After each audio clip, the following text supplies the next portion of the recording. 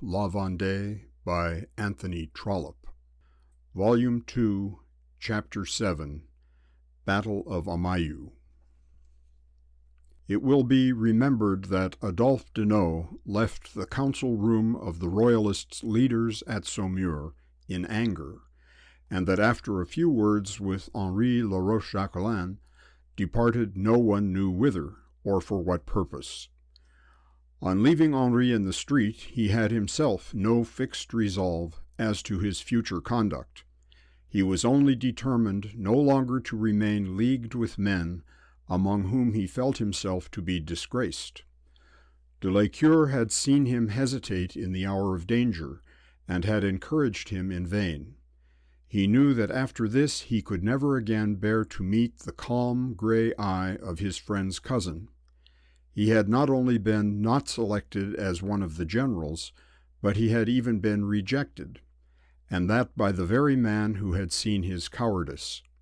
His love, moreover, had been refused by Agatha, and he deemed this refusal an injury which demanded vengeance from his hands. From the moment in which he left her room in Durbellière, schemes had floated across his half-bewildered brain for the accomplishment of his object. He still loved Agatha, though his love was, as it were, mingled with hatred. He still wished to possess her, but he did not care how disagreeable, how horrible to herself might be the means by which he accomplished his object. He entertained ideas of seizing upon her person, taking her from Durbellière, and marrying her during the confusion which the Revolution had caused in the country. At first he had no distinct idea of treachery towards the Royalists with whom he had sided, though vague thoughts of bringing the soldiers of the Convention to Durbellière in the dead of night had at different times entered his mind. He had never reduced such thoughts to a palpable plan, nor had he ever endeavored to excuse to himself the iniquity of such a scheme, as a man does when he resolves to sacrifice his honor and his honesty to his passions. It was in the council room at Saumur that he first felt a desire to betray the friends of his life.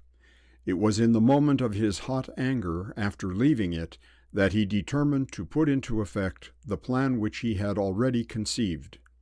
It was then that insane ambition and selfish love prompted him to forget every feeling which he had hitherto recognized as honorable, and to commit himself to a deed which would make it impossible that he should ever be reconciled with the companions of his youth.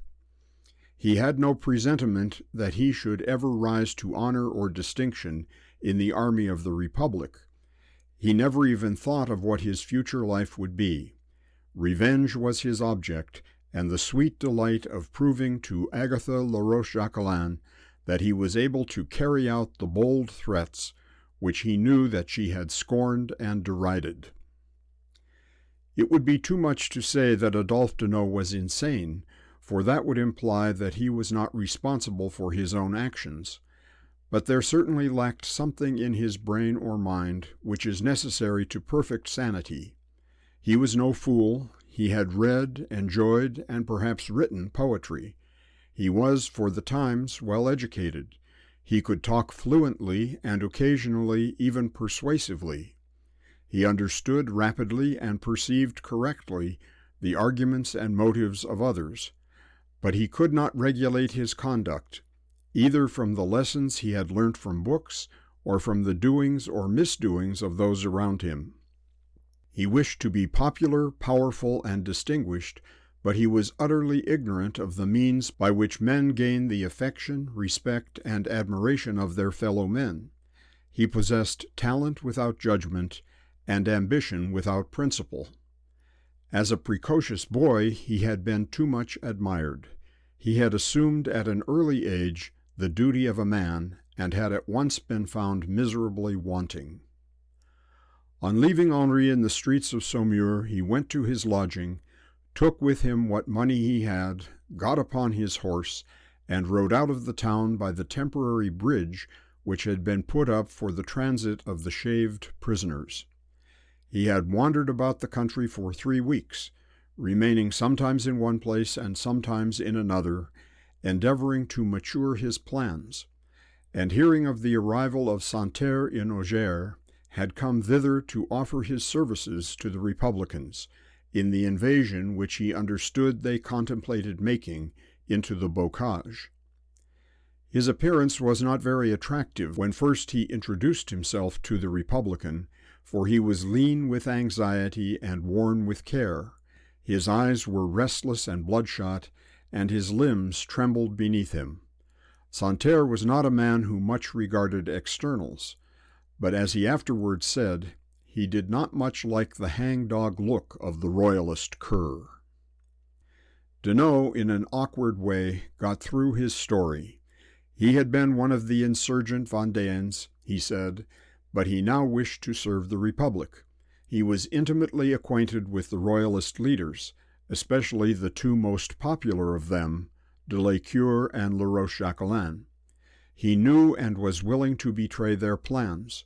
He would accompany Santerre to the residences of these Vendéan generals and undertake to give them, their families, and possessions into the power of the Republicans, and for these services he asked but one favor, that he should be present at the contemplated burning of Durbellière and be allowed to save the life of one female who resided there. He represented that his animosity arose entirely from the rejection of his love, and that his only object was to carry off the sister of the Vendéan chief from the burning ashes of her father's chateau. "Are you aware, young man," said Santerre, with something of generosity in the warning which he gave, a generosity probably inspired by the wine he had drunk, "are you aware that should I agree to your proposal, every other member of her family will be put to death before your eyes, her brother, her old father, and every pestilent royalist we may find about the place?" "I suppose they will," said Deneau moodily. "At any rate, they deserve no protection at my hands."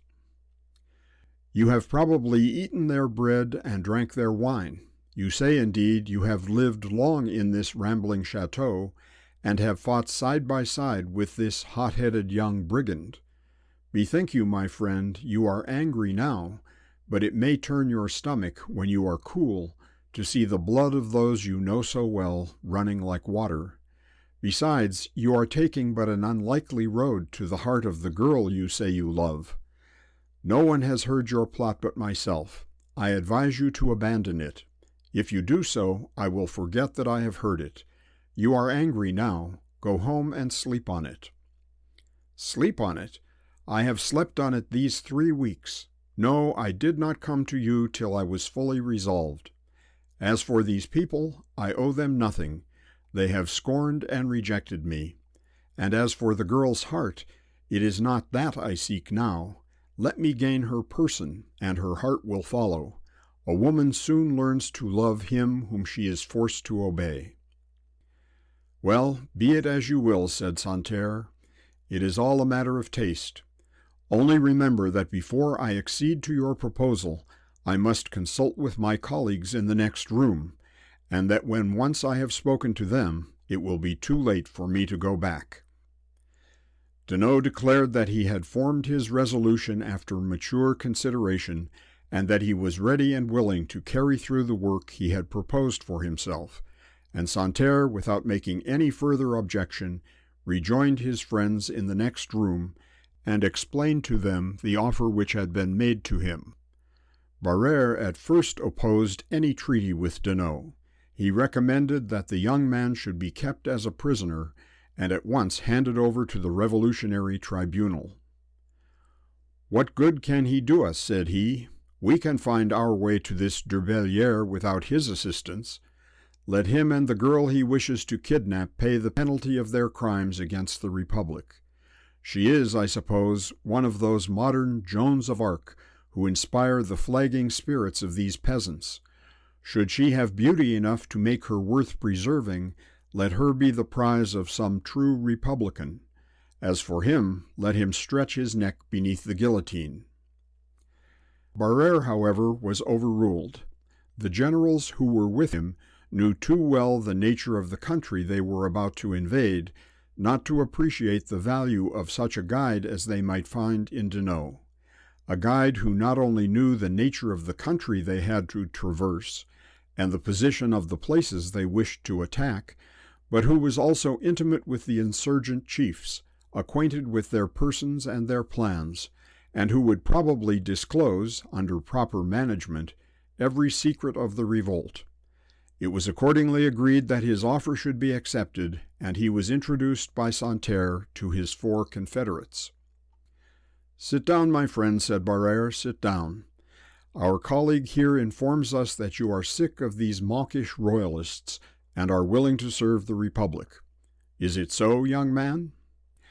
"I have told Monsieur Santerre," said Deneau.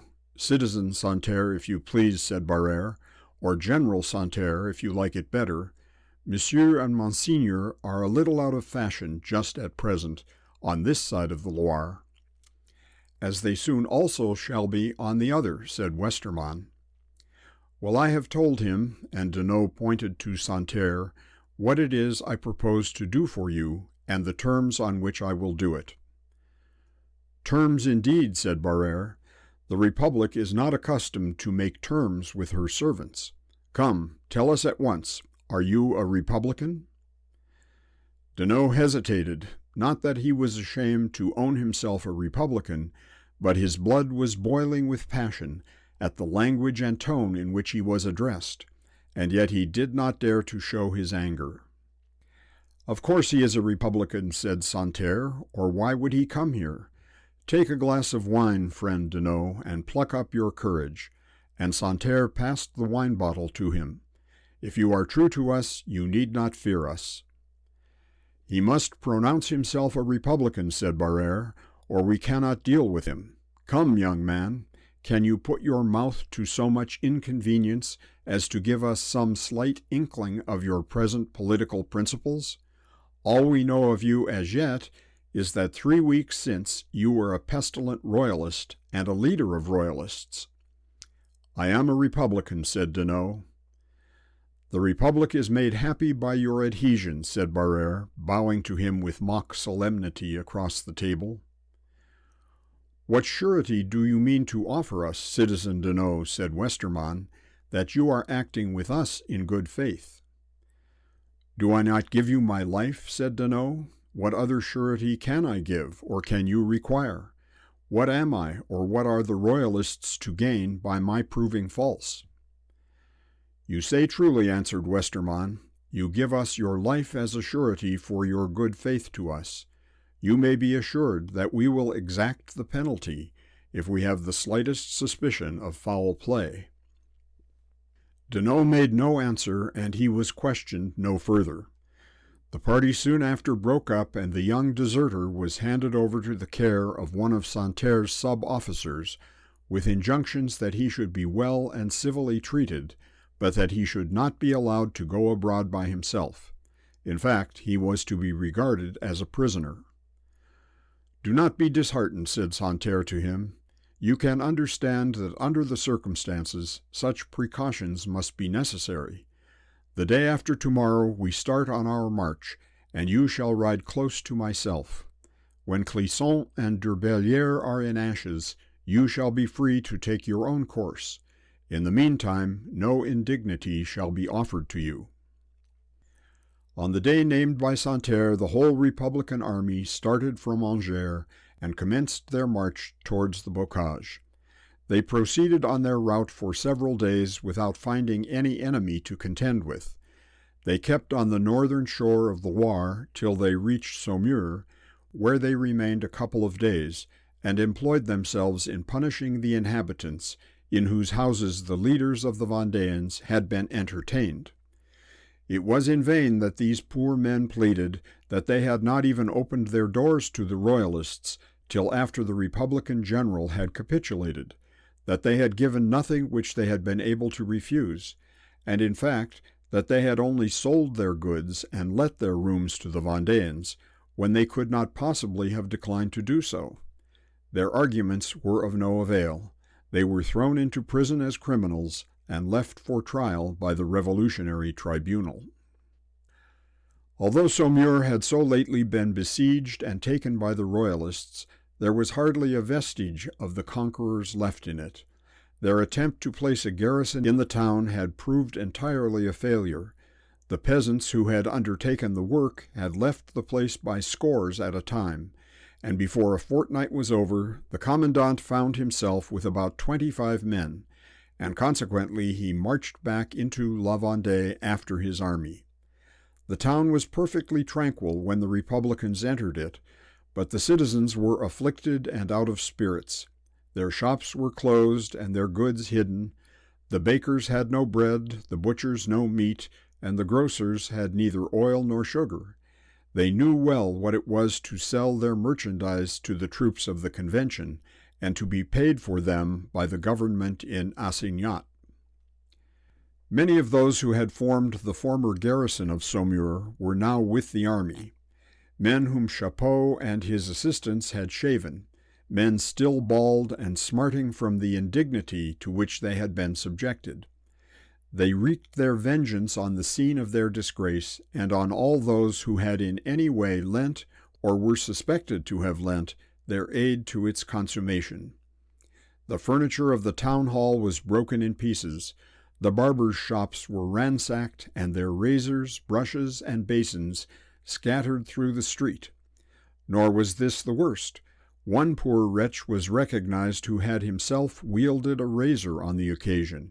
He was dragged from his little shop by those on whom he had operated, and was swung up by his neck from a lamp-iron in the sight of his wife and children, who had followed his persecutors through the street. The poor woman pleaded on her knees for the life of her husband, as a wife can plead for the life of him whom she loves better than the whole world. She offered all her little wealth and her prayers. She supplicated them with tears and with blessings.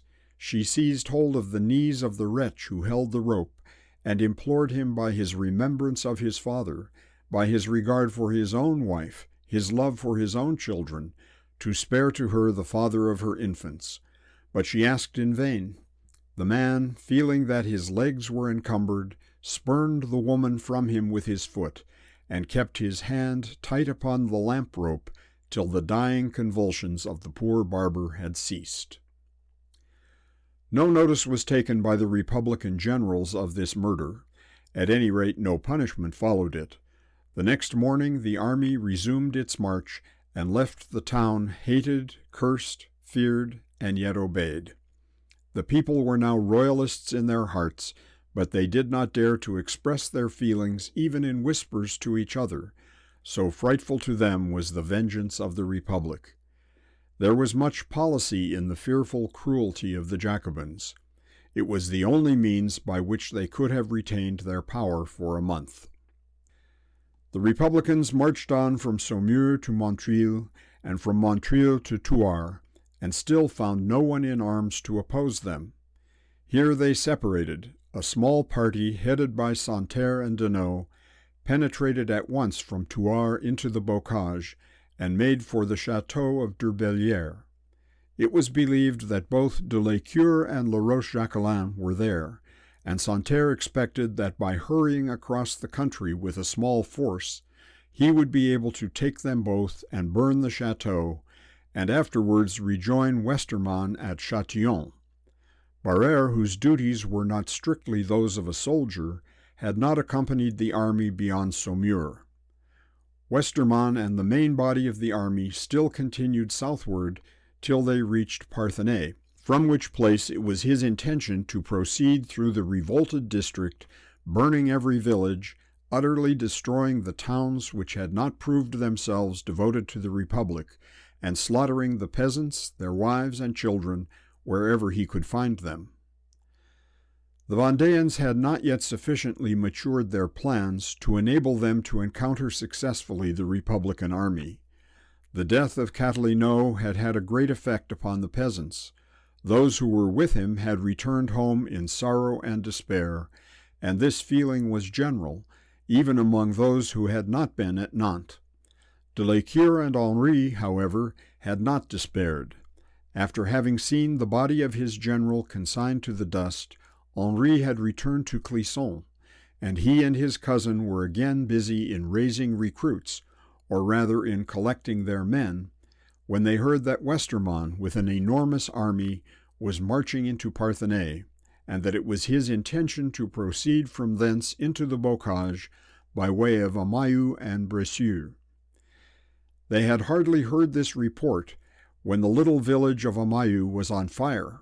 It was the first place that was utterly burnt down and laid in ashes by the Republicans. Not a house was left standing, or hardly the ruined wall of a house. The church itself was set on fire and burnt, with its pictures, its altars, and all its sacred treasures. The peasants ran from the ruins, carrying with them their wives and children, the old, the crippled, and infirm. Hundreds were left dead and dying among the smoking ashes. This feat having been accomplished, Westermann continued on towards Bressuire, intending to burn the chateau at Clisson as he passed it on his way. The district between Amayu and Bressuire is thickly studded with trees. The roads, or rather lanes, are all lined by avenues of limes and beeches.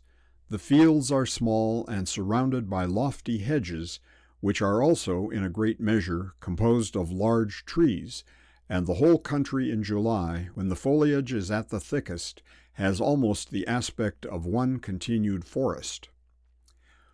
Westermann had obtained guides to show him the road to Clisson. It was about 6 o'clock in the evening when the advanced portion of his army, consisting of 3,000 men, had proceeded about a league from Amayu. He was himself riding nearly at the front of the column, talking to his aide-de-camp and one of the guides, when he was startled by hearing a noise as of disturbed branches in the hedge, only a few feet in advance of the spot in which he was standing. He had not, however, time to give an order or speak a word on the subject before a long, sudden gleam of fire flashed before his eyes. It was so near to him that it almost blinded him. A cannon had been fired off close to his face, and it was easy to track the fatal course of the ball. It had been directed right along the road and was glutted with carnage before its strength was spent. Nor did the cannon shot come alone. A fearful fire from about 500 muskets was poured from the hedge on either side directly into the road. The assailants were within a few feet of their enemy at the moment they were firing, and every shot took effect. Out of the 400 men who headed the column, about half were killed, or so badly wounded as to be incapable of motion. The narrow lane, for it was no more than a lane, was nearly blocked up with carcasses. Westermann, who was possessed of a courage that was never shaken, was nevertheless so thunderstruck that he knew not what orders to give.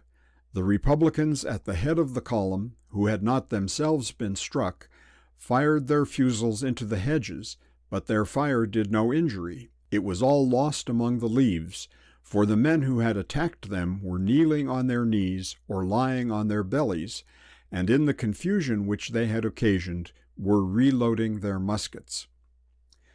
The guide and the aide-de-camp to whom Westermann was speaking had both fallen, and the horse upon which he himself was riding was so badly wounded as to be unmanageable. He got off and ran along under the hedge till he met an officer. "Give me your horse, Gerard," said he. "But no, stay where you are. Gallop back and tell Bourbat to bring up the men. Quick, mind, so quick that they can neither see nor hear what has happened. Bid him force his way through the hedge to the right when he gets to the corner." The young officer turned quickly to obey the command of his general, and had already put his spur to the horse's flank, when another broad flash of light streamed through the hedge on the left, and the horseman and horse fell to the ground and were mingled with a heap of wounded and dying. Young Gerard did not live long enough to be conscious of the blow which killed him. Another volley of musketry followed the cannon shot, and hardly left a man standing of those who had been the foremost. The attack had taken place so quickly that the Vendéens had not yet had time to load again, but one of 2 cannons had been kept as a reserve, and about 100 muskets had not been fired till de Lescure gave the word of command. The first attack was made under the direction of Henri Laroche-Jacquelin. Westermann was standing between the hedge and the mounted officer when the latter fell with his horse, and the blood from the poor animal nearly covered him from head to foot. "Into the field, my men," said he to those who were near enough to hear him. "Follow me through the hedge," and with a considerable effort he forced his way through the underwood, and he was followed and accompanied by all those who were still standing near him. But when he got there, not one of the Vendéans was to be seen. There were traces enough of them in the grass and among the broken boughs, but the men had retreated after the first fire, and were now again lying in ambush behind the next hedge. In about 5 minutes there were 200 or 300 Republicans in the fields to the right of the road, for the army was still advancing.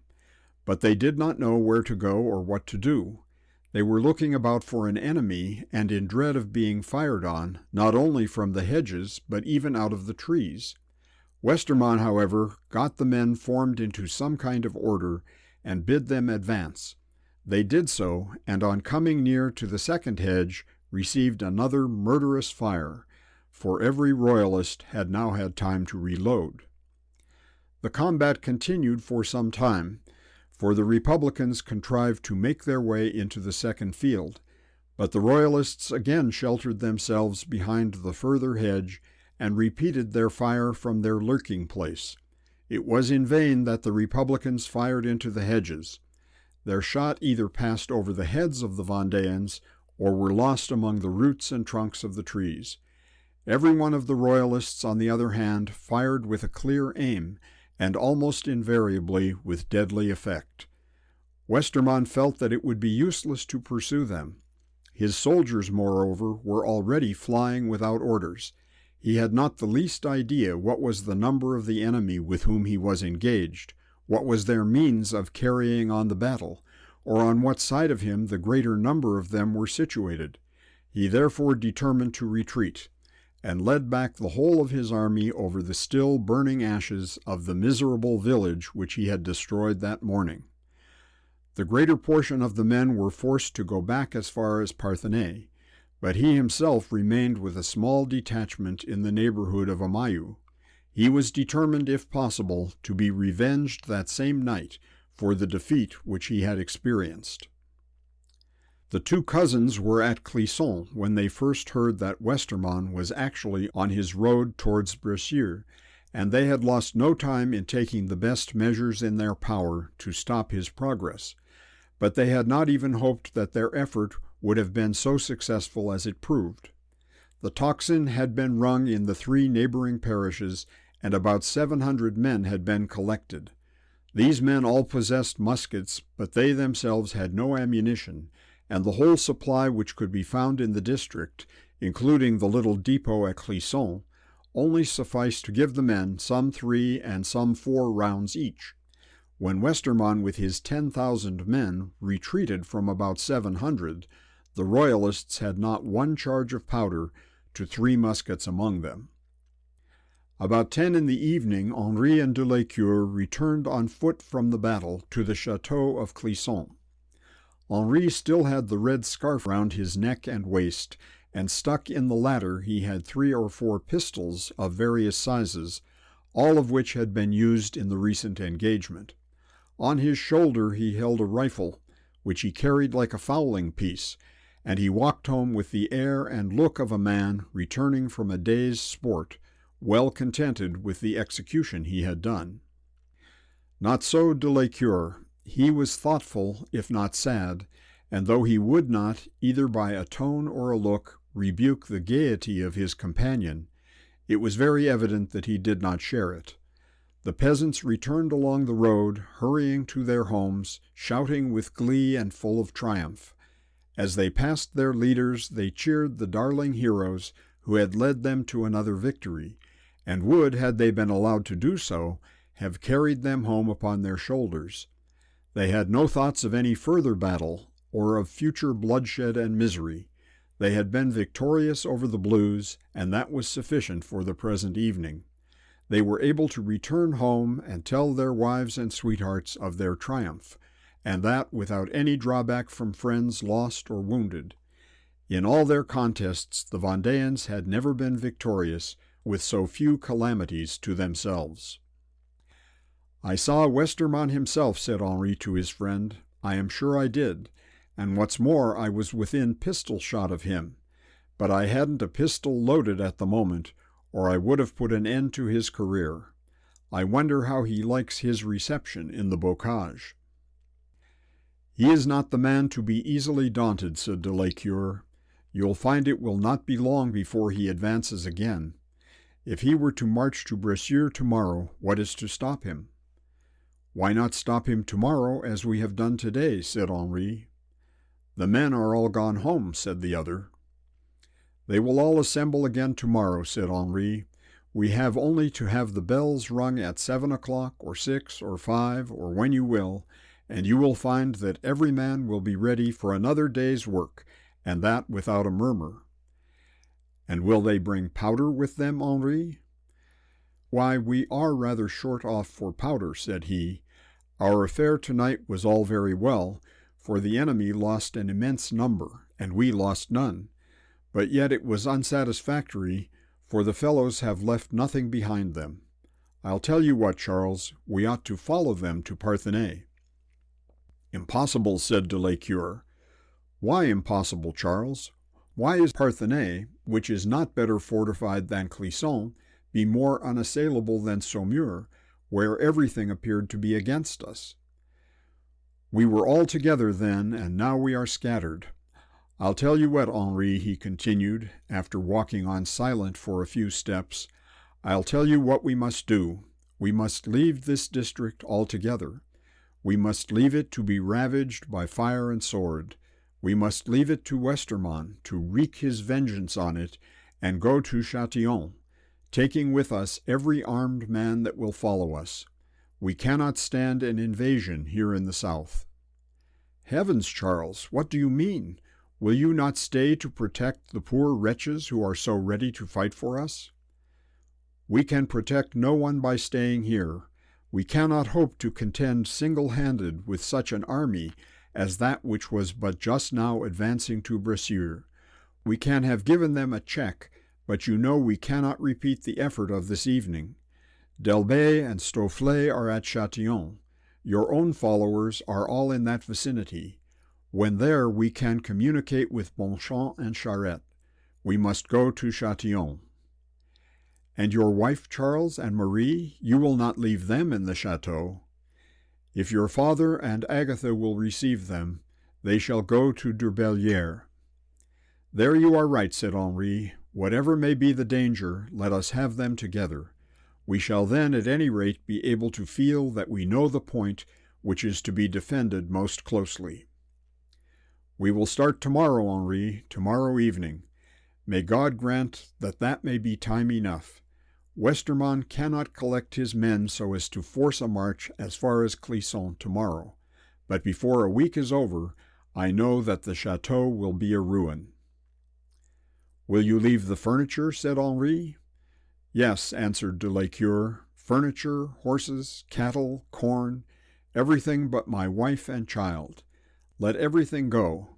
Am I not giving it to my king?" End of section 17. Volume 2, Chapter 8, Clisson. De Lescure had calculated wrongly with regard to Westermann's return. It was true that he could not have again put his 10,000 men in marching order and have returned with his whole force the next day from Bressuire as far as Clisson. But Westermann himself did not go back beyond Amayu, and he detained there with him a small detachment of mounted men whom he had commanded at Valmy, and whom he well knew.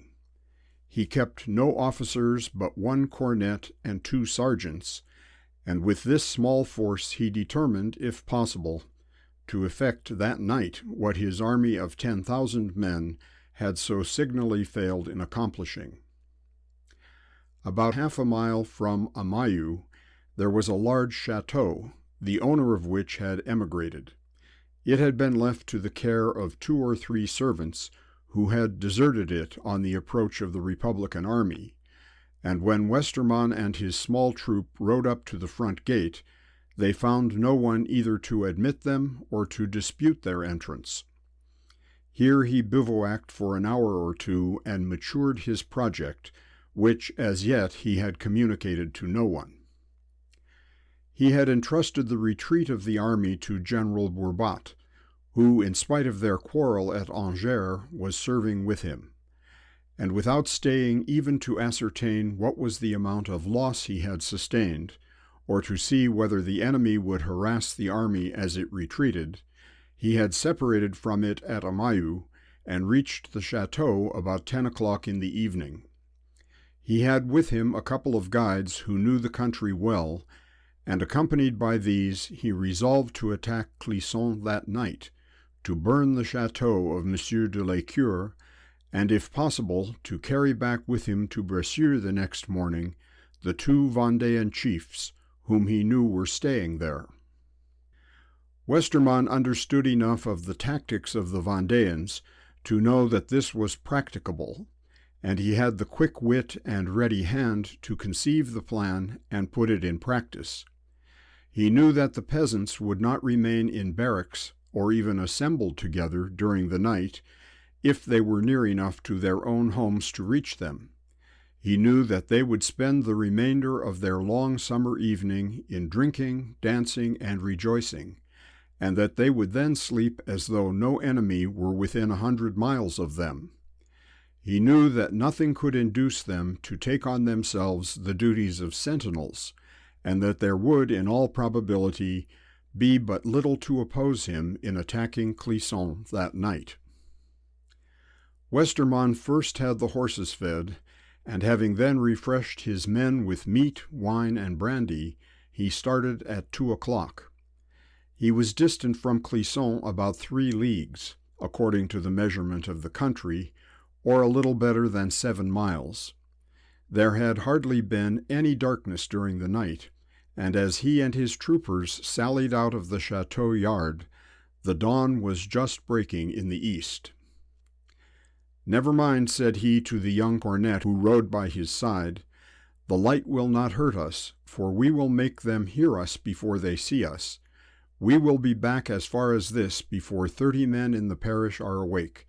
It will be best for them who sleep soundest." "Except for those in the chateau, General," said the cornet. "Those who sleep there will wake to a warm breakfast." "They will never eat breakfast more, I believe and trust," said Westermann, "for I do not think that we shall be able to take the brigands alive. Their women, however, may receive some of our rough republican hospitality at Bressuire.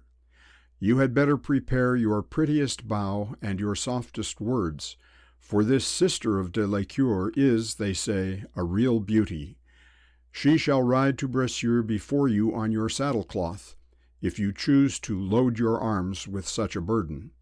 But don't grow too fond of her kisses, for though she were a second Venus, the guillotine must have the disposal of her."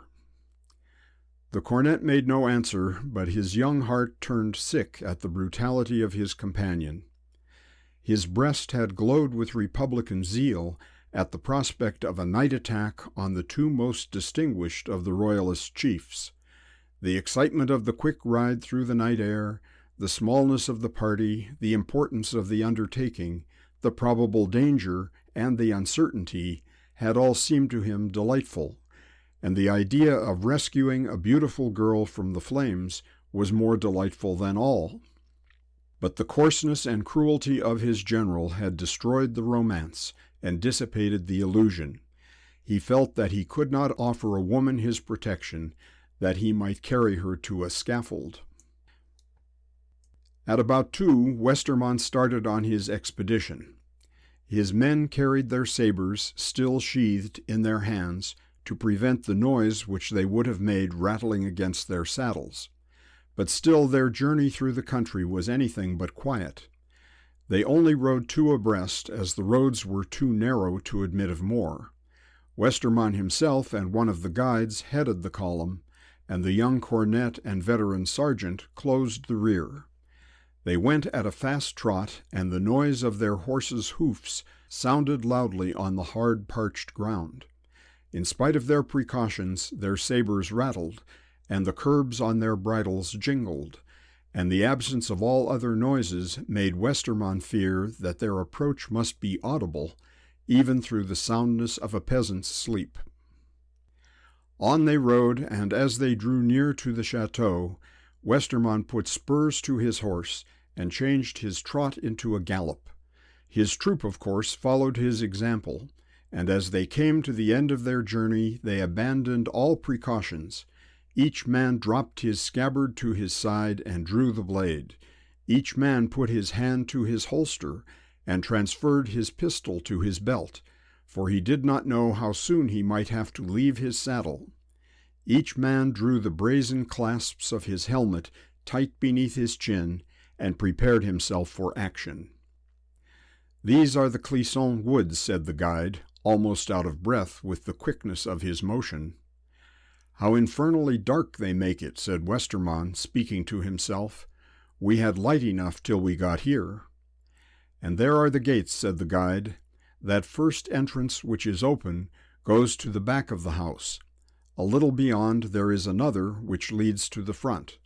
There you will find a gate, but it is merely closed with a latch." "Croucher," said Westermann, speaking to the second sergeant, who was riding immediately behind him, "stand at the corner and bid the men follow me at a quick trot. All of them, mind. Tell Cornet Leroy that I have changed my mind." And Westermann, followed by his troop, dashed up the narrow avenue which led through the wood to the back of the house. The chateau of Clisson was surrounded by large woods, through which countless paths and little roads were made in every direction for the convenience of the woodmen, and the small tumbrils which were used for bringing out the timber and faggots. These woods came close up to the farmyard of the chateau, which was again divided from the house by large walled gardens, into which the back windows opened. The road up which Westermann had ridden led under the garden wall to the farmyard, but another road from the front, running along the gable end of the house, communicated with it.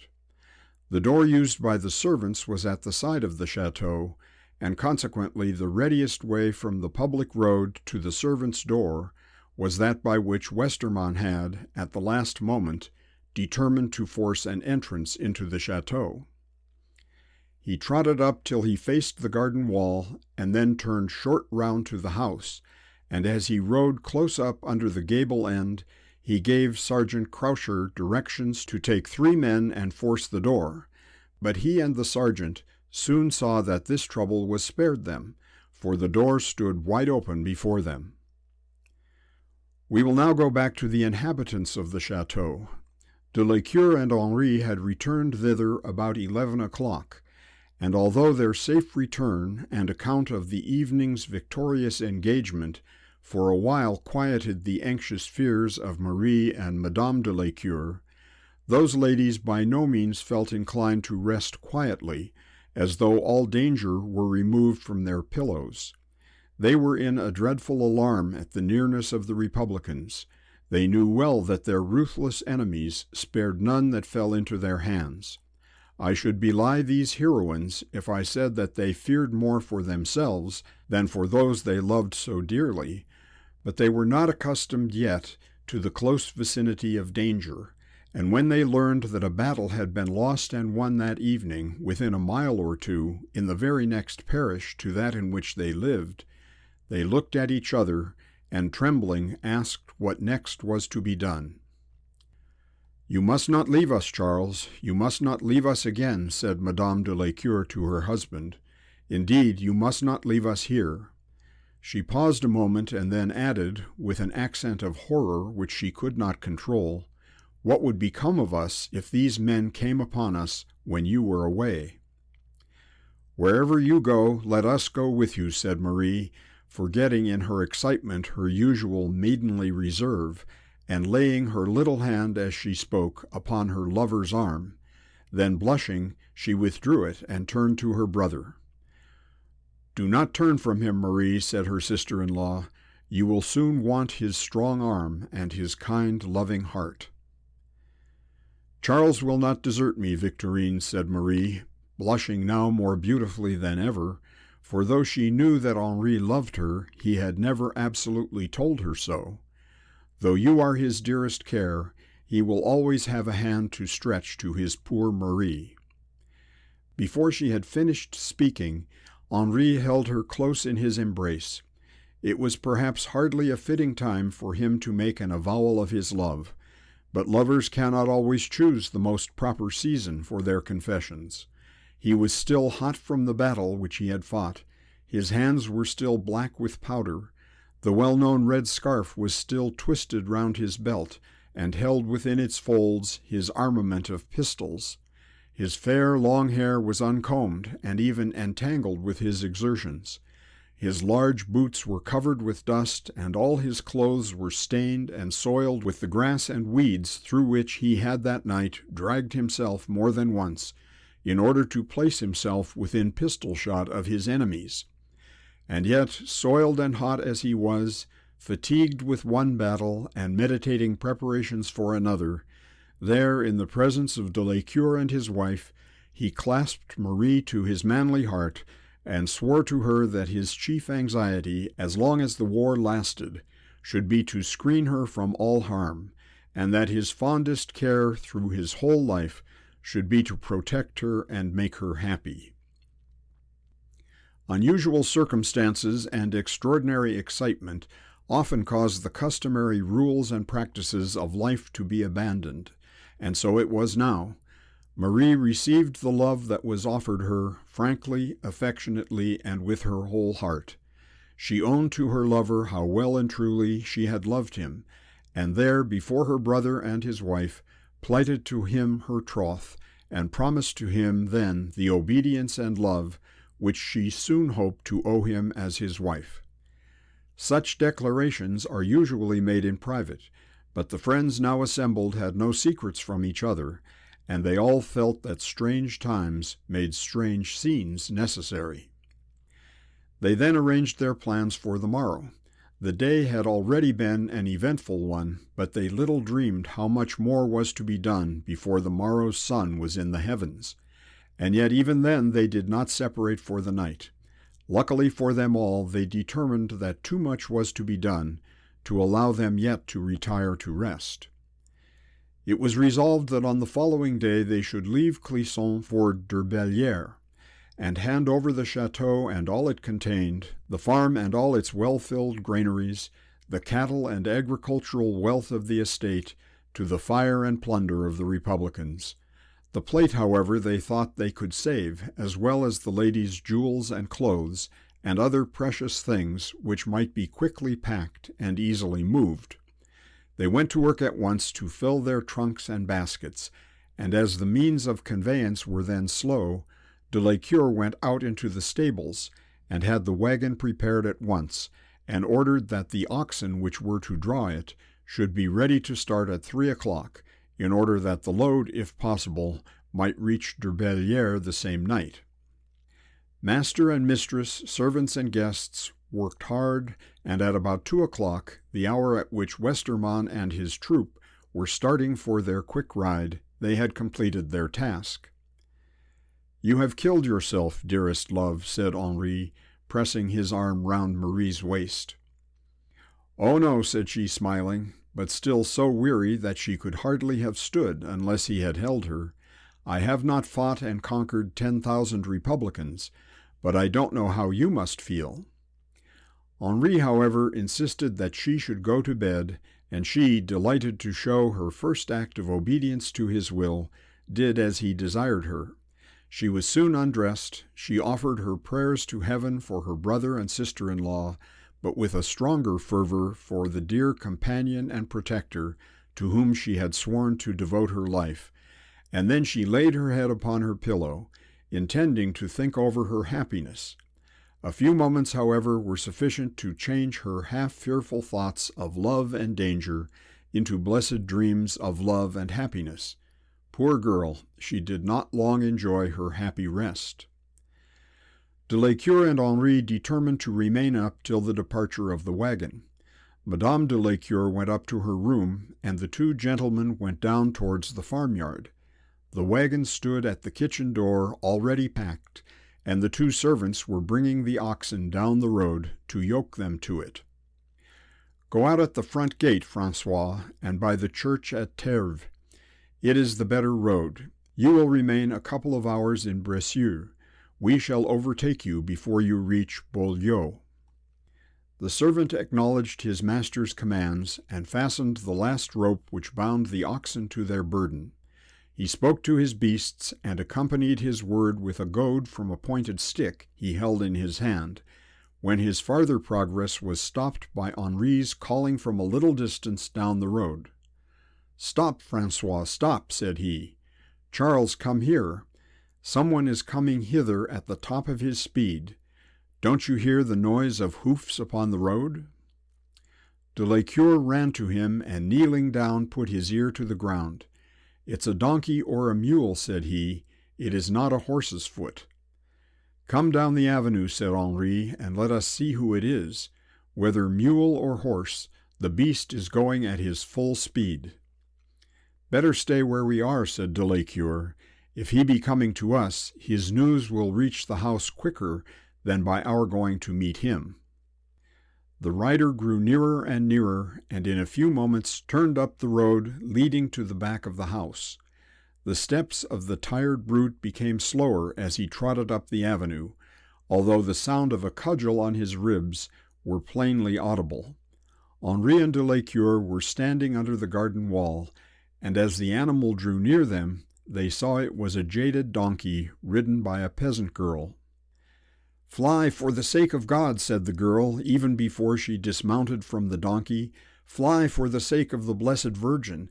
Take the ladies from the chateau, or they will be burnt, be burnt, be burnt." As she screamed the last words, she slipped from the donkey and almost fainted with the exertion she had undergone. She was the daughter of one of Monsieur de Lécure's servants, and had been sent from Clisson into service at the chateau, from whence Westermont started on his expedition.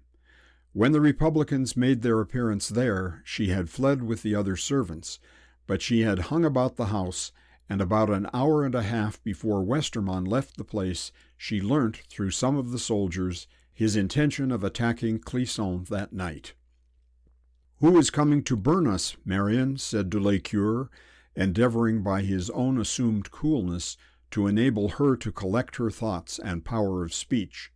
"The Blues, the Blues!" screamed the girl. "They had all but overtaken me when I got to the short cut through the wood. There they are, there they are!" And the noise of the advancing troop was distinctly audible through the stillness of the night. The poor girl was quite exhausted and fell to the ground fainting. De Lécure and Henri had both stood still for a moment, after having been made to comprehend that an immediate attack was about to be made on the chateau, but it was only for a moment. "We must carry them through the wood, Charles," said Henri, whispering. "It is our only chance." "True, true," said de Lécure. "Turn the oxen, François.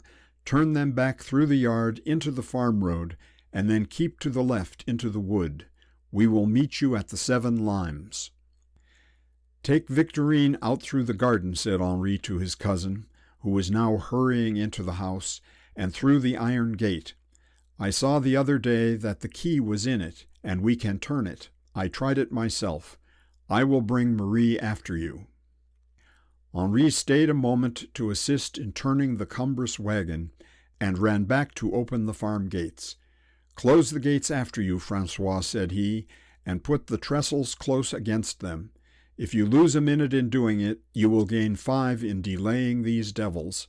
If you hear them following you in the wood road, draw the wagon across the track and leave it." He was only delayed 2 minutes by going back to the yard gates, but those 2 minutes were nearly fatal to him and Marie. Marion also delayed him again as he returned to the house. "Where am I to go, Monsieur Henri?" said she. "What am I to do? They will be sure to kill me, for they saw me at Amayu, and will know that I gave the warning."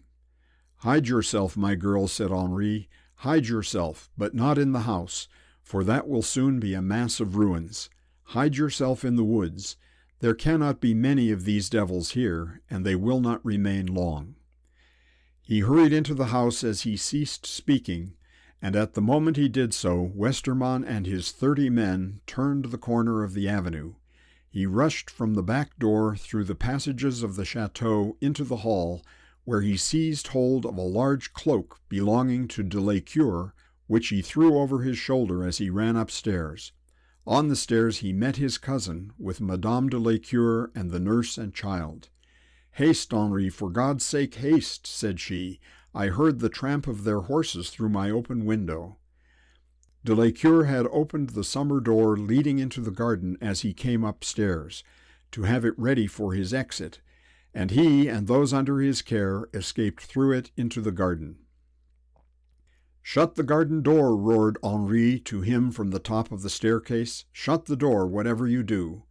De Lecoeur could not understand his object, but he trusted his cousin, and closed the door as he passed through it. Henri had perceived that it would be impossible for him to regain the hall, and had resolved to jump from the window of the staircase into the garden, with his precious burden in his arms. He foresaw that if the door were left open, pursuit through it would be both inevitable and fatal. Marie's room was close to the top of the stairs, and her lover did not use much ceremony in opening the door.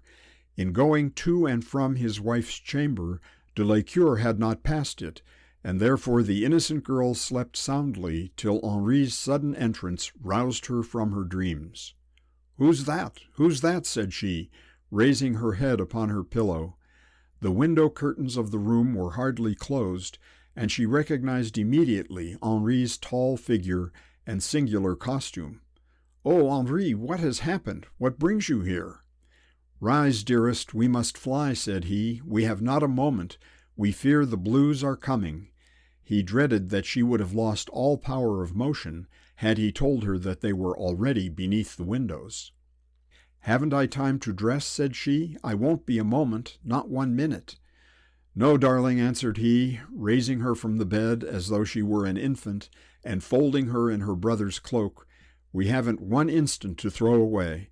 Remember who has you in his arms. Remember that it is I, your own Henri, who am pressing you to my heart." He took her up from the bed in his left arm, and with his right hand arranged the cloak around her person, and carrying her out into the passage, hurried to the window which he had left open. This window looked from the opposite end of the house to that at which Westermann found the open door. It was on the first landing of the staircase, and was therefore distant from the ground but little more than half the height of the ground floor. But a hard gravel path ran immediately under it, and though the leap was one which few young men might much hesitate to take with empty arms, it was perilous with such a burden as Henri had to carry. He, however, did not think twice about it, and would have considered himself and his charge nearly safe could he have reached the window unmolested, but that he was not allowed to do. As he began to descend the stairs, the loud noise of the troopers' boots and the quick voice of Westermann giving his commands in the hall told him at once that the house was already occupied by the blues. Even then, at that awful moment, he rejoiced at his precaution in having desired de Lecoeur to close the garden door. He took a large horse pistol from his belt, and holding it by the barrel, jumped down 3 stairs at a time, and already had his foot on the sill of the open window, when Sergeant Croucher, who had been the first of the blues to enter the house, rushing up the stairs, succeeded in getting hold of the cloak which covered Marie. He pulled it from off her neck and shoulders, and her beautiful, dark, clustering curls fell down over Henri's shoulder. Her pale face and white neck and bosom were exposed. Her eyes were fast closed, as though she expected instant death, but both her arms were tightly fastened round her lover. Croucher stumbled in his hurry in rushing up the stairs, but he still held fast to the collar of the cloak. "I must stop your further journey, my pretty dear," said he. "The night air is not good for you. By heavens, it's the red—" He never finished his speech or attempted to make another. On entering the back door, he had struck his brazen headpiece against the lintel. The shock had broken the clasp, and his head was consequently bare. As he pulled at the cloak, Henri raised his right arm powerfully and drove the butt end of the pistol which he held right through his skull, and scattered his brains upon the staircase. The grasp of the dying man was so firm that he could not extricate the cloak from his fingers. He saw that his only chance of escape was to relinquish it. He did so, and as he leaped from the window to the ground, poor Marie had nothing round her but her slight night-dress. Henri stumbled as he came to the hard gravel, but still he allowed no portion of Marie's body to touch the ground. He recovered himself in a moment and made for the iron gate leading from the garden to the wood, through which de Lescure and his wife had escaped.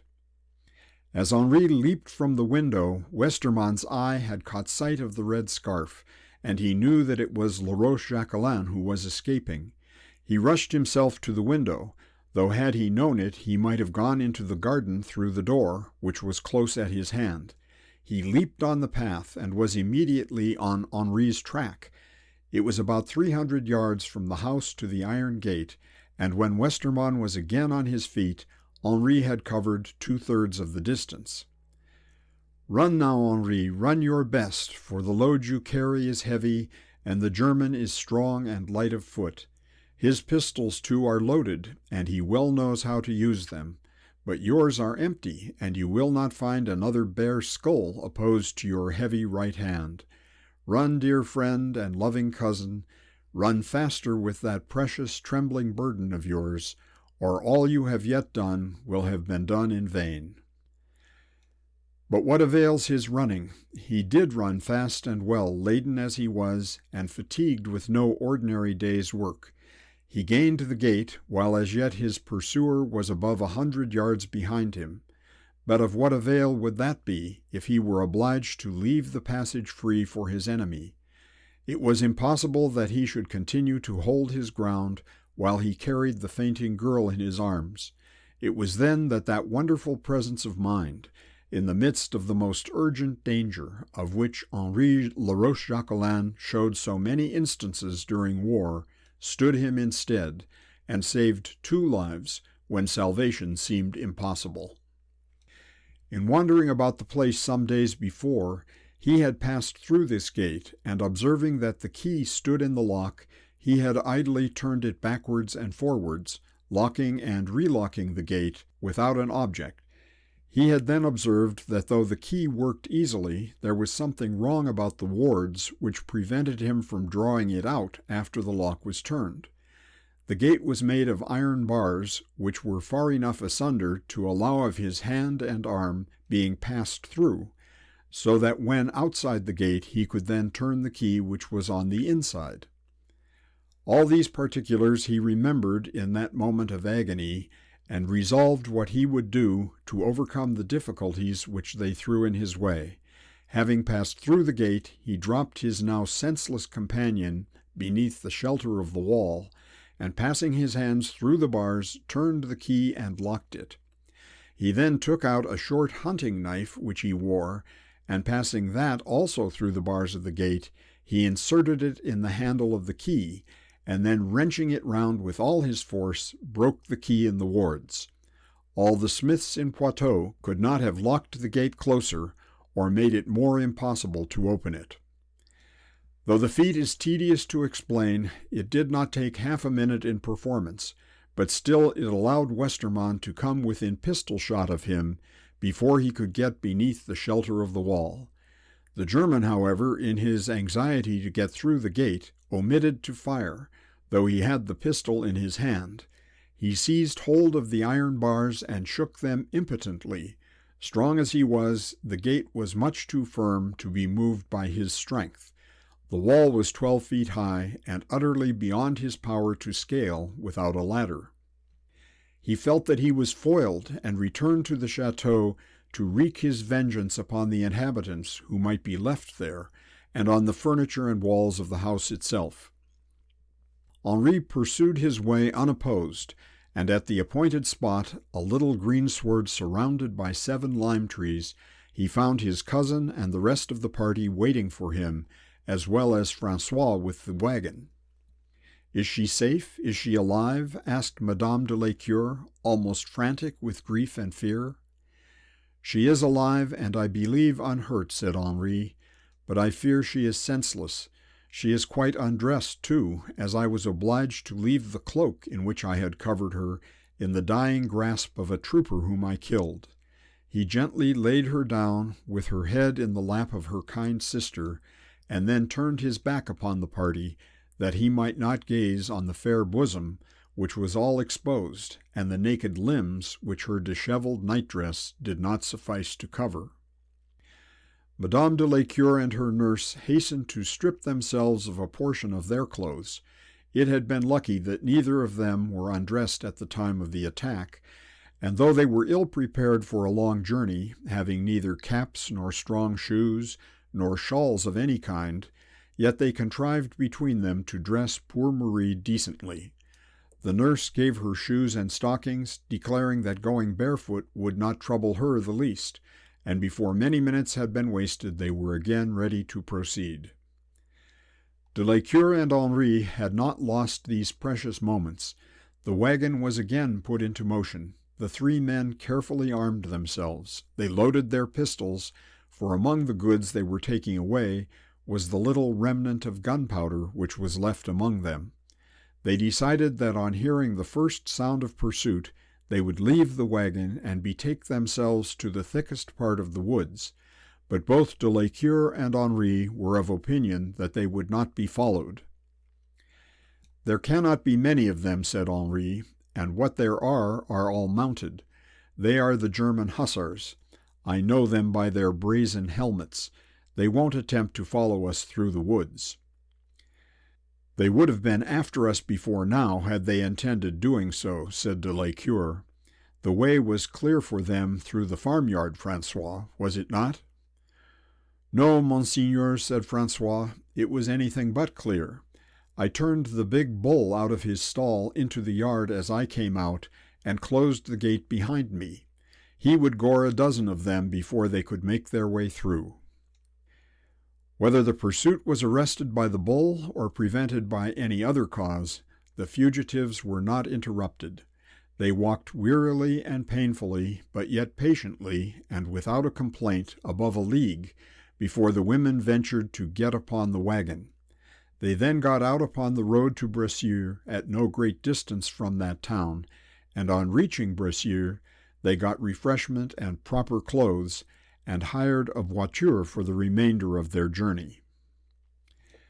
Marie had hardly spoken from the moment when Henri dragged her from her bed to that in which he helped her in the wagon, but after she had been sitting for a while, she indulged in a flood of tears, which she had restrained as long as she felt that her life depended on her exertions, and then calling Henri to her side, she thanked him, as she so well knew how to do, for all he had done for her. You have saved my life, dearest, now, said she, and 10 times more than my life, but I will not say that I love you better than I did before.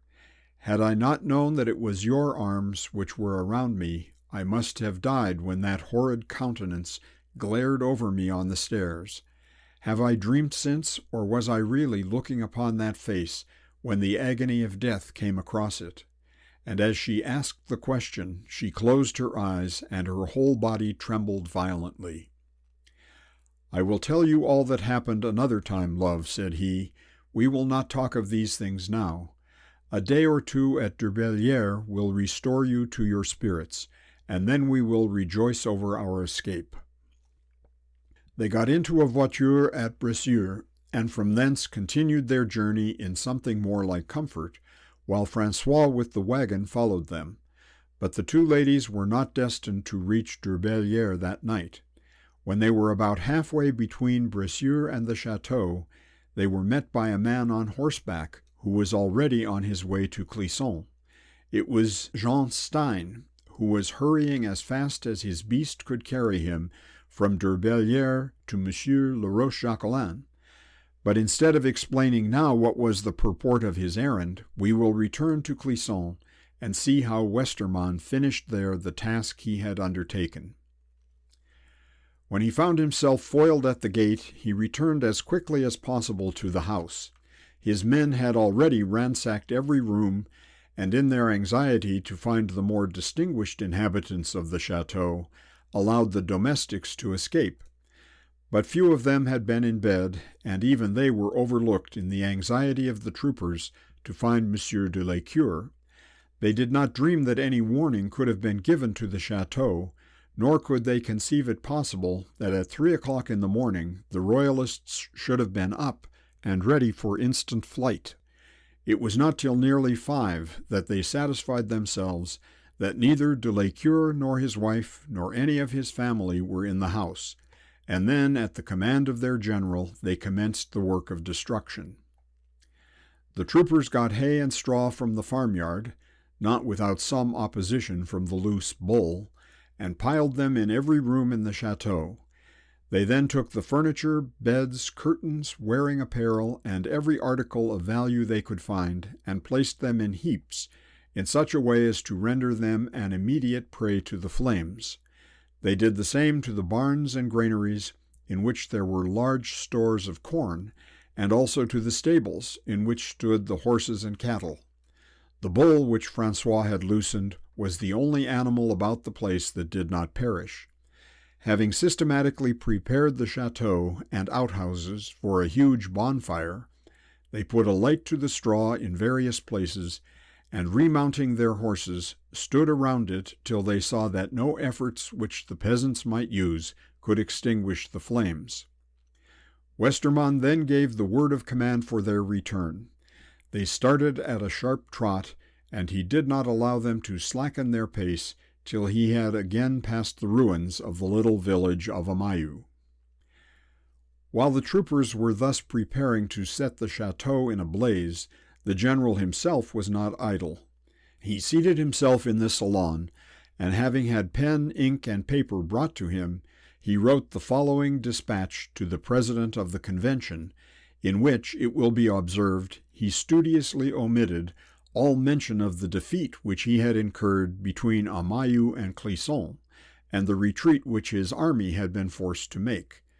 The date is given in the denomination which will be intelligible to the reader, as the Fructidor and the Messidor, Brumaire and Nivose, which had then been adopted by the Republicans, now convey no very defined idea to people who have not yet scrupled to call the months by their old aristocratic names, or to count the year from their Saviour's birth. Château of Clisson, July 1798. Citizen President, I have the honor to acquaint you that I have already succeeded in carrying the arms of the Convention as far as the residence of the most powerful of the rebel leaders. As I am writing, my men are preparing to set fire to this den of aristocratic infamy, and within an hour the stronghold of the redoubted de la Cure will be level with the ground. This wretched country is so crowded with ravines and rocks, and the roads are so narrow, so deep, and so bad, that I have been forced to make my way hither with a small detachment of 30 men only, but I have found that sufficient to drive the tiger from his lair. He and the other rebel leader, La Roche-Jacquelin, have fled into the woods, without either money, arms, or even clothing, and I doubt not soon to be able to inform the Convention that, at any rate, they can never again put themselves at the head of a rebellious army. Citizen President, deign to receive from my hands the only trophies which I have deemed myself justified in rescuing from the flames which are about to consume this accursed chateau. I enclose the will and a miniature portrait of the aristocrat de la Cure. I pray you to receive and to make acceptable to the Convention the most distinguished, etc., etc., etc., Westermann. End of Section 18. Volume 2, Chapter 9, Santerre. Santerre and Adolphe Deneau left the main army at Thouars and made their way to Argenton with about 4,000 men. From thence Durbellière was distant about 4 leagues, and Santerre lost no time in making his preparations for destroying that chateau, as Westermann was at the same moment doing at Clisson. Generally speaking, the people of the towns, even in La Vendée, sided with the Republicans, but the people of Argenton were supposed to be royalists, and Santerre therefore gave positive orders that every house in it should be destroyed. He did not, however, himself want to see the horrid work done, but hurried on to Durbellière that he might, if possible, surprise the Vendéan chiefs, whom he believed to be staying there. About 150 men followed him, and the remainder of the army was to march on to Bracieux as soon as Argenton was in ashes. Santerre, since he had left the company of the other generals at Thouars, had become more familiar and confidential with Deneau, and rode side by side with him from Argenton, talking freely about the manners of the country and the hopes of the royalists, till he succeeded in getting the traitor into good humor, and obtaining from him something like a correct idea of the state of the country. "And this is the parish of Saint-Aubin," said Santerre, as they drew near to Durbellière.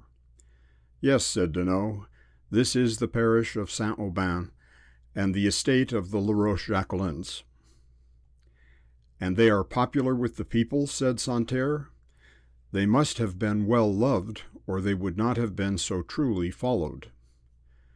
Deneau blushed at the heavy accusation against himself which these words conveyed, but he made no answer.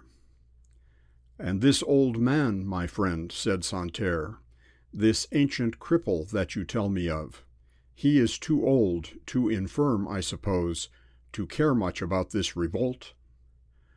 "Not at all," said Deneau. "No one in the country is more anxious for success than the old Marquis." "There you are again, friend," said Santerre. "I know you'll get your neck into danger.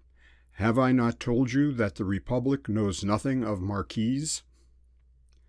"I only called him by the name he goes by, as you'd call a man Peter if his name were Peter. I didn't mean to say he was a marquis," said Deneau, excusing himself. "But you mustn't say so at all, unless you speak of him as a criminal, as you would speak of a perjurer or a parricide. But as to this foolish old man, is he not doting? If I thought that, I might perhaps be excused in sparing him." "Doting," said Deneau, "not at all. He has all his faculties as much as you or I." Santerre gave a look of disgust at the wretch, who would not even follow his hint by giving such an account as might spare the life of the old man who had been his host, his guardian, and his friend. He said nothing further, however, but trotted on quickly till the cherry groves of Durbellière were in sight, and then he halted to give his final orders to his men, and make arrangements that the house should be surrounded. "You remember our bargain, Citizen General?" said Deneau. "What bargain?" asked the brewer. "Why, about the young lady, the girl, you know," replied the other. "No one is to interfere between me and Agatha Laroche-Jacquelin. She is to be my prize and my reward." "I will be as good as my word," said Santerre, "as long as you are true to yours. But I own I pity the young lady the treatment she is likely to receive from her lover." And as he spoke, he rode up to the front door of the house, accompanied by Deneau and a company of men on horseback. The immediate arrival of Republican soldiers in the neighborhood of Durbellière was neither expected or even feared by the inhabitants of the chateau, or it would not have been left by Henri, as it had been, perfectly undefended. The truth was this: the Royalists had hitherto been so very generally successful against the Republicans, and that, when every odds of number, arms, and position had been in favor of their enemies, that they had learnt to look with contempt upon the Blues, as they called them. Hitherto the Royalists had always been the attacking party. The Republicans had contented themselves with endeavoring to keep their position within the towns, and when driven from thence had retreated altogether out of the revolted district. Except lately at Nantes, the Vendéans had as yet incurred no great reverse. They had not, therefore, learnt to fear that their houses would be attacked and burnt, their corn and cattle destroyed, and even their wives and children massacred. The troops which had now been dispatched by the Convention for the subjection of the country were of a very different character from those with whom the Vendéans had as yet contended, and the Royalists were not long before they experienced all the horrors of a civil war, in which quarter was refused them by their enemies, and mercy even to children was considered as a crime. When Santerre rode up to the door of the chateau, 10 men might have taken possession of Derbellière. It was a fine July evening, about 7 o'clock. The old Marquis had been wheeled in his easy-chair out of the house to the top of the broad steps which led from the back of the chateau into the garden. Agatha was sitting at his feet on the top step, reading to him, and the little Chevalier Mondien, who retained no semblance of the soldier about his person, except the red scarf round his waist, was seated straddle-legged atop one of the huge white lions which guarded the entrance. "Agatha, I hear horsemen," said the boy, jumping off his seat. There, quite plain." "It is Henri and Charles coming from Clisson," said Agatha. "If it be they have a troop of cavalry with them," said the Chevalier. "Perhaps it's the Prince de Talmont, for I think they have not so many horsemen with them in the south."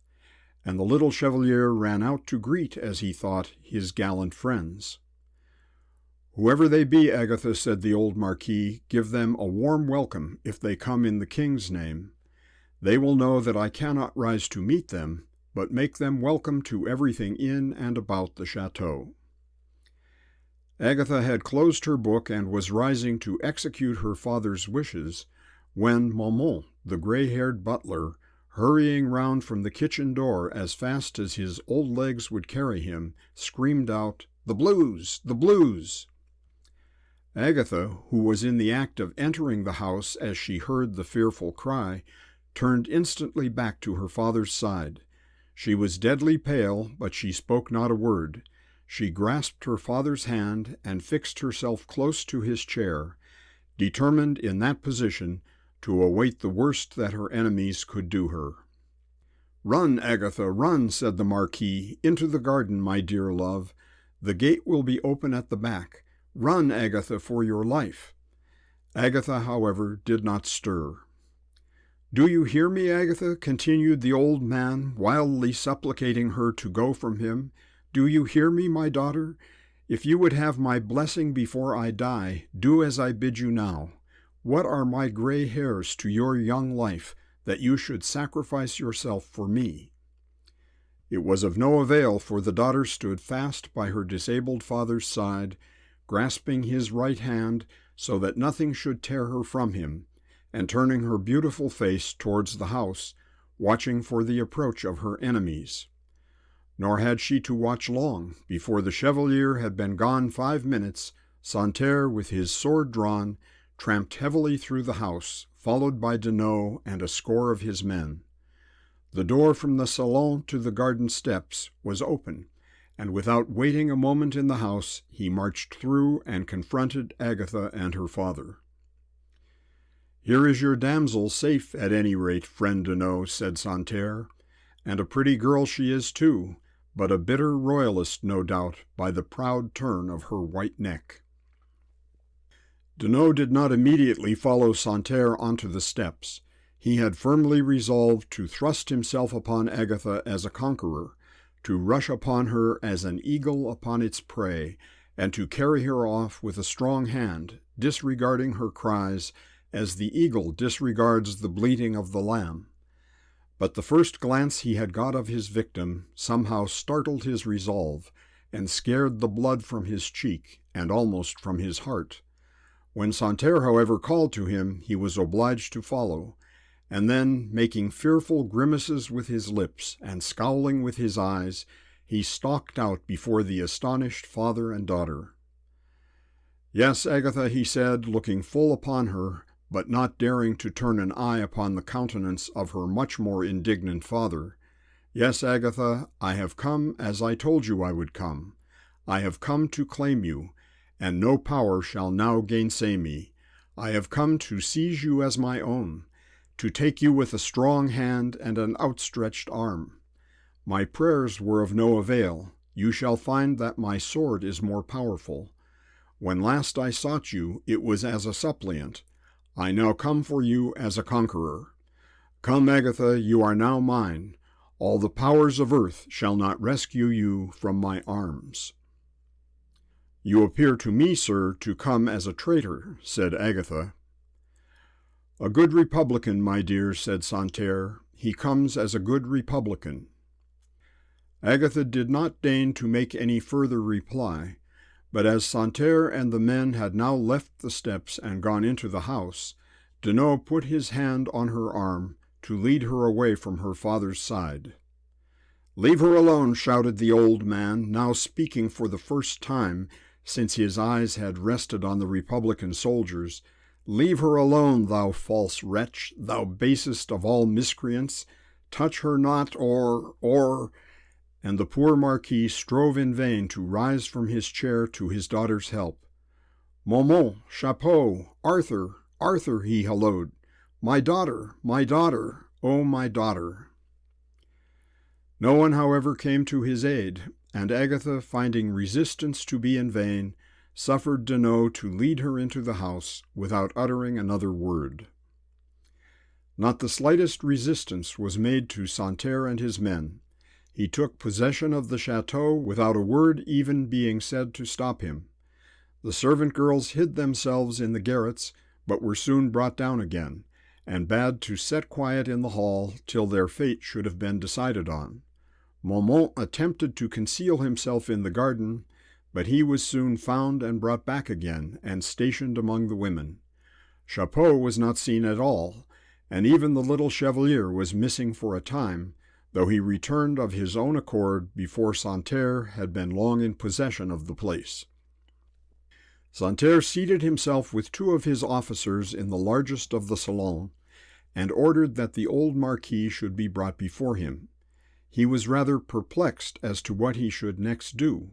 His orders were to destroy everything, houses, property, and life, to spare neither age, sex, nor imbecility, and Santerre, undertaking the commission, had thought in his republican zeal that he would find no weakness in himself to militate against the execution of such orders.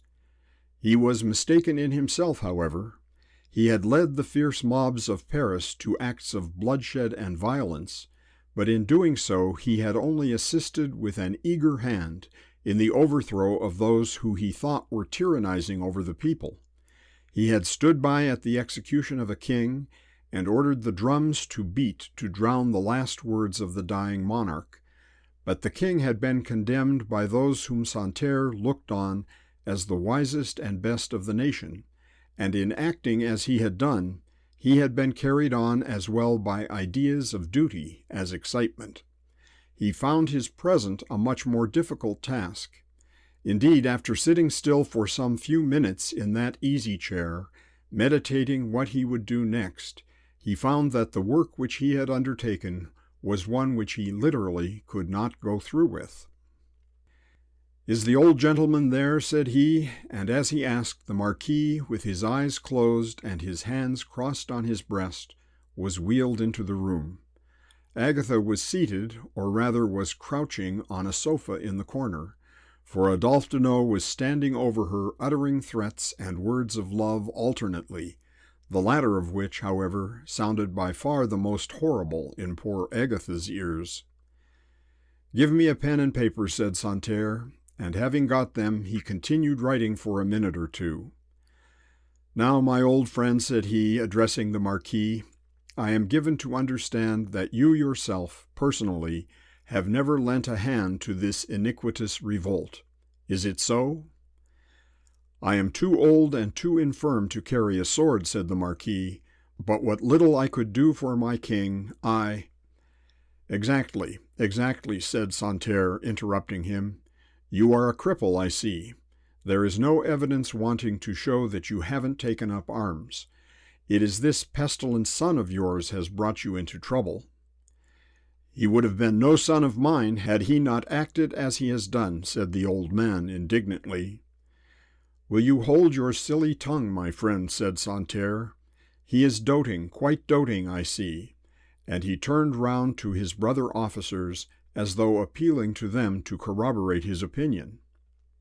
"Either that, or else he must be very fond of Mademoiselle Guillotine," said one of them. "Well now, old gentleman, answer me this question," said Santerre. "Do you want to die this evening?" "If I could but think that my daughter was safe and out of the power of that viper whom I have warmed in my bosom, death would not be unwelcome to me." "Viper," said Deneau, curling his lips and speaking through his closed teeth, "warmed in your bosom. I have yet to learn, old man, that I owe you aught, but if it be a comfort to you to know it, know that no worse evil awaits your daughter than to become the wife of a true Frenchman." "True," said the Marquis. "Yes, as true as the Prince of Darkness." "Come, old man," said Santerre. "We know nothing about princes, nor yet about marquises. You must be content now to call the devil by his plain name, though I rather believe it has already been decided in Paris that the gentleman is nothing but a foul fiction of the aristocrats. Come, if you wish to save your neck, put your signature to this little document." "I will sign nothing that is put before me in such a manner," said the Marquis. "Why, you have not even read it. Take the pen in your hand, I tell you. It is only a proclamation of the truth, that you have not taken up arms against the Republic." Agatha understood the object of the Republican general, though her father did not. She sprang from the corner in which Deneau had placed her, and coming close to her father, whispered to him, "The gentleman means well to you, father, though his words are rough. He wishes to save us. He will save both of us, father, if he can. Read the paper, and if there be nothing absolutely untrue in it, put your name to it." "Read it yourself, Agatha," said he, "and if you then tell me to sign it, I will do so." Agatha took up the paper which Santerre had written, and read, but not aloud, the following words: "I hereby proclaim myself a true son of the Republic and a citizen brother of all free Frenchmen. I declare that I have never carried arms against the Convention myself, and demand that I may not be accounted responsible for any misguided members of my family who may have done so." Twice Agatha read the words, and as she did so, her father's eyes rested anxiously on her face. "Well, my child," said he, "your father's honor is in your hands. Tell me what I am to do." And he mechanically held the pen within his fingers, which Santerre had thrust into his hand. "We will die, father," said she, "if these men please it." And she put down the document on the table on which it had been written. "I cannot ask you to denounce our dear, gallant Henri. I cannot bid you to deny your king. Death, at any rate, will not dishonor us. We will only beg of this gentleman that in his mercy he will not separate us." And putting her arm round her father's neck, she fastened her hand upon the folds of his coat, as though determined that nothing should again separate her from his side. "Denounce Henri," said the old man. "Denounce my own dear, gallant son, the most loyal of those who love their king, the bravest of the brave? No, sir, I give you no thanks for your mercy if you intended any. I and my daughter, sir, cannot bear arms for our king, she by reason of her sex and I from my infirmities. But, sir, we can die for him. We can die for him as readily as the bravest who falls in the first ranks of the battle. Had I still so much power in my own house as to command a cup of wine, I would drink my last pledge to my royal master. But it matters not. The heart and the will are still the same." And taking off the tasseled velvet cap which he wore, he waved it above his head, exclaiming, "Vive le roi! Vive le roi!" "The accursed, pestilent old fanatic," said Santerre, spurning the table as he rose in his passion, and upsetting it into the middle of the room, and then he walked up and down the salon with rapid strides, trying to induce himself to give orders for the immediate execution of the staunch old royalist. "What is to be done next, General?" said one of his officers, who did not quite admire the evident clemency of the brewer. "The accursed, pestilent old fanatic," he repeated between his teeth, and then he said, after drawing a long breath, "They must go to Paris, and let Fouquier-Tinville deal with them. There may be secrets that I know not of. I think it better that they should go to Paris." And he felt relieved of a heavy load in having devised a scheme by which he could avoid having himself to give the order for the execution. Let him be locked up and well treated, mind you. He shall go to Saumur in his own carriage, and Barrère may send him to Paris how he pleases, or to the devil if he chooses. "And the servants, General?" Yes, the servants," said Santerre, walking out into the hall to inspect them. "Women, aren't they? What, 5, 6, 7, 9 women, 1 old man and a boy? Well, I suppose we must have them out in a row and shoot them." Down on their knees went the 9 women and the boy, imploring that their innocent lives might be spared to them. Momont, like his master, had still some spirit in his bosom, and kept his seat, saying to himself, but out loud, "I told him so, I told him so. I told him that we who remained here needed as much courage as those who went to the wars. But now, he that talked so much, he's the only one to run away." The poor butler alluded to Chapeau, who had certainly been in the house a few minutes before the arrival of the Republicans, and who as certainly had not been seen since. "I suppose we must have them out before the house and fire upon them." And he turned to the officer who was next to him, as though asking his advice. "If you ask my advice, General, I would make no difference between the lot. 10 minutes should see the last of the whole set of them, the old man, his daughter, and the rest.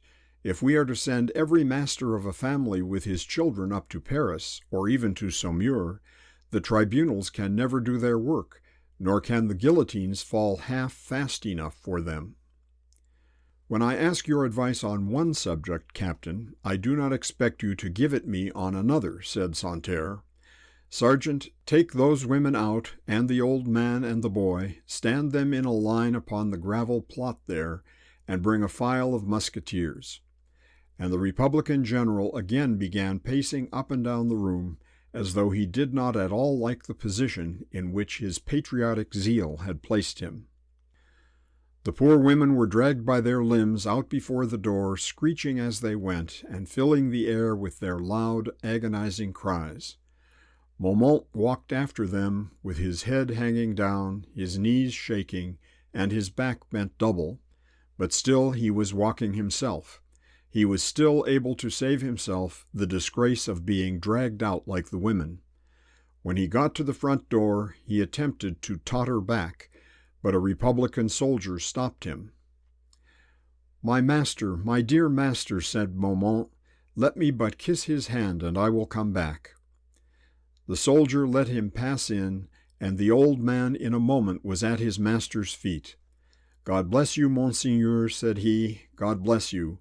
Say one word of kindness to your servant before he is shot for loving his master and his king." The Marquis put his hand on the gray hairs of the old butler and moved his lips, but he said nothing. The power of speech for the time failed him. The energy he had displayed and the excitement he had felt had been too much for him, and he was unable to reply aloud to the blessing of his faithful servant. "God bless you, Momont," said Agatha calmly, as she stood close to her father, still holding to his coat and supporting his head against her body. "Let your last thoughts be of the Savior who died for you, and so shall your death be only the end of all your troubles." He was not allowed to remain longer on his knees, but was hurried back to the spot where the women were awaiting their doom.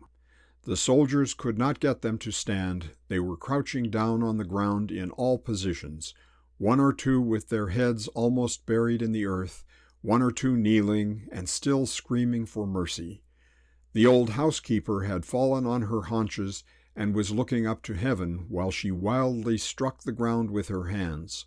The poor page had made a last but futile effort to escape with the aid of his heels, but he had been at once caught and was now bound by his waist to a tree, which grew close to the road on which the wretched party were huddled.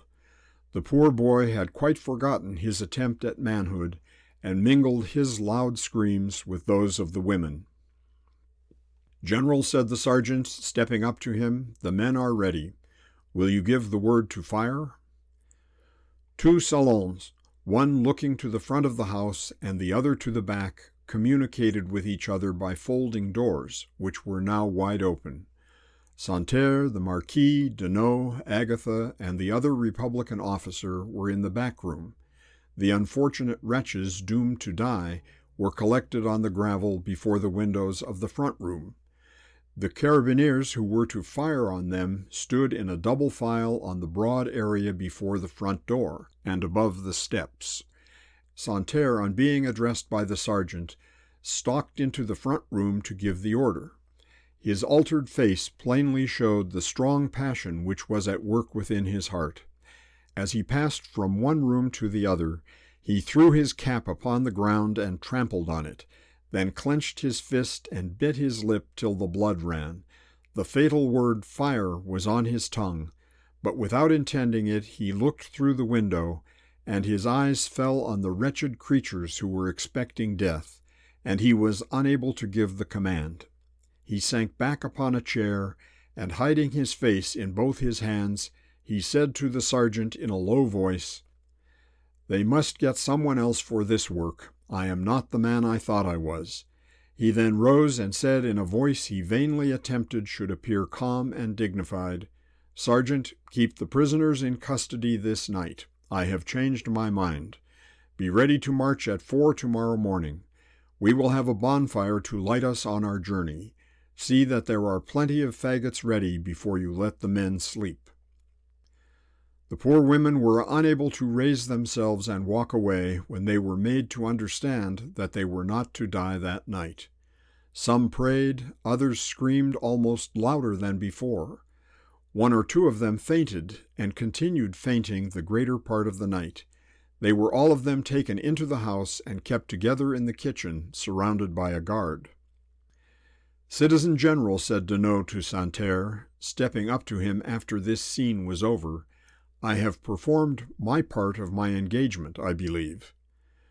"Well, man, supposing you have, what do you want? Are you going to grumble because I have not slaughtered the wretches you have betrayed to me?" "Not at all, General. You know your own duty, doubtless. I am going to return to Saumur, to which place I desire an escort for myself and this young lady." "By heaven, I pity her," said Santerre. "I don't know what has come to me tonight, that I should trouble myself with the cares of a swarm of aristocrats." And then he said, addressing Agatha, "Are you ready and willing, young woman, for a midnight ride with this hot young lover who seems so fond of you?" "She must be ready, General Santerre," said Deneau, taking hold of Agatha's hand.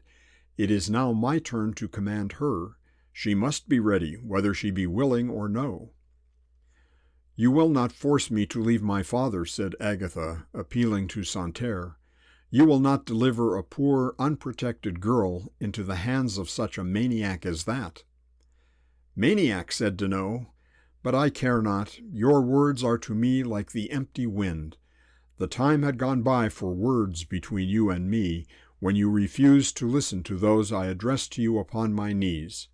Come, Agatha, come, my heart's treasure, for still you are so. Come, my love, my captive, and my bride." And Deneau essayed to go, as though he expected Agatha to follow him through the world like a tame dog. "Oh, sir, protect me from him," said Agatha, still appealing to Santerre. "He is mad. You see and hear he is mad. I have not asked you for my life, nor do I so now. But I pray you, I beseech you, by the remembrance of the females who are dear to yourself, save me from the power of that frantic man. Had he not been mad, had he not utterly lost his senses, he would have been the last to have brought you hither." "I have thought something like that myself, pretty one," said Santerre. "Come, Deneau, you shall talk to the lady tomorrow. We will leave her with her father tonight." "Your word, General," said Deneau, assuming his furious look, "your plighted word and honor. Was she not to be my prize, my captive, my reward? You dare not go back from the promise you have made me." "Nonsense, man alive," said Santerre. "You can't carry her off tonight. I believe in my heart she's right, and that you're as mad a man as ever roared in a hospital. Let go her arm, I tell you. You shall not drag her about in that way." The Marquis during this scene was endeavoring to throw his arms round his daughter so as to protect her, but his efforts were but of little avail. Agatha herself still held to her father by one hand, but the other she was unable to extricate from her persecutor's grasp. She did not scream or cry, for there was something within her, a memory of Catalino's last moments, of her brother's gallantry and her father's loyalty, which strongly urged her to repress her tears before a Republican. But her strength was almost gone. Her nerves were all but overstrung. When she heard a sudden noise behind her of someone rushing into the room, and Adolphe Deneau quickly dropped her hand and gave a yell of pain. He had received a sharp blow of a cherry switch across his face, and the blood was running from both his cheeks. Santerre and the other Republican officers in the room put their hands to their pistols and prepared to defend themselves, but the only person who appeared was a young boy. To be sure, he had the dreadful red scarf round his waist, but he had no weapon but his cherry stick. After having given Deneau the blow across his face, he made no farther use of that. It was the little Chevalier who had arrived so opportunely. He took Agatha's hand in his and pressed it closely, and took his place beside her without speaking a word. "And who the deuce is this young bantam-cock?" said Santerre. "I am the little Chevalier Mondion," said Arthur, "a true royalist and a sworn knight to Agatha La Roche-Jacquelin.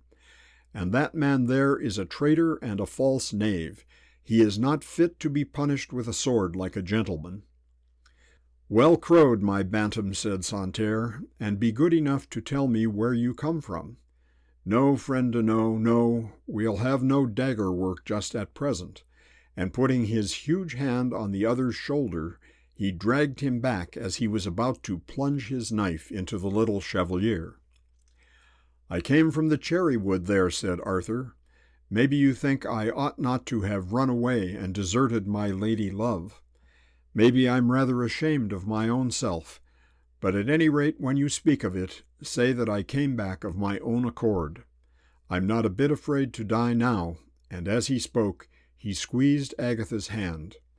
His heart was full of apprehension lest she should suspect for a moment that he had really fled from her through fear, but Agatha understood well his ready wit and appreciated his more than boyish courage. Santerre now made his arrangements for the night. All the inhabitants of the chateau were kept under strict surveillance.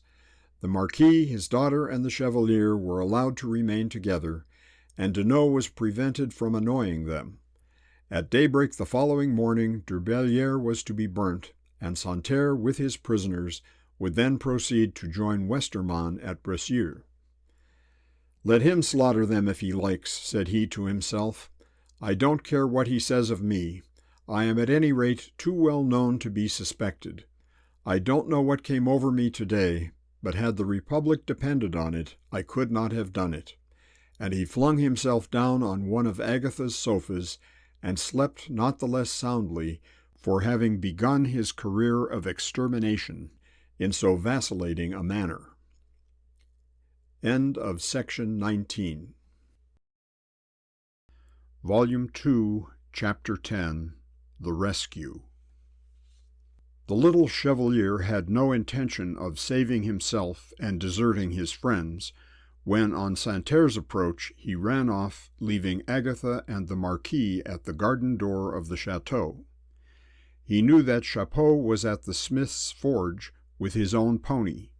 He had himself sent him there, and as soon as he perceived, on running round the side of the house, that the whole front was occupied by the Blues, his first idea was to go after his pony and ride as fast as the animal could carry him to Échambron, and bring the Royalists from thence to the rescue of their friends at Durbelière. With this object he clambered over the garden wall, and, well knowing every foot of the ground, reached the forge in a few minutes. Chapeau and the smith were there, as was also the pony, and a breathless countryman was already telling them that the chateau was surrounded by the whole army of Blues. "Here's the Chevalier," said Chapeau, stopping the peasant in his story. "In the name of heaven, Monsieur Arthur, what is all this?" "The traitor Deneau has brought a parcel of Blues down upon the chateau," said the Chevalier.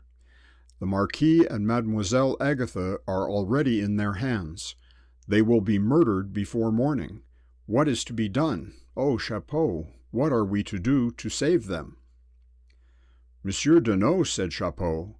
"You don't mean to say Monsieur Deneau has turned blue?" "I saw him with my own eyes," said the boy. "He was one of the officers commanding the men, but there was another over him, a big, clumsy, noisy man. He it was I saw first of all, and Deneau was behind him, and then there was a crowd of horsemen following them. Both drawing rooms were full before we knew they were in the house at all." "And how did you get through them, Monsieur Arthur?" said Chapeau. "I got over the wall behind the stables. I never went into the house at all. But what on earth are we to do, Chapeau? Can't we get the men from Échambron to come to the rescue?" The matter was then discussed between them, and it was decided that Chapeau should take the pony and collect the men at Échambron and on the road thither, and that he should return with them, if possible, during the night. That the smith should go off to Saint-Laud and get Father Jerome to bring with him the men from thence, and that Arthur should return to the chateau. "No," said he, when Chapeau pressed him to undertake the mission to Échambron, "I will not leave Mademoiselle Agatha and the Marquis any longer. They will think I have run away. Besides, maybe I can be of some service to them there. At any rate, I will go and see what is going on. But, Chapeau, our lives depend on you. Don't lose one single minute now, even though you should ride poor Bayard to death." And he put his hand on the neck of the pony, whom he had named after the flower of chivalry. Chapeau and the smith started on their important missions, and the Chevalier slowly but manfully walked back to the chateau. No one stopped him as he walked through the open gates and in at the back door. On getting into the hall he heard the sound of the Marquis's voice as he was praying Santerre to preserve his daughter from Deneau, and then hurrying into the room he made use of the little cherry stick which he carried in the manner which has been described. None of the inhabitants of the chateau went to bed that night. Indeed, the beds were all occupied by the troopers, who threw themselves down to sleep without taking off their boots wherever they could find any convenient place to lie down. To do Santerre justice, he repeatedly pressed the Marquis to go to his own room, assuring him that he should not be further disturbed than by the presence of a sentinel. But the old man insisted on remaining in the salon, and Agatha and the Chevalier sat with him. Santerre and Deneau and a cavalry sergeant remained in the same room, and a couple of sentinels were stationed on the top of the steps at the back of the house, and 4 at the front. None of the party in the salon slept, excepting Santerre, but they all sat silent. Neither Arthur nor Agatha dared to speak to each other on the subject which at that time filled their thoughts. The night seemed dreadfully long to Arthur, and yet hardly long enough. He discovered soon after his return that it was Santerre's purpose to burn the chateau early in the morning, and then to take the inhabitants away with him as prisoners, and he greatly feared that Chapeau would not be able to return in time to prevent the conflagration. He anxiously watched the first break of day, and listened intently, but for a long time in vain, for the noise of coming feet. About 2:30 a soldier came and whispered to the sergeant, who then woke Santerre and whispered to him, but the general was sleepy and did not wish his dreams should be disturbed. He muttered something to the sergeant, who again left him, and resumed the seat in which he had sat since he first entered the room. Deneau had risen 2 or 3 times during the night and paced rapidly and uneasily about. Whenever he had done so, Agatha had firmly grasped both her father's chair and the Chevalier's hand, as though she feared he was about to renew his attempts to drag her away, but he did not either touch her or speak to her. He was probably aware that the sergeant, who sat there without once closing his eyes through the long hours, had orders to prevent him from doing so. The Chevalier had no watch, and could not see how the hours were going, but it seemed to him as though it were broad day. He thought it must be 5, 6, nay 7 o'clock, and he could not understand why the lazy Republicans remained so passive and so quiet, nor could he imagine why Chapeau was so long in coming. The whole affair seemed to him so strange that he could hardly help fancying that he was dreaming. There sat close to him his dear friend Agatha, with her eyes wide open, fixed on Deneau, and she had been gazing in this way for hours after hours, without speaking a word. There was the Marquis close to her, equally silent, but also wide awake, though his eyes were closed. Arthur was sure that he was awake. There was Deneau marching to and fro. Adolphe Deneau, who but the other day was in the house, not only as a friend, but as a comrade, eager in the cause in which they were all embarked, as much at home in the chateau as Henri de la Roche-Jacquelin himself, and now he was the worst of traitors and the most cruel of enemies. There was the sergeant of the Republican army, sitting as quiet and composed as though he were merely idling his time away in his own barracks, and there was Santerre, the much-talked-of Republican brewer and general, the sanguinary, remorseless, fanatic Democrat, the sworn enemy of all that was noble, loyal, and gentle, the dreaded Santerre. For the Chevalier had now learned the name of the big, clumsy, noisy man whom he had seen leading his troops into the salon where he was now sleeping. There he was, sleeping fast, while care, anxiety, or a sense of duty banished sleep from all the others. He, who had so much more need than others to be watchful, was snoring loud and dreaming of the denizens of the faubourg, who used to love him so well. All this seemed to Arthur like a dream from which he could not awake. There were his enemies, his deadly enemies, before and around him. He knew that it was the practice of the Republican soldiers to massacre all whom they took bearing arms against the Republic.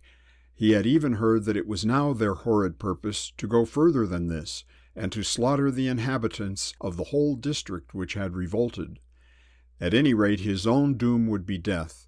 He was certain that he had not many days, probably many hours, to live, unless Chapeau should arrive in time and with sufficient force to rescue the whole party. Yet he felt no fear. He could not sufficiently realize the position in which he found himself to feel the full effects of its danger. The Republican sergeant sat immediately in front of him, and each kept his eye fixed on the other's face. Not that either of them had any object in doing so, any particular motive for watching the other's countenance, but soon after daybreak the gaze of each had become fixed, and it seemed as though neither of them were able to turn away his eyes. Arthur occupied his mind in speculating on the character of the soldier, in trying to guess from his features whether he were a cruel or a kind-hearted man, whether he were a ferocious Democrat, eager for the blood of all who had been born in a rank above him, or merely a well-trained soldier, obeying the behests of those under whose orders it was his duty to act. The Chevalier had no idea that his own or his friend's fate depended in any way on the man's disposition, but such thoughts came across his brain unwittingly, and he could not restrain them. At last he felt that he had a kind of intimacy with the sergeant, that if he should chance to meet him after 3 or 4 years had passed, he should greet him as an old acquaintance, whom he had well known, and he was sure that the sergeant had the same feeling respecting him. The day dawned soon after 2 o'clock, and as by degrees the clear sunlight streamed in at the uncurtained windows, Arthur, in his impatience, thought that the day was advancing, but in reality it was not yet 5 o'clock, when Santerre, waking with a tremendous yawn, stretched his huge limbs, and then jumped up from the sofa on which he had been lying. "Now for a bonfire," said he, "and then for breakfast. Or perhaps we had better get our breakfast first, and have our bonfire afterwards. Old gentleman, I have no doubt my men took strange liberties with your cellar and larder last night. I hope they have left enough about the place to furnish you with the last meal you will ever eat in this chateau." "I know, sir, what soldiers are in a house," said the old man. "I will not say that your men are welcome here, for that would be falsehood, but I begrudge them nothing that they eat and drink." "Well, that's kind of you, but considering that all which is not now eaten and drunk will be immediately wasted and spoilt, you would certainly be foolish to allow the consumption of your provisions to make you uneasy. Here, sergeant," and then Santerre spoke aside to the sergeant and gave him various orders, which the man departed to obey. "And now, General Santerre," said Deneau, marching close up to him, "are you prepared to make good your promise to me? Are you prepared to give me an escort for myself and this lady, and to allow us to commence our journey from hence to Saumur?" Deneau's personal appearance had not been at all improved by the blow which Arthur had given him across his face. Both his cheeks were much swollen immediately beneath the eyes, and one of them was severely cut. He felt that his looks were against him, and he endeavored to make up for the injury his countenance had sustained by the sternness of his voice and the determined rigor of his eye. "I presume, General Santerre," added he, "that your plighted word is sufficient warrant to me for your good faith." "There is the lady," said Santerre, pointing to Agatha. "I did not undertake to protect you from the wrath of any rivals you might have in her affections. It seems to me that at present she prefers that young daredevil slip of aristocracy to your patriotic ardor. If she won't go to Saumur with you, I can't make her." "By all the powers of heaven and hell, she shall go with me," said Deneau, advancing towards her. Beware the switch again, thou false knave," said the little chevalier, jumping up and standing immediately before Agatha, with his cherry-stick in his hand. Deneau had no other arms about him but his dagger, and that he drew as he advanced towards the boy. "No daggers, I will have no daggers," shouted Santerre. "Sergeant, take the dagger from him, unless he puts it up." "Beware the switch, thou traitor, beware the switch, thou knave," continued the chevalier, shaking the stick at Deneau, upon whose arm the strong hand of the sergeant, who had returned to the room, was now laid heavily. "I will choke the brat as I would an adder," said Deneau, attempting to shake off the sergeant's hand. "There, take the dagger," and he dropped it on the ground, and rushing at the boy, got inside the swing of his stick, and made a grasp at his throat. Arthur, however, was too quick for him, and pushing away his hand, fastened his own arms round his adversary. They were now close locked in each other's embrace, and kicking, plunging, and striving, each did his best to throw the other to the ground. "Oh, sir, kind sir, for mercy's sake separate them," said Agatha, appealing to Santerre. "He is but a boy, a child, and that wretched man is mad. He'll murder the boy before your eyes if you do not separate them." "He won't find it so easy, though," said the chevalier, panting and out of breath, but still holding his own, and indeed more than his own, for he had fixed his left hand in Deneau's hair, and was pulling his head backwards with such force that he nearly broke his neck. "I think the young one has the best of it," said Santerre. "But come, citizen Deneau, your loves and your quarrels are troublesome to us. We have other work to attend to. Get up, man, get up, I tell you." Deneau, by his superior weight and strength, had succeeded in getting the Chevalier to the ground, but Arthur still kept his hold in his hair, and though Adolphe was on the top of his foe, he did not find it very easy to get up. "Get up, I say," said Santerre. "You'll gain nothing by wrestling with that fellow. He's more than a match for you. Well, Captain, what's the matter?" The room in which the party had passed the night looked out into the garden at the back of the house. The front room communicated with this by folding doors, which during the night had been closed. These doors were now violently thrown open, and one of the officers, followed by about a dozen men, rushed into the room. "The road is crowded with men," said the officer. "Thousands of these brigands are on us. The chateau will be surrounded in 5 minutes." "H and the D," said Santerre between his teeth. "This comes of playing the fool here," and he hurried out of the room in company with the officer. "Hurrah!" said the Chevalier, jumping to his feet. "I knew they'd be here soon. I knew they'd be here soon." And running to Agatha's side, he caught hold of her hand and covered it with kisses. Deneau also arose. He had also heard the officer say that the peasants were coming on them, and he felt that if he were taken, he could expect no mercy from those who had so lately been his friends. He did not, however, attempt to fly, but he stood still on the spot where he got up, and after wiping his hot brow with his handkerchief, he said slowly and mournfully, "Agatha Laroche-Jacquelin, you now see to what your conduct has reduced me, and with my last breath I tell you that I owe my disgrace, my misery, and my death, I and the loss of my eternal soul, to you and to you only. I shudder and shake, thou lovely monster of cruelty, shake and grieve with remorse and fear. You may well do so. My living form shall trouble you no more, but dead and dying I will be with you till the last trump sounds on the fearful day of judgment." Agatha did not answer him. She felt assured that he was mad, and she only pitied him.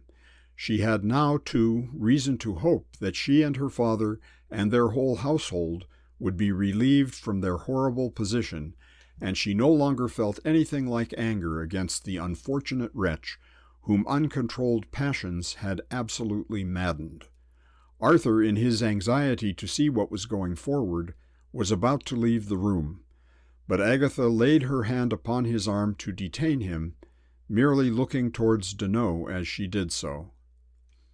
"And do you think," said Deneau, "that puny boy could really stop my way if I chose to put out my right hand against him? Boy, I despise and disregard you. Would before I die that it might be allowed me to measure arms with any man who would dare to say that he would advocate your cause." "Beware the switch, traitor, beware the switch," repeated the Chevalier. "Be quiet, Arthur, do not anger him," whispered Agatha. "It is not generous, you know, to insult a fallen foe." "There are no terms to be kept with a traitor, Agatha. If we get the better of this Santerre, as I am sure we shall now, you shall see that I know how to treat a generous foe generously." When Santerre reached the front of the house, he at once saw that any attempt on his part to oppose the crowd of armed peasants who were now close upon him would be futile. The only mode of escape which appeared to him at all practicable was to attempt to ride through them. He gave the command to horse, and got so far himself as to mount into his saddle. But it was of no use. He was surrounded by a crowd of peasants before he got to the gate, and he soon found himself on foot again and unarmed. Some 10 or 20 of his men who were ready to jump into the saddle at the moment when they were first aware of the approach of the Royalists escaped, but the remainder in a few minutes found themselves prisoners in the chateau. The peasants were headed by Father Jerome, the priest of Saint-Laud, and it was he who first mounted the steps leading up to the front door of the house. "Thank God," said he, speaking more to himself than to those around him, "thank God." And he stood up against the pedestal of one of the lions, the heavy wooden crucifix which he had carried in his hand, as he marched, or rather ran, to the succor of his friends at Durbellière. And then he took off his cap, and with the sleeve of his dusty grey coat, he wiped the perspiration from off his brow. "And the Marquis and Mademoiselle are unhurt? Thank God, thank God. We were just in time, but we had a smart run for it." Chapeau had already dived into the kitchen through the window, and had learnt that at any rate the Republicans had as yet shed no blood. "And how did the Marquis bear it, Momont?" said he. "It was enough to kill the old gentleman." "Why, yes," said Momont, "we had to bear a good deal, but we did bear it manfully and well. We were all led out to be shot, you know." "What, the Marquis and Mademoiselle and all?" said Chapeau. "No, not the Marquis and Mademoiselle. They were to be beheaded after us, but the rest of us were all taken out, the muskets loaded, the men to shoot us, all in a line." "Oh, Chapeau, it was so awfully dreadful," said the cook. "If I live 1,000 years, I shall never get over this night." "Oh yes, most dreadfully awful," said the laundress. "I was carried in from the spot, and have not been able to move a limb since. I doubt I never shall put a foot to the ground again." "The muskets were to their shoulders," continued Momont. "We heard them cocked. Each man took deliberate aim. The women here were screeching and screaming." "Of course we were," said the confidential maid. "Hadn't we good cause to scream, waiting to be killed every minute? I'm sure I wonder I ever came to my senses again. I declare when they came to pick me up, I thought it was all over, and that I'd been shot already." "Well, I don't think anybody heard me scream," said Momont. "But there's a difference, I know, between a man and a woman. It's all for my king and my master, said I to myself. Besides, a man can die but once, and it's a great thing to die honorably."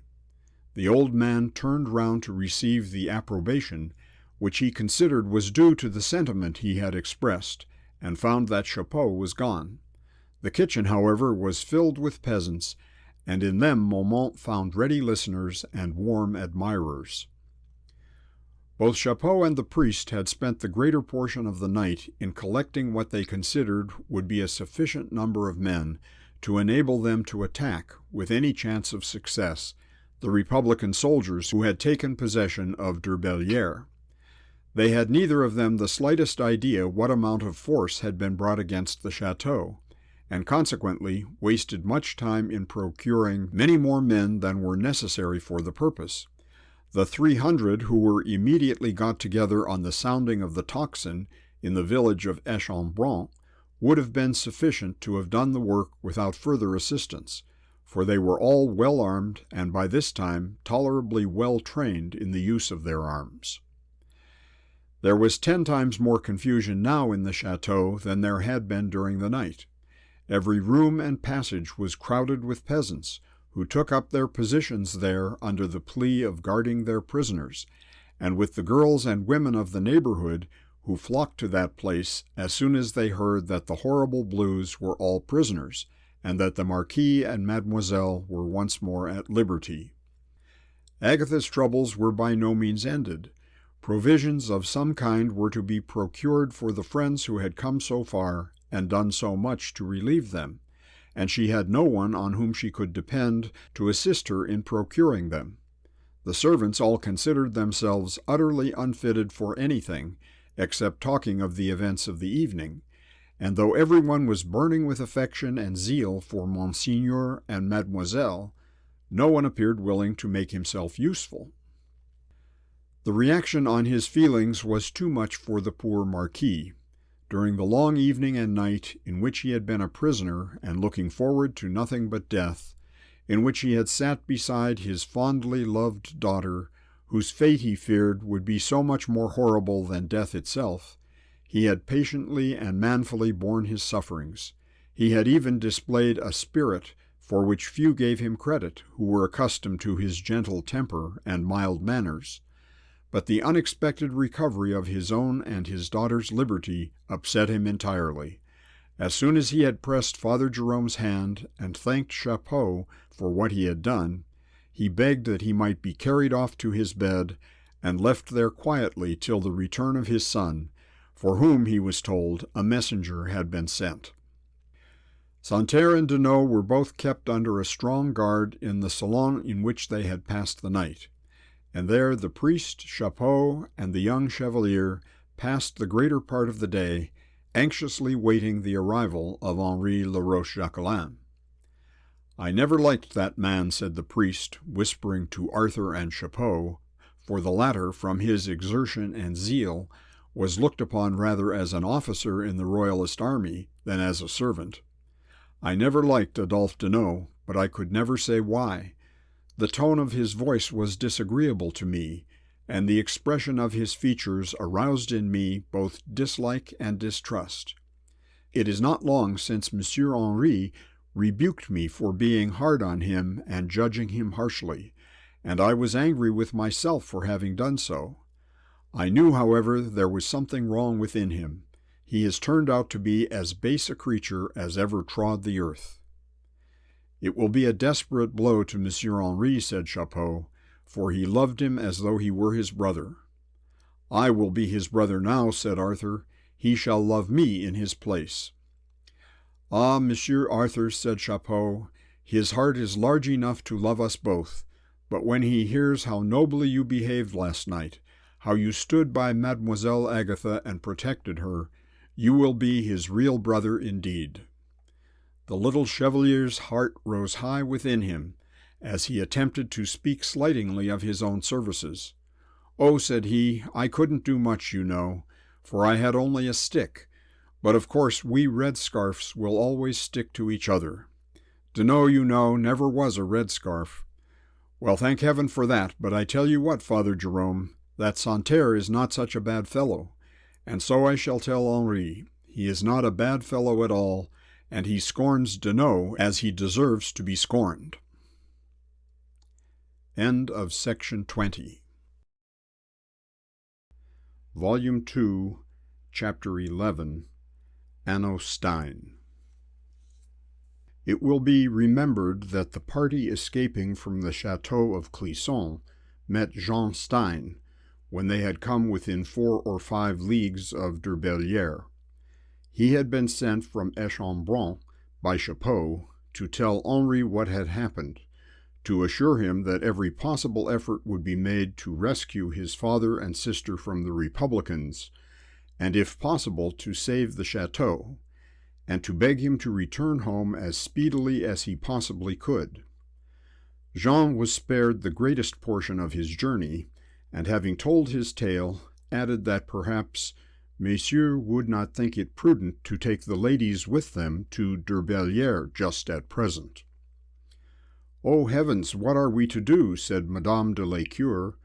"We are running from one hostile army into the middle of another. Poor Agatha, my poor Agatha, what will become of her?" "Had we not better send them to Châtillon?" said Henri, speaking to de Lécure. "They will at any rate be safe there for a time." "We won't be sent anywhere. Indeed we won't, will we, Marie?" said Madame de Lécure. "Pray, Charles, pray do not send us away. Let us go where you go. It cannot be worse for us than it is for you." "You cannot go to the chateau, dearest, when we have every reason to suppose it is in the hands of the Republicans, and more than probably burnt to the ground by this time." "Oh, don't send me back to Châtillon," said Marie. "It would be hours and hours before we should hear what happens to you and what has happened to Agatha." "If the ladies wouldn't think ill of going to Échambron," said Jean Stein, "they would be safe there and near at hand to learn all as it goes on at Derbellière. I am sure Father and Anno would do their best to make the ladies comfortable, as long as they might be pleased to stay there." After considerable discussion, this plan was adopted. The party traveled on together till the roads to Derbellière and Échambron separated, and then, with many charges, the 2 ladies were entrusted to the care of the smith's son. "We will come to you or send to you the moment we are able," said de Lécure, "whether our news be good or bad. I trust we shall find them safe, and that we shall all be together tomorrow at Durbellière." Marie and Madame de la Cure reached the village safely late in the evening, and found no one in the smith's house but Anno. Even Michael Stein himself had been moved by hearing that the Republicans were absolutely in possession of the chateau, and old as he was, he had made his way over to Durbellière and had not yet returned. Anno, however, received them with good news. She had heard different messages from the chateau during the day, and was able to tell them not only that the Marquis, Agatha, and the house were safe, but that the Republican soldiers were all prisoners, and that Santerre, that object of horror to many Vendéan royalists, had himself been captured by the strong hand and bold heart of Jacques Chapot.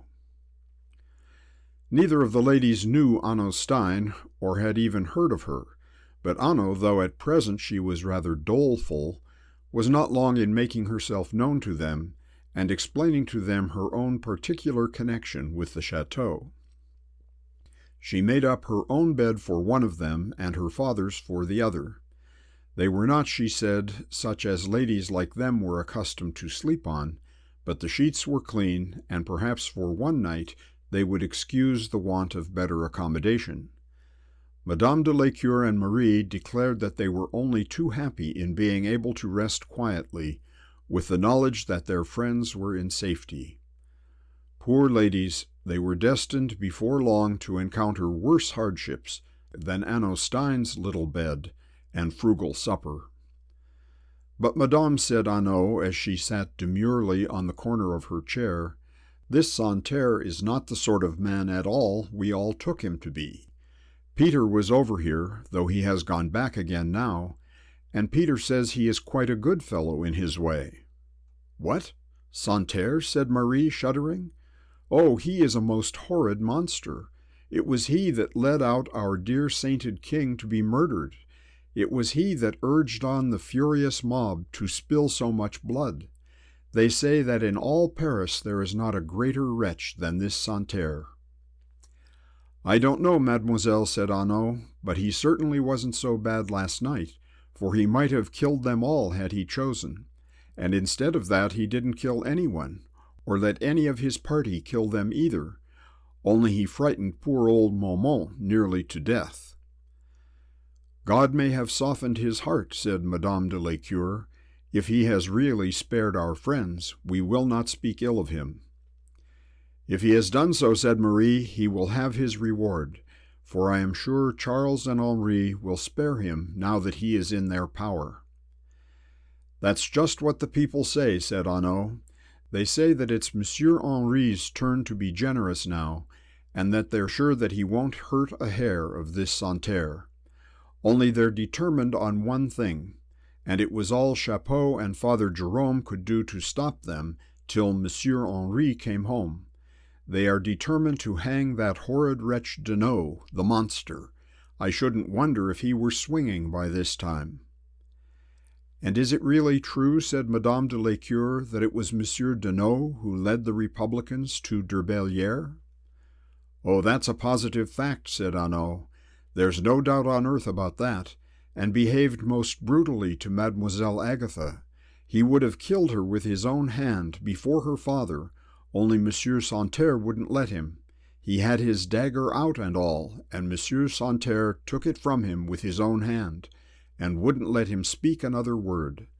Oh, indeed, ladies, Monsieur Santerre is not half so bad as he looks to be." "People say that the father of evil himself is painted blacker than he really is," said Marie. "I don't know about that, mademoiselle, and I didn't hear that this Santerre was painted black at all. And if he were so, I think Peter would have told me. But then, ladies, the little Chevalier Mendion came in the middle. It was he that sent Chapot over here to bring the red scarfs to the rescue. He is a little darling, is the Chevalier. I suppose you know him, mademoiselle?"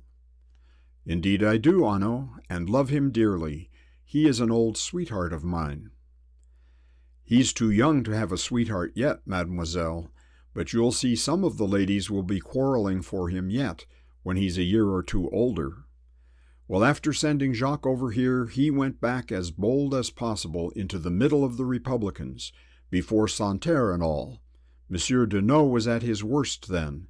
He had hold of Mademoiselle Agatha and was dragging her away from the Marquis in spite of Santerre and the whole of them, when the Chevalier raises his stick and strikes him across the face.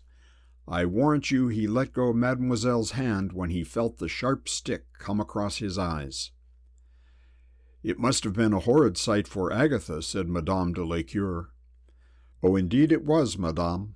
Only fancy that traitor Deneau going on in that way, right before her eyes all night, and no one to protect her but the little Chevalier. For when it got late, Monsieur Santerre threw himself on the floor and slept and snored like a hog. They say it was all for love, mademoiselle. They say this Deneau was greatly in love with Mademoiselle Agatha, and that she wouldn't look at him. Is it true she was so very scornful to him? She was never scornful to anyone, said Marie, but if he ever asked her for her love, I have no doubt she told him that she could not give it to him.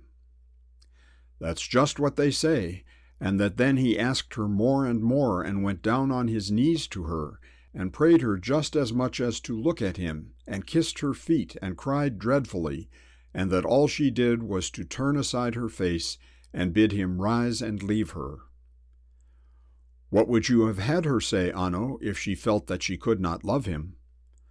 Oh, I'm not presuming to find fault with her, mademoiselle. Heaven forbid.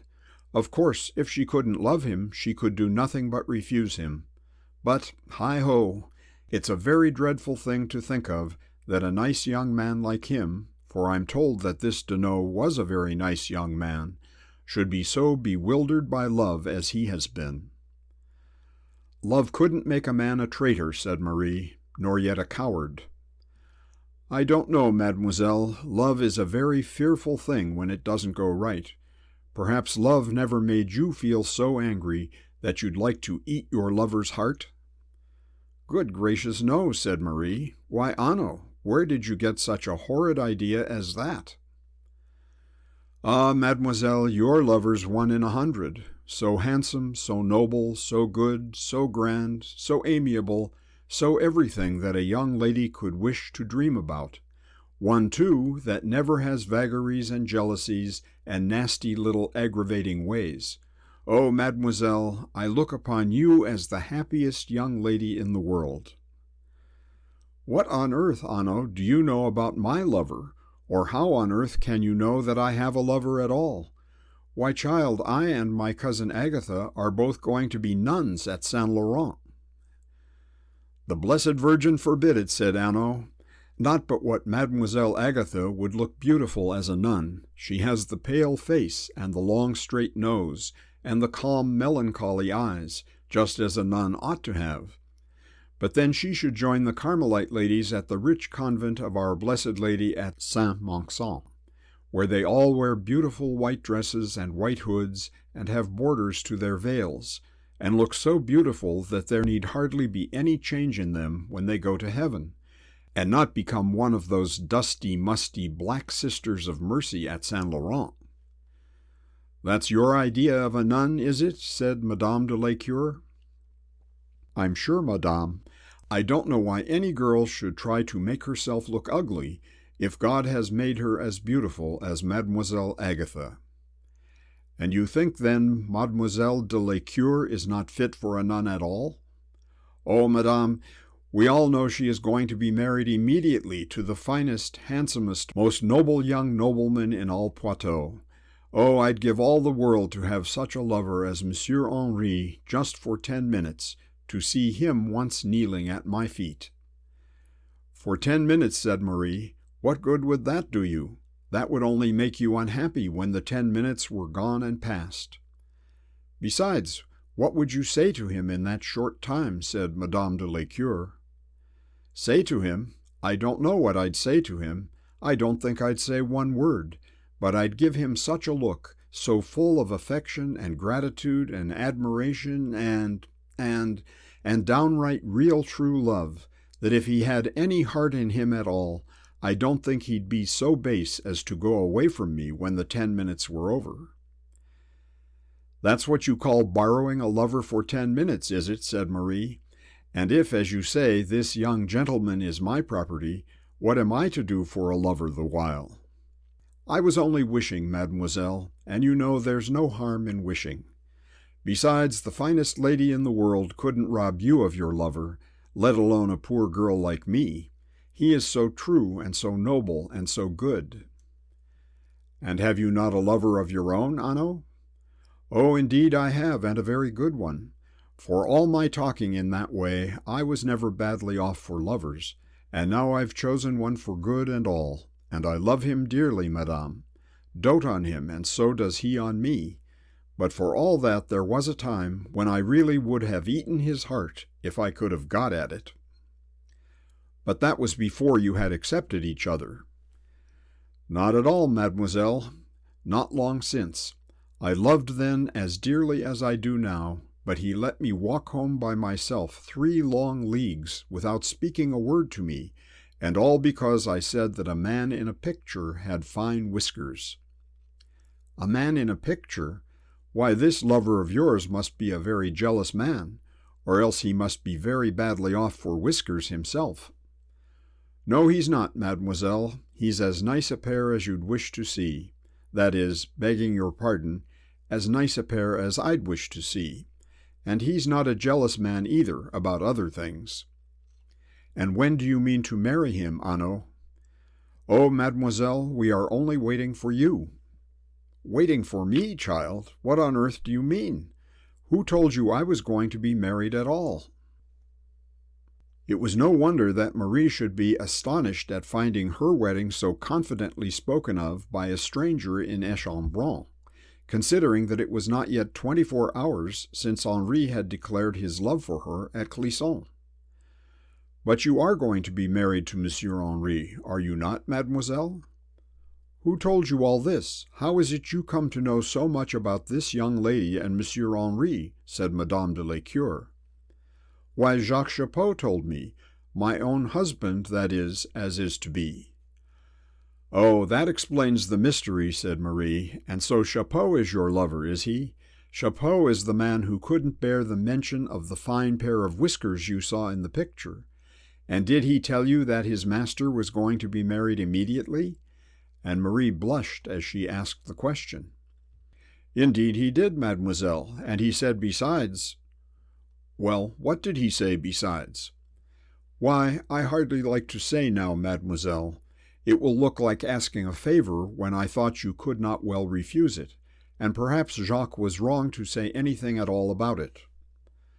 Marie, however, was not long in inducing Anno to reveal to her Chapot's little plan of taking his own wife over to de Bellière to wait upon his master's wife, and she, moreover, promised that, as far as she herself was concerned, she would consent to the arrangement, if, which she expressly inserted, she should ever marry Monsieur le Rochechapelain.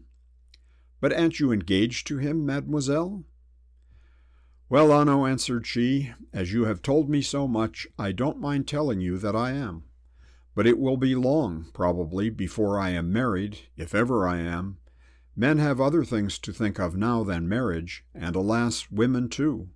We must wait till the wars are over, Anno." "But I thought the wars were over now, mademoiselle.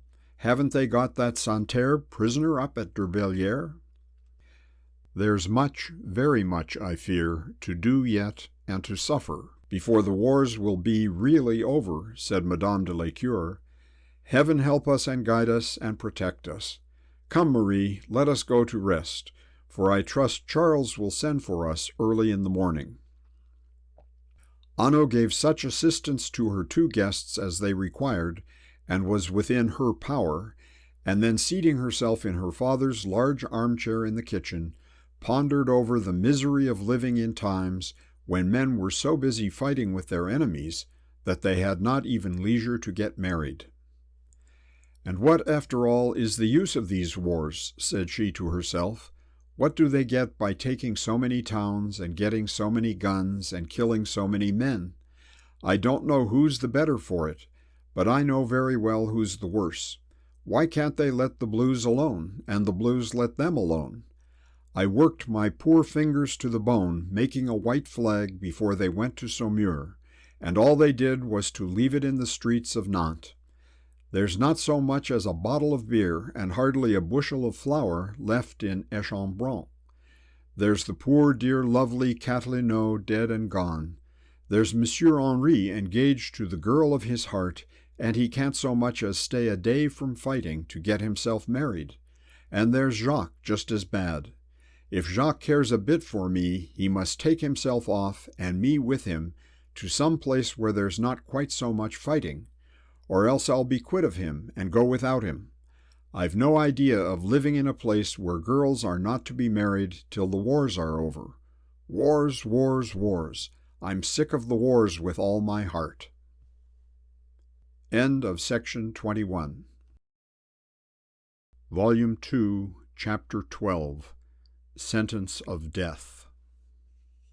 After parting with their companion, de Lescure and Henri were not long in reaching Durbellière, and on the road thither they also learnt that Santerre and upwards of 100 blue horsemen were prisoners in the chateau or in the barns, outhouses, or stables belonging to it, and that the whole place was crowded with peasants, guarding their captives.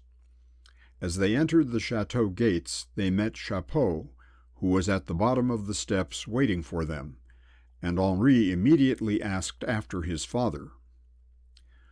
"Monseigneur is much fatigued," said Chapeau, "but apparently well. He is, however, still in bed." "And my sister?" said Henri. "Mademoiselle has of course been much fatigued, but she is well. She is with your father, Monsieur Henri." "And tell me, Chapeau, is it really true that Monsieur Deneau brought the blues here, and that since he has been here, he has treated my sister in the manner they describe?" "It is true as gospel, Monsieur Henri. I knew that this would be the worst of the whole affair to you. I knew you would sooner the chateau should have been burnt than have heard this. We are only waiting for you and Monsieur de Lescure to hang him as a traitor from the big chestnut out on the roadside. You might have seen as you came in that they have the ropes and everything ready." Henri shuddered as he followed his cousin into the house. The steps were crowded with his own followers, who warmly welcomed him and congratulated him on the safety of his father, his sister, and his property. But he said very little to them. He was thinking of the friend whom he had loved so well, who had so vilely disgraced himself, and whose life he now feared he should be unable to save. "Where is he?" said he to Chapeau. "Who? Monseigneur?" "No, Monsieur Deneau." "He is in the great salon with Santerre and Father Jerome and the Chevalier and 3 or 4 of the lads from Échambron." "Charles," said he as he reached the door of the salon, "do you go in. You are better able to say what should be said and to do what must be done than I am. I will go up to my father. But Charles," and he spoke into his ear so that no one else should hear him, "save his life. For my sake, save his life. He is mad and does not know what he has been doing." De Lescure pressed his cousin's hand, and as Henri ran upstairs to his father, he entered the room where the party above mentioned were sitting. The occupants of the room certainly formed a very remarkable group. The first person whom de Lescure saw was Adolphe Deneau. He was seated in a large armchair placed against the wall immediately opposite the door, and between the stove and the folding doors which opened into the other room. His legs were stretched out to their full length before him, his hands were clasped together between his legs, his head was bent down so that his chin rested on his breast. He was scowling awfully, his eyebrows nearly met above his eyes, and he continued constantly curling and twisting his lips, sometimes showing his teeth, and sometimes completely covering his under with his upper lip. He had sat 12 hours, since Agatha had left the room in the morning, without speaking a word or once changing his position. He had refused food when it had been brought to him, with an indignant shake of the head, and when Santerre had once half jocularly told him to keep up his spirits and prove himself a man, he had uttered a horrible sound, which he had meant for a laugh of derision, such as is sometimes heard to proceed from dark-haired, diabolical, provincial tragedians. There were 3 men from Echambron in the room, distinguished by the notable red scarf, acting as guards to prevent the escape of the prisoners.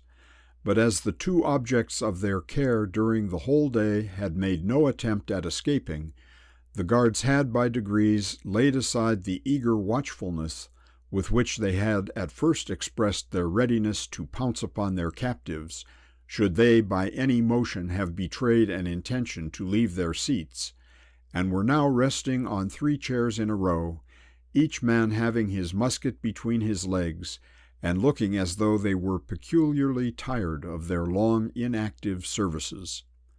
Santerre and Father Jerome were seated together on a sofa, and the Chevalier occupied a chair on the other side of a table on which the prisoner and the priest were leaning. When Santerre found that he and his men were in the hands of the royalist peasants, he at first rather lost both his temper and his presence of mind. He saw at once that resistance was out of the question, and that there was very little chance that he would be able to escape. He began to accuse himself of rashness in having accepted from the convention the very disagreeable commission which had brought him into his present plight, and to wish that he was once more among his legitimate adherents in the Quartier Saint-Antoine. He soon, however, regained his equanimity. Those whom he had in his rough manner treated well returned the compliment, and he perceived that, though he would probably be kept a prisoner, his life would not be in danger, and that the royalists were not inclined to treat him either with insult or severity. He by degrees got into conversation with the Chevalier, and before the day was over, even Father Jerome, much as he abhorred a Republican, and especially a leader of Republicans, and an infidel, as he presumed Santerre to be, forgot his disgust and chatted freely with the captive commissioner. The 3 dined together in the afternoon, and when de Lescure entered the room, wine and glasses were still on the table.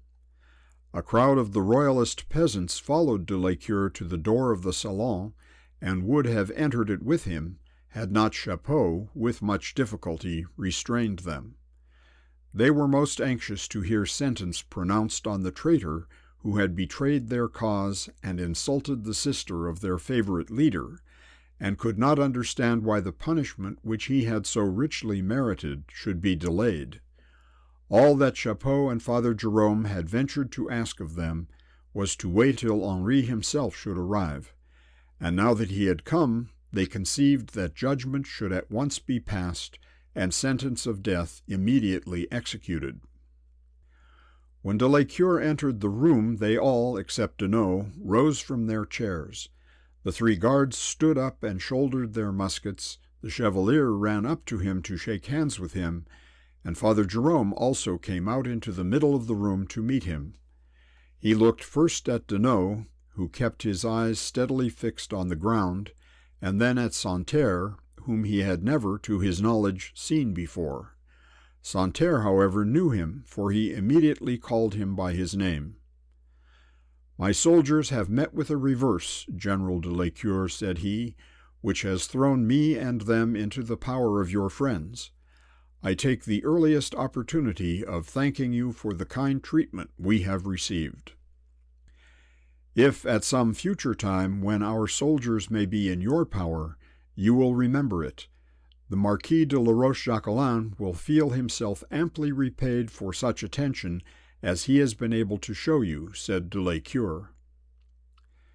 "You know we were in General Santerre's power last night," said the Chevalier, "and he could have shot us all had he pleased it. Indeed, we all expected it when the blues came upon us." "They shall not find that we will be less merciful, Arthur," said de Lescure. General Santerre knows that the Vendéan royalists have never disgraced themselves by shedding the blood of the prisoners whom the chance of war may have thrown into their hands. He knows that they can be brave without being cruel. I grieve to say that the Republicans have hitherto not often allowed us to repay mercy with mercy. We shall now be glad to take advantage of the opportunity of doing so. "What will you do with him, Monsieur de la Cure?" said Father Jerome in a whisper, pointing to Deneau. "I never before saw the people greedy for blood, but now they declare that no mercy should be shown to a traitor." "We must teach them, Father Jerome, that it is God's will that those who wish to be pardoned themselves must pardon others. You have taught them lessons more difficult to learn than this, and I do not doubt that in this, as in other things, they will obey their priest." And as he spoke, de la Cure laid his hand on the cure's shoulder. "You won't hang him, then?" whispered the Chevalier. "You wouldn't have me do so, would you, Arthur?" "Who, I?" said the boy. "No, that is, I don't know. I wouldn't like to have to say that anybody should be hung, but if anybody ever did deserve it, he does." "And you, Father Jerome," said de la Cure, "you agree with me? You would not have us sully our pure cause with a cold-blooded execution." The three were now standing at an open window looking into the garden. Their backs were turned to Santerre and Deneau, and they were speaking in low whispers, but nevertheless Deneau either guessed or overheard that he was the subject of their conversation. The priest did not immediately answer de la Cure's appeal. In his heart he thought that the circumstances not only justified but demanded the traitor's death. But remembering his profession and the lessons of mercy it was his chief business to teach, he hesitated to be the first to say that he thought the young man should be doomed. "Well, Father Jerome," said de la Cure, looking into the priest's face, "surely you have no difficulty in answering me." The curé was saved the necessity of answering the appeal, for while he was still balancing between what he thought to be his duty and that which was certainly his inclination, Deneau himself interrupted the whisperers. "Monsieur de la Cure," said he, in the deep, hoarse, would-be solemn voice which he now always affected to use. De la Cure turned quickly round, and so did his companions. The words of a man who thinks that he is almost immediately about to die are always interesting. "If you are talking about me," said the unfortunate wretch, "pray spare yourself the trouble. I neither ask nor wish for any mercy at your hands. I am ready to die."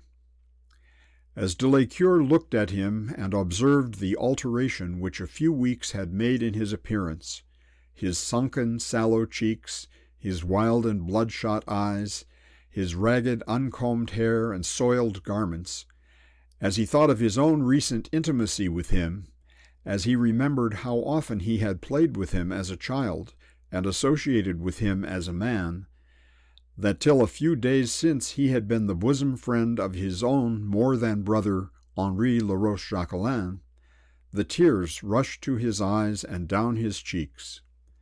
In that moment the scene in the council-room at Saumur came to his mind, and he remembered that there he had rebuked Adolphe Deneau for his false ambition, and had probably been the means of driving him to the horrid crime which he had committed.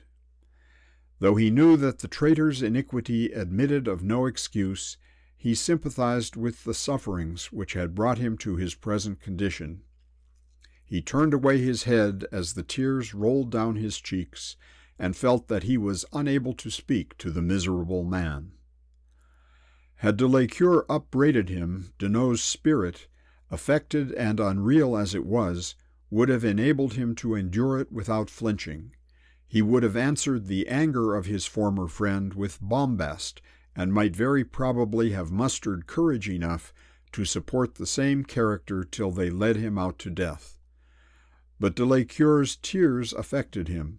He felt that he was pitied, and though his pride revolted against the commiseration of those whom he had injured, his heart was touched, and his voice faltered, as he again declared that he desired no mercy, and that he was ready to die. "Ready to die," said the curé, "and with such a weight of sin upon your conscience? Ready to be hurried before the eternal judgment seat, without having acknowledged, even in your own heart, the iniquity of your transgressions?" "That, sir, is my concern," said Deneau. "I knew the dangers of the task before I undertook it, and I can bear the penalties of failure without flinching. I fear them not, either in this world or in any other world to come." De Lescure, overcome with distress, paced up and down the room till Chapeau entered it, and whispered to him that the peasants outside were anxious to know what next they were to do, and that they were clamorous for Deneau's execution. "They are determined to hang him," continued Chapeau, who had induced de Lescure to leave the room, and was now speaking to him in the hall. "They say that you and Monsieur Henri may do what you please about Santerre and the soldiers, but that Adolphe Deneau has betrayed the cause, insulted Mademoiselle, and proved himself unfit to live, and that they will not leave the chateau as long as a breath of life remains in his body." "And you, Chapeau, what did you say to them in reply?" "Oh, Monsieur de Lescure, of course I said that must be as you and Monsieur Henri pleased." "Well, Chapeau, now go and tell them this," said de Lescure. "Tell them that we will not consent that this poor wretch shall be killed, and that his miserable life has already been granted to him. Tell them also that if they choose to forget their duty, their obedience, and their oaths, and attempt to seize Deneau's person, neither I nor Monsieur Henri will ever again accompany them to battle, and that they shall not lay a hand upon him till they have passed over our bodies. Do you understand?" Chapeau said that he did understand, and with a somewhat melancholy face he returned to the noisy crowd who were waiting for their victim in the front of the house. "Well, Jacques," said one of them, an elderly man, who had for the time taken upon himself the duties of a leader among them, and who was most loud in demanding that sentence should be passed upon Deneau. "We are ready, and the rope is ready, and the gallows is ready, and we are only waiting for the traitor.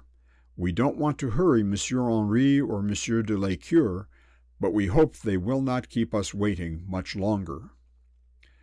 "You need not wait any longer," said Chapeau, "for Adolphe Deneau is not to be hung at all. Monsieur de Lescure has pardoned him. Yes, my friends, you will be spared an unpleasant job, and the rope and the tree will not be contaminated." "Pardoned him? Pardoned Adolphe Deneau? Pardoned the traitor who brought Santerre and the Republicans to Durbellière? Pardoned the wretch who so grossly insulted Mademoiselle Agatha and nearly killed Monsieur le Marquis?" cried one after another immediately round the door. "If we pardon him, there will be an end of honesty and good faith. We will pardon our enemies because Monsieur de Lescure asks us. We will willingly pardon this Santerre and all his men. We will pardon everything and anybody if Monsieur Henri or Monsieur de Lescure asks it, except treason and except a traitor. Go in, Jacques, and say that we will never consent to forgive the wretch who insulted Mademoiselle La Roche-Jacqueline. By all that is sacred, we will hang him." "If you do, my friends," answered Chapeau, "you must kill Monsieur de Lescure first, for he will defend him with his own body and his own sword." Chapeau again returned to the house and left the peasants outside, loudly murmuring.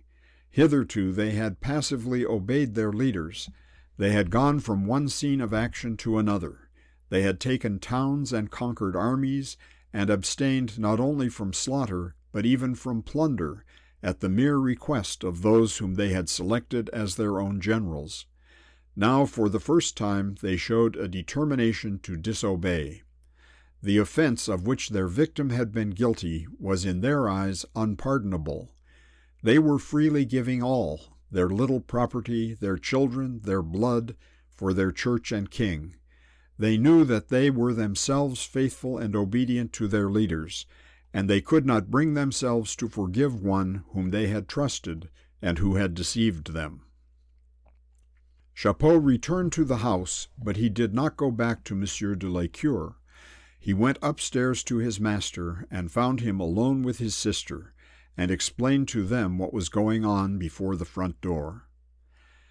"They will never go away, mademoiselle, as long as the breath is in the man's body.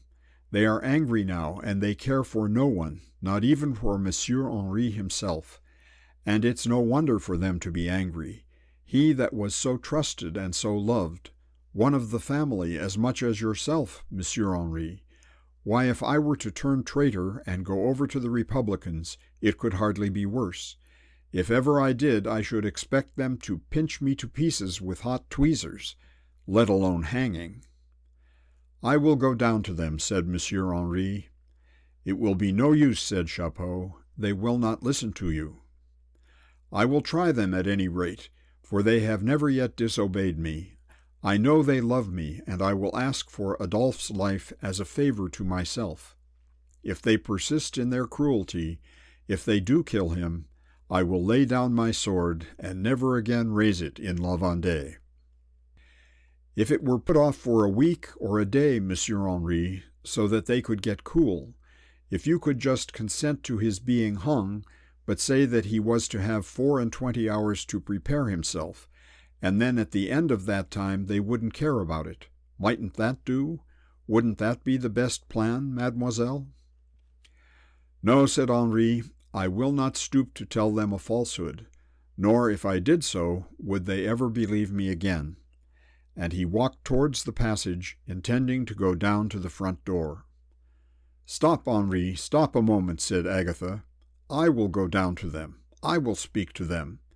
They are not accustomed to hear me speak to them in numbers, as they are to you, and that of itself will make them inclined to listen to me. I will beg them to spare the unfortunate man, and I think they will not refuse me." She got up and walked to the door, and her brother did not attempt to stop her. "Let me go alone, Henri," said she. "You may, at any rate, be sure that they will not hurt me." And without waiting for his reply, she descended the stairs and walked into the hall. When Chapeau left them, the crowd were collected immediately in the front of the house and on the steps, but none of them had yet forced their way into the chateau. Since he had gone upstairs, however, they had pushed open the door and now filled the hall. Although their accustomed respect for the persons and property of those above them had still kept them from breaking into the room in which they knew were Monsieur de la Cure and Adolphe Deneau. The foremost of them drew back when they saw Agatha come among them, and as she made her way to the front door, they retreated before her, till she found herself standing on the top of the steps, and surrounded by what seemed to her a countless crowd of heads. There was a buzz of many voices among them, and she stood there silent before them a moment or two, till there should be such silence as would enable them to hear her. Agatha Laroche-Jacquelin had never looked more beautiful than she did at this time. Her face was more than ordinarily pale, for her life had lately been one of constant watching and deep anxiety, but hers was a countenance which looked even more lovely without than with its usual slight tinge of color. Her beautiful dark brown hair was braided close to her face and fastened in a knot behind her head. She was dressed in a long white mourning wrapper, which fell quite down over her feet, and added in appearance to her natural high stature. She seemed to the noisy peasants, as she stood there before them, sad-looking and sorrowful, but so supremely beautiful, to be like some goddess who had come direct from heaven to give them warning and encouragement. The hum of their voices soon dropped, and they stood silent before her as though no strong passion, no revenge and thirst for blood had induced them, but a moment before, all but to mutiny against the leaders who had led them so truly and loved them so well. "Friends, dear friends," she began in her sweet voice, low but yet plainly audible to those whom she addressed, and then she paused a moment to think of the words she would use to them, and as she did so they cheered her loudly and blessed her, and assured her in their rough way how delighted they were to have saved her and the Marquis from their enemies. "Dear friends," she continued, "I have come to thank you for the readiness and kindness with which you have hurried to my protection, to tell you how grateful I and mine are for your affection, and at the same time to ask a favor from your hands." "God bless you, mademoiselle. We will do anything for Mademoiselle Agatha. We all know that mademoiselle is an angel. We will do anything for her," said different voices in the crowd. "Anything but pardon the traitor who has insulted her," said the man who had been most prominent in demanding Deneau's death. "Anything at all, anything without exception. We will do anything we are asked, whatever it is, for Mademoiselle Agatha," said some of the younger men among the crowd, whom her beauty made more than ordinarily enthusiastic in her favor. "Mademoiselle will not sully her beautiful lips to ask the life of a traitor," said another. "We will do anything else, but Deneau must die." "Yes, Deneau must die," exclaimed others. "He shall die. He is not fit to live. When the traitor is hung, we will do anything, go anywhere, for mademoiselle." "Ah, friends," said she, "the favor I would ask of you is to spare the life of this miserable young man. Hear me at any rate," she continued, for there was a murmur among the more resolute of Deneau's enemies. "You will not refuse to hear what I say to you. You demand vengeance, you say, because he has betrayed your cause and insulted me. If I can forgive the insult, if my brother can, surely you should do so too.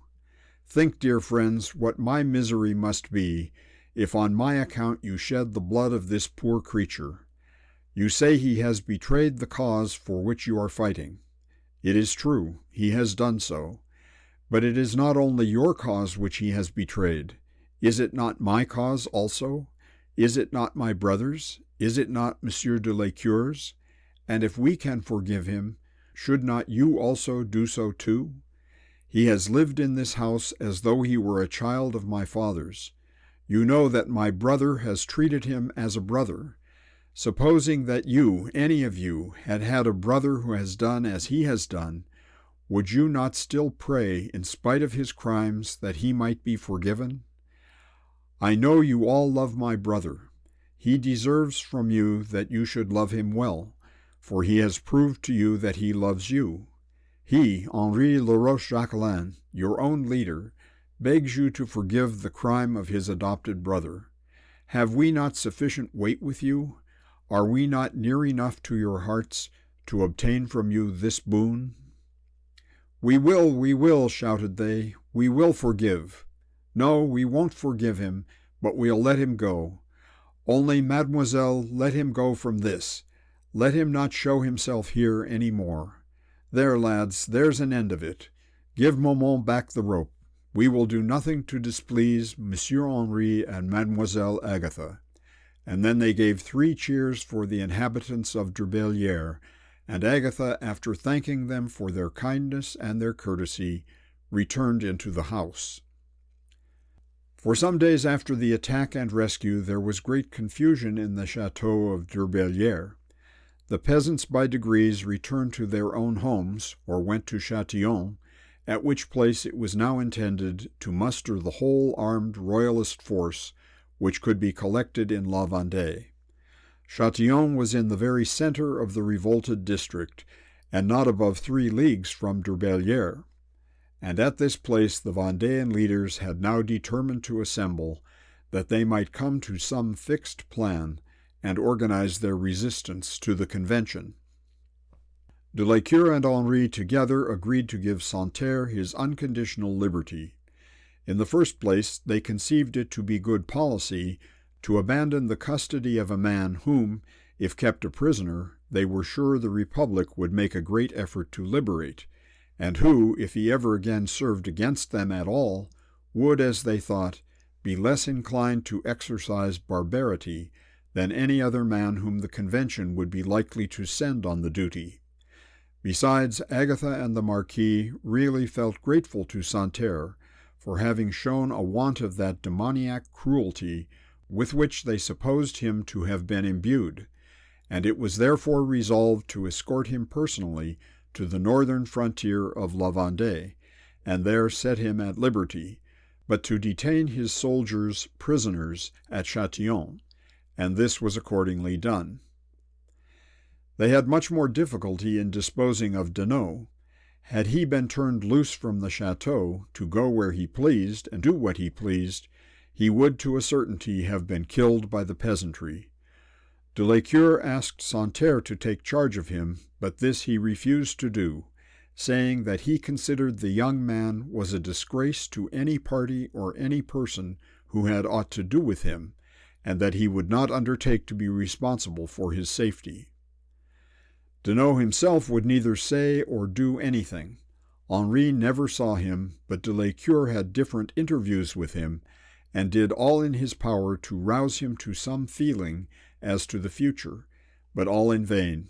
He usually refused to make any answer whatever, and when he did speak, he merely persisted in his declaration that he was willing to die, and that if he were left alive, he had no wish at all as to what should become of him. It was at last decided to send him to his own house at Fleury, with a strong caution to the servants there that their master was temporarily insane, and there to leave him to his chance. When he finds himself alone and disregarded, said de Lescure, he will come to his senses, and probably emigrate. It is impossible for us now to do more for him. May God send that he may live to repent the great crime which he has attempted. Now again everything was bustle and confusion at Durbellière. Arms and gunpowder were again collected. The men again used all their efforts in assembling the royalist troops, the women in preparing the different necessaries for the army. The united families were at Durbellière, and there was no longer any danger of their separation, for at Clisson not one stone was left standing upon another.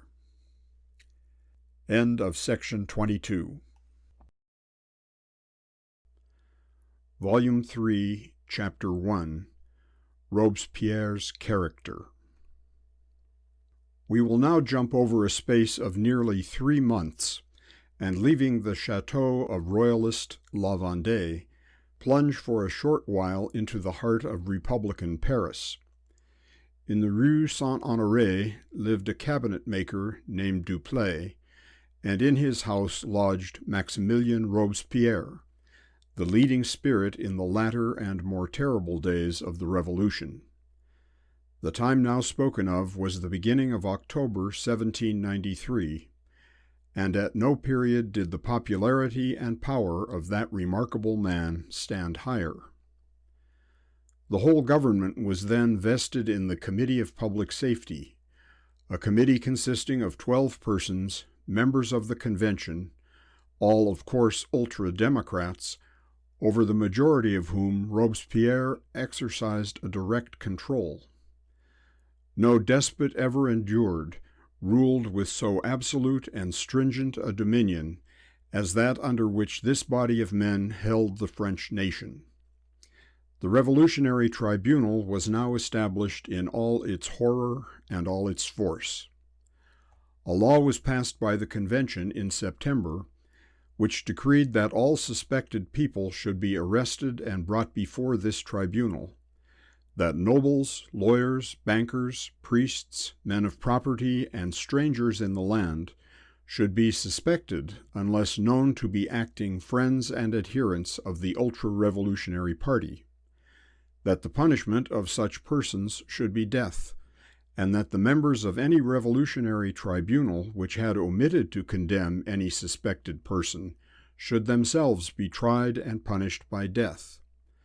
Such was the law by which the Reign of Terror was organized and rendered possible. At this time the Girondists were lying in prison, awaiting their trial and their certain doom. Marie Antoinette had been removed from the Temple to the Conciergerie, and her trial was in a day or two about to commence. Her fate was already fixed, and had only to be pronounced. Danton had retired from Paris to his own province, sick with the shedding of so much blood, jealous of the preeminence which Robespierre had assumed, watching his opportunity to return, that he might sell the Republic to the Royalists, equally eager, let us believe, to save his country as to make his fortune, but destined to return only that he also might bend his neck beneath the monster guillotine. Marat, the foulest birth of the Revolution, whose licentious heat generated venom and rascality as a dunghill out of its own filth produces adder's eggs, Marat was no more. Carnot, whose genius for war enabled the French nation, amidst all its poverty and intestine contests, even in the pangs and throes of that labor in which it strove to bring forth a constitution, to repulse the forces of the allied nations and prepare the way for future conquests, was a member of the all-powerful committee, and we cannot suppose that he acted under the dictation of Robespierre. But if he did not do so, at any rate he did not interfere with him. The operations of a campaign in which the untaught and ill-fed army of Republican France had to meet the troops of England, Flanders, Prussia, Austria, Sardinia, and Spain, besides those of Royalist France, were sufficient to occupy even the energies of Carnot. Robespierre in the convention and in the committee was omnipotent, but he also had his master, and he knew it. He knew that he could only act, command, and be obeyed in union with and dependence on the will of the populace of Paris, and the higher he rose in that path of life which he marked out for himself with so much precision and followed with so much constancy, the more bitterly his spirit chafed at the dependence. He knew it was of no avail to complain of the people to the people, and he seldom ventured to risk his position by opposing the wishes of the fearful masters whom he served. But at length he was driven to do so, and at length he fell. Half a century has passed since Robespierre died, and history has become peculiarly conversant with his name. Is there anyone whose character suffers under a more widespread infamy, the abomination of whose deeds has become more notorious, the tale of whose death has been oftener told, whose end, horrid, fearful, agonized as was that of this man, has met with less sympathy? For 50 years the world has talked of, condemned, and executed Robespierre. Men and women who have barely heard the names of Pitt and Fox, who know not whether Metternich is a man or a river or one of the United States, speak of Robespierre as of a thing accursed. They know at any rate what he was, the demon of the Revolution, the source of the fountain of blood with which Paris was deluged, the murderer of the thousands whose bodies choked the course of the Loire and the Rhone. Who knows not enough of Robespierre to condemn him? Who abstains from adding another malediction to those which already load the name of the King of the Reign of Terror? Yet it is not impossible that some apologist may be found for the blood which this man shed, that some quaint historian, delighting to show the world how wrong has been its most assured opinions, may attempt to vindicate the fame of Robespierre, and strive to wash the blackamoor white. Are not our old historical assurances everywhere asserted? Has it not been proved to us that crooked-backed Richard was a good and politic king, and that the iniquities of Henry VIII are fabulous, whereas the agreeable predilections of our early youth are disturbed by our hearing that glorious Queen Bess and learned King James were mean, bloodthirsty, and selfish? I am not the bold man who will dare to face the opinion of the world and attempt to prove that Robespierre has become infamous through prejudice. He must be held responsible for the effects of the words which he spoke and the things which he did, as other men are. He made himself a scourge and a pestilence to his country. Therefore, beyond all other men, he has become odious, and therefore historian after historian, as they mention his name, hardly dare, in the service of truth, to say one word to lessen his infamy. Yet Robespierre began his public life with aspirations of humanity which never deserted him, and resolutions as to conduct to which he adhered with a constancy never surpassed. What shall we say are the qualifications for a great and good man? Honesty. In spite of his infamy, Robespierre's honesty has become proverbial. Moral conduct. The life he led even during the zenith of his power, and at a time when licentiousness was general and morality ridiculous, was characterized by the simplicity of the early Quakers. Industry. Without payment from the state beyond that which he received as a member of the Convention, and which was hardly sufficient for the wants of his simple existence, he worked nearly night and day in the service of the state. Constancy of purpose. From the commencement of his career, in opposition at first to ridicule and obscurity, then to public opinion, and lastly to the combined efforts of the greatest of his countrymen, he pursued one only idea, convinced of its truth, sure of its progress, and longing for its success. Temperance in power. Though in reality governing all France, Robespierre assumed to himself none of the attributes or privileges of political power. He took to himself no high place, no public situation of profit or grandeur. He was neither haughty in his language nor imperious in his demeanor. Love of country. Whoever showed a more devoted love? For his country he labored and suffered a life which surely in itself could have had nothing attractive. The hope of the future felicity of France alone fed his energies and sustained his courage. His only selfish ambition was to be able to retire into private life and contemplate from thence the general happiness which he had given to his country. Courage. Those who have carefully studied his private life and have learnt what he endured and dared to do in overcoming the enemies of his system can hardly doubt his courage. Calumny or error has thrown an unmerited disgrace over his last wretched days. He has been supposed to have wounded himself in an impotent attempt to put an end to his life. It has been ascertained that such was not the fact, the pistol by which he was wounded having been fired by one of the soldiers by whom he was arrested. He is stated also to have wanted that firmness in death which so many of his victims displayed. They triumphed even in their death. Louis and Vergniaud, Marie Antoinette and Madame Roland felt that they were stepping from life into glory, and their step was light and elastic.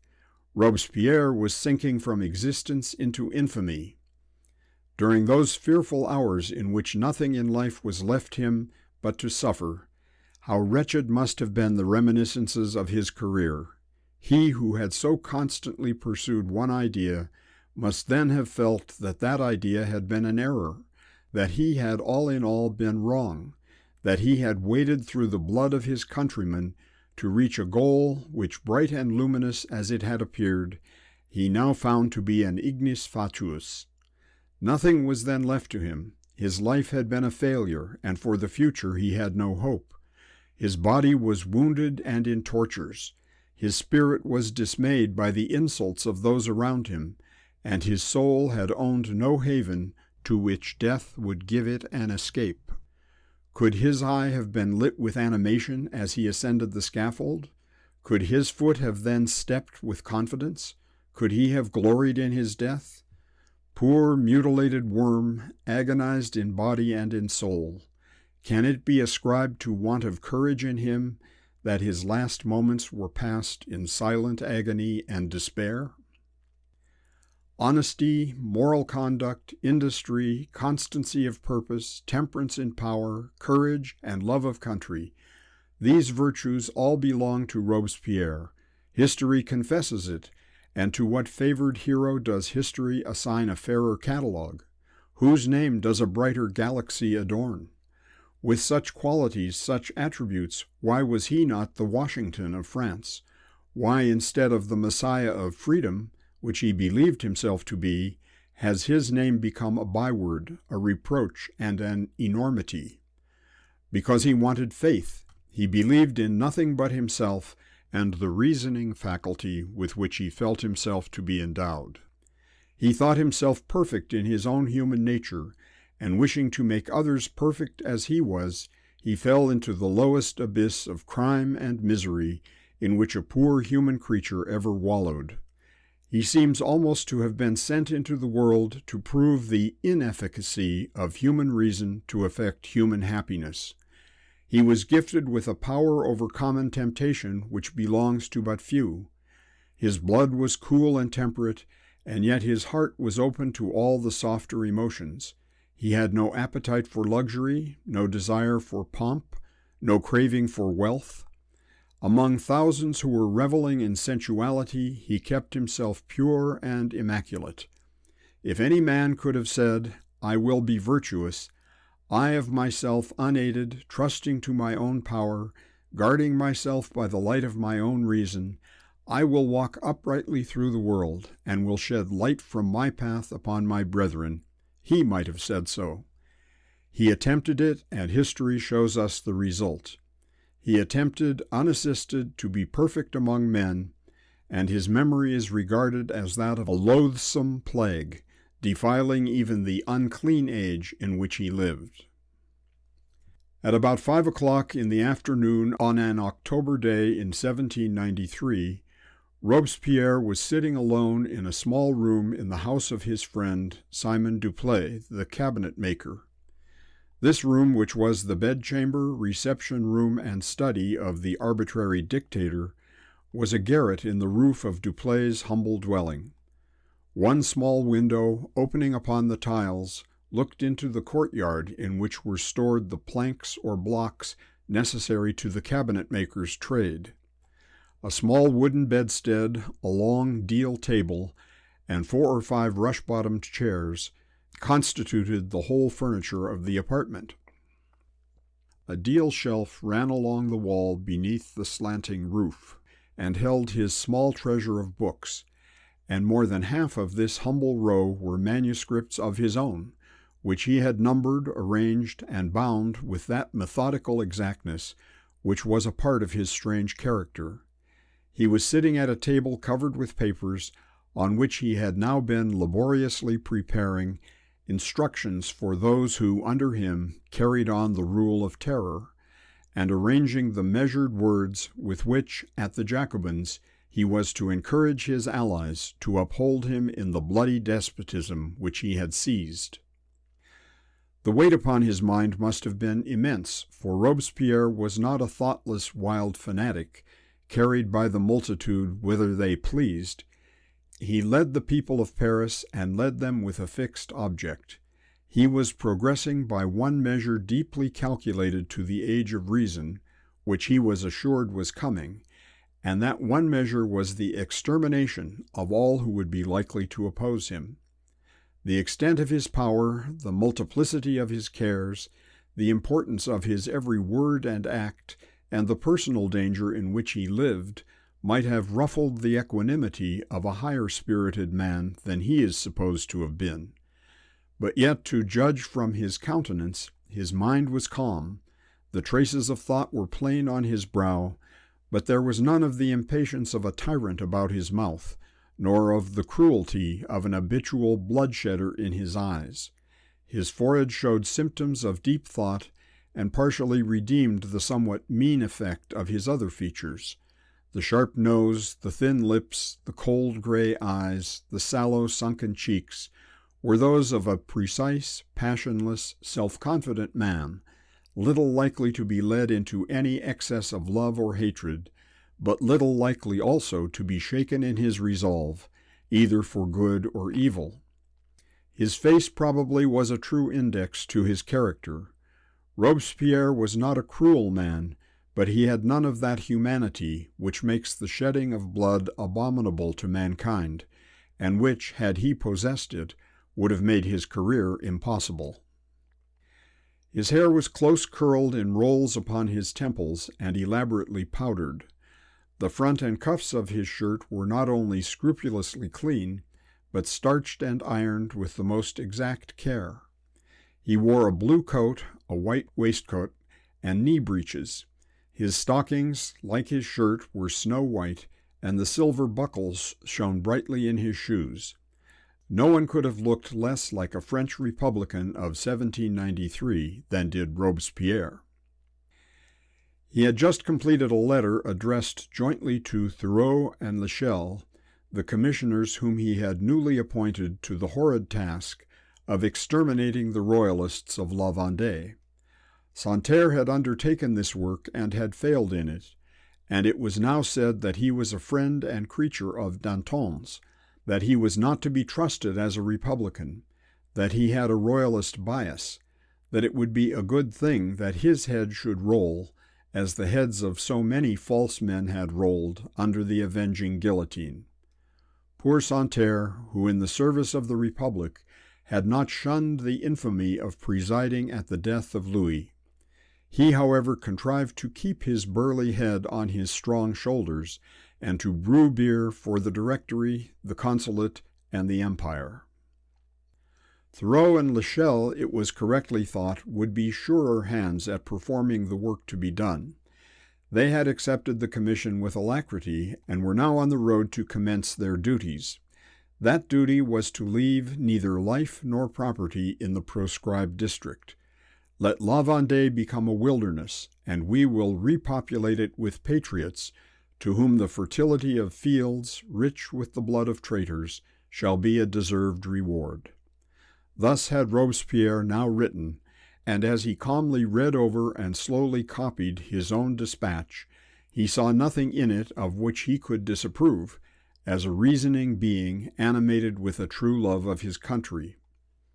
Experience has too clearly proved to us that the offspring of slaves, who willingly kiss the rod of tyrants, will have no higher aspiration than their parents. In allowing them to escape, we should only create difficulties for our own patriot children. Hitherto the servants of the Convention have scotched the snake, but have not killed it, and the wounded viper has thus become more furiously venomous than before. It is for you, citizens, to strike a death blow to the infamy of La Vendée. It will be your glory to assure the Convention that no Royalist remains in the western provinces to disturb the equanimity of the Republic. Such were the sentiments he had just expressed, such the instructions he had given, calmly meditating on his duty as a ruler of his country. And when he had finished his task, and seen that no expression had escaped him of which reason or patriotism could disapprove, he again placed the paper before him to write words of affection to the brother of his heart. Robespierre's brother was much younger than himself, but there was no one whom he more thoroughly trusted with state secrets and state services of importance, and no one who regarded him with so entire a devotion. Robespierre the elder believed only in himself. Robespierre the younger believed in his brother, and his belief was fervid and assured, as is always that of an enthusiast. To him Maximilian appeared to be the personification of every virtue necessary to mankind.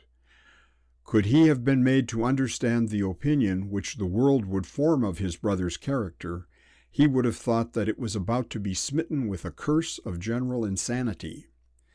Robespierre's vanity was flattered by the adoration of his brother, and he loved his worshipper sincerely. The young man was now at Lyons, propagating the doctrines of his party, and in his letters to him Robespierre mingled the confidential greetings of an affectionate brother with those furious demands for republican energy which flooded the streets of the towns of France with blood, and choked the rivers of France with the bodies of the French. I still hope, he wrote, slowly considering the words as they fell from his pen, for the day when this work will have been done, for the happy day when we shall feel that we have prevailed not only against our enemies, but over our own vices. But my heart nearly fails me when I think how little we have yet effected. I feel that among the friends whom we most trust, Those who are actuated by patriotism alone are lukewarm. Lust, avarice, plunder, and personal revenge are the motives of those who are really energetic. It is very difficult for me to know my friends. This also preys heavily on my spirits. The gold of the Royalists is as plentiful as when the wretched woman, who is now about to die, was reveling in her voluptuous pride at Versailles. I know that the hands of many who call themselves patriots are even now grasping at the wages for which they are to betray the people. A day of reckoning shall come for all of them, though the list of their names is a long one. Were I to write the names of those whom I know to be true, I should be unable to insert in it above 5 or 6. I look for your return to Paris with more than my usual impatience. Eleanor's quiet zeal and propriety of demeanor is a great comfort to me, but even with her, I feel that I have some reserve.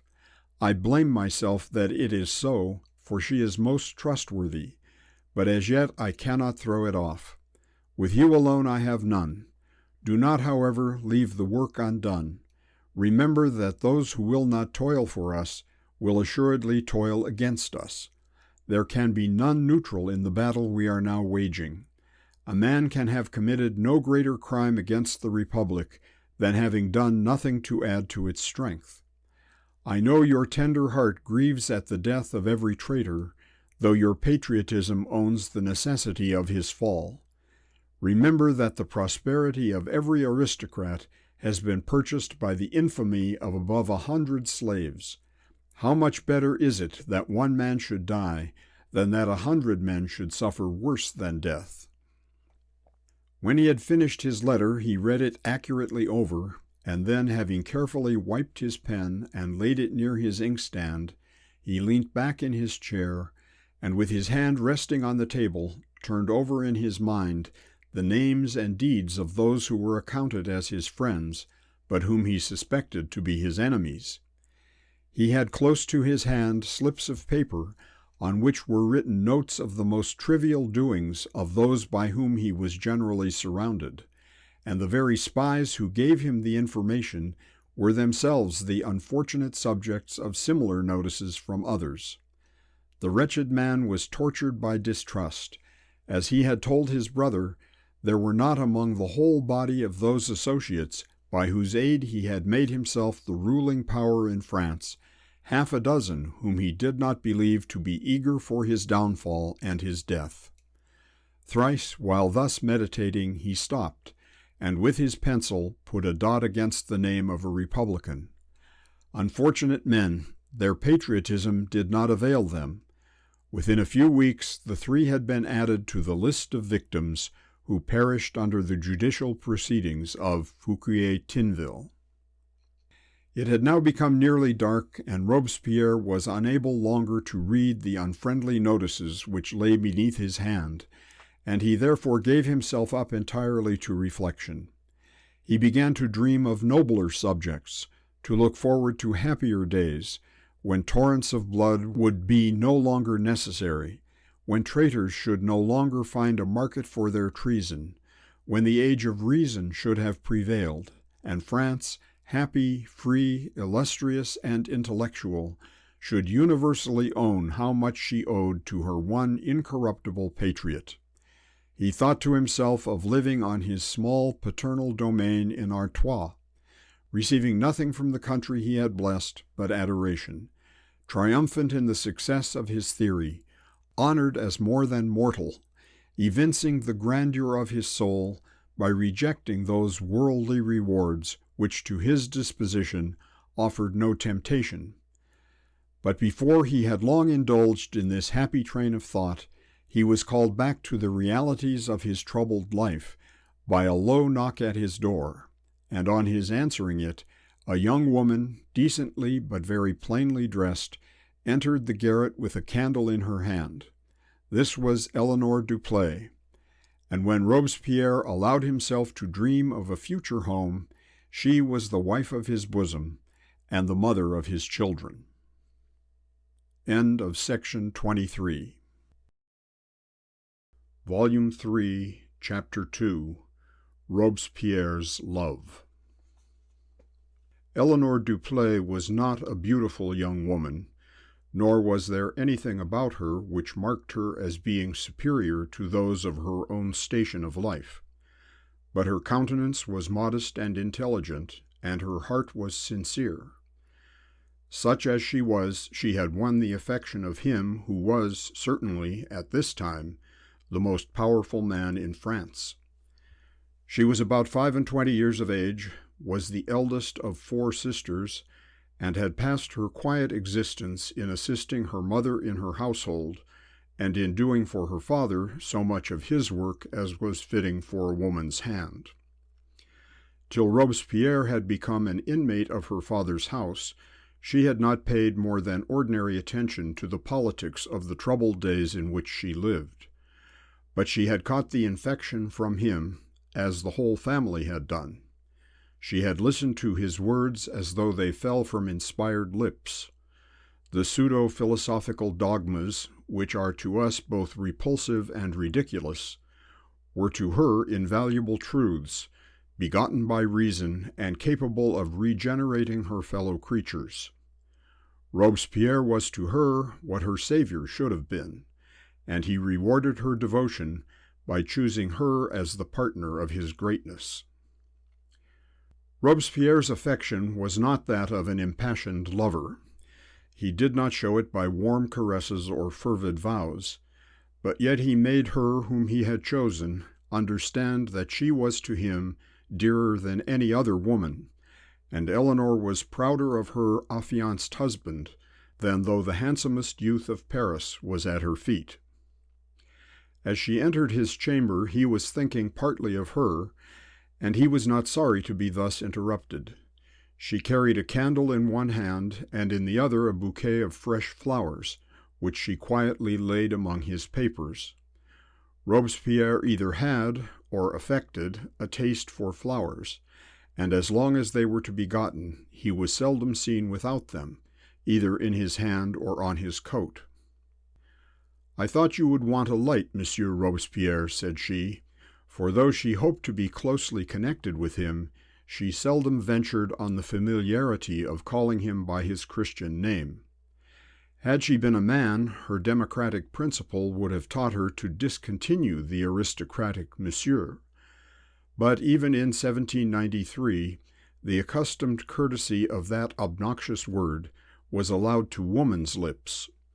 "I thought you would want a light, or I would not have interrupted you at your work." "Thanks, Eleanor. I was not at work, though. My brain, my eyes, and hands were all tired. I have been sitting idle for, I believe, this half-hour."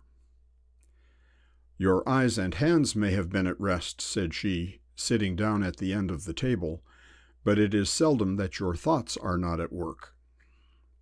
It is one of the high privileges of man that though his body needs repose, the faculties of his mind need never be entirely dormant.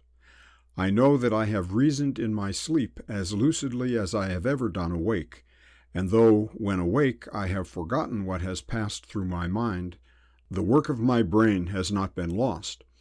The same ideas have recurred to me again, and though in the recurrence I cannot remember when I have before employed myself with arranging them, still they come to me as old friends with whom I am well acquainted. The mind will seldom complain of too much labor if the body be not injured by indulgence or disease." "But too much labor will bring on disease," said Eleanor, in a tone which plainly showed the sincerity of the anxiety which she expressed. "We never get a walk with you now. Do you know that it is months since we were in the Champs-Élysées together? It was in May, and this is October now."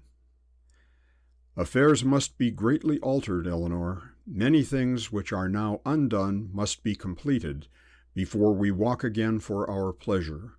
A true patriot can no longer walk the streets of Paris in safety, while traitors can come and go in security, with their treason blazoned on their foreheads."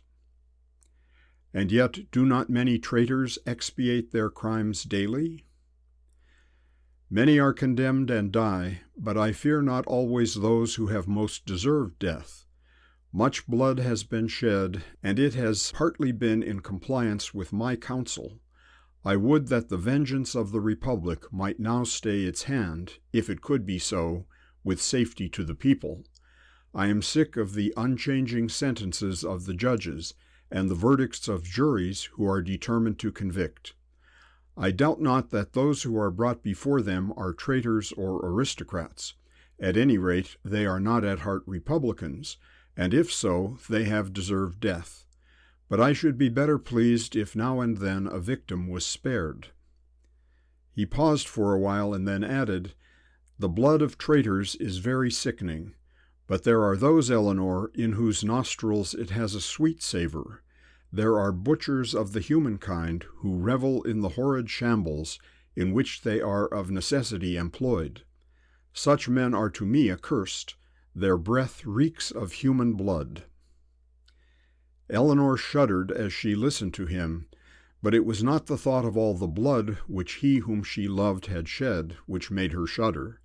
She had no idea that Robespierre was a sanguinary man. She sympathized with the weakness of humanity which he confessed, and loved him for the kindness of his heart. And he was not a hypocrite in his protestation.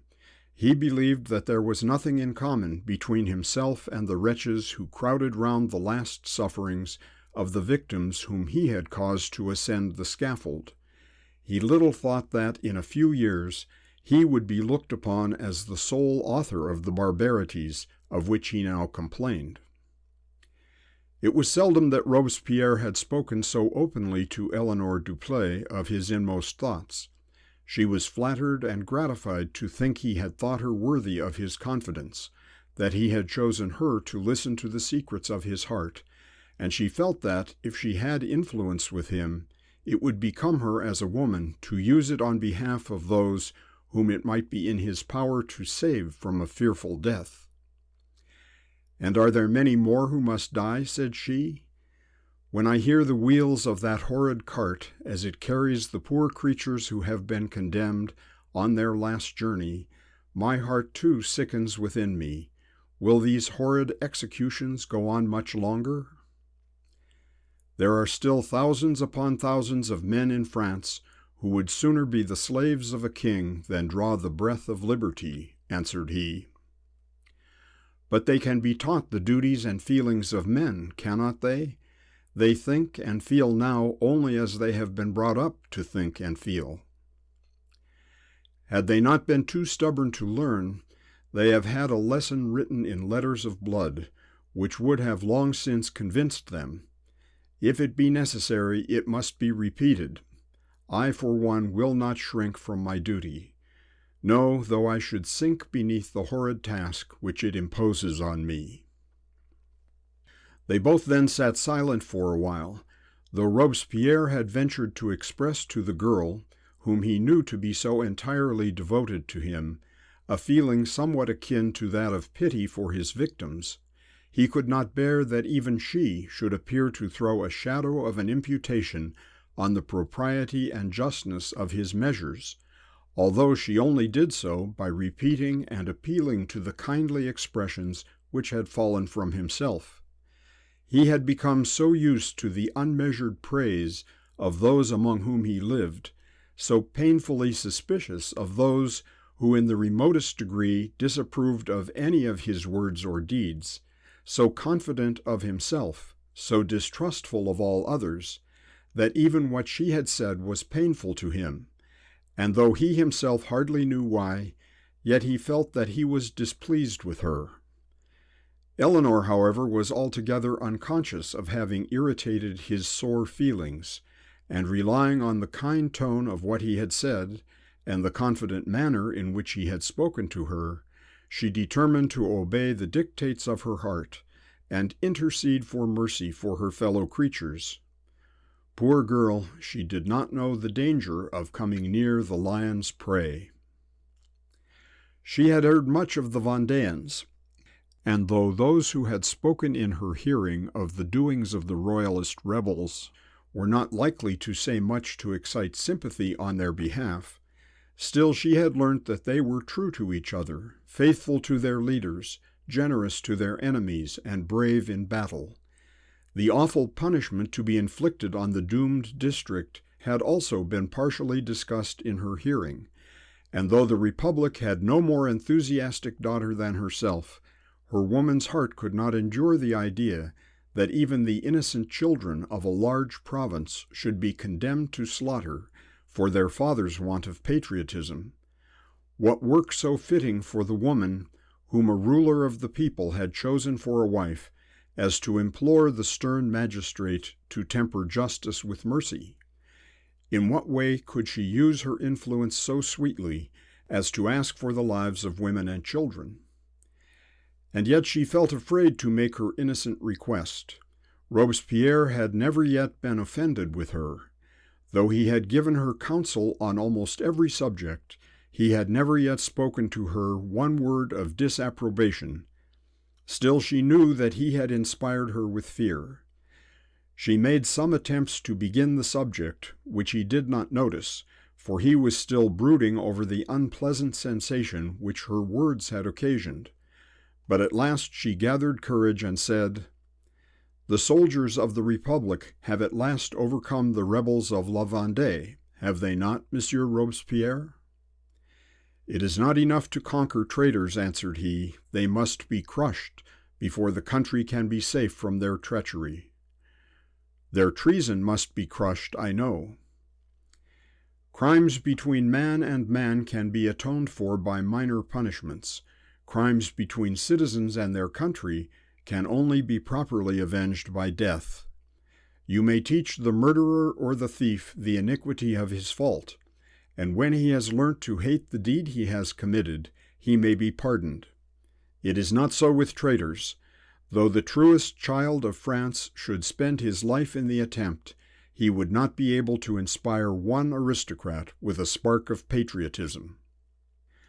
"Must every royalist in La Vendée perish, then?" said Eleanor.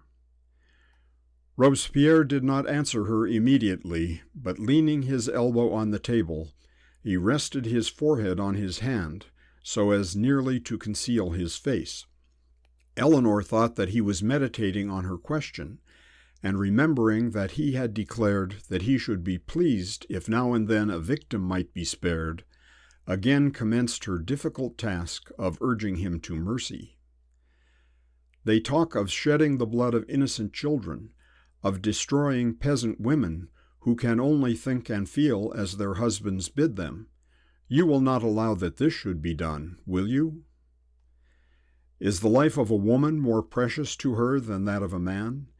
It is a false sentiment which teaches us to spare the iniquities of women because of their sex. Their weakness entitles them to our protection, their beauty begets our love, but neither their weakness or their beauty should be accepted as an excuse for their crimes." "But poor innocent babes, it is not possible that they should have committed crimes." "In the religion of Christ it is declared that the sins of the fathers shall be visited on the children to the 3rd and 4th generation. The priests who made these laws and handed them down to their flocks as the very words of their God had closely studied human nature. I do not believe that an almighty Creator condescended to engrave on stone, with his own finger, these words as they would fain that he did do. But the law is not the less true. The children must expiate to the 3rd and 4th generation the sins of their fathers. Nature, which is all benignant, wills that it should be so." "If this be so, will not nature work out her own law? Will it not be punishment enough that so many women should lose their husbands, so many children their fathers? You, I know, are averse to shedding blood. You would spare life whenever your sense of duty would allow you to do so. Try what clemency will do in La Vendée. Try whether kindness will not put a stop to the bitterness of their enmity. Do, dearest, for my sake." It is possible that Eleanor had never before spoken to her lover in language so tender.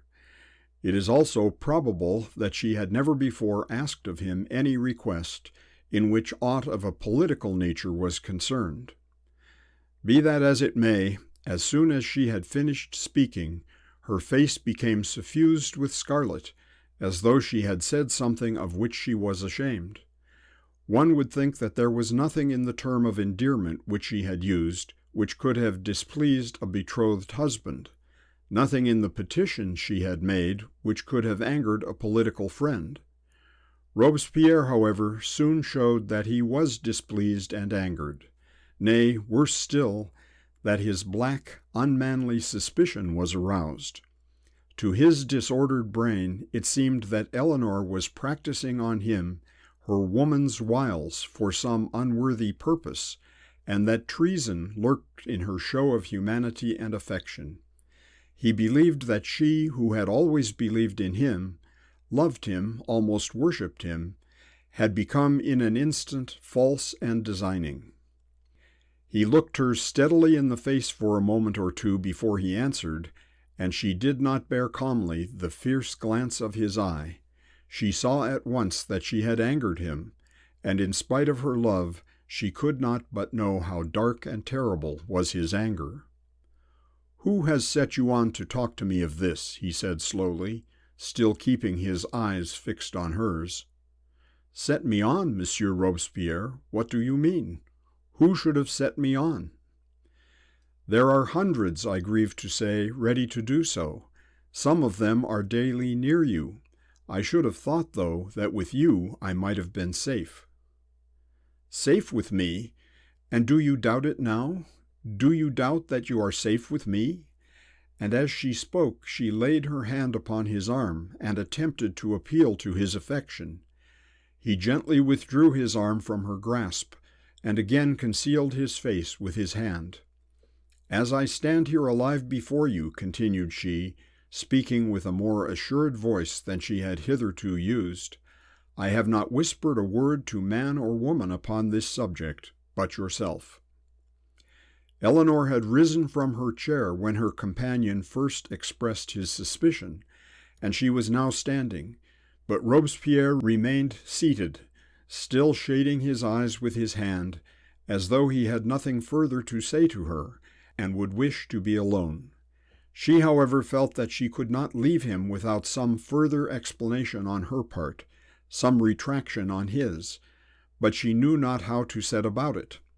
The most eloquent men in France had found it difficult to explain anything to Robespierre's satisfaction. No one had yet been able to make him retract the word which he had spoken. "Say that you believe me, Monsieur Robespierre," said she. "For mercy's sake, say that you do not doubt me. Do you not know that I would always obey you, that your words are always to me the words of truth? I have done wrong, I doubt not, in speaking to you of public matters.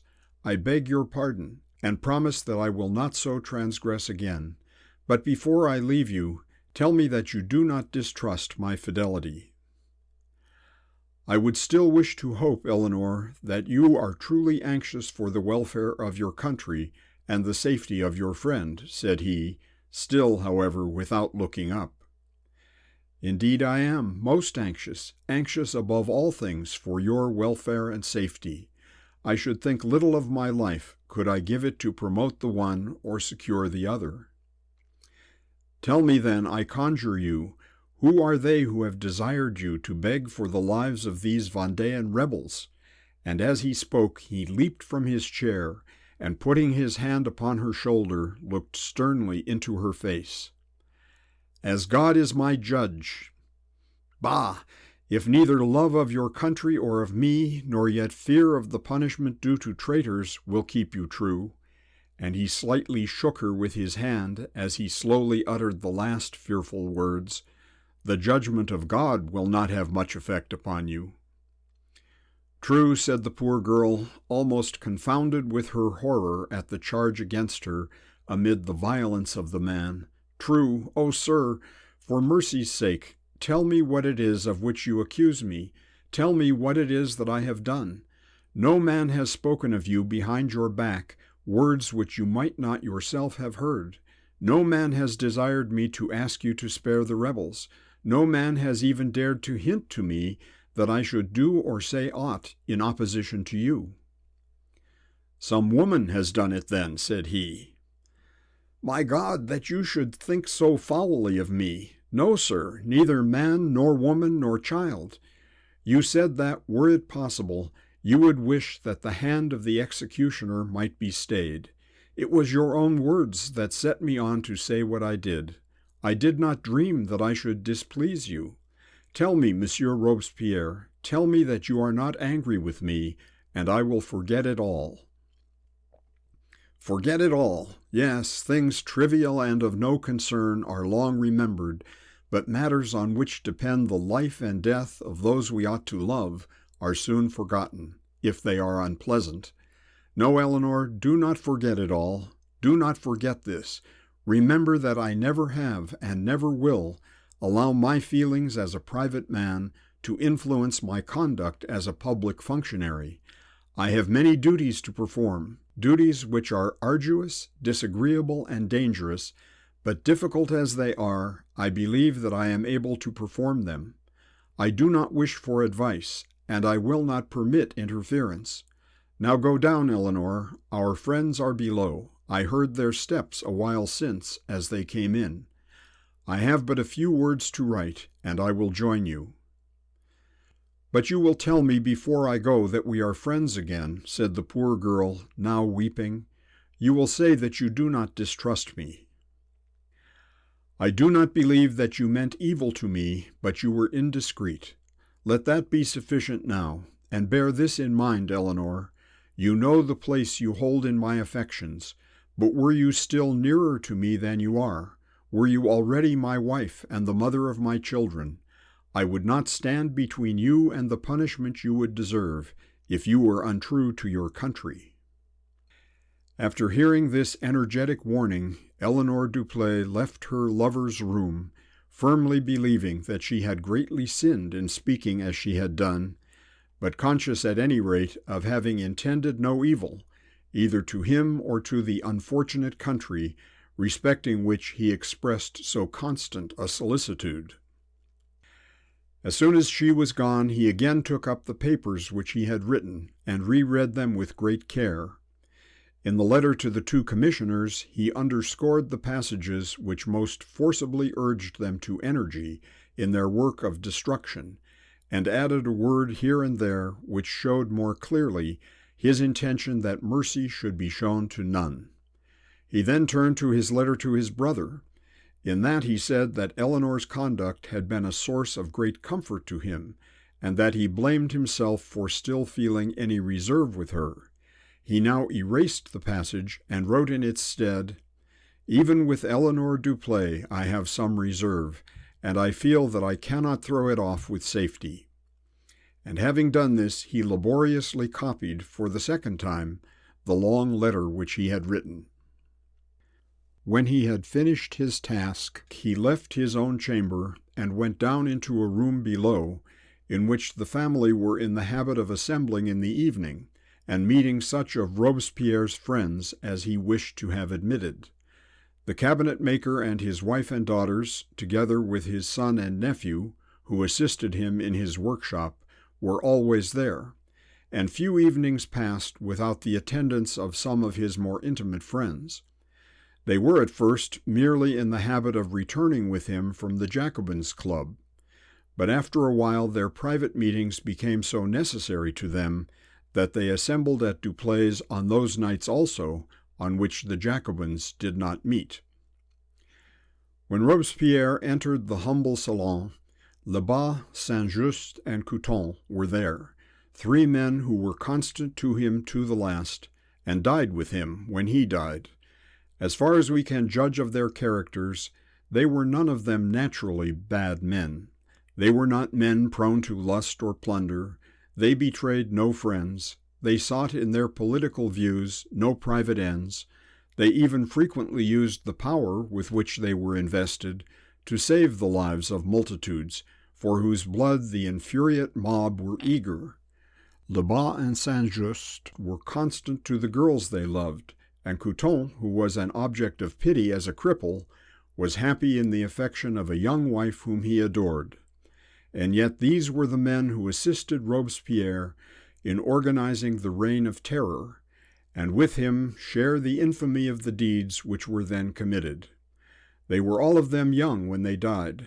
They were men of education and a certain elevation of spirit, men who were able to sacrifice the pleasures of youth to the hard work of high political duties. Blood could not have been, was not, acceptable to them, yet under how great a load of infamy do their names now lie buried. "We thought you were going to seclude yourself tonight," said Lebas, "and we were regretting it." "What have you done with Eleanor," said Madame Duplay, "that she does not come down to us?" "I thought to have found her here," answered he. "She left me some minutes since. She was not in good spirits, and has probably retired for the night. Tell me, Saint-Just, do they talk much of tomorrow's trial?" Robespierre alluded to the trial of Marie Antoinette, as the cruel farce, which was so called, was then to commence. The people were now thirsty after her blood, and thought themselves wronged in that she had been so long held back from their wrath. "They speak of her execution as a thing of course," said Saint-Just, "and they are right. Her sand has well nigh run itself out. I wish she were now at her nephew's court." "Wish rather that she had never come from thence," said Couthon. "She has brought great misfortunes on France. Could she die 1,000 deaths, she could not atone for what she has done. Not that I would have her die, if it were possible that she could be allowed to live." "It is not possible," said Robespierre. "To have been Queen of France is in itself a crime which it would have been necessary that she should expiate, even had she shown herself mistress of all the virtues which could adorn a woman." "And she is not possessed of one," said Lebas. "She was beautiful, but her beauty was a stain upon her, for she was voluptuous. She was talented, but her talents were all turned to evil, for they only enabled her to intrigue against her adopted country. She had the disposal of wealth, with which she might have commanded the blessings of the poor, and she wasted it in vain frivolities. She was gracious in demeanor, but she kept her smiles for those only who deserved her frowns. She had unbounded influence over her husband, and she persuaded him to falsehood, dishonesty, and treachery." "Do not deny that she has courage," said Saint-Just. "She has borne her adversity well, though she could not bear her prosperity."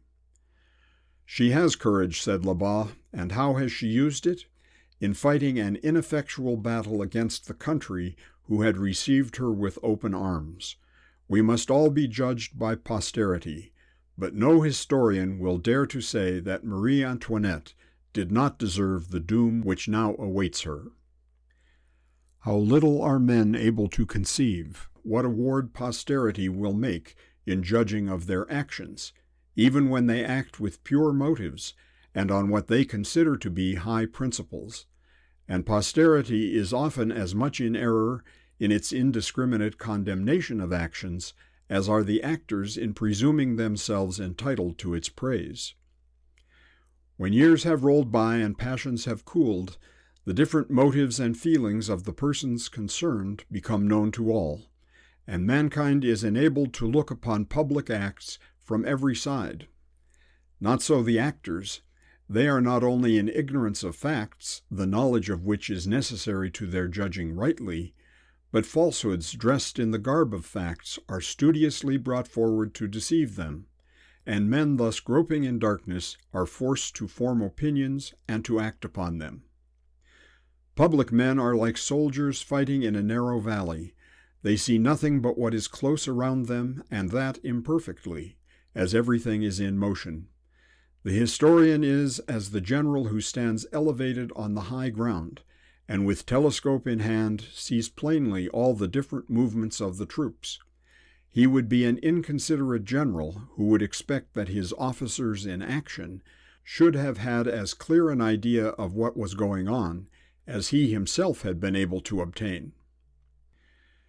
There was no murder perpetrated during the French Revolution under the pretext of a judicial sentence which has created more general disgust than has that of Marie Antoinette. She came as a stranger to the country which on that account owed to her its special protection. She had been called to France to be a queen, and her greatest crime was that she would not give up the high station she had been invited to fill. She had been a faithful wife to a husband who did not love her till he knew her well, and who was slow in learning anything. She had been a good mother to the children who were born, as she believed, to rule the destinies of France. She had clung to a falling cause with a sense of duty which was as admirable as her courage, and at last she died with the devoted heroism which so well became her mother's daughter. But what we now look on as virtues were vices in the eyes of the Republicans who were her judges. Her constancy was stubbornness, and her courage was insolence. Her innocent mirth was called licentiousness, and the royal splendor which she had been taught to maintain was looked upon as iniquitous extravagance. Nor was this, even in those bloody days, enough to condemn her. Lies of the basest kind were, with care and difficulty, contrived to debase her character, lies which have now been proved to be so, but which were then not only credible, but sure to receive credit from those who already believed that all royal blood was, from its nature, capable of every abomination. When Lebas so confidently predicted the sentence which posterity would pass on the fall of Marie Antoinette, none of his auditors doubted the correctness of his prophecy. Posterity, however, more partial to the frivolities of courts than to the fury of revolutions, has acquitted the Queen, and passed, perhaps too heavy a sentence on the judges who condemned her. Till the power of Satan over the world has been destroyed, and man is able to walk uprightly before his Maker, the virtues of one generation will be the vices of another. End of section 24. Volume 3, Chapter 3, The Last Day at Derbellière. After the recapture of Derbellière and the liberation of Santerre, the Vendéans again assembled in arms in different portions of the revolted district, and fought their battles always with valor and not unfrequently with success. They did not, however, again form themselves into one body till the beginning of October, when news having reached them that a large army under fiercer leaders was to be sent by the Republic for their extermination, it became necessary to take some decided step for their own protection. The Vendéan generals then decided to call together all the men they could collect at Châtillon, a town in the very center of their country, and there also to prepare such a quantity of military stores and ammunition as would make the place a useful and secure basis for their movements. Some jealousy had arisen among the generals, and on the death of Catilinot, D'Elbée had been chosen commander-in-chief through the influence of those who were envious of the popularity of Monsieur de Lescure. On the latter, however, the management of the war depended, and though his exertions were greatly impeded by the factious spirit which unfortunately prevailed among the Royalists, he nevertheless succeeded in collecting, equipping, and maintaining a considerable army. The Republican troops of Lechelle and Thurot were not long in making their way to the devoted district, and tidings soon reached Châtillon that they were devastating the country round Douai and Vierre, and that parties of them had advanced to the neighborhood of Cholet.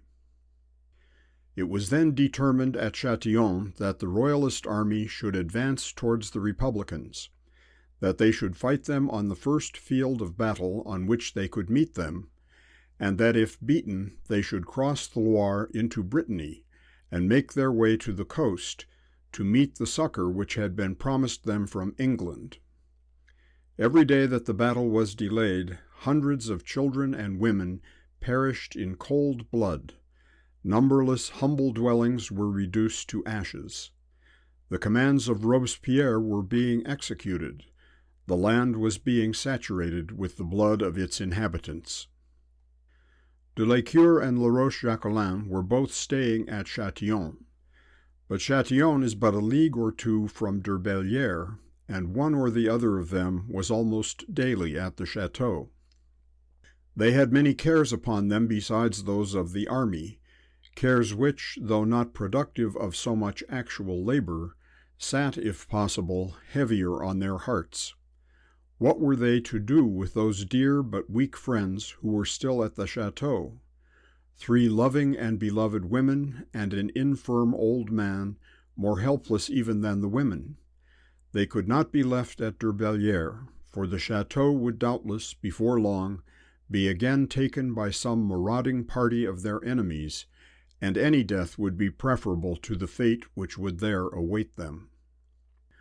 Henri now felt the weight of those miseries which his father had foretold, when he, flushed with the victory at Saumur, returned home after the campaign in which he had first drawn his sword so gloriously. He felt that he had done his duty, and therefore he regretted nothing, but he also felt that he might probably soon be without the power of protecting those who were so much dearer to him than his life, and the suffering arising from such thoughts was almost more than he could bear. It was at last determined that the whole party should leave the château and go over to Châtillon.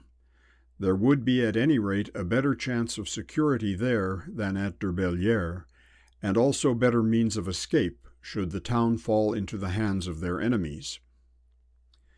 It was a grievous thing to tell that old man that he must leave the house where he had spent his quiet life and go to strange places to finish the short remainder of his days amid the turmoil of battles and the continual troubles and dangers of a moving army. Nevertheless, he bore it well. At first he beseeched them to leave him and old Momont among his birds and cherry trees, declaring that nothing that the blues could do to him would be to him so calamitous as his removal from the spot in which he had so long taken root. But his children soon made him understand that it was impossible that they could abandon him, a cripple as he was, unattended, and exposed to the certain fury of the Republicans. He yielded, therefore, and when the sad day came, he blamed no one, as they lifted him into the huge carriage in which he was removed to Châtillon. To the last he was proudly loyal to the king, and as he was carried over the threshold of his door, he said that if God would grant him another favor in this world, it would be that he might return once more to his own home, to welcome there some scion of his royal master's house.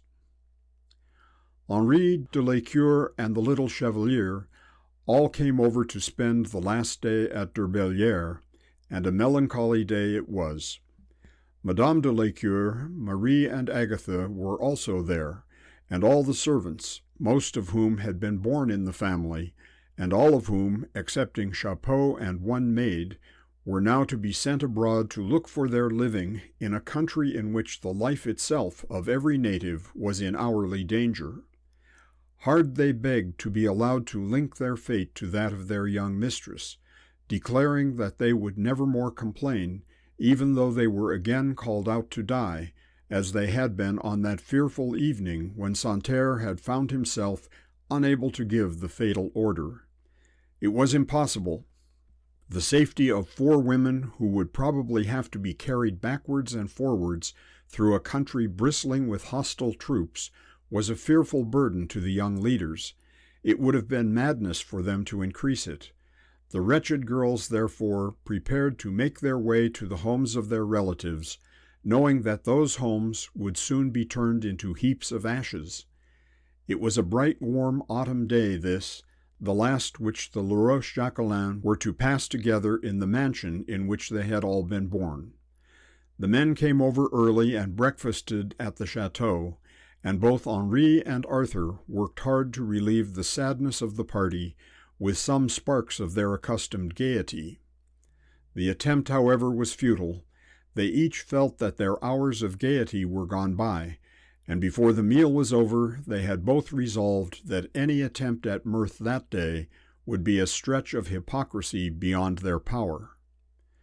When breakfast was over, the Marquis begged that for the last time he might be wheeled round the garden walks, which he loved so well, and accordingly he was put into his chair, and accompanied by his children and friends, was dragged through every alley and every little meandering path.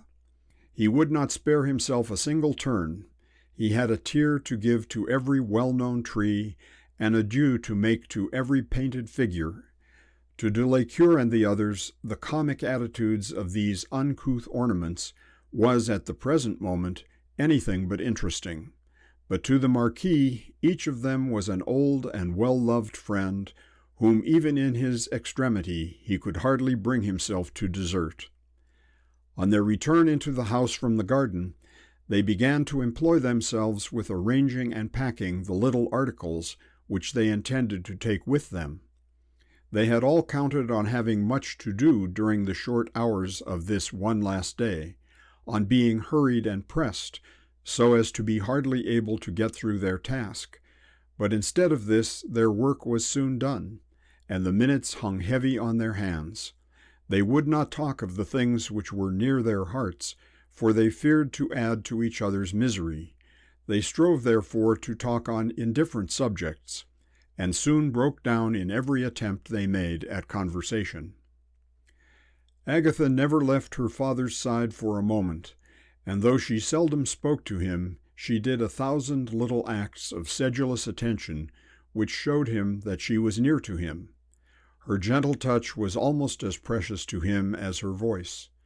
De Lescure sat near his wife the whole day, speaking to her from time to time in a whisper, and feeling the weight upon his spirits so great that even with her he could hardly talk freely. He was already without a roof which he could call his own, and he was aware his friends would soon be equally desolate. Such hitherto had been the result of their gallant enterprise. Henri had much to say, much that he had made up his mind to say to Marie before he left Durbellière, but he put off the moment of saying it from hour to hour, and it was not till near midnight that it was said. Marie herself bore herself more manfully, if I may say so, than any of them. She really employed herself, and thought of 1,000 things conducive to their future comfort, which would have been forgotten or neglected had she not been there. The little Chevalier tried hard to assist her, but the pale, sad face of Agatha, and the silent tears which from time to time moistened the cheeks of the Marquis, and told how acute were the sufferings which he tried in vain to hide, were too much for the poor boy. He soon betook himself alone into the cherry grove, where he wandered about unseen, and if the truth must be told, more than once threw himself on the ground and wept bitterly and aloud. They sat down to dinner about 3 o'clock, but their dinner was, if possible, a worse affair than their breakfast. They were not only sad, but worn out and jaded with sorrow. The very servants, as they moved the dishes, sobbed aloud. And at last Momont, who had vainly attempted to carry himself with propriety before the others, utterly gave way, and throwing himself onto a chair in the salon, declared that nothing but violence should separate him from his master. "It is 55 years," said he, sobbing, "since I first waited on Monseigneur. We were boys then, and now we are old men together. It is not natural that we should part. Where he goes, I will go. I will cling to his carriage, unless they cut me down with swords." No one could rebuke the old man, certainly not the master whom he loved so well, and though they knew that it would be impossible to provide for him, none of them at the moment had the heart to tell him so. By degrees the daylight faded away, and for the last time they watched the sun sink down among the cherry trees of Durbellière, and the Marquis, seated by the window, gazed into the west till not a streak of light was any longer visible. Then he felt that the sun of this world had set for him for good and all. Even though he might live out a few more weary years, even though the cause to which he was attached should be victorious, yet he knew that Durbellière would be destroyed, and it never could be anything to him how the sun set or rose in any other place. His warm heart yearned towards his house. the very chair on which he sat, the stool on which rested his crippled legs, were objects of an affection which he had before felt, but never till now acknowledged. Every object on which his eye rested gave him a new pang. Every article within his reach was a dear friend, whom he had long loved and was now to leave forever. Still he did not utter one word of complaint. He did not once murmur at his fate. He never reminded his son that he had, by his impetuosity, hurried on his old father to destruction. He never repined at the sacrifice he had made. I will not say for his king, for king at present he had none. The throne had been laid low, and the precious blood of him who should have filled it had been shed. No, his sacrifices had been to an abstract feeling of loyalty, which made fealty to the crown, whether worn or in abeyance, only second in his bosom to obedience to his God.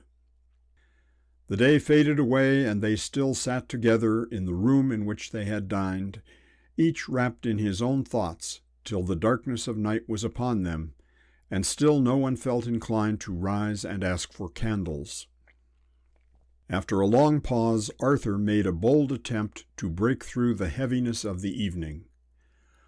"We are not so badly off, at any rate," said he, "as we were on that night when Santerre and his men were here, are we, Agatha?" "We are not badly off at all," said Henri. "We have now what we never had before, a fine army collected together in one spot, a promise of succor from faithful England, and a strong probability of ultimate success. After all, what are we giving up but an old barrack? Let the rascal blues burn it. Cannot we build a better Durbellière when the king shall have his own again?" "Ah, Henri," said the Marquis. It was the only reproach he uttered, though the words of his son, intended as they were to excite hope and to give comfort, had been to him most distasteful. Henri was in a moment at his father's feet. "Pardon me, father," said he. "You know that I did not mean to give you pain. We all love the old house, none of us so well as you, perhaps, but we all love it. Yet what can we do? Were we to remain here, we should only be smothered beneath its ashes." "God's will be done, my son. He knows that I do not begrudge my house in his service, and in that of my royal master. It is not likely that I should do so, when I have not begrudged the blood of my children." They were all to start on the following morning by break of day, and therefore the necessity of early rising gave them an excuse desired by all, for retiring early for the night. They could not talk together, for every word that was spoken begot fresh sources of sorrow. They could not employ themselves, for their minds were unhinged and unfitted for employment. So they agreed that they would go to bed, and before 9 o'clock the family separated for the night. They did not, however, all go to rest. Henri, as he handed a light to his cousin, told her that he wanted to speak 2 words to her in his sister's room, and as she did not dissent, he followed the 2 girls thither. 2 words. It took nearly the whole long night to say those 2 words. Henri Laroche-Jacquelin had thought long and deeply on the position in which he and his betrothed were now placed, before he made the request to which he asked her to listen that night, and it was from no selfish passion that he made it. In the presence of his sister, he asked her to marry him as soon as they reached Châtillon, so that when next the army separated, he might deem himself her natural protector. He had already asked and obtained de Lecour's permission. The brother gave it, not absolutely unwillingly, but with strong advice to Henri to take no new cares upon himself during the present crisis, and declaring that he would use no influence with his sister, either one way or the other.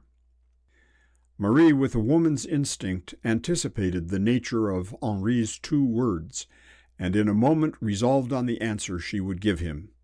If her lover was generous, so would she be. She would never consent to link herself to him at a moment when the union could only be to him a source of additional cares and new sorrow. Henri soon made his request. He did not do it as he would have done in happier times, kneeling at her feet and looking into her eyes for that love which he might well know he should find there. He had not come to talk of the pleasures and endearments of affection, and to ask for her hand as the accomplishment of all his wishes, but he spoke of their marriage as a providential measure, called for by the calamitous necessities of the moment, and in every argument which he used, he appealed to Agatha to support him. "No, Henri," said Marie, after she had already answered him with a faint, but what she intended to be a firm, denial. "No, it must not, cannot, ought not be so. I am, I know, somewhat de trop in this tragedy we are playing. There are you and Charles, two good knights and true, and each of you has a lady whom it is his duty to protect.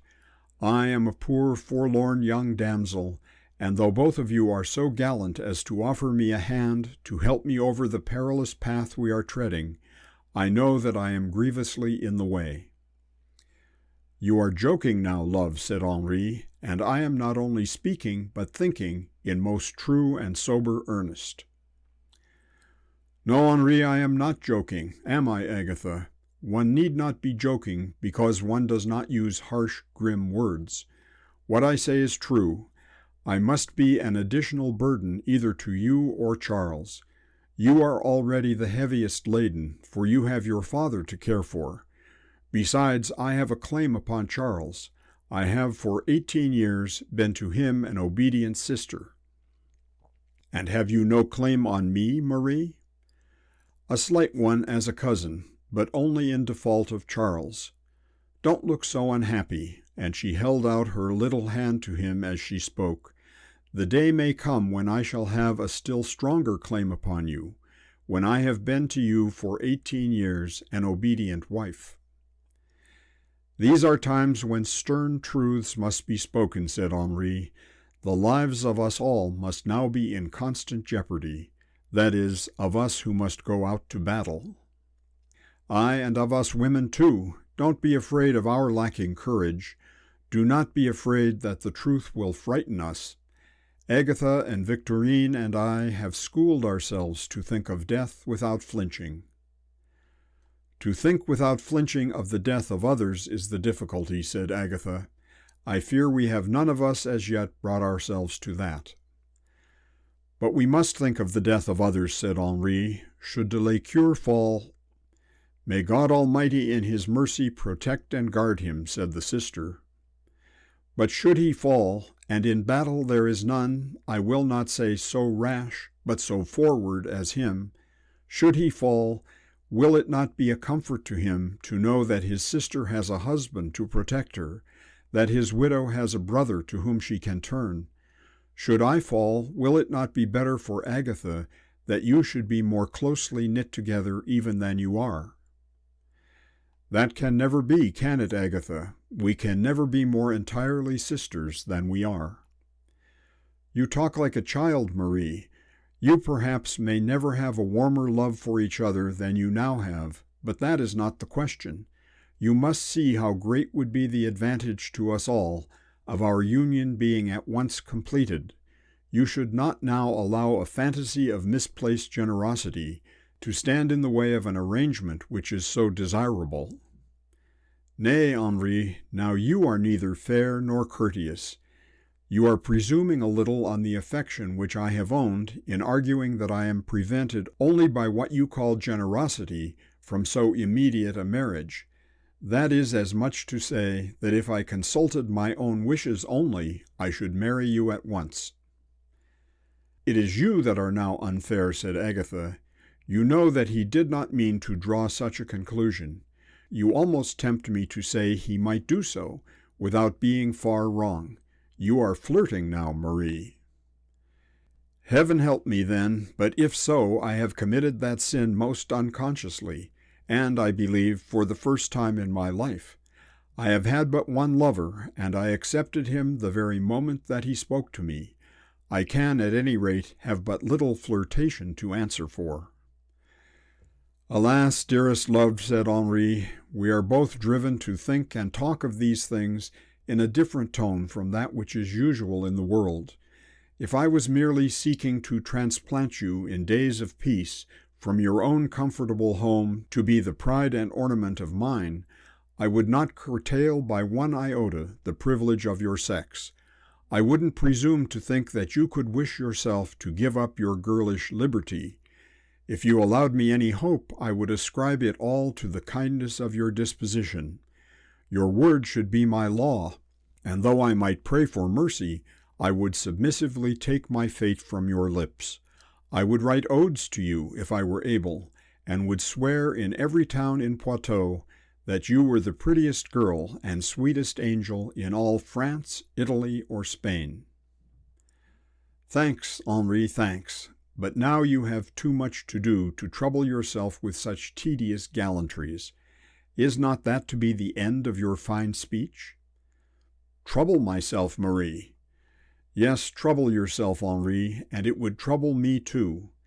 It is not that I regret such nonsense. I accept your manly love as it has been offered, and tell you that you have my whole heart.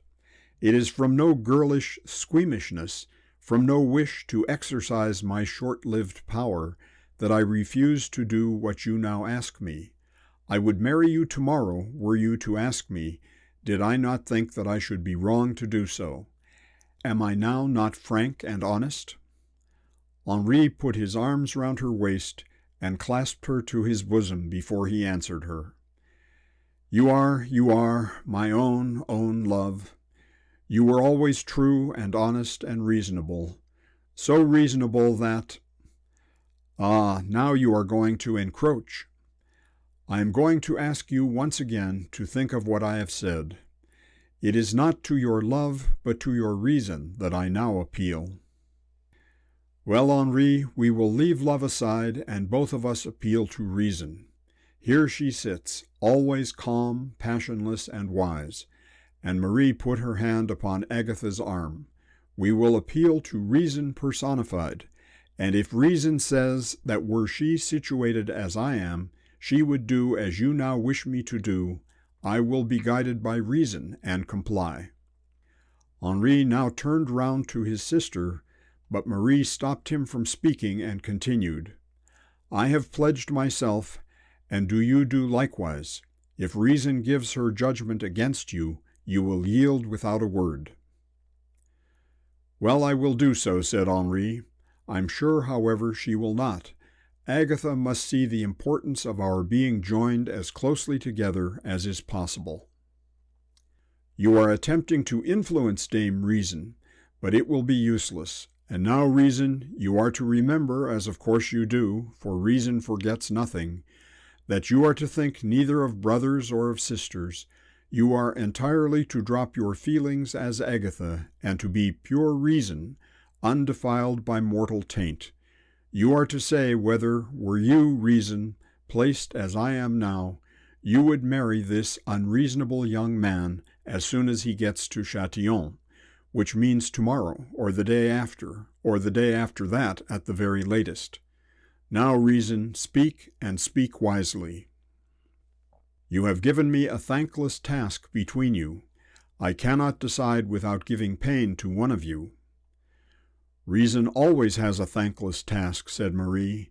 Reason is her own reward, and a very unpleasant reward she usually has. Do you think, said Henri, it will give so much pain to Marie to be told that she is to marry the man whom she owns she loves? Ah, Henri, said Agatha, you are prejudiced. I do not mean as to Marie's love, but as to my award. I might perhaps not pain her so much by advising her to marry you at once, as I fear I shall pain you by telling her that in her place I should not do so. They both sat in breathless silence to hear their fate from Agatha's lips. Though Marie had appealed to her with a degree of playfulness, which gave to her an air of indifference on the subject, she was anything but indifferent, and yet it would have been difficult to analyze her wishes. She was quite decided that it was becoming in her to refuse Henri's prayer, nay, that it would be selfish in her to grant it. And yet, though she appealed to reason so confidently to confirm her refusal, there was a wish, almost a hope, near her heart, that Agatha might take her brother's part. They were, neither of them, perhaps, gratified by the decision. "Reason has said it," said Marie, after a short pause, "and reason shall be rewarded with a kiss." And she put her arms round her cousin's neck and kissed her. "But why, Agatha? Tell me why," said Henri. He, at any rate, was not ashamed to show that he was disappointed. "Do not be so inconsiderate as to ask reason for reasons," said Marie. "I will tell you why, Henri. I would never consent to make myself a burden to a man at a moment when I could not make myself a comfort to him. Besides, the time of marriage should be a time of joy, and this is no time for joy. Again, there is a stronger and sadder reason still. Did you ever see a young widow who had not reached her 20th year? If so, did you ever see a sadder sight? Would you unnecessarily doom our dear Marie to that fate? I know you so well, my dear brother, that I do not fear to speak to you of the too probable lot of a brave soldier." "That is enough," said Henri. "I am convinced." "Do not say that, Agatha, do not say that," said Marie, springing up and throwing herself into her lover's arms. Indeed, it was not of that I thought. Though we should never marry, yet were you to fall, your memory should be the same to me as that of a husband. I could never forget your love, your disinterested love. There is no treasure on this side the grave which I so value. It is the pride of my solitary hours, and the happiness of the few happy thoughts I have.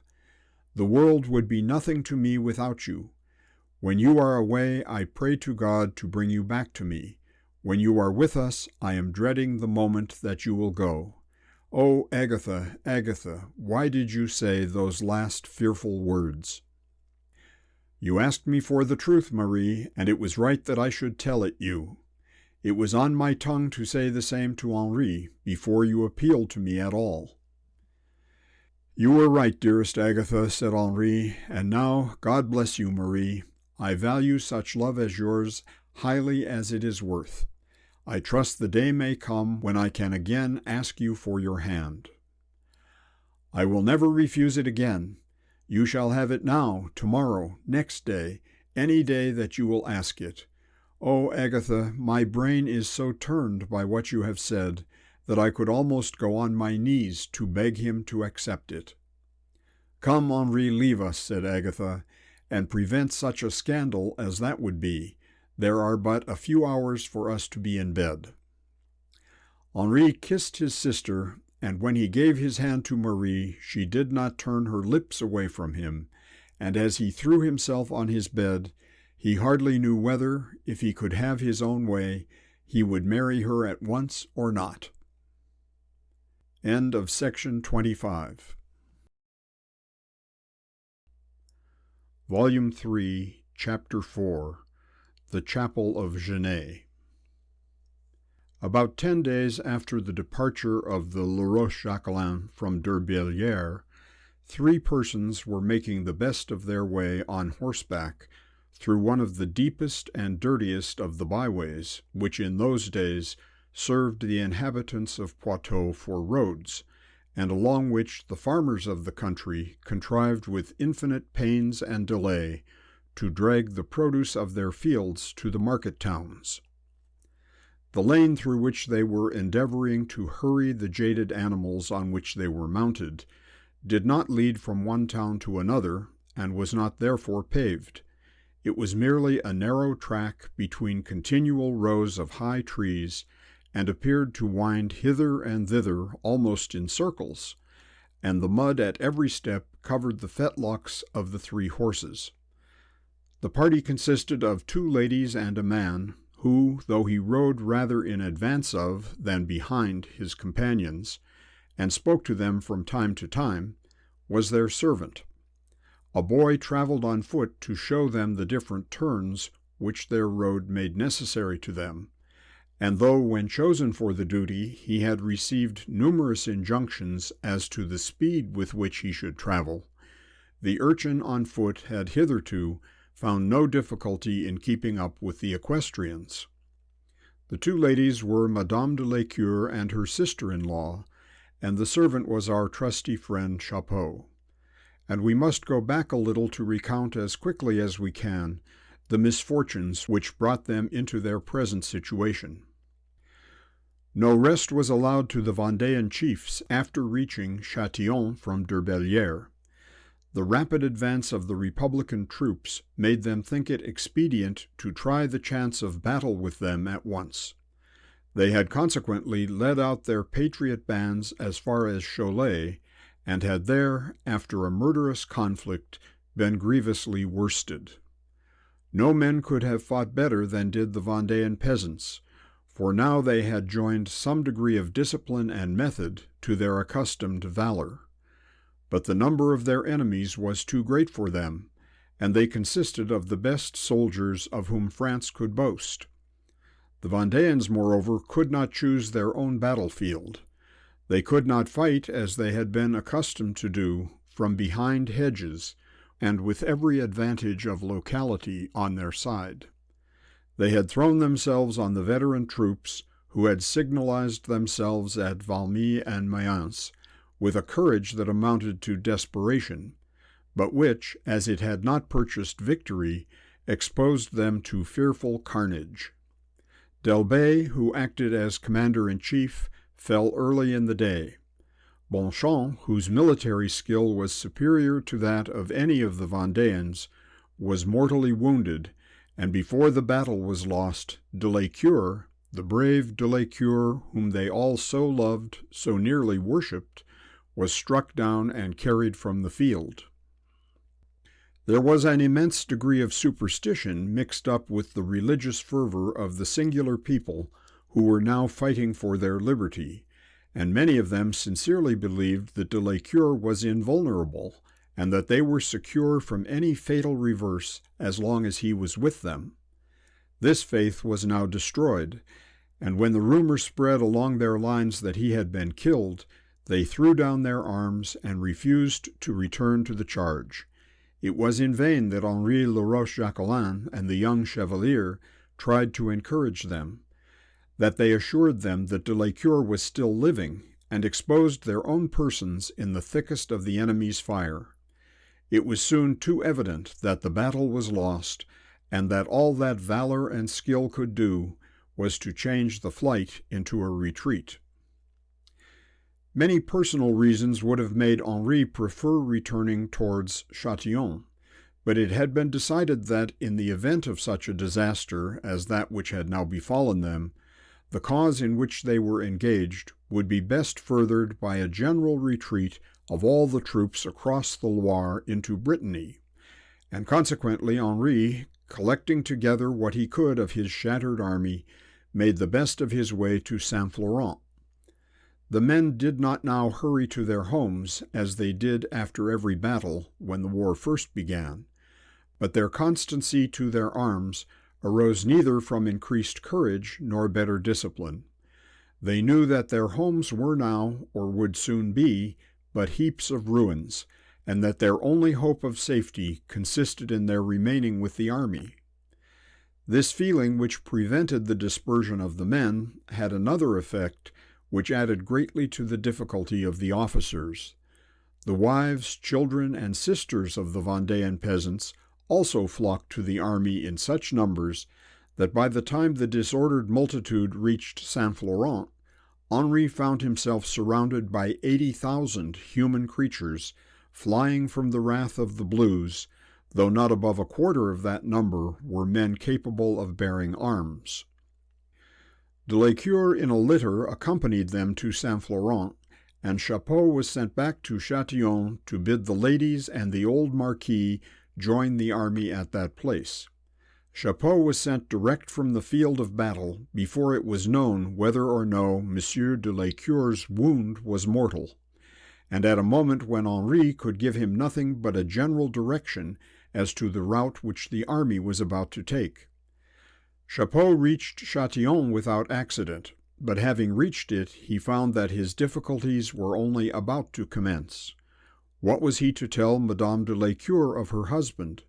How was he to convey the three ladies and the Marquis from Châtillon to Saint-Florent, through a country the greater portion of which would then be in the hands of the Blues? Make the best he could of it, the news was fearfully bad. He told Madame de Lécure that her husband was certainly wounded, but that as certainly he was not killed, and that he had every reason, though he could not say what reason, to believe that the wound was not likely to be fatal. The doubt conveyed in these tidings was, if possible, more fearful than any certainty. Added to this was the great probability that Châtillon would, in a day or two, be in the hands of the Republicans. They decided, or rather Chapeau decided for them, that they should start immediately for Saint-Florent, and that instead of attempting to go by the direct road, they should make their way thither by by-lanes and through small villages, in which they possibly might escape the ferocity of their enemies. A huge wagon was procured, and in it a bed was laid, on which the unfortunate old man could sit, and with the 2 horses which they had brought with them from Derbellière, they started on their journey. They rested the first night at Saint-Laurent, the place where Agatha had established a hospital, and where Catalino had died. The Sisters of Mercy who had tended it were still there, but the wards were now deserted. Not that the wars afforded no occupants for them, but the approach of the Republicans had frightened away even the maimed and sick. On the following morning Madame de Lécure declared that she could no longer endure the slow progress of the wagon, and consequently Chapeau having with difficulty succeeded in procuring 3 horses, she started, accompanied by him and her sister-in-law, to make her way as best she could to her husband, while the Marquis and his daughter, with a guide, followed in the cumbrous wagon. On the second day the equestrians crossed the Sèvre at Montaix, and reached Torfou in safety. On the third day they passed Montfaucon, and were struggling to get on to a village called Chaudron, not far from Saint-Florent, when we overtook them at the beginning of the chapter. They had already, however, begun to doubt that they could possibly succeed in doing so. The shades of evening were coming on them, the poor brutes which carried them were barely able to lift their legs, and Madame de Lécure was so overpowered with fatigue and anxiety that she could hardly sustain herself in the pillion on which she sat. The peasants whom they met from time to time asked them hundreds of questions about the war. Many of the men of the district were already gone, and their wives and children were anxious to follow them, but the poor creatures did not know which way to turn. They did not know where the army was, or in what quarter they would be most secure. They had an undefined fear that the Blues were coming upon them with fire and slaughter, and that they would be no longer safe even in their own humble cottages. One person told them that Chaudron was distant only 2 leagues, and hearing this they plucked up their courage and made an effort to rouse that of their steeds. Another, however, soon assured them that it was at the very least a long 5 leagues to Chaudron, and again their spirits sank in despair. A third had never heard the name of the place, and at last a fourth informed them that whatever the distance might be, they were increasing it every moment, and that their horses' heads were turned exactly in the wrong direction. Then at length their young guide confessed that he must have lost his way, and excused himself by declaring that the turnings were so like one another that it was impossible for anyone in that country really to remember his way at a distance of more than 2 leagues from his own home. "And what village are we nearest to, my friend?" said Chapeau, inquiring of the man who had given the above unwelcome information. "Why, the chapel of Genet," said he, "is but a short quarter of a league from you, and the curé's house is close by, but the village and the chateau are a long way beyond that, and not on the straight road either." "Ask him the curé's name, Chapeau," said Marie. "We will go there and tell him who we are." "If he lives in his own house quietly now, mademoiselle," answered Chapeau, "it would be dangerous to do so. He must be one of the constitutional priests." He asked the man, however, what was the name of the curé. "Why, the regular old curé went away long since, and another was here a while in his place."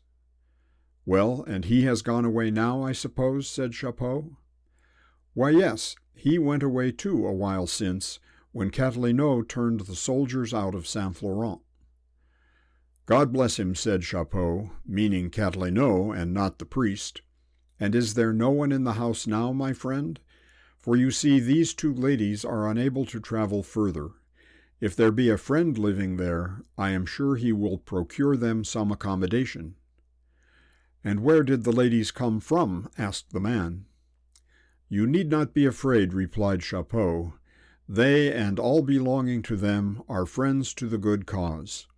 And then, after considering within himself for a while, he added, "I will tell you who they are. They are the wife and sister of Monsieur de la Cure." Had he told the man that they were angels from heaven, and had the man believed him, he could neither have been more surprised or expressed a stronger feeling of adoration. The poor man implored a multitude of blessings on the two ladies whose names were so dear to every peasant of La Vendée, and then told them that after the new priest had run away, the old curé had come back to his own house again, but that Father Bernard was a very old man, hardly strong enough even to perform Mass, though, as there was no one else to do it, he did go through it every Sabbath morning. That for these 2 days past there had been another priest staying with Father Bernard. He did not, however, know what his name was, but he knew that he had been with the army, and that no priest through all La Vendée had been more active than he had been to encourage the Royalists. The man then offered to show them to the curé's house, and they all turned thither together. The little chapel was on one side of the road, and the humble house of the parish priest was immediately opposite to it, ensconced among a few trees at a little distance from the road. The door of the chapel was open, and the murmuring sound of low voices within told the party that vespers were being sung. Madame de la Cure did not like calling at the priest's house without being announced, and she therefore desired Chapeau to go down and explain who she was and the circumstances under which she begged for the curé's hospitality, and proposed that she and Marie should get off their horses and remain in the chapel till Chapeau returned. They entered the little chapel and found in it about a dozen peasants on their knees, while a priest was chanting the vespers from a small side altar built in a niche in the wall. It was now late, and the light, which even abroad was growing dimmer every moment, was still less strong within the building. They could not, therefore, see the face of the priest as he knelt at the side of the altar, but the voice seemed familiar to both of them. Madame de la Cure, perhaps as much from fatigue as from devotion, sank down at once upon her knees against a little stone seat which projected from the wall near the door. But Marie remained standing, straining her eyes to try to catch the features of the curé. After a moment or two she also knelt down, and said in a whisper to her sister, "It is the curé of Saint-Laud. It is our own Father Jerome." They had hardly been a minute or two in their position near the door when the service for the evening was over, and the priest, rising from the altar, gave his blessing to the little congregation. Some of them rose from their knees and left the chapel, but a portion of them still remained kneeling, with their heads in their hands, trying to make up, by the length and perseverance of their devotion, for any deficiency there might be in its fervor. The two ladies also rose, and though they doubted for a moment what to do, they both advanced to the rude steps of the little altar, at which Father Jerome was again kneeling. He had not seen them as yet, nor had he noticed the entrance of anyone but the ordinary congregation of the chapel, and so absorbed was he either in his thoughts or his devotions, that he did not even observe them till they were standing close to his elbow. "Father Jerome," said Madame de la Cure in a low voice, laying her hand on the threadbare sleeve of the old gray coat which he still wore, "if you could guess the comfort I have in finding you here." The priest sprang from his knees at hearing her voice, and gazed at her as though she had been a ghost. "Is it possible," said he, "Madame de la Cure and Mademoiselle here in the chapel of Genève?" And then turning to the gaping peasants, he said, "Go home, my children, go home. I have business to speak of to these ladies." "Oh, Father Jerome," said Madame de la Cure, as soon as they were alone, "for heaven's sake tell me something of Monsieur de la Cure. You have heard of what happened at Cholet?" "Yes, madame, I was there," said the priest. "You were there? Then you can tell me of my husband. For God's sake speak, Father Jerome. Tell me the worst at once. I can bear it, for it can't be worse than I expect. Is he alive?" Father Jerome had been in the midst of the hottest part of the battle at Cholet, sometimes encouraging the troops by his words, and at others leading them on by his example, charging at their head with his huge crucifix lifted high in the air. He had been close to de la Cure when he fell, and had seen him in his litter after he was carried from the field of battle. He could, therefore, have said at once that he had seen him alive after the battle was over, but he had no wish to deceive Madame de la Cure, and at the moment of which we are speaking, he most undoubtedly believed that the wound had been fatal, and that her husband was no more. A musket ball had entered just below the eye, and making its way downwards had lodged itself in the back of his neck. A surgeon had examined the wound before Father Jerome left the army, and though he had not positively said that it would prove mortal, he had spoken so unfavorably of the case as to make all those who heard him believe that it would be so. Had Father Jerome expected to see the two nearest and dearest relations of the man whom he thought to be now no more, he would have prepared himself for the difficult task which he would have had to undertake, and no one would have been better able to go through it with feeling, delicacy, and firmness. But such was not the case. The sudden apparition of the wife and sister of his friend seemed to him to be supernatural, and though he at once made up his mind to give no false hope, he could not so quickly decide in what way he should impart the sad news which he had to tell. Madame de la Cure was trembling so violently as she asked the question, on the answer to which her fate depended, that the priest observed it, and he turned to the altar at the end of the chapel to fetch a rude chair which stood there for the use of the officiating clergyman, and which was the only movable seat in the chapel, and whilst doing so he was enabled to collect his thoughts, so as to answer not quite so much at random as he otherwise must have done. "Sit down, Madame de la Cure," said he. "Sit down, mademoiselle," and he made the latter sit down on the altar step. "You are fatigued, and you have agitated yourself too intensely. Why don't you speak, Father Jerome? Why don't you tell me at once? Is he alive?" And then she added, almost screaming in her agitation, "For God's sake, sir, don't keep a wretched, miserable woman in suspense." The priest gazed for a moment at the unfortunate lady. She had, at his bidding, sunk upon the chair, but she could hardly be said to be seated, as with her knees bent under her and her hands clasped, she gazed up into his face. She felt that her husband was dead, but still, till the fatal word was spoken, there was hope enough within her heart to feed the agony of doubt which was tormenting her. Marie had hitherto said nothing. She had made her own grief subservient to that of her brother's wife, and though hardly less anxious, she was less agitated than the other. "I cannot tell you anything with certainty, madame," said the priest at last. "I cannot." "Then you do not know that he is dead? Then there is, at any rate, some room for hope," said she, not allowing him to finish what he was about to say. and she sank back in the chair and relieved her overwrought mind with a flood of tears. The priest was firmly convinced that de Lescure was at this moment numbered among the dead, and his conscience forbade him to relieve himself of his dreadful task by allowing her to entertain a false hope. He had still, therefore, to say the words which he found it so difficult to utter.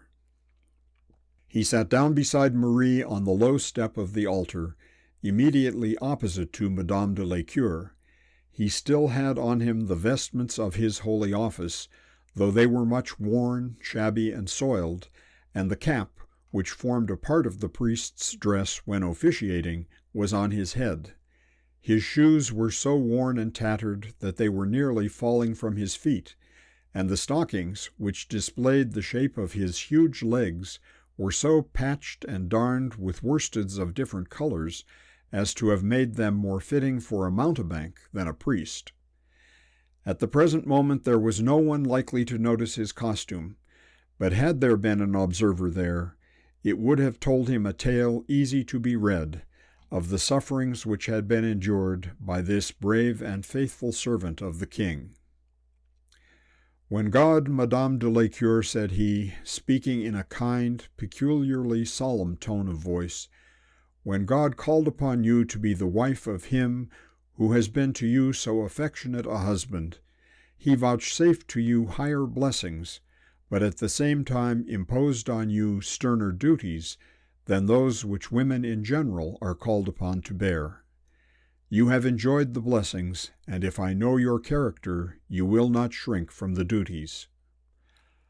"I will shrink from nothing, Father Jerome," said she. "God's will be done. I will endeavor to bear the burden which his providence lays on me, but I have all a woman's weakness and all a woman's fears. He who has given strength and courage to so many of his people in these afflicted days will also give it to you. He will enable you to bear the weight of his hand, which in chastising blesses us, which in punishing us here will render us fit for unutterable joys hereafter." He paused a moment, but as neither of the women could now speak through their tears, he went on, "I was close to your husband when he fell, and as his eyes closed on the battlefield, they rested on the blessed emblem of his redemption." "He is dead, then," said she, jumping from her chair and struggling with the sobs which nearly choked her. "Oh, sir, if you have the mercy which a man should feel for a wretched woman, tell me at least the truth." And as she spoke, she threw herself on her knees before him. Father Jerome certainly lacked no mercy, and usually speaking, he lacked no firmness. But now he nearly felt himself overcome. "You must compose yourself before I can speak calmly to you, my daughter, before you can even understand what I shall say to you. I will not even speak to you till you are again seated, and then I will tell you everything. There, remember now, I will tell you everything as it happened, and as far as I know, all that did happen. You must summon up your courage, my children, and show yourself worthy to have been the wife and sister of that great man whom you loved so well." "He is dead," said Marie, speaking for the first time and almost in a whisper. "I know now that it is so," and she threw herself into her sister's lap and embraced her knees. The priest did not contradict her, but commenced a narrative which he intended to convey to his listeners exactly the same impressions which were on his own mind. In this, however, he failed. He told them that de Lescure had been carried senseless from the field, and had been taken by Henri in a litter on the road towards Saint-Florent, that he himself had been present when the surgeon expressed an almost fatal opinion respecting the wound, but that the wounded man was still alive when he last saw him, and that since then he had heard no certain news respecting him. Even this statement, which the priest was unable to make without many interruptions, acted rather as a relief than otherwise to Madame de Lescure. She might at any rate see her husband again, and it was still possible that both the surgeon and Father Jerome might be wrong. As soon as he had told his tale, she, forgetting her fatigue and the difficulties which surrounded her, wanted immediately to resume her journey, and Father Jerome was equally anxious to learn how she and Marie had come so far, and how they intended to proceed. Chapeau had in the meantime called on the old priest, and though he had found it almost impossible to make him understand what he wanted, or who the ladies were of whom he spoke, he had learnt that Father Jerome was in the chapel, and was as much gratified as he was surprised to hear it. He had then hurried back, and though he had not put himself forward during the scene which has been just described, he had heard what had passed. He now explained to Father Jerome the way in which they had left Châtillon and journeyed on horseback from Saint-Laurent, and declared at the same time with much truth that it was quite impossible for them to proceed farther on their way that night. "The poor brutes are dead beat," said he. "All the spurs in Poitou wouldn't get them on a league. The night will be pitch dark, too, and above all, Madame and Mademoiselle would be killed. They have already been on horseback all day, and so they were yesterday. It is quite clear they must rest here tonight." Chapeau's arguments against their farther progress were conclusive, and as there was no better shelter to which to take them, Father Jerome led them into the little glebe. "There is but one bed left in the place," said he, as he entered the gate, "but you will be very welcome to that. You will find it poor enough. Father Bernard has shared it with me for the last 2 nights. We poor curés have not many luxuries to offer to our friends now." Madame de Lécure tried to utter some kind of protest that she would not turn the poor old man out of his only bed, but she succeeded badly in the attempt, for her heart was sad within her, and she hardly knew what she was saying.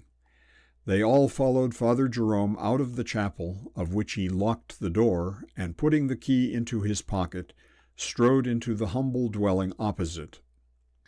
They found Father Bernard seated over a low wood fire in a small sitting room, in which the smell arising from the burning of damp sticks was very prevalent. There was one small rickety table in the middle of the room, and one other chair besides that occupied by the host, and with these articles alone the room was furnished. That there was no carpet in a clergyman's house in Poitou was not remarkable. Indeed, it would have been very remarkable if there had been one, but the total want of any of the usual comforts of civilized life struck even Madame de Lécure, unsuited as she was at the present moment to take notice of such things. The old man did not rise, but stared at them somewhat wildly. He was nearly doting from age, and fear, poverty, and sorrow, added to his many years, had now weighed him down almost to idiocy. Father Jerome did the honors of the house. He made Madame de Lécure sit down on the chair, and then bustling into the kitchen, brought out a 3-legged stool, which he wiped with the sleeve of his coat and offered to Marie. Then he took Chapeau to the door and whispered to him some secret communication with reference to supper. In fact, he had to confess that there was nothing in the house but bread, and but little of that. That neither he nor Father Bernard had a sou-piece between them, and that unless Chapeau had money and could go as far as the village and purchase eggs, they would all have to go supperless to bed. Chapeau luckily was provided, and started at once to forage for the party, and Father Jerome returned into the room relieved from a heavy weight. "My dear old friend here," said he, laying his hand on the old man's arm, "has not much to offer you, but I am sure you are welcome to what he has. There is not a heart in all La Vendée beats truer to his sovereign than his. Old age, misfortune, and persecution have lain a heavy hand on him lately, but his heart still warms to the cause. Does it not, my old friend?" And Father Jerome looked kindly into his face, striving to encourage him into some little share of interest in what was going on. "I don't think I'll ever be warm again," said the old man, drawing his chair still nearer to the dull, smoky fire, and shivering as he did so. "Everything is cold now. I don't understand why these ladies are come here, or what they're to do, but they're very welcome, Jerome, very welcome. A strange man came in just now, and said they must have my bed." "Oh, no, sir," said Madame de la Cure, inexpressibly shocked at the dreadful misery of the poor old man. "Indeed, indeed, we will not. It is only for one night, and we shall do very well. Indeed, we would not turn you out of your bed." "You are welcome, madame, welcome to it all, welcome as the flowers in May. I know who you are, though I forget your name. It is a name dear to all La Vendée. Your husband is a great and good man. Indeed, you shall have my bed, though you'll find it very cold. Your husband— But, oh dear, I beg your pardon, madame, I forgot." I need not say that the evening which they spent at Genève was melancholy enough, and the privations which they suffered were dreadful. During the early part of the night both Madame de la Cure and Marie lay down for a few hours, but nothing which could be said would induce them to keep the old priest longer from his bed. About midnight they got up and spent the remainder of the night seated on the two chairs near the fire, while Father Jerome squatted on the stool, and with his elbows on his knees and his face upon his hands, sat out the long night, meditating upon the fortunes of La Vendée.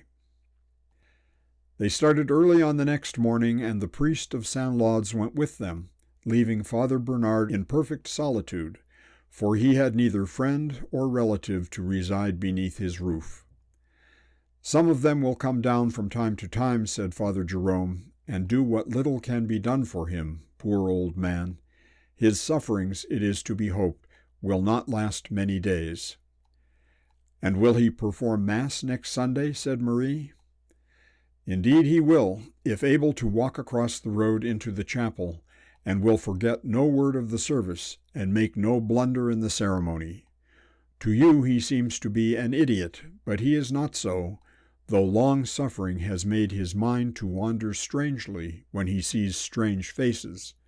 There are many who have been called to a more active sphere of duty for their king and country than that poor curé, but none who have suffered more acutely for the cause, and have borne their sufferings with greater patience." End of section 26. Volume 3, Chapter 5, The Vendéens at Saint-Florent. The reader, it is hoped, will remember Saint-Florent. It was here that the first scene of this tale opened. It was here that Cathelineau first opposed the exactions of the democratic government, and that the Vendéens, not then rejoicing in that now illustrious name, felt the first flush of victory. It was here that Marie Jeanne was taken from the troops of the Republic by the valor of the townsmen, and adorned with garlands by their sisters and daughters, was dragged in triumph through the streets, with such bright presentiments of future success and glory. The men of Saint-Florent had ever since that day borne a prominent part in the contest. They felt that the people of Poitou had risen in a mass to promote the cause, which they had been the first to take up, and they had considered themselves bound in honor to support the character for loyalty which they had assumed. The consequence was that many of the bravest of its sons had fallen, and that very few of its daughters had not to lament a lover, a husband, or a father. Saint-Florent was now a melancholy, careworn place. The people no longer met together in enthusiastic groups to animate each other's courage, and to anticipate the glorious day when their sovereign should come among them in person, to thank them for having been the first in Poitou to unfurl the white flag. It is true that they did not go back from their high resolves, or shrink from the bloody effects of their brave enterprise, but their talk now was of suffering and death. They whispered together in twos and threes at their own door-sills, instead of shouting in the marketplace. Catilinot was dead, and Foray was dead, and they were the gallantest of their townsmen. They had now also heard that everything had been staked on a great battle, and that battle had been lost at Cholet, that Bonchamp and Delbé had fallen, and that de Lescure had been wounded and was like to die. They knew that the whole army was retreating to Saint-Florent, and that the Republican troops would soon follow them, headed by Lechelle, whose name already drove the color from the cheeks of every woman in La Vendée. They knew that a crowd of starving wretches would fall like a swarm of locusts on their already nearly empty granaries, and that all the horrors attendant on a civil war were crowding round their hearths. It was late in the evening that the news of the battle reached the town, and early on the next morning the landlord of the auberge was standing at his door waiting the arrival of Henri Le Roche-Jacquelin and de Lescure. The town was all up and in a tumult. From time to time small parties of men flocked in from Cholet, some armed, and some of whom had lost their arms, some slightly wounded, and some fainting with fatigue, as they begged admission into the houses of the townspeople. The aubergiste was resolute in refusing admittance to all, for tidings had reached him of guests who would more than fill his house, on whom he looked as entitled to more than all he could give them. It was at his hall door that the first blow had been struck. It was in rescuing his servant that the first blood had been shed. And though the war had utterly ruined him, he still felt that it would ill become him to begrudge anything that remained to him to those who had suffered so much in the cause. Peter Berryer, his ostler, stood behind him, teterrima belli causa. This man had at different times been with the army, but had managed to bring himself safe out of the dangers of the wars back to the little inn, and now considered himself an hero. He looked on himself in the light in which classic readers look on Helen, and felt sure that the whole struggle had been commenced and was continued on his account. He was amazed to find how little deference was paid to him, not only by the Vendéans in general, but even by his own townspeople. "I shall never be made to understand this business of Cholet," said he to his master, "never. There must have been sad want there of a good head, aye, and of a good heart too, I fear. Well, well, to turn and run, Vendéan soldiers to turn and run before those beggarly blues." "You'd have been the first, Peter, to show a clean pair of heels yourself, if you'd been there," said the landlord. "Me show a clean pair of heels? I didn't run away at Saumur, nor yet at Fontenay, nor yet at many another pitched battle I saw. I didn't run away here at Saint-Florent, I believe, when a few of us took the barracks against a full regiment of soldiers." "You couldn't well run then, for you were tied by the leg in the stable there." "No, I was not. It was only for a minute or two I was in the stable. Would Catilinot or Foray have turned their backs, think ye?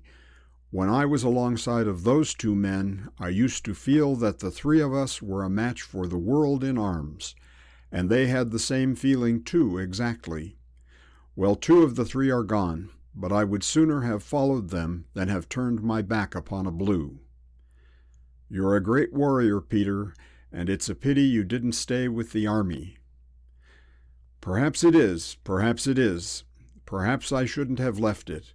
But I was driven away by little jealousies. Even great men have their failings, but they certainly made some queer selections when they chose the 12 captains at Saumur. There's not one of them left with the army now but Monsieur Henri, and what's he but a boy?"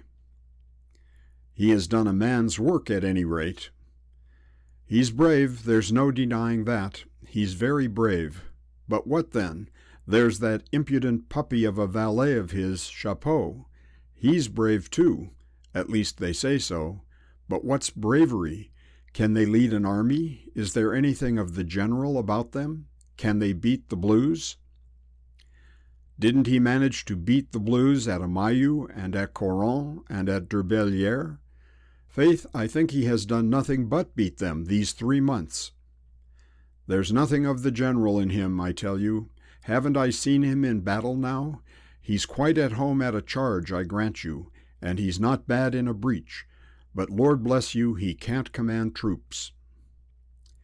The landlord and his servant were still standing at the door of the inn when the party for whom they were waiting made its appearance in the square of the town. It consisted of a wagon in which the wounded man was lying, of 3 or 4 men on horseback, among whom were Henri Laroche-Jacquelin and the little Chevalier, and a crowd of men on foot, soldiers of the Vendéan army who had not left the side of their general since he had fallen at Cholet. During the latter part of his journey, de Lescure had been sensible and had suffered dreadfully, both in mind and body. He had never felt so confident of success as Henri and others had done, and had carried on the war more from a sense of duty than from a hope of restoring the power of the crown. He now gave way to that despondency which so often accompanies bodily suffering. He felt certain that his own dissolution was near, and on that subject his only anxiety was that he might see his wife before he died. He had, since the power of speech had been restored to him, more than once asserted that the cause of the Royalists was desperate, and had by doing so greatly added to the difficulties by which Henri was now surrounded. He did not, however, despair. Nothing could make him despondent or rob him of that elastic courage which, in spite of all the sufferings he had endured, gave him a strange feeling of delight in the war which he was waging. An immense concourse of people gathered round the wagon as de Lescure was lifted from it and carried up to the bedroom which had been prepared for him, and they showed their grief at his sufferings and their admiration of his character as a soldier by tears and prayers for his recovery. The extreme popularity of M. de Lescure through the whole war, and the love which was felt for him by all the peasants concerned in it, proved their just appreciation of real merit, for he had not those qualities which most tend to ingratiate an officer with his men. He could not unbend among them and talk to them familiarly of their prowess and of the good cause, as Henri did. He had the manners of an austere, somber man, and though always most anxious for the security and good treatment of the prisoners, had more than once severely punished men among his own followers for some breach of discipline. He had on one occasion threatened to leave the army entirely if he was not obeyed with the same exactness as though he actually bore the king's commission, and the general feeling that he would most certainly keep his word, and that the army could not succeed without him, had greatly tended to repress any inclination towards mutiny. "God bless him and preserve him, and restore him to us all," said a woman who had pushed her way through the crowd so as to catch a glance at his pale, wasted face, one side of which was swathed in bandages, which greatly added to the ghastliness of his appearance. "We have lost our husbands and our sons and our sweethearts, but what matters? We do not begrudge them to our king. The life of Monseigneur is more precious than them all. La Vendée cannot afford to lose her great general." De Lescure heard and understood, but could not acknowledge, the sympathy of the people, but Henri, as he tenderly raised his cousin's head and bore him in his arms from the wagon, spoke a word or two to the crowd which satisfied them, and Arthur Mondion remained among them a while to tell them how bravely their countrymen had fought at Cholet against numbers more than double their own, before they would consent to own themselves beaten. There was an immense deal for Henri Laroche-Jacquelin to do. In the first place, he had to collect together the fragments of the disbanded army, to separate the men who were armed from those who had lost their arms, and to divide the comparatively speaking small number of the former into such bands or regiments as would make them serviceable in case of need. De Lescure was unable to give him any actual assistance in his work, but his thoughtful brain, reflecting on all the difficulties of Henri's situation, conceived how much they would be increased by the want of any absolute title to authority. He therefore determined, ill as he was, to invest him with the command-in-chief of the shattered army. Early on the morning after their arrival, he begged that all such men as had acted as chief officers among the Vendéens, and who were now in Saint-Florent, would form themselves into a council in his room, and that it might be proclaimed to the army that they were about to nominate a general-in-chief. The council was not so numerously attended as that which on a former occasion was held at Saumur. As Peter Berryer had said, most of those who then sat around that council table were now dead, or were at any rate hors de combat. Only 4 of the number were now present. De Lescure was lying on his bed, and was a spectacle dreadful to look upon. The hair had been all cut from his head. His face was not only pale, but livid. The greater portion of it had been enveloped in bandages, which he had partly removed with his own hand, that his mouth might be free, so that he could use his weak voice to address his comrades, perhaps for the last time. He uttered neither complaint or groan, but the compressed lips, careworn cheeks, and sunken eyes gave too certain signs of the agony which he suffered. Henri was there, but he knew the proposal which his cousin was about to make, and he felt not only that he was unequal to the heavy task which was about to be put on his shoulders, but also that there were still some among their number who were superior to him in skill, rank, and age, and who were to be excluded from the dangerous dignity by the partial admiration which was felt for himself. He sat apart in a corner of the room with his face buried in his handkerchief. His manly heart was overcome, and while de Lescure named him as the only person possessed of sufficient nerve and authority to give the Vendéens a chance of an escape from utter ruin, he was shedding tears like a child. d'Autechamp and the Prince de Talmont were there also, men who throughout the war had lent every energy to its furtherance. At another time and under other circumstances, they might have expressed indignation at being called on to serve under a man so much their junior. But de Lescure's position checked not only the expression of any such feeling, but the feeling itself.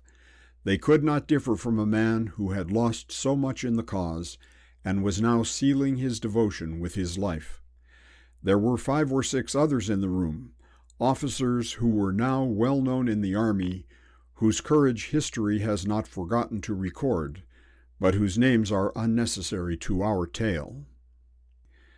"Gentlemen," said de Lescure to them as soon as he saw them seated round his bed, and had contrived to get himself so propped up with pillows as to be able to address them, "you all know why I have wished to see you here. You all know the paramount importance of that duty which requires us to provide, as far as may be possible, for the security of the unfortunate peasants who have followed us with such courage, who have shown so much generous loyalty, so much true patriotism. Our first step must be to name someone whom we can all obey. We all know that the army cannot act in unison without one absolute commander. He who was lately our commander has fallen in the performance of his duty. Our dear friend Bonchamp is no more. Had I escaped from that awful battle unwounded, it is not improbable that you might have chosen me to undertake the now unenviable duty of guiding a broken army. You will not accuse a dying man of vanity in saying so. But, gentlemen, you all see that such a chance is now impossible. My wound is mortal. A few days, perhaps a few hours, and I shall be removed from this anxious, painful, all but hopeless conflict in which you, my friends, must still engage. in which some of you will probably fall. I cannot suffer with you future reverses, or lead you to future triumphs, but if you will allow me, I will use my last breath in naming to you one whom I believe every peasant in La Vendée and every gentleman engaged in the cause will follow, if it be necessary, to death. Henri Laroche-Jacquelin is the only man whom all the peasants, all the soldiers, all the officers know intimately, and the last duty I can perform in the service of my king is to implore you to put him at the head of your troops. He is young, and you will assist his youth with your counsel. He is diffident of himself, and you will encourage him with your assurance and obedience. But he is brave, he is beloved, he is trusted, and above all, he possesses that innate aptitude for war, that power of infusing courage into the timid and lending strength to the weak, which is the gift of God alone, and without which no general can command an army. Henri had promised his cousin that he would neither interrupt him or raise any objection to the proposition about to be made. He kept his word as long as de Lescure was speaking, but when he had finished, he could not restrain himself from expressing his own sense of his unfitness for the duties they were calling on him to perform. He came forward and, leaning against the head of the wounded man's bed, put his hand upon his shoulder, and speaking almost in a whisper, like a young girl pleading for delay before her lover, he said, "Charles, you forget, I am but 21." No one, however, seconded his objection. No other voice was raised to counteract the wishes of the man who had suffered so much in the cause, and who, had he been spared, would have been at once chosen to guide their future movements. "With this exception," said the Prince de Talmont, "your case we know is doubtful, but should you recover, should you again be able to come among us before the war be over, Laroche-Jacquelin shall then give place to you." "There is little chance of that, Prince," said de Lescure, smiling sadly, "but should it occur, there will be no quarrel between me and Henri. I will serve with him as his aide-de-camp." Henri Laroche-Jacquelin now found himself general-in-chief of the Vendéan army. As he himself had said, he was but 21, and yet never was greater energy, firmness, and moral courage required from a general than was required from him at this moment. 80,000 people were on that day told to look to him as the man who was to save them from famine and from the enemy's sword, to protect their lives and the lives of all whom they loved, and eventually to turn their present utter misery and despair into victory and triumph. 80,000 people were there collected in and around Saint-Florent. Men, women, and children, the old and infirm, the maimed and sick, the mutilated and the dying. Poor wretches who had gotten themselves dragged thither from the hospitals in which they feared to remain were lying in every ditch and under every wall, filling the air with their groans. Everything was in confusion. No staff existed, competent to arrange their affairs and to husband the poor means at their disposal. Food was wasted by some, while hundreds were starving.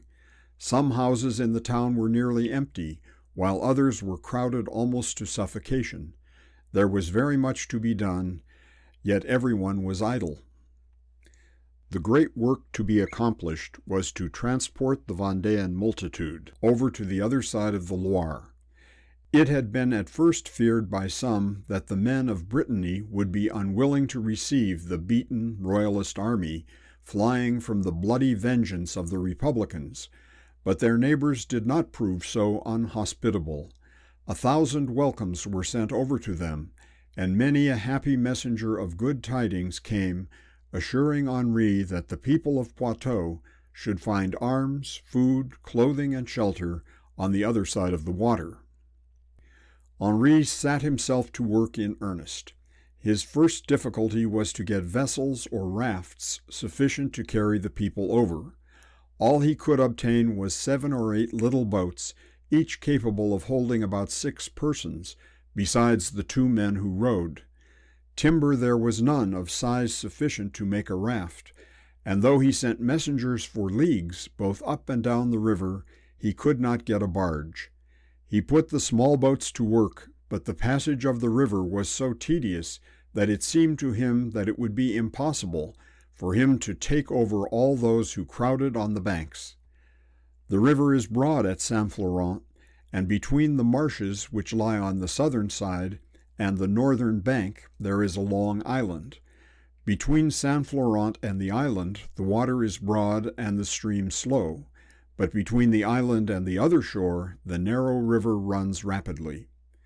Henri at first contented himself with sending the women and children, together with the sick and aged, into the island, thinking that there they would be at any rate for a time safe from the blues, and that some effort might probably be made from the other shore to convey them across the narrow passage. Gradually, however, the island became full, and he was obliged to send his boats round to take the people from thence to the mainland. All the day the work continued, and when the dark night came on, the boats did not for a moment cease to ply. Immediately after sunset the rain began to fall in torrents, and as the anxious wretches did not like to leave the close vicinity of the river, which they had spent the whole day in struggling to attain, thousands of them remained there wet and shivering until the morning. Mothers during the darkness were parted from their children, and wives from their husbands. Those who, worn out with fatigue and weakness, were forced to lie down upon the ground, were trodden upon by others, who pressed on to reach the river. Some were pushed into the water and screamed aloud that they were about to drown, and when the dawn of the morning came, misery, wretchedness, and fear were to be seen on every face. During the whole day and night Henri was either on the bank or passing between it and the town. He had, early in the day, stripped himself of his coat, and when the evening came he could not find it. Wet through, in his shirt-sleeves, this young generalissimo passed the first night of his command, guarding the entrance into his little vessels, prohibiting more than 8 from embarking at a time, striving to his uttermost that none but the weak and aged should be taken over, solacing the sufferings of those near him, bidding the wretched not to despair, and pointing to the opposite shore as the land of hope, where they would soon again find plenty, comfort, and triumph. He was still at the same duty on the following morning, reckoning up with something like despair the small number of those who had as yet passed over, and the multitude who were yet to pass, when the young Chevalier came down to him with the news that Madame de la Cure and her sister-in-law were in Saint Florent. Even the work on which he was so intent could not keep him from those respecting whom he was so anxious, and he hurried into town for an hour or two, leaving the Chevalier in his place. End of section 27. Volume 3, Chapter 6, The Passage of the Loire. Monsieur de la Cure had been 2 days in Saint Florent when his wife and sister arrived there on horseback, attended by Chapeau. None of the party had ever been in the town before, but it was not long before they were recognized, and the 2 ladies soon found themselves standing in the inn yard. Madame de la Cure had as yet asked no question about her husband. Indeed, she had not had opportunity to do so, for she had been hurried through a dense throng of people, none of whom she knew, and when she was lifted from her horse by a strange hand, she had no idea that the window immediately above her head looked from the room in which her husband lay. Chapeau, however, with considerate tact, did not lose a moment in finding the aubergiste, and learning from him enough to enable him to whisper a word of comfort to her. "He is here, madame," said he, standing close behind her, "in the room above there.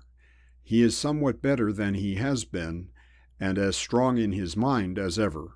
He has been most anxious for your arrival." And then he led the way into the hotel, pushing aside the crowd to the right and to the left, and within 5 minutes from the time of their entering the town, the two ladies found themselves on the stairs immediately outside the chamber in which was lying the object of all their present anxiety. For the last 4 days and 4 nights, it had been the first and only desire of Madame de Lécure to be with her husband, and now that she was so near him, she dreaded to open the door. "Who is with him?" said she, speaking in a whisper, and trembling from head to foot, so that she could hardly stand. "The little Chevalier is with him always," said the aubergiste, who had followed them up the stairs. "He never leaves him, now that Monsieur Henri is obliged to be away." "Hadn't I better go in, perhaps," said Chapeau, "and send the Chevalier out? I can tell Monsieur de Lécure that Madame is here. It might be too much for Monsieur to see her all at once." Without waiting for an answer, Chapeau knocked at the door and went in, while the two ladies sat down on the nearest step, dreading almost to breathe in their intense anxiety. In a few seconds Arthur Mondion came out, and taking a hand of each of his two friends, pressed them to his lips. "He knows you are here," said he to Madame de Lécure, "and you are to go into him alone. Marie and I will go downstairs until he sends for us. Be tranquil as you can while you are with him. You will find him as calm as ever." She rose and entered the room on tiptoe as Chapeau left it. Her face was as pale as marble, and her heart beat so violently that she felt that she would hardly be able to reach the chair at the bedside. De Lécure was lying on a decent but very humble bed at the farthest end of a large room, in which there were 3 or 4 other bedsteads and an enormous number of common deal chairs and tables piled one atop of another. He was propped up in the bed on pillows, and as he turned his eyes towards the door, the full light of the sun shone upon his face and gave an especial ghastliness to its pallor. Madame de Lécure tried to control herself, but in such moments the feelings of the heart overcome the reason, and the motions of the body are governed by passion alone. In an instant her face was on his bosom, and her arms were locked closely round his body. "Victorine, my own Victorine," said he, "my greatest grief is now over. I feared that we were not to meet again, and that thought alone was almost too much for my courage." She was for a time unable to articulate a word. He felt her warm tears as she convulsively pressed her cheek against his breast. He felt the violent throbs of her loving heart, and allowed her a few minutes before he asked her to speak to him. She had thrown off the hat which she had worn before entering the room, and he now gently smoothed her ruffled hair with his hand, and collected together the loose tresses which had escaped down her neck. "Look up, love," he said. "I haven't seen your face yet, or heard your voice. Come, Victorine, you were not used to be so weak. We must all string our nerves now, dearest. We must all be brave now. We used to praise you for your courage. Now is the time for you to show it." "Oh, Charles, oh, my poor stricken love." And then she raised her face and gazed into his, till the tears made her eyes so dim that she could hardly see him. "I knew it would come at last," she said. "I knew this fearful blow would come at last. Oh, that we had gone when others went. At any rate, I should not have lived to see you thus."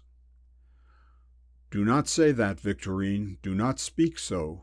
Do not allow yourself to think so, or you will rob both of us of our dearest comfort. No, my love, were it to do again, I again would stand by the throne, and you again would counsel me to do so. A doubt on that point would be calamity indeed, but thank God there is no doubt.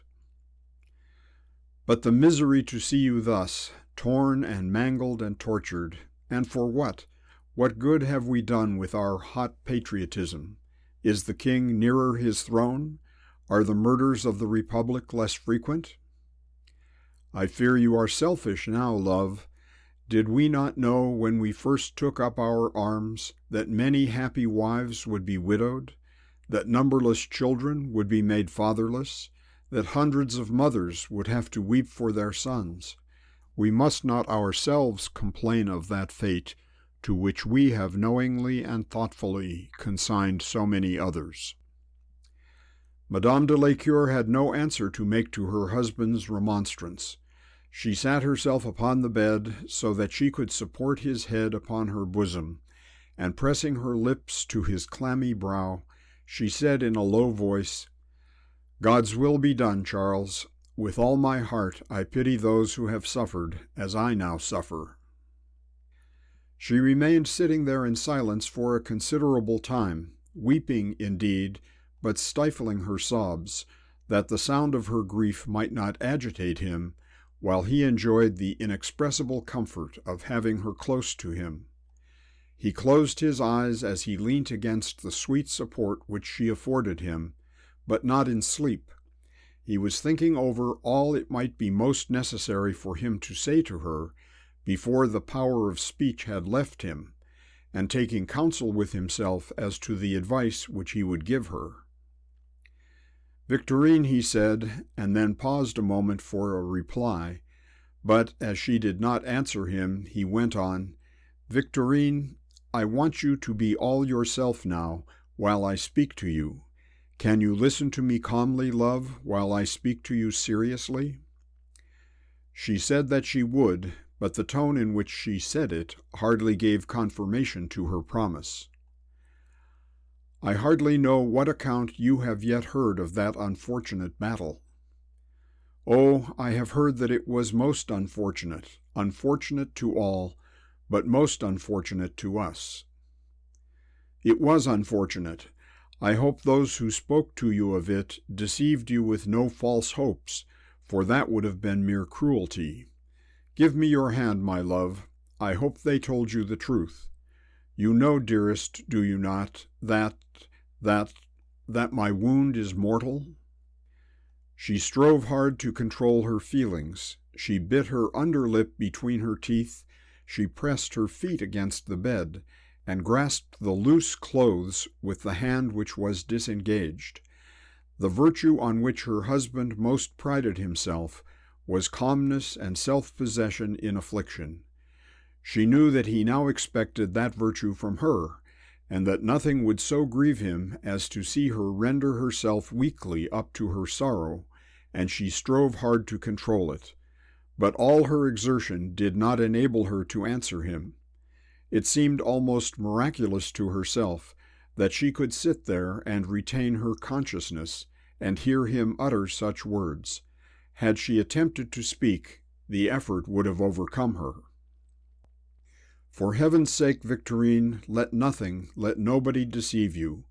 Know the worst and look to Christ for power to bear it, and you will find the burden not too heavy to be borne. You and I, love, must part in this world. We have passed our lives together without one shadow to darken the joy of our union. We have been greatly blessed beyond others. Can we complain because our happiness on earth is not eternal? Is it not a great comfort that we can thus speak together before we part, that I have been allowed to live to see your dear face, to feel your breath on my cheek, and to hear your voice? To tell you, with the assurance which the approach of death gives me, that these sorrows are but for a time, and that our future joys shall be everlasting? And I must thank you, Victorine, for your tender care, your constant love. You have made me happy here. You have helped to fit me for happiness hereafter. It is owing to you that even this hour has but little bitterness for me. Are we not happy, dearest? Are we not happy even now in each other's love?" Madame de Lécure had, while her husband was speaking, sunk upon her knees beside his bed, and was now bathing his hand with her tears. "I cannot blame you for your tears," he said, for human nature must have her way. But my Victorine will remember that she must not give way to her sorrow, as other women may do. Rise, dearest, and let me see your face. I feel that I have strength now to tell you all that I have to say. I may probably never have that strength again." She rose at his bidding and sat upon the bed where he could look full upon her face, and then he began to pour out to her all the wishes of his heart, all the thoughts which had run through his brain since consciousness returned to him after his wound. After a little while she conquered her emotion and listened to him and answered him with attention. He first spoke of their daughter, who was now in safety with relatives who had fled to England, and then of herself and the probable result of the Vendéan War. He told her that he would not say a word to discourage Henri, that had his life been spared, he should have considered it his own most paramount and sacred duty to further the war with every energy which he possessed, but that he did not expect that it would ever terminate favorably to their hopes. "The king will reign again," he said, "in France. I do not doubt it for a moment, but years upon years of bloodshed will have to be borne. The blood of France will be drained from every province, aye, from every parish, before the guilt which she has committed can be atoned for, before she can have expiated the murder of her king."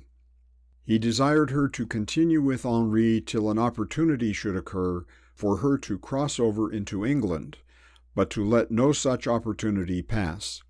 He said that if Henri could maintain his ground for a while in Brittany, if the people would support him, and if English succor should arrive, it was still probable that they might be able to come to such terms with the Republicans as would enable them to live after their own fashion in their own country, to keep their own priests among them, and to maintain their exemption from service in the Republican armies.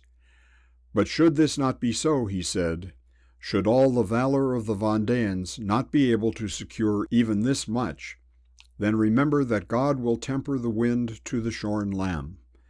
With a people as with an individual, he will not make the burden too heavy for the back which has to bear it. He spoke also of Marie, and declared his wish that she should not delay her marriage with Henri. He even said that should his life be so far prolonged as to enable him to be carried over into Brittany, and should the army there find a moment's rest, he would wish to see their hands joined together at his bedside. "My poor dear Marie," said Madame de la Cure almost unconsciously. She was thinking of her sister's future fate, that she also might have soon to bewail a husband, torn from her by these savage wars. De la Cure understood what was passing through her mind, and said, "I know, love, that there are reasons why they had better remain as they are now, why they should not indissolubly bind themselves to each other at such a time as this. But we must choose the least of evils. You will both now be a burden, no, I will not say a burden, but a charge, upon Henri, and he has a right to expect that a girl, who will depend for everything on him, shall not shrink from the danger of marrying him. She has been happy to accept his love, and when she may be a comfort to him, she should not hesitate to give him her hand. Besides, dearest, think what a comfort it will be to me to know that they are married before I die." There was one other subject on which he had made up his mind to speak, but on which even he, calm and collected as he was, found it difficult to express himself. He had, however, determined that it was his duty to do so, and though the words almost refused to come at his bidding, still he went through his task. "You will be desolate for a time, Victorine, when I shall have left you," said he. She answered him only by a look, but that look was so full of misery blended with inexpressible love, that no one seeing her could have doubted that she would indeed be desolate when he was gone.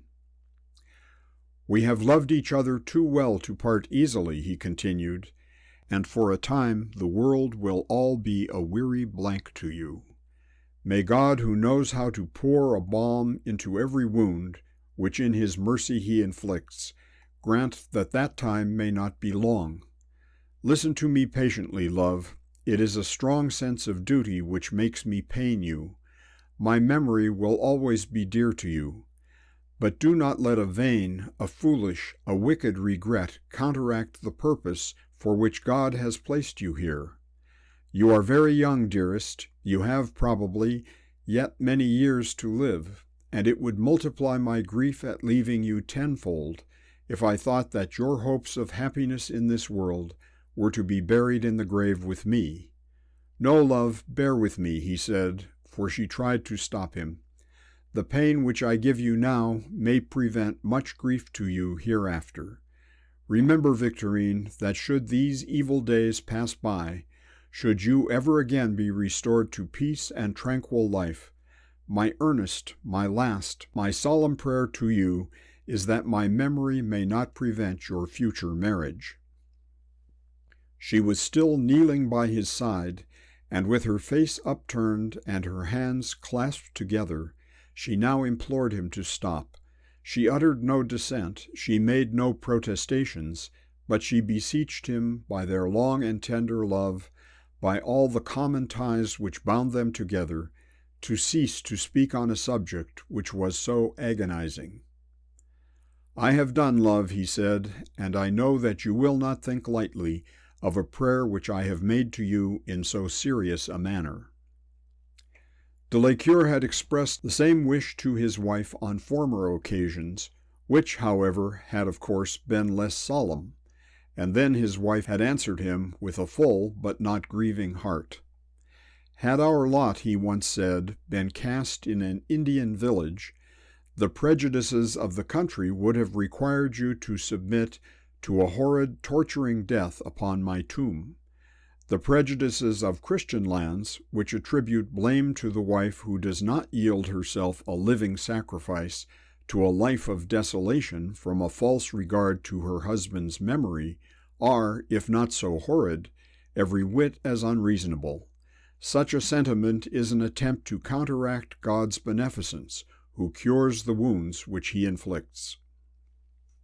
Henri's first care, after having seen Marie and Madame de la Cure, was to provide for their transit and that of his wounded friend to the other side of the water, for he felt that if the blues came upon Saint-Florent before that was done, nothing could prevent the three from being made prisoners. No tidings had yet been received of the advance of the Republicans from Cholet towards Saint-Florent, and the precautions which Henri had taken were such as to ensure him some few hours' notice of their approach. He knew, however, that those hours would be hours of boundless confusion, that the whole crowd of unfortunate wretches who might then still be on the southern side of the river would crowd into the small boats, hurrying themselves and each other to destruction, that discipline would be at an end, and that all his authority would probably be insufficient to secure a passage for his party. About 3 o'clock he sent word to Arthur to have the strongest of the boats kept in readiness a little lower down the river than the usual point of embarkation, so that they might, if possible, escape being carried through the throng. He then procured a wagon into which de la Cure was lifted on his bed. His wife sat behind him, supporting his head on her lap, and Henri and his sister walked beside the vehicle down to the water's edge. The little Chevalier was there with the boat, and he had with him 2 men, neither of whom were young, and who had been at work the whole day ferrying over the Vendéans to the island. Arthur's figure was hardly that of an aide-de-camp. His head was bare and his face begrimed with mud. He was stripped to his shirt-sleeves, and they were tucked up nearly to his shoulders. He still had round his waist the red scarf of which he was so proud, but it was so soiled and dragged as hardly to be recognized as the badge of the honorable corps to which he belonged, for he had, constantly since the morning, been up to his breast in the water, dragging women and children out of the river, heaving the boats ashore, or helping to push them off through the mud and rushes. It was settled on the bank that Arthur should go over with them into Brittany, as Henri felt that he could not conscientiously leave the Saint Florent side of the river, while so many thousands were looking to him for directions. And consequently, as soon as de Lescure and the two ladies had, with much labor and delay, been placed in the boat, he swung himself out of the water into the bow, and the frail bark with its precious load was pushed off into the stream. The point from which it started was somewhat lower down the stream than that from which the boats had hitherto put off, and consequently, as they got into the middle of the river, they found themselves carried down towards the lower part of the island, on which they had intended to land. Had the men who were rowing worked vigorously, this would not have occurred to any great extent. But they pulled slowly and feebly, and every foot which the boat made across, it descended as much down the river. Arthur had been desired to land de Lescure on the island, and another boat had been sent round to be ready to take him at once from thence to the other shore. But when he found that they were unintentionally so near the lower end of the island, it occurred to him that it would save them all much pain and trouble if he were to run round it and land them at once on the opposite shore. They would in this way have to make a considerably longer journey, but then de Lescure would be spared the pain of so many different movements. Madame de Lescure immediately jumped at the proposal. "For heaven's sake, Arthur, do so, if it be possible," said she. "It will be the greatest relief. I do not think we should ever get across to the other boat if we once leave this." Arthur was behind the two men at the oars who had listened to what had been said, without making any observation or attempting to alter the destination of the boat. Rudder there was none, and the steering, therefore, depended entirely on the rowers. "Do you hear?" said Arthur, stretching forward and laying his hand on the shoulder of the man who was in front. "Never mind the island at all.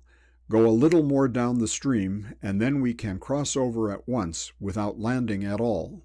Do you hear me, friend?" added he, speaking rather hastily, for the boatman took no apparent notice of his instructions. "We hear you, monsieur," said the man, "but it is impossible. We could not do it."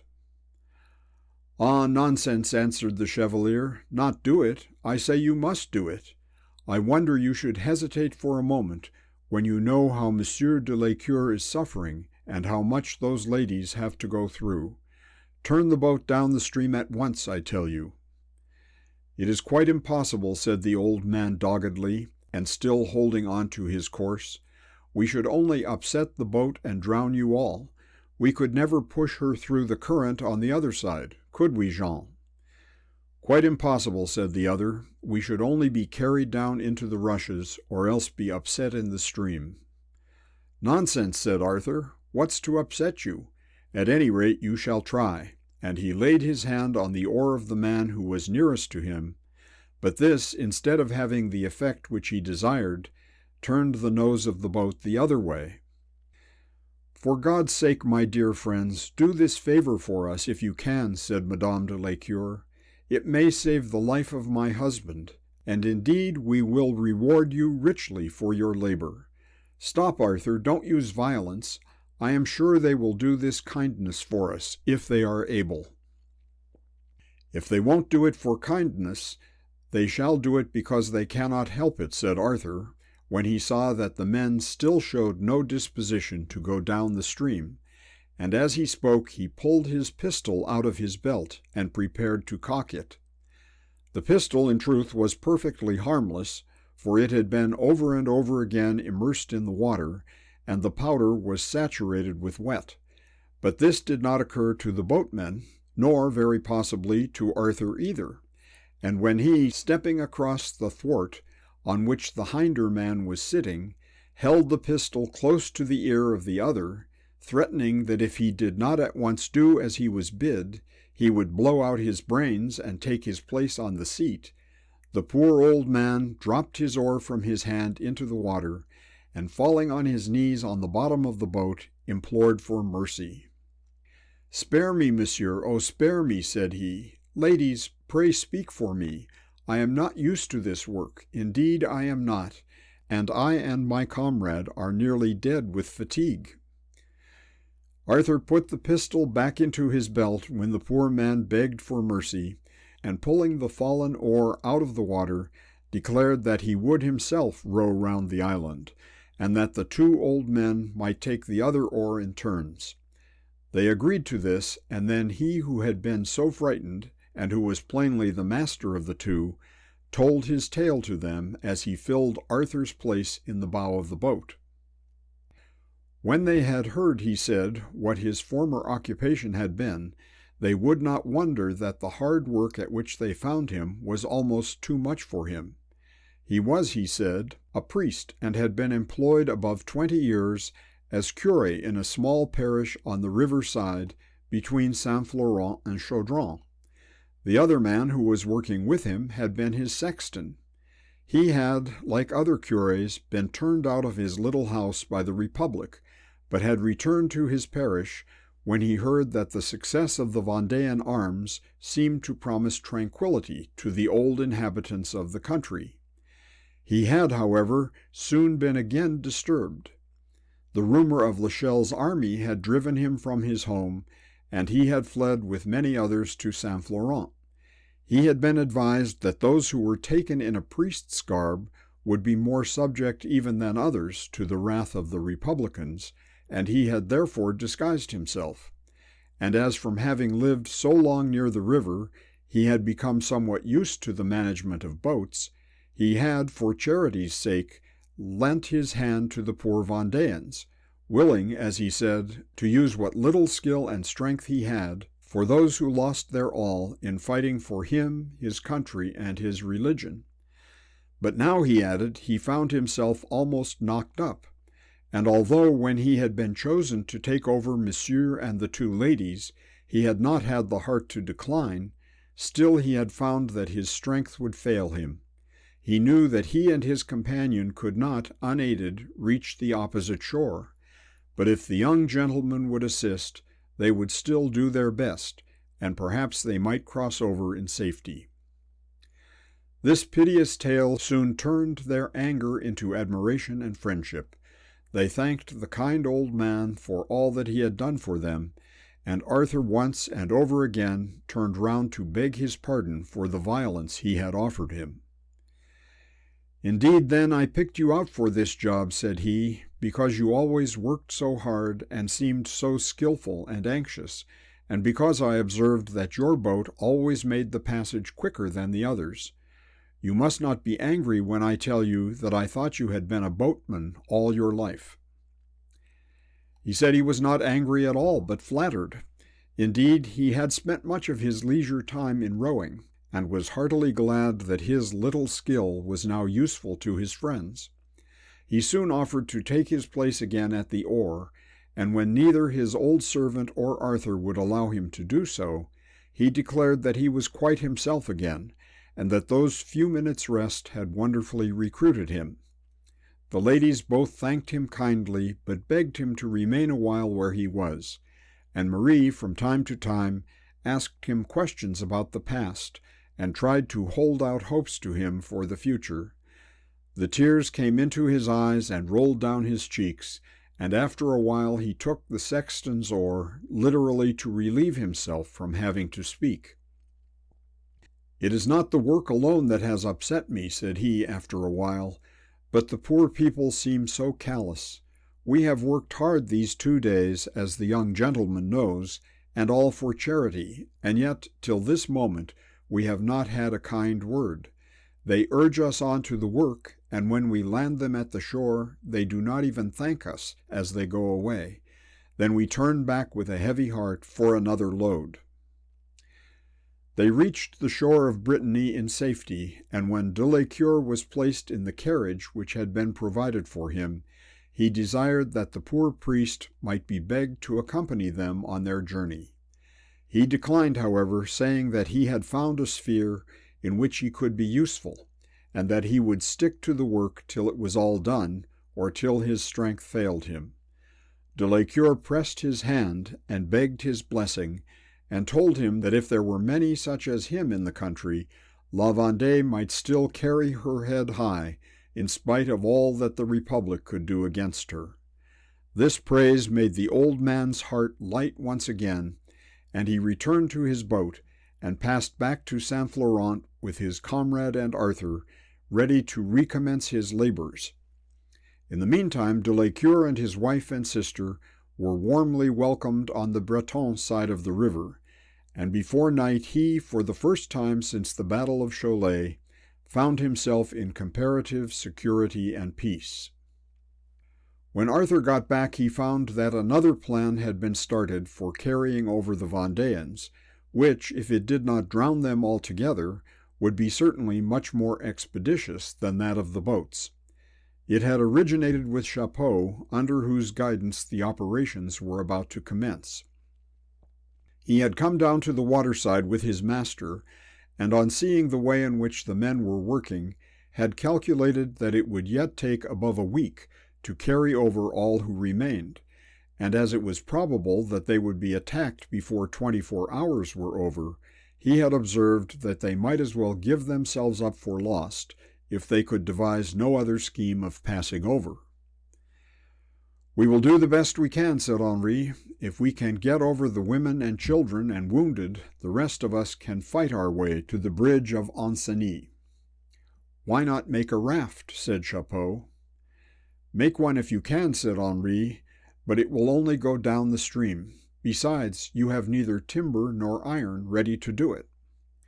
Chapeau, however, determined to try, and he employed the men from Durbellière, who knew him and would work for him, to get together every piece of timber they could collect.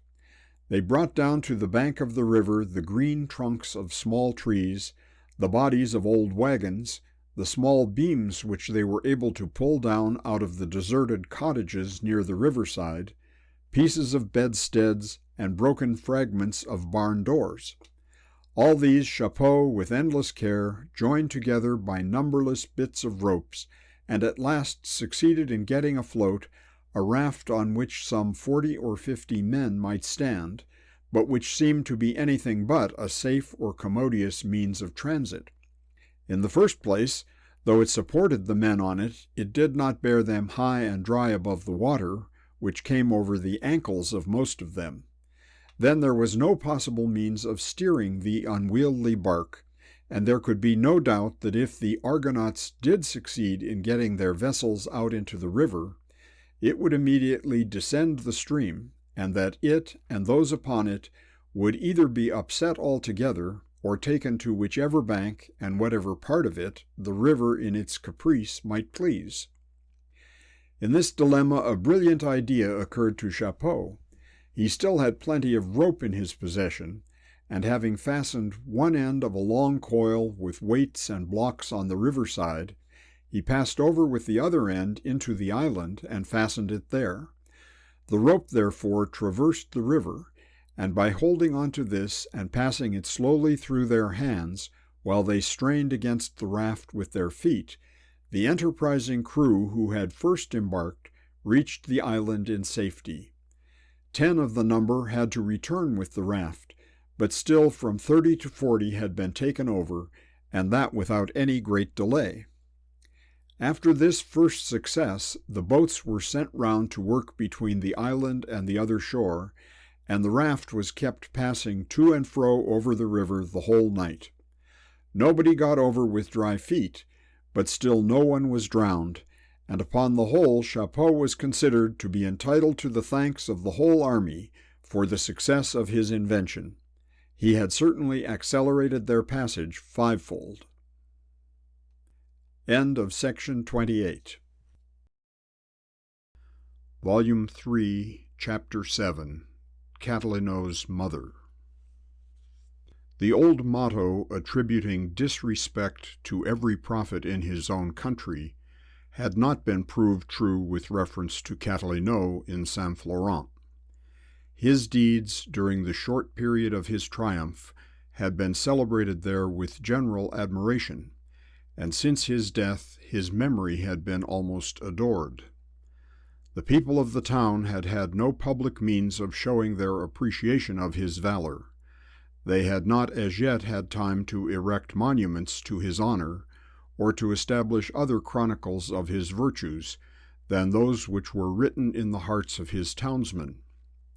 He had left an aged mother behind him, who had long been dependent on his exertions for support, and they had endeavored to express their feeling of his services by offering to place her beyond the reach of poverty. But unaccountably enough, she was the only person in Saint Florent who was dissatisfied with her son's career and angry with the town which had induced him to adopt it. She still lived in a small cottage near the extremity of Saint Florent, which had been the residence of Catilinot as long as he supported himself by his humble calling. It was now wrecked and shattered, and showed those certain signs of ruin which quickly fall on the dwellings of the aged poor, who have no young relatives round them. Here she would sit and spin, seldom now interrupted by any, though at first her neighbors used to flock thither to celebrate the praises of her son.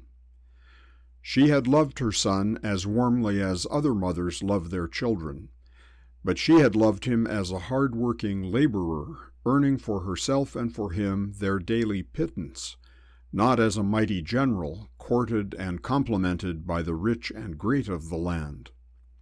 She had begged him not to go out into the town on the morning when he had been so instrumental in saving his townsmen from the ignominy of being pressed into the service of the Republic, and when he returned in the evening, crowned with laurels, she had not congratulated him.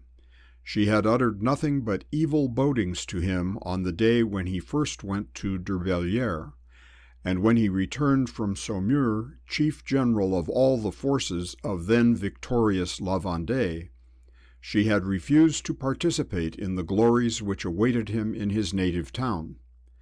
On his departure to Nantes, she had prophesied to him his death, and when the tidings of his fall were first brought to her, she merely said that she had expected it. The whole town mourned openly for Catilinot except his mother.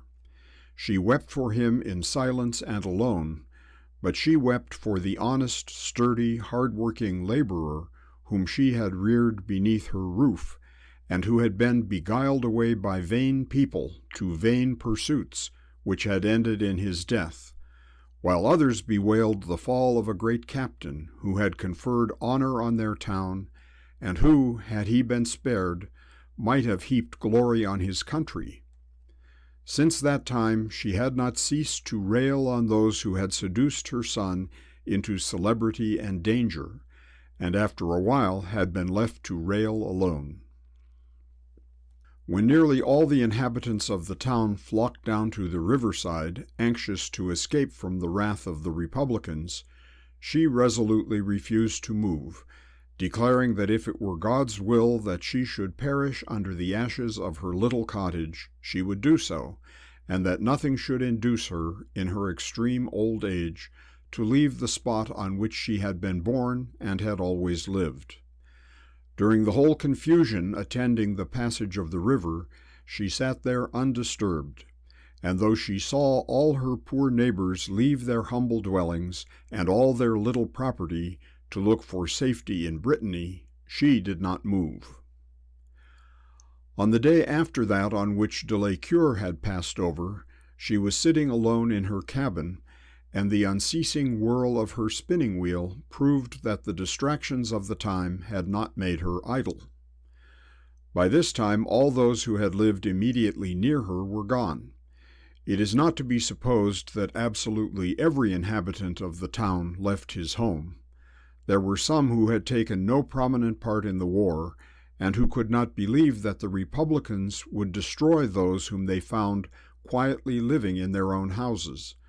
But all the poorer part of the population were gone, and not a living soul but herself remained in the row of cabins of which Catilinot's mother occupied one.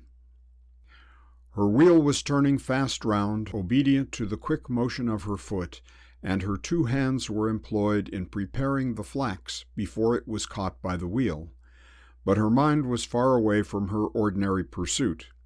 She had been thinking how true were the prophetic warnings with which she had implored her son to submit to the Republicans, and how surely she had foreseen the desolation which his resistance had brought on all around her.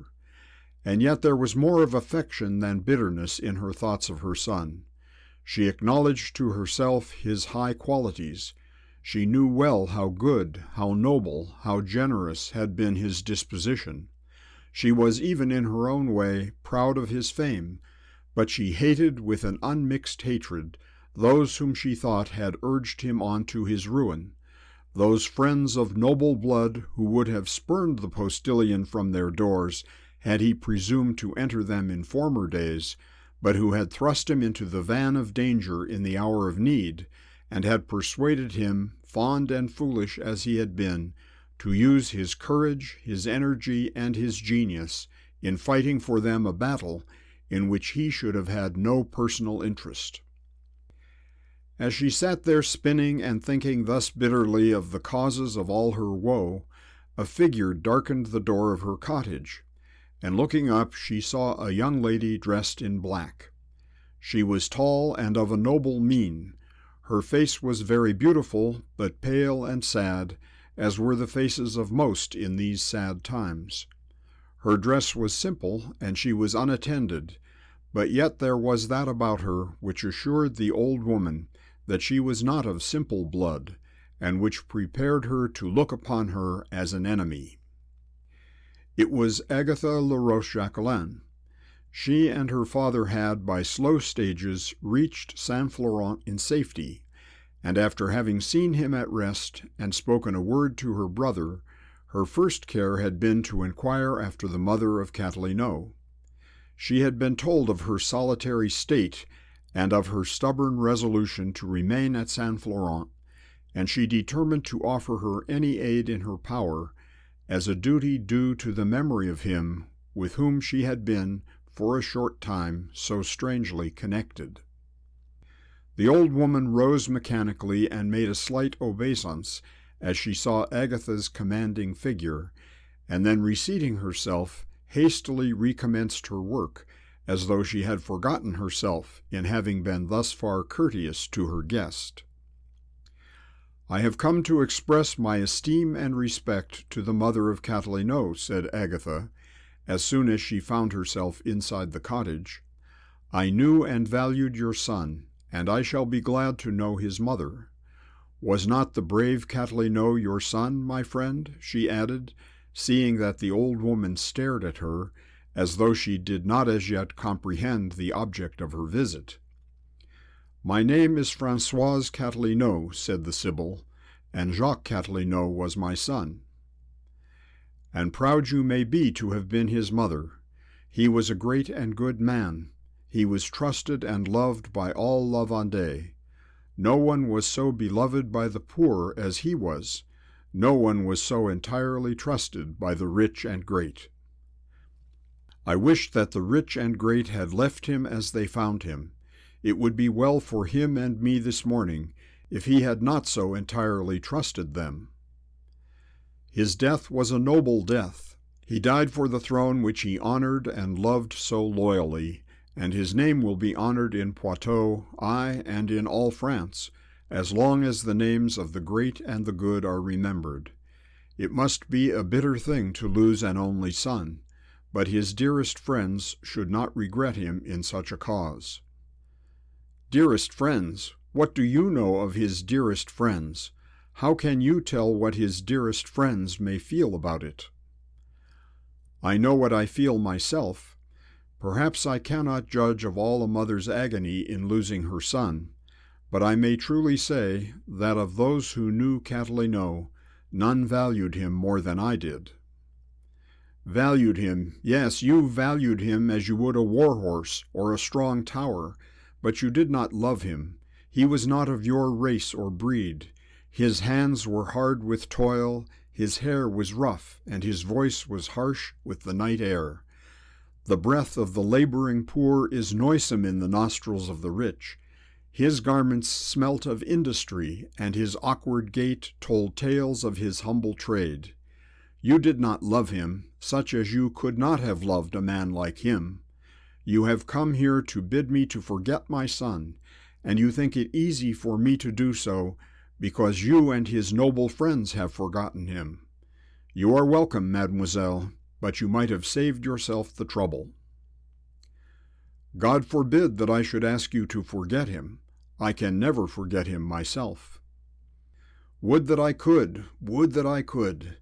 He left me that morning when I bade him to stay, though I went down on my knees to ask it as a favor. He was a stubborn, self-willed man, and he went his own way. He never passed another night under his mother's roof.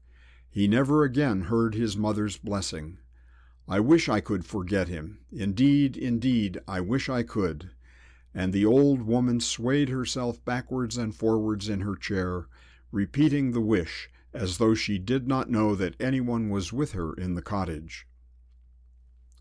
Agatha hardly knew what to say to the strange woman before her, or how to soften her bitterness of spirit. She had felt an unaccountable attraction to Catalino's mother. She had imagined that she could speak to her of her son with affection and warmth, though she could not do so to any other living soul. She had flattered herself that she should have a melancholy pleasure in talking of his death, and in assuring his aged mother that she had soothed her son's last hours, and given him in his dying moments that care which can only be given by the hands of a woman. She now felt herself repulsed, and learnt that the short career of glory which had united her with Catalino had severed him from his mother.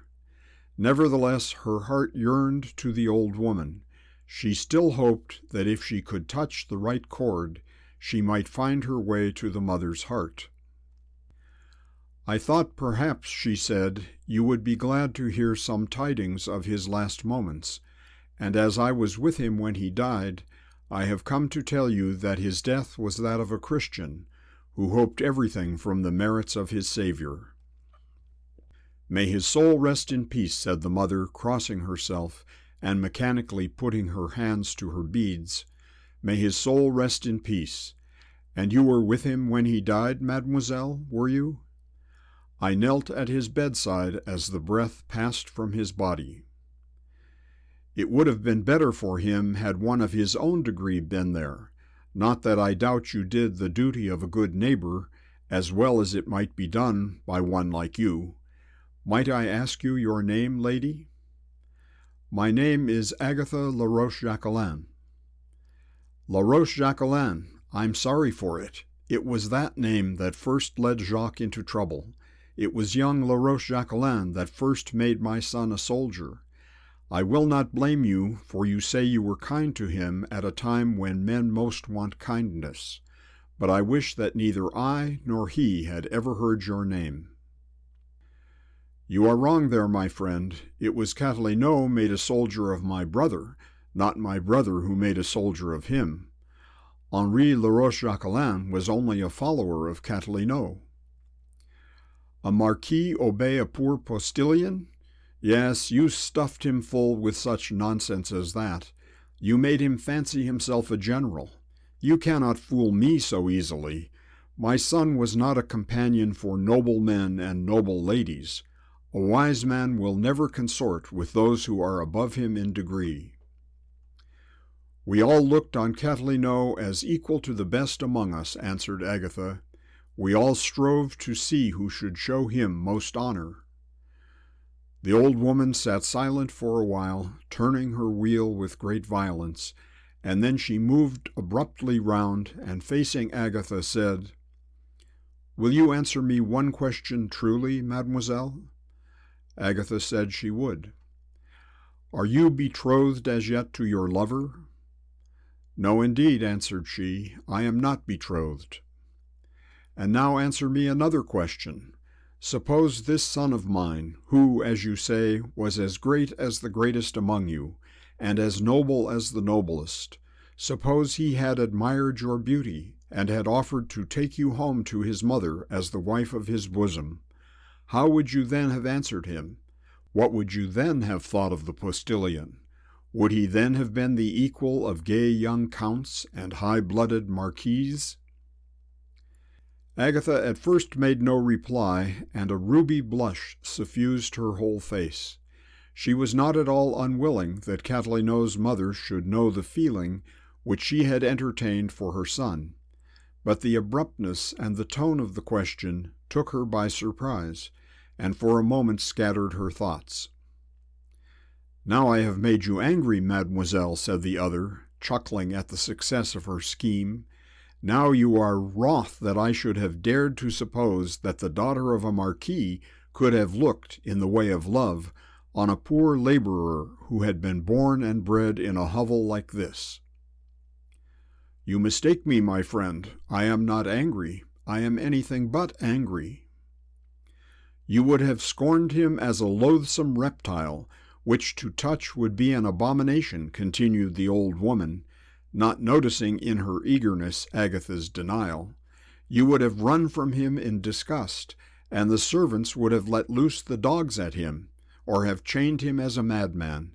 Yes, your delicate frame shakes with horror at the idea that a filthy stable-boy could have looked on your beauty and have dared to wish to possess it, and yet you presume to tell me that Catalino was among you as an equal. He was with you as a Jew is among Christians, as a slobbering drunkard among sober men, as one stricken with fever among the healthy. My son should have been too proud to have eaten bread at a table where his hand was thought unclean, or to have accepted favors where he dared not look for love." "You are unjust to Catalino," replied Agatha. "You are in every way unjust, both to your son and to me. He accepted no favor from us, but he did look—" and she paused as though she still lacked courage to speak the words which were on her tongue, but after a moment she went on and said, "He did look for love, and he did not look in vain." "He did love, do you say, and not in vain? He did love, and made his love acceptable to one of those fine flaunting ladies who sit at ease all day, twirling a few bits of silk with their small white hands? Do you say such a one as that loved Catalino? Who was she? What is her name? Where is she?" "She is close to you now," said Agatha, sitting down on a low stool at the old woman's feet. "I told you her name a while since. It is I who loved your son, I, Agatha Laroche-Jacquelin." Françoise Catalino dropped from her hand the flax which she had hitherto employed herself in preparing for the wheel, and pushing from her forehead her loose gray locks, and resting on her knees her 2 elbows, she gazed long and intently into Agatha's face. "It is just the face he would have loved," said she aloud, yet speaking to herself. "Yes, it is the face of which he used to dream and talk, pale and sad, but very fair, and though I used to bid him mind his work, and bring down his heart to love some poor, honest, laboring girl, I did not the less often think over his strange fancies. And Jacques told you that he loved you, did he, mademoiselle? I wonder at that. It would have been more like himself to have carried his love a secret to the grave. He was dying when he told me that he regarded me above other women, and I am prouder of the dying hero's love than I could have been had a prince knelt at my feet. He was dying when he confessed his love. Yes, I understand it now. Death will open the lips and bring forth the truth, when the dearest hopes of life, when the sharpest pang of the heart fail to do so. Had he not been sure that life with him was gone, he never would have spoken of his love.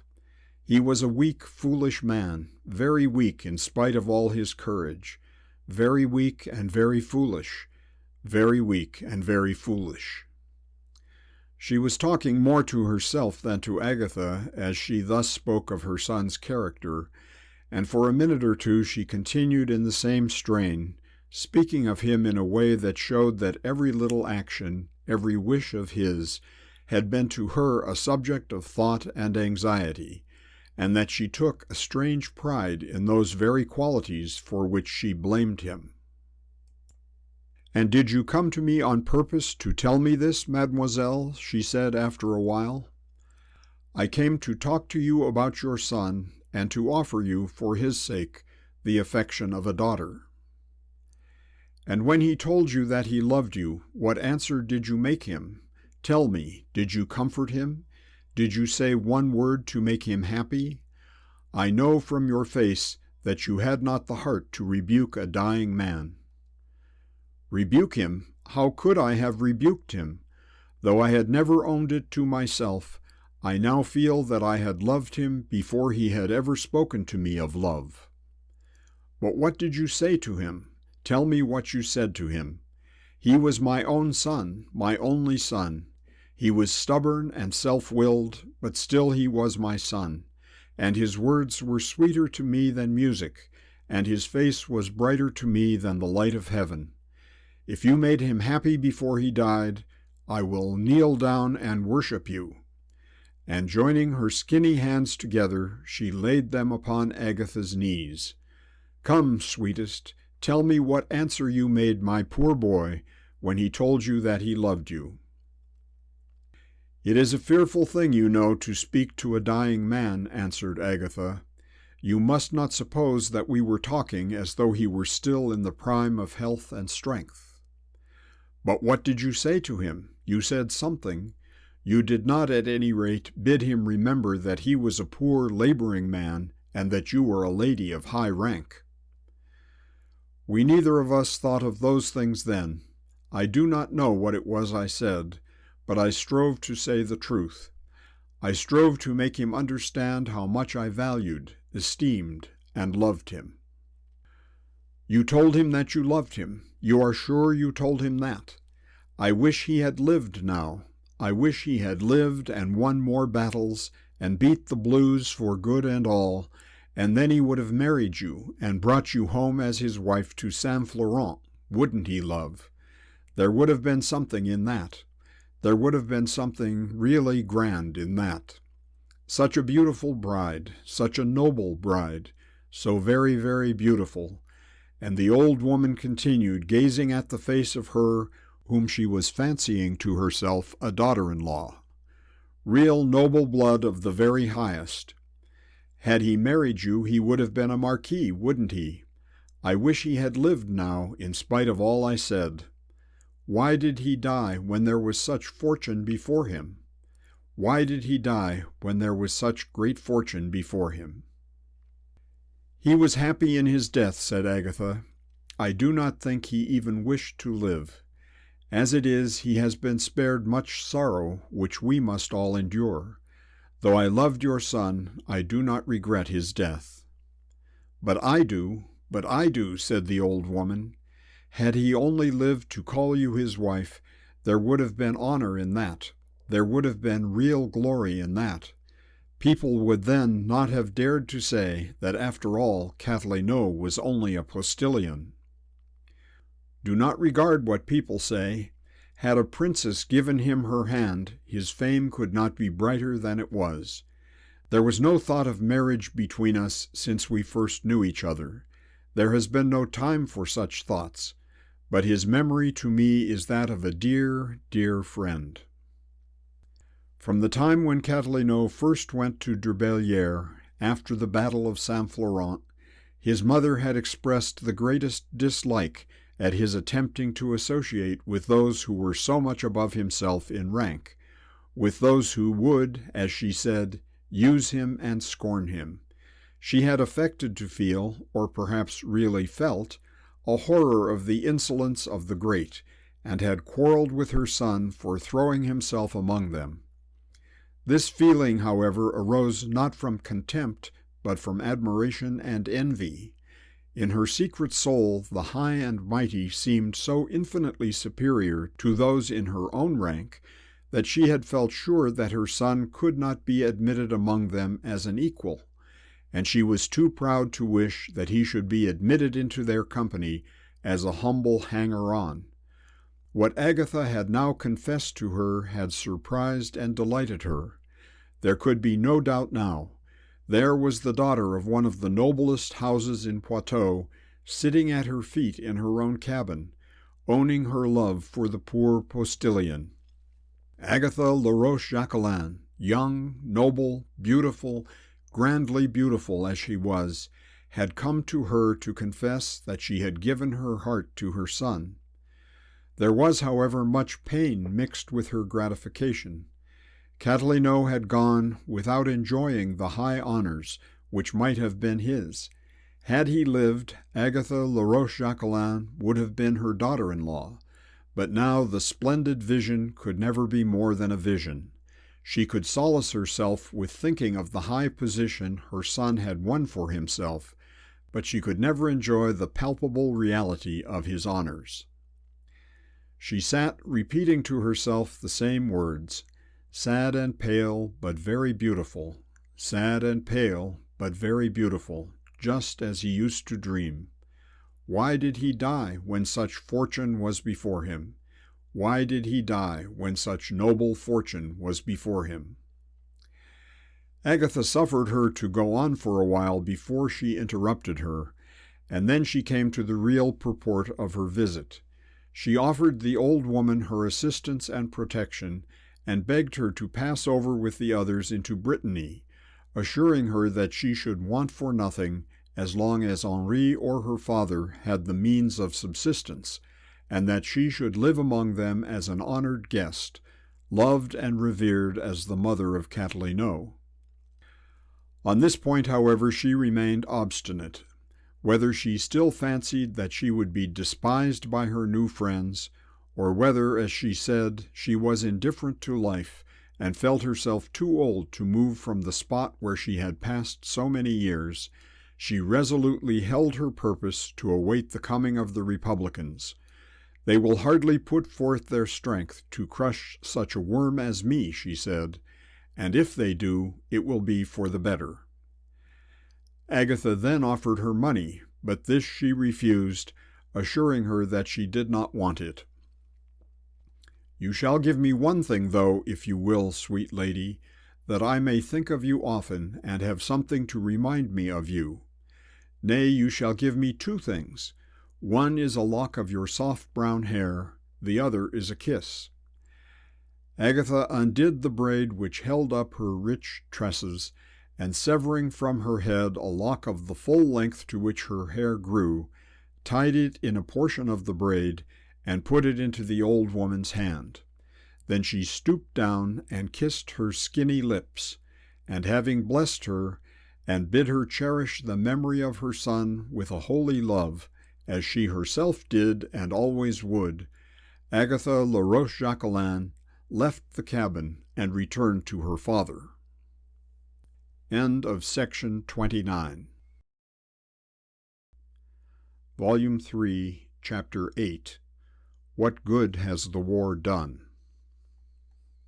The raft which Chapeau had made was by degrees enlarged and improved, and the great mass of the Vendéens passed the river slowly but safely. As soon as the bulk of the people was over, Henri Laroche-Jacquelin left the southern shore, and crossed over to marshal the heterogeneous troops on their route towards Laval, leaving Chapeau and Arthur Mondion to superintend and complete the transit of those who remained. It was a beautiful October evening, and as the sun was setting, the two were standing close to the edge of the water, congratulating themselves that their dirty and disagreeable toil was well nigh over. From time to time stragglers were still coming down to the riverside, begging for a passage and imploring that they might not be abandoned to the cruelty of the blues, and as they came they were shipped off on the raft. There were now, however, no more than would make one fair load, and Chapeau and Arthur were determined that it was full time for them both to leave the Anjou side of the river and follow the main body of the army towards Laval. "We might remain here forever, Chapeau, if we stayed for the very last of all," said the Chevalier, as he jumped on the raft. "Come, man, get on. We've our number now, and we couldn't take more if they come. There's someone hallooing up there, and we'll leave the little boat for them. Come, I want to get over and have a run on dry land, for I'm as cold as a stone. This living like a duck, half in the water and half out, don't suit me at all. The next river we cross over, I'll make Henri get another ferryman." Chapeau still lingered on the shore, and putting his hand up to his ear, listened to the voice of someone who was calling from a distance. It was too dark for him to distinguish anyone, but the voice of a woman hallooing loudly but with difficulty, as though she were out of breath with running, was plainly audible. "If you mean to wait here all night, I don't," said the Chevalier. "So good night to you, and if you don't get on, I'll push off without you." "Stop a moment, Monsieur Arthur. There's a woman there." "I've no doubt there is. There are 50 women there, 50 women, I dare say, but we can't wait while they all drop in one by one. Don't be a fool, Jacques. Is not there the small boat left for them?" Chapeau still listened. "Stop a moment, Monsieur Arthur. For heaven's sake, stop one moment." And then jumping onto the raft, he clung hold of the rope and moored it fast to the shore. "They're friends of my own, Monsieur Arthur, most particular friends, or I wouldn't ask to keep you. Don't go now. After all we've gone through together, you won't leave my friends behind if I go on shore, will you, Monsieur Arthur?" "Oh, I'm a good comrade. If they're private friends, I'll wait all night. Only I hope there ain't a great many of them." "Only 2. I think there are only 2."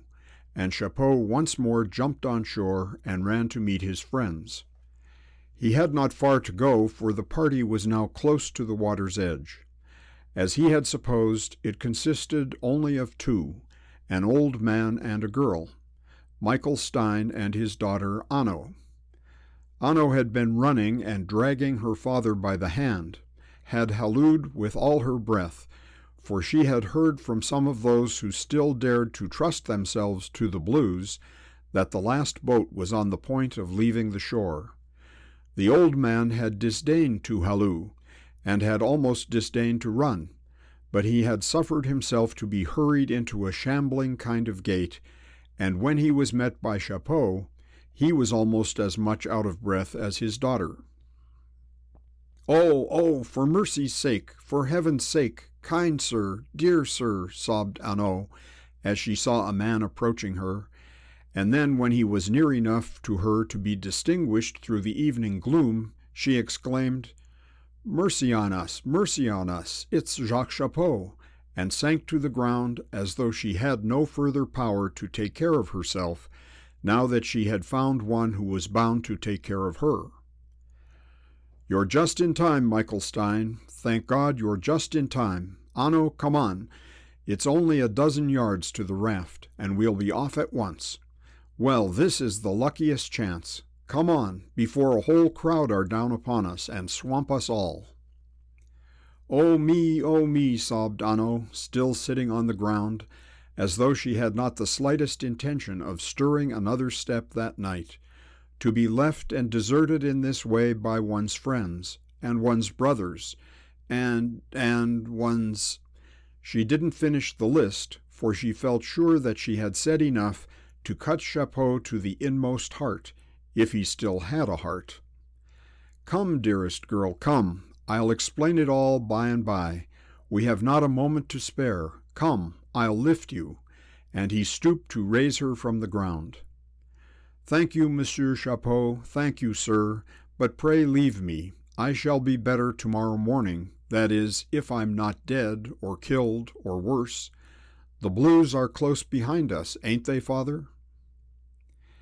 "Get up, Anno, get up, thou little fool, and don't trouble the man to carry thee," said Michael. "If there be still a boat to take us, in God's name let us cross the river, for the blues are truly in Saint Florent, and after flying from them so far, it would be sore ill luck to be taken now." Chapeau, however, would not leave her to herself, but took her up bodily in his arms, and carrying her down to the water's edge, put her on the raft. He and Michael soon followed, and the frail vessel was hauled for the last time over into the island. The news that the enemy was already in Saint Florent soon passed from mouth to mouth, and each wretched emigrant congratulated himself in silence that he had so far escaped from Republican revenge. Many of them had still to sojourn on the island for the night, but there they were comparatively safe, and Arthur Chapeau and his friends succeeded in gaining the opposite shore. Poor Anno was truly in a bad state. When they heard that the ladies had left Châtillon, she and her father, and indeed all the inhabitants of Échambron, felt that they could no longer be safe in the village, and they had started off to follow the royalist army on foot through the country. From place to place they had heard tidings, sometimes of one party and sometimes of another. The old man had borne the fatigue and dangers of the journey well, for though now old, he had been a hard-working man all his life, and was tough and seasoned in his old age. But poor Anno had suffered dreadfully. The clothes she had brought with her were nearly falling off her back. Her feet were all but bare, and were cut and blistered with walking. Grief and despair had taken the color and roundness from her cheek, and she had lacked time on her mournful journey to comb the pretty locks of which she was generally so proud. "Oh, Jacques, Jacques, how could you leave us? How could you go away and leave us after all that's been between us?" she said, as he bustled about to make some kind of bed for her in the little hut in which they were to rest for the night. "Leave you," said Chapeau, who had listened for some time in silence to her upbraidings. "Leave you? How could I help leaving you? Has not everybody left everybody? Did not Monsieur Henri leave his sister, and Monsieur de Lécure leave his wife? And though they are now here all together, it's by chance that they came here, the same as you have come yourself. As long as these wars last, Anno dear, no man can answer as to where he will go or what he will do." "Oh, these weary wars, said she. "Will they never be done with? Will the people never be tired of killing and slaying and burning each other? And what is the king the better of it? Ain't they all dead, the king and the queen and the young princes and all of them?" "You wouldn't have us give up now, Anno, would you? You wouldn't have us lay down our arms and call ourselves Republicans after all we have done and suffered?" Anno didn't answer. She wouldn't call herself a Republican, but her sufferings and sorrows had greatly damped the loyal zeal she had shown when she worked her little fingers to the bone in embroidering a white flag for her native village. She was now tired and cold, wet and hungry, for Chapeau had been able to get no provisions but a few potatoes, so she laid herself down on the hard bed which he had prepared for her, and as he spread his own coat over her shoulders, she felt that it was, at any rate, some comfort to have her own lover once more near her. Jacques and the old smith had no bed, so they were fain to content themselves with sitting opposite to each other on two low stools, the best seats which the hut afforded. Jacques felt that it was incumbent on him to do the honors of the place, and that some apology was necessary for the poor accommodation which he had procured for his friends. "This is a poor place for you, Michelstein," he commenced, "a very poor place for both of you, after your own warm cottage at Échambron." "It's a poor place truly, Monsieur Chapeau," said the smith, looking round on the bare walls of the little hut. "Indeed it is, my friend, and sorry am I to see you and Anno so badly lodged. But what then? We shall be in Laval tomorrow, and have the best of everything. That is, if not tomorrow, the day after." "I don't much care about the best of everything, Monsieur Chapeau. I've not used myself to the best, but I would it had pleased God to have allowed me to labor out the rest of my days in the little smithy at Échambron. I never wanted more than the bread which I could earn." "You never did, Michael, you never did," said Chapeau, trying to flatter the old man. "And like an honest man you endure without flinching what you suffer for your king. Give us your hand, my friend. We've no wine to drink his health, but as long as our voices are left, let us cry, Vive le roi." The old man silently rejected Chapeau's proposal that he should evince his loyalty just at present by shouting out the Vendéan war cry. "I take no credit, Monsieur Chapeau," said he, "for suffering for my king, though while he lived he always had my poor prayers for his safety. It wasn't to fight the blues that I left my little home. It was because I couldn't stay any without fearing to see that girl there in the rude hands of Lachelle's soldiers, and my own roof in a blaze. It's all gone now, forge and tools, the old woman's chair, the children's cradle. It's all gone, now and forever. I don't wish to curse anyone, Monsieur Chapeau, but I am not in the humor to cry Vive le roi." "But Michael Stein, my dear friend," urged Chapeau, "look what others have lost too. Have not others suffered as much? Look at the old Marquis, turned out of his house and everything lost, and yet you won't hear a word of complaint fall from his mouth. Look at Madame de la Cure, her husband dying, her house burnt to the ground, without a bed to lie on or a change of dress, and yet she does not complain." "They have brought it on themselves by their own doings," answered the smith, "and they have brought it on me also, who have done nothing." "Done nothing? But indeed you have, Michael. Have you not made pikes for us, and have not your sons fought for us like brave soldiers?" "I have done the work for which I was paid, as a good smith should, and as for the boys, they took their own way. No, Jacques Chapeau, I have taken no part in your battles. I have neither been for nor against you. As for king or republic, it was all one to me. Let them who understand such things settle that. For 50 years I have earned my bread and paid what I owed, and now I am driven out from my home like a fox from its hole. Why should I say Vive le roi? Look at that girl there with her bare feet bleeding from the sharp stones, and tell me why should I say Vive le roi?" Chapeau was flabbergasted, for all this was rank treason to him, and yet he didn't want to quarrel with the smith, so he sat still and gazed into his face as though he were struck dumb with astonishment. "I remember when you came to my cottage," continued the old man, "and told me that the wars were all over, that the king was coming to Derbellière, and that you would marry Anno and make a fine lady of her. I told you then what I thought of your soldiering and your fine ladies. I told you then what it would come to, and I told you true. I don't throw this in your teeth to blame you, Monsieur Chapeau, for you have only served those you were bound to serve. But surely they who first put guns and swords into the hands of the poor people, and bade them go out for soldiers, will have much to answer for. All this blood will be upon their heads." "You don't mean to blame Monsieur Henri and Monsieur de la Cure and the good Catalineau for all that they've done," said Chapeau, awestruck at the language used by his companion. "It's not for me to blame them, but look at that girl there, and then tell me, mustn't there be some great blame somewhere?"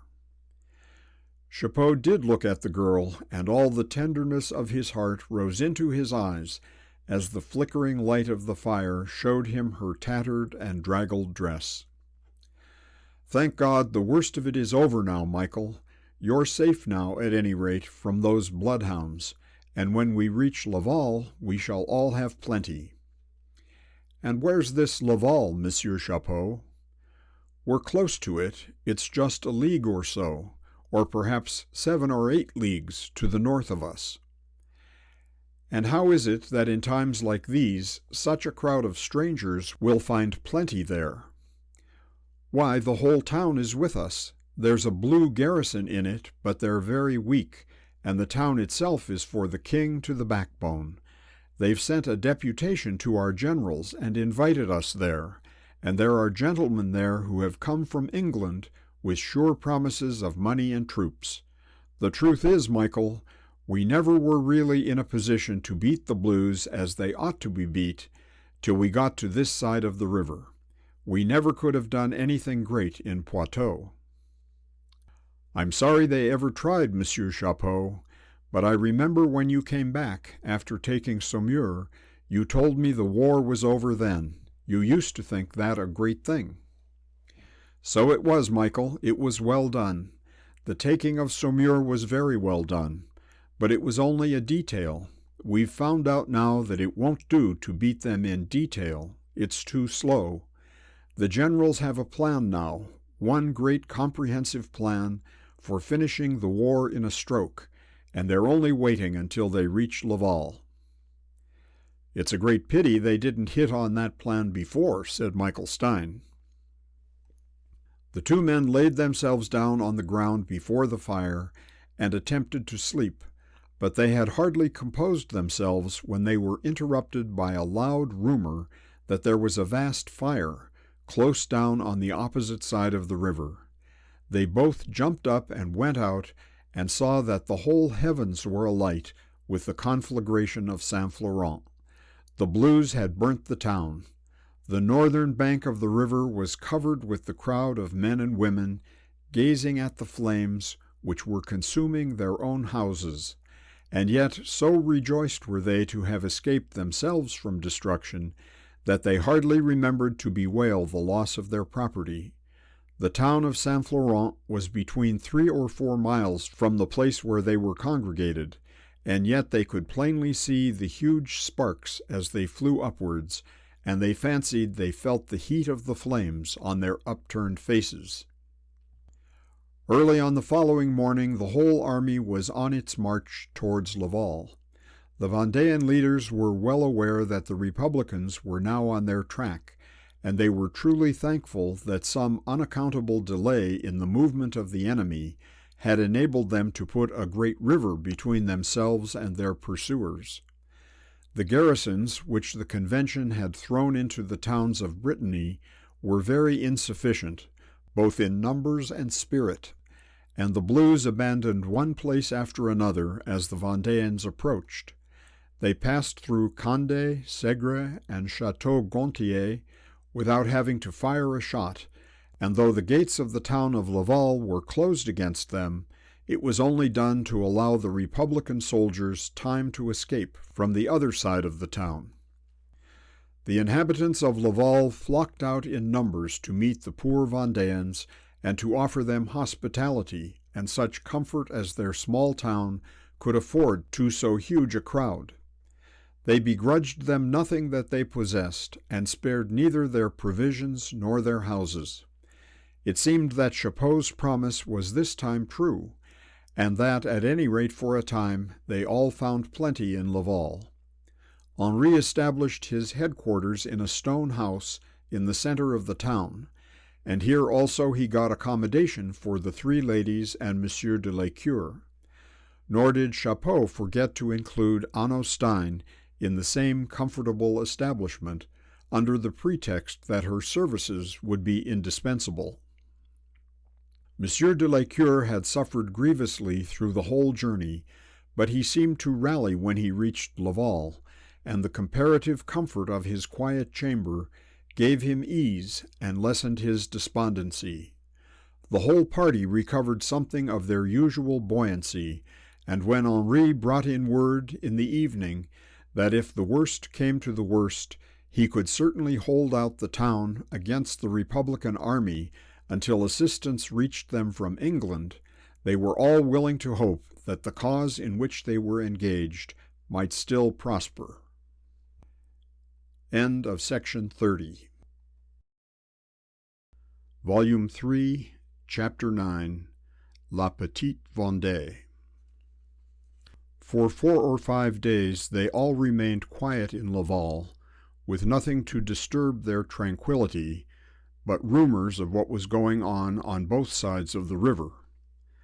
The men, with the exception of the old Marquis and de Lécure, were hard at work from morning until night.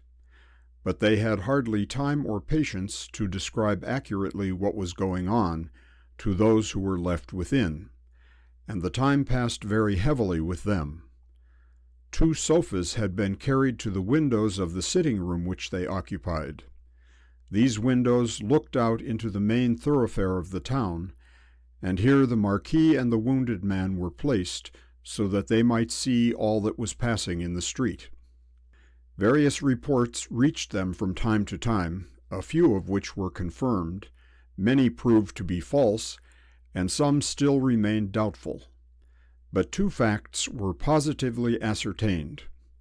Firstly, that the main army of the Republicans had passed the river at Angers and were advancing towards Laval, and secondly, that there was a considerable number of Breton peasants already under arms in the country, who were harassing the Blues whenever they could meet them in small parties, and very frequently menacing the garrisons which they found in the small towns. This last circumstance created a great deal of surprise, not so much from the fact of the Bretons having taken up arms against the Convention, as from a certain degree of mystery which were attached to the men who were roving about the country. It appeared that they were all under the control of one leader, whose name was not known in Laval, but who was supposed to have taken an active part in many of the battles fought on the other side of the river. His tactics, however, were very different from those which had been practiced in La Vendée. He never took any prisoners or showed any quarter, but slaughtered indiscriminately every Republican soldier that fell into his hands. He encouraged his men to pillage the towns where the inhabitants were presumed to be favorable to the Convention, and this license which he allowed was the means of drawing many after him who might not have been very willing to fight merely for the honor of defending the throne. After the custom of their country, which was different from that which prevailed in Poitou and Anjou, these peasant soldiers wore their long flaxen hair hanging down over their shoulders, and were clothed in rough dresses made of the untanned skins of goats or sheep, with the hair on the outside. The singularity of their appearance at first added a terror to their arms, which was enhanced by the want of experience and cowardice of the Republican troops through the country. This wild roving band of lawless men had assumed to themselves the name of La Petite Vendée, and certainly they did much towards assisting the Vendéans, for they not only cleared the way for them in many of the towns of Brittany, but they prepared the people to expect them, and created a very general opinion that there would be more danger in siding with the Blues than with the royal party. If the men of La Petite Vendée had rendered themselves terrible, their captain had made, not his name, for that was unknown, but his character much more so. He was represented to be a young man, but of a fierce and hideous aspect.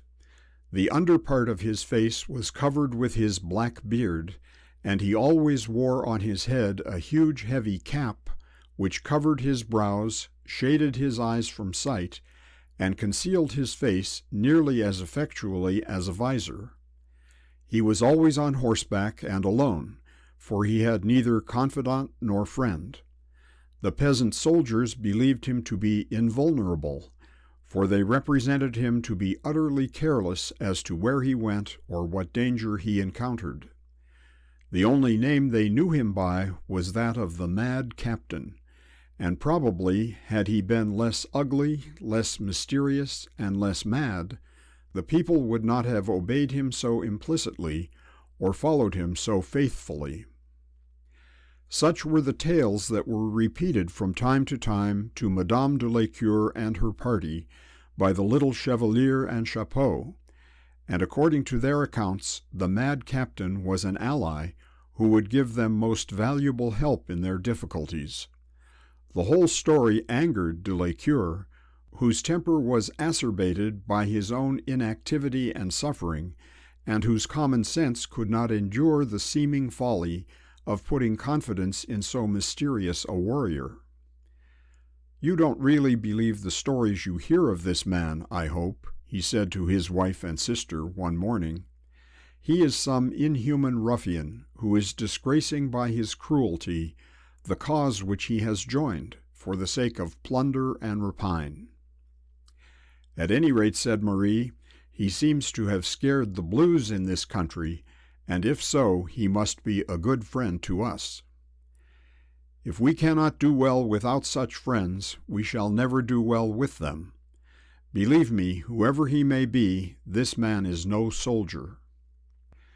De Lescure was perhaps right in the character which he attributed to the captain of La Petite Vendée, but the band of men which that mysterious leader now commanded held its ground in Brittany long after the Vendéan armies were put down in Poitou and Anjou.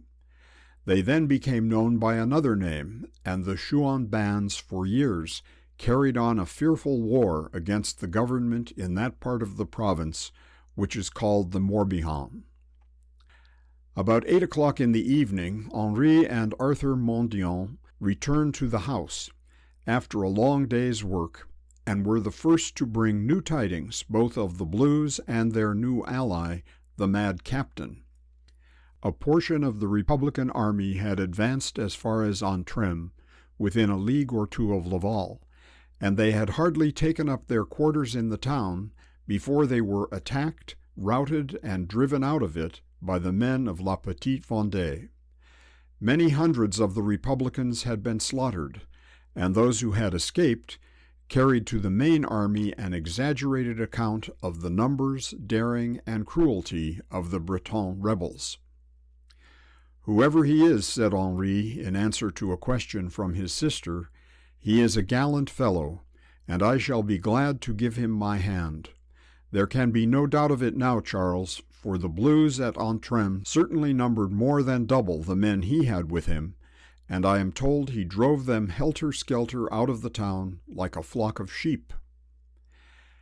"And do you mean to let him have the rest of the war all to himself?" said de Lescure, who was rather annoyed than otherwise at the success of a man whom he had stigmatized as a ruffian.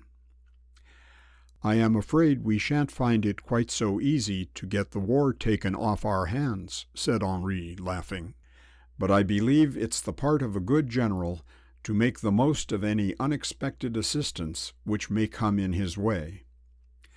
"But Henri," said Marie, "you must have some idea who this wonderful wild man is. Don't they say he was one of the Vendéan chiefs?" "He says so himself," said Arthur. "He told some of the people here that he was at Fontenay and Saumur, and he talked of knowing Catalineau and Bonchamp. I was speaking to a man who heard him say so." "And did the man say what he was like?" said Marie. "I don't think he saw him at all," answered Arthur. "It seems that he won't let anyone see his face if he can help it, but they all say he is quite a young man." Chapeau now knocked at the door and brought farther tidings. The Mad Captain and all his troop had returned from Antrim to Laval, and had just now entered the town. "Our men are shaking the Bretons by the hand," said Chapeau, "and wondering at their long hair and rough skins. 3 or 4 days ago I feared the Vendéans would never have faced the Blues again, but now they are as ready to meet them as ever they were." "And the captain, is he actually in Laval at present, Chapeau?" "Indeed he is, Monsieur Henri. I saw him riding down the street, by the Hôtel de Ville myself, not 10 minutes since." "Did you see his face, Chapeau?" asked Marie. "Did he look like anyone you knew?" asked Madame de Lescure.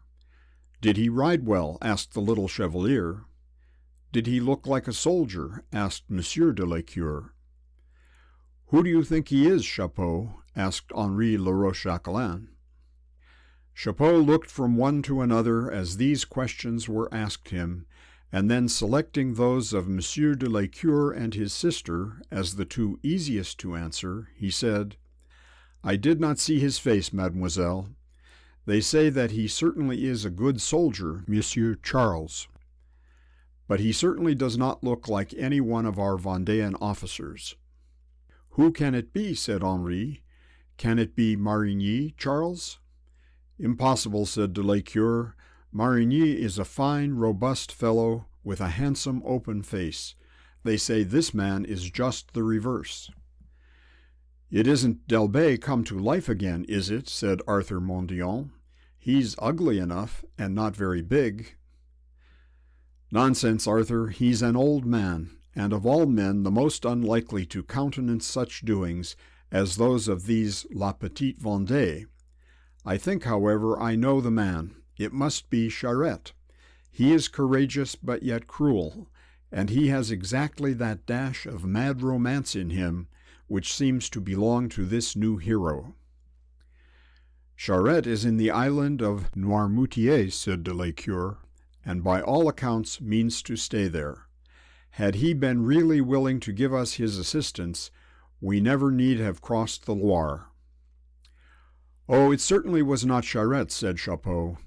I saw Monsieur Charette on horseback once, and he carries himself as though he had swallowed a poker, and this gentleman twists himself about like a mountebank, I suppose, said de Lescure. He rides well all the same, Monsieur Charles, rejoined Chapeau. And who do you think he is, Chapeau? Said Henri. Chapeau shrugged his shoulders, as no one but a Frenchman can shrug them, intending to signify the impossibility of giving an opinion. Immediately afterwards he walked close up to his master and whispered something in his ear. Henri looked astonished, almost confounded by what his servant said to him, and then replied almost in a whisper, "Impossible, Chapeau, quite impossible." Immediately afterwards Chapeau left the room and Henri followed him, and calling him into a chamber in the lower part of the house, began to interrogate him as to what he had whispered upstairs. "I did not like to speak out before them all, Monsieur Henri," said Jacques, "for I did not know how the ladies might take it. But as sure as we're standing here, the man I saw on horseback just now was Monsieur Adolphe Deneau." "Impossible, Chapeau, quite impossible. How on earth could he have got the means to raise a troop of men in Brittany? Besides, he never would have returned to the side he deserted." "It does not signify, Monsieur Henri, whether it be likely or unlikely. That man was Adolphe Deneau. I'd wager my life on it without the least hesitation. Why, Monsieur Henri, don't I know him as well as I know yourself?" "But you didn't see his face?" "I saw him rise in his saddle and throw his arms up as he did so, and that was quite enough for me. The mad captain of La Petite Vendée is no other than Monsieur Adolphe Deneau." Henri Laroche-Jacquelin was hardly convinced, and yet he knew that Chapeau would not express himself so confidently unless he had good grounds for doing so. He was aware also that it was almost impossible for anyone who had intimately known Deneau to mistake his seat on horseback, and therefore, though not quite convinced, he was much inclined to suspect that in spite of improbabilities, his unfortunate friend was the mysterious leader of the Breton army. He determined that he would, at any rate, seek out the man, whoever he might be, and that if he found that Adolphe Deneau was really in Laval, he would welcome him back with all a brother's love to the cause from which, for so Henri had always protested, nothing but insanity had separated him. "At any rate, Chapeau, we must go and find the truth of all this. Moreover, whoever this man be, it is necessary that I should know him. So come along." They both sallied out into the street, which was quite dark, but which was still crowded with strangers of every description. The wine shops were all open, and densely filled with men who were rejoicing over the victory which had been gained that morning, and the Breton soldiers were boasting of what they had done, while the Vendéans talked equally loudly of what they would do when their generals would once more lead them out against the Blues.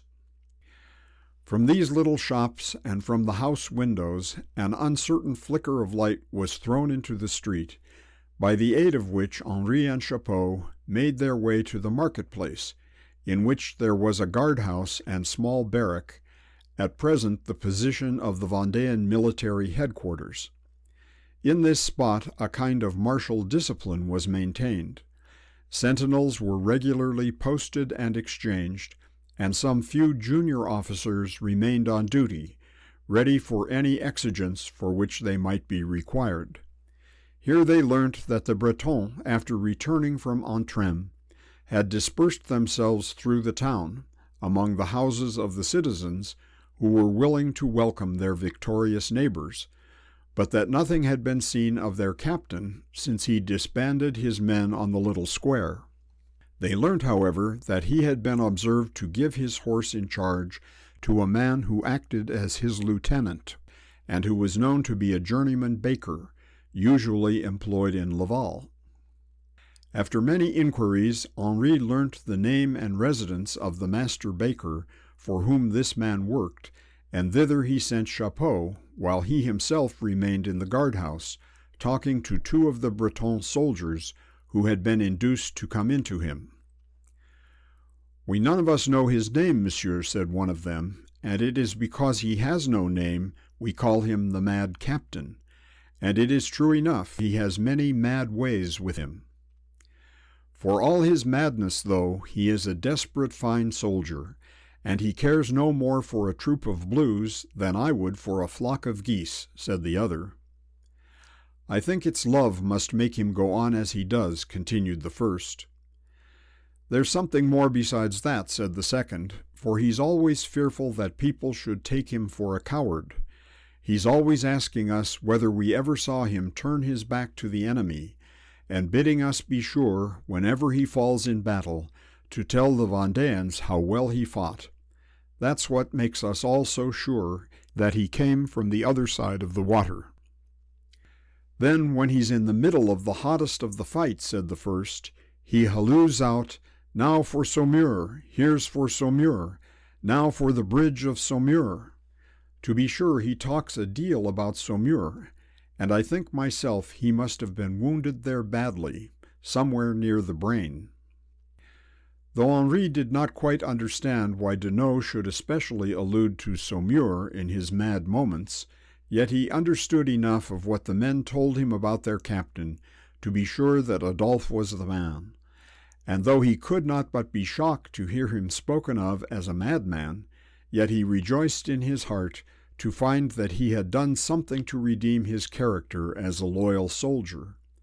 He learnt that Deneau had been above 2 months in Brittany, that he had first appeared in the neighborhood of Laval with about 200 men who had followed him thither out of that province, and that he had there been joined by as many more belonging to Maine, and that since that time he had been backwards and forwards from one town to another, chiefly in the Morbihan, and that he had succeeded in almost every case in driving the Republican garrison from the towns which he attacked.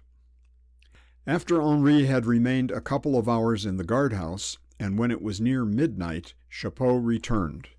He had found out the lodgings of the journeyman baker, had gone thither, and had learnt, after many inquiries, which were very nearly proving ineffectual, that the mad captain, whoever he was, occupied a little bedroom at the top of the same house, and that he was, at the very moment at which these inquiries were being made, fast asleep in his bed, having given his lieutenant, the journeyman baker, strict orders to call him at 3 o'clock in the morning. Henri and Chapeau again started on their search, and making their way for the second time through the dark, crowded streets, reached a small, miserable-looking house in a narrow lane, at one of the lower windows of which Chapeau knocked with his knuckles. "I told Monsieur Plume that I should call again tonight," said he, "and he'll know it's me." "And is Monsieur Plume the baker?" asked Henri. "He was a baker till 2 months since," answered Chapeau, "but now he's a soldier and an officer, and I can assure you, Monsieur Henri, he doesn't think a little of himself. He's fully able to take the command-in-chief of the Breton army when any accident of war shall have cut off his present captain. At least, so he told me." "You must have had a deal of conversation with him in a very short time, Chapeau." "Oh, he talks very quick, Monsieur Henri, but he wouldn't let himself down to speak a word to me till I told him I was aide-de-camp in chief to the generalissimo of the Vendéan army, and then he took off the greasy little cap he wears, told me that his name was Auguste Émile Septimus Plume, and said he was most desirous to drink a cup of wine with me in the next estaminet. Then I ran off to you, telling him I would return again as soon as I had seen that all was right at the guardhouse." "Knock again, Chapeau," said Henri, "for I think your military friend must have turned in for the night." Chapeau did knock, and as he did so, he put his mouth close to the door and called out, "Monsieur Plume, Captain Plume, Captain Auguste Plume, a message, an important message from the commander-in-chief of the Vendéan army.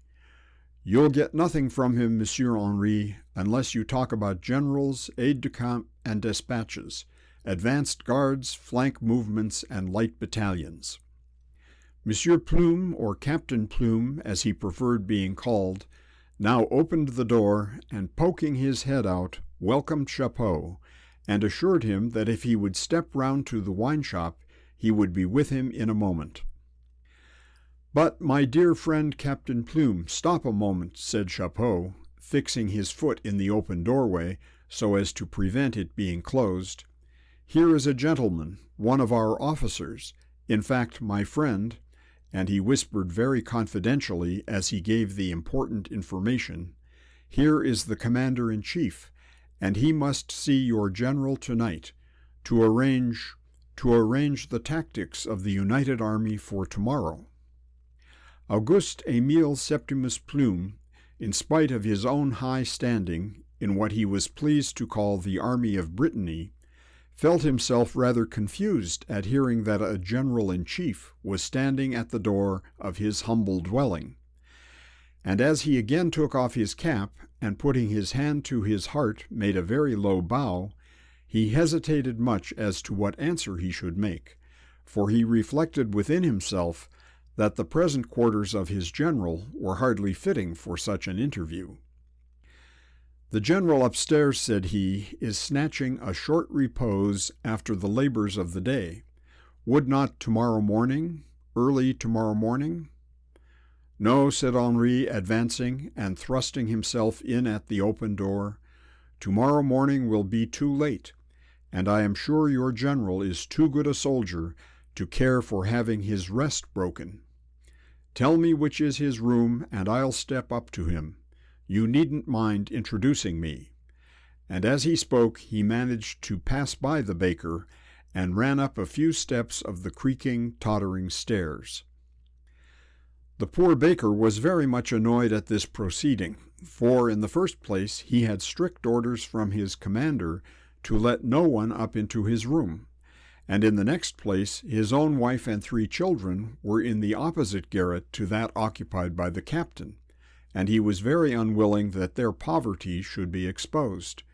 He could not, however, turn a commander-in-chief out of the house, nor could he positively refuse to give him the information required. So he hallooed out, "The top chamber to the right, General, the top chamber to the right. It's a poor place," he added, speaking to Chapeau, "but the truth is he don't choose to have more comforts about him than what are enjoyed by the poorest soldier in his army." "We won't think any the worse of him for that," said Chapeau. "We're badly enough off ourselves sometimes. Besides, your captain is a very old friend of Monsieur Henri." "An old friend of whose?" said Plume. "Of Monsieur Henri Laroche-Jacquelin, that gentleman who has now gone upstairs. They have known each other all their lives." Auguste Plume became the picture of astonishment. "Known each other all their lives," said he.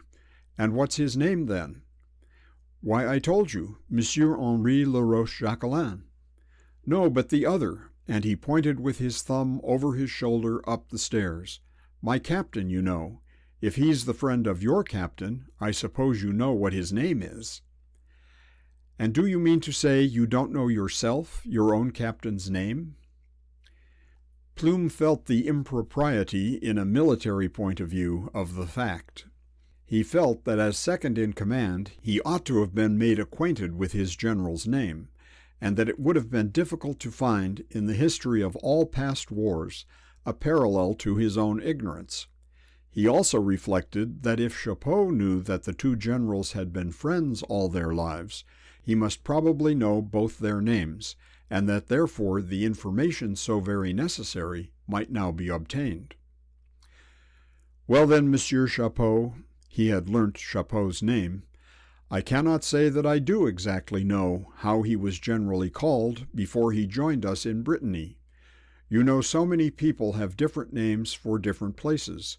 What used you to call him now when you knew him?" "But you have some name for him, haven't you?" said the other, not answering the question. "We call him General or Captain mostly," said Plume. "Those are the sort of names which come readiest to a soldier's mouth. In the same way they don't call me Plume or Monsieur Plume or Captain Plume, but just simply Lieutenant, and do you know, I like it better." The lieutenant was a tall, lanky, bony man, from whose body the heat of the oven, at which he had always worked, seemed to have drawn every ounce of flesh. He was about 40 or 45 years of age. He was nearly bald, but a few light, long, straggling locks of hair stood out on each side of his head. He still wore most of the dress in which he had been accustomed to work, for proper military accoutrement had not yet come within his reach.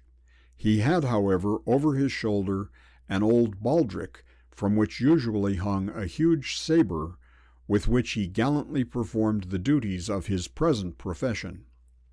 It cannot be said the lieutenant had none of the qualities of a soldier, for he was courageous enough, but beyond that his aptitude for military duties was not preeminent. He always marched, or rather shuffled along, with a stoop in his back, which made his shoulders as high as his head.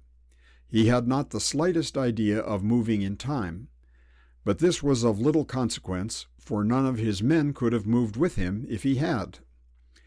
When on active duty he rushed about with the point of his drawn sword on a level with his breast, as though he were searching for blues in every corner, with a fixed determination of instantly immolating any that he might find.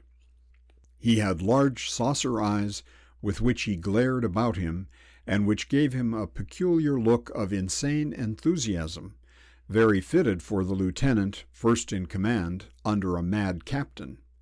Such was Auguste Plume, and such like were the men who so long held their own ground, not only against the military weakness of the Directory, but even against the military strength of Napoleon.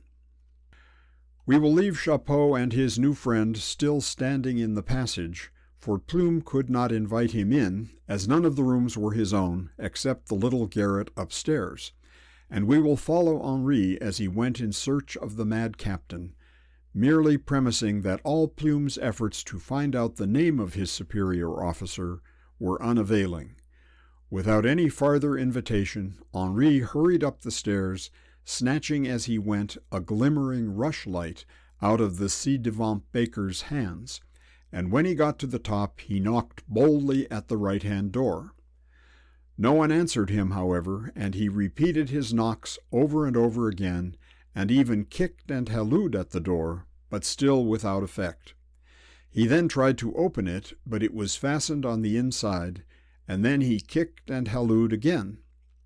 He distinctly heard the hard breathing within of someone as though in a heavy sleep, and be the sleeper who he might, he was determined not to leave the stairs without waking him, and therefore diligently sat to work to kick again.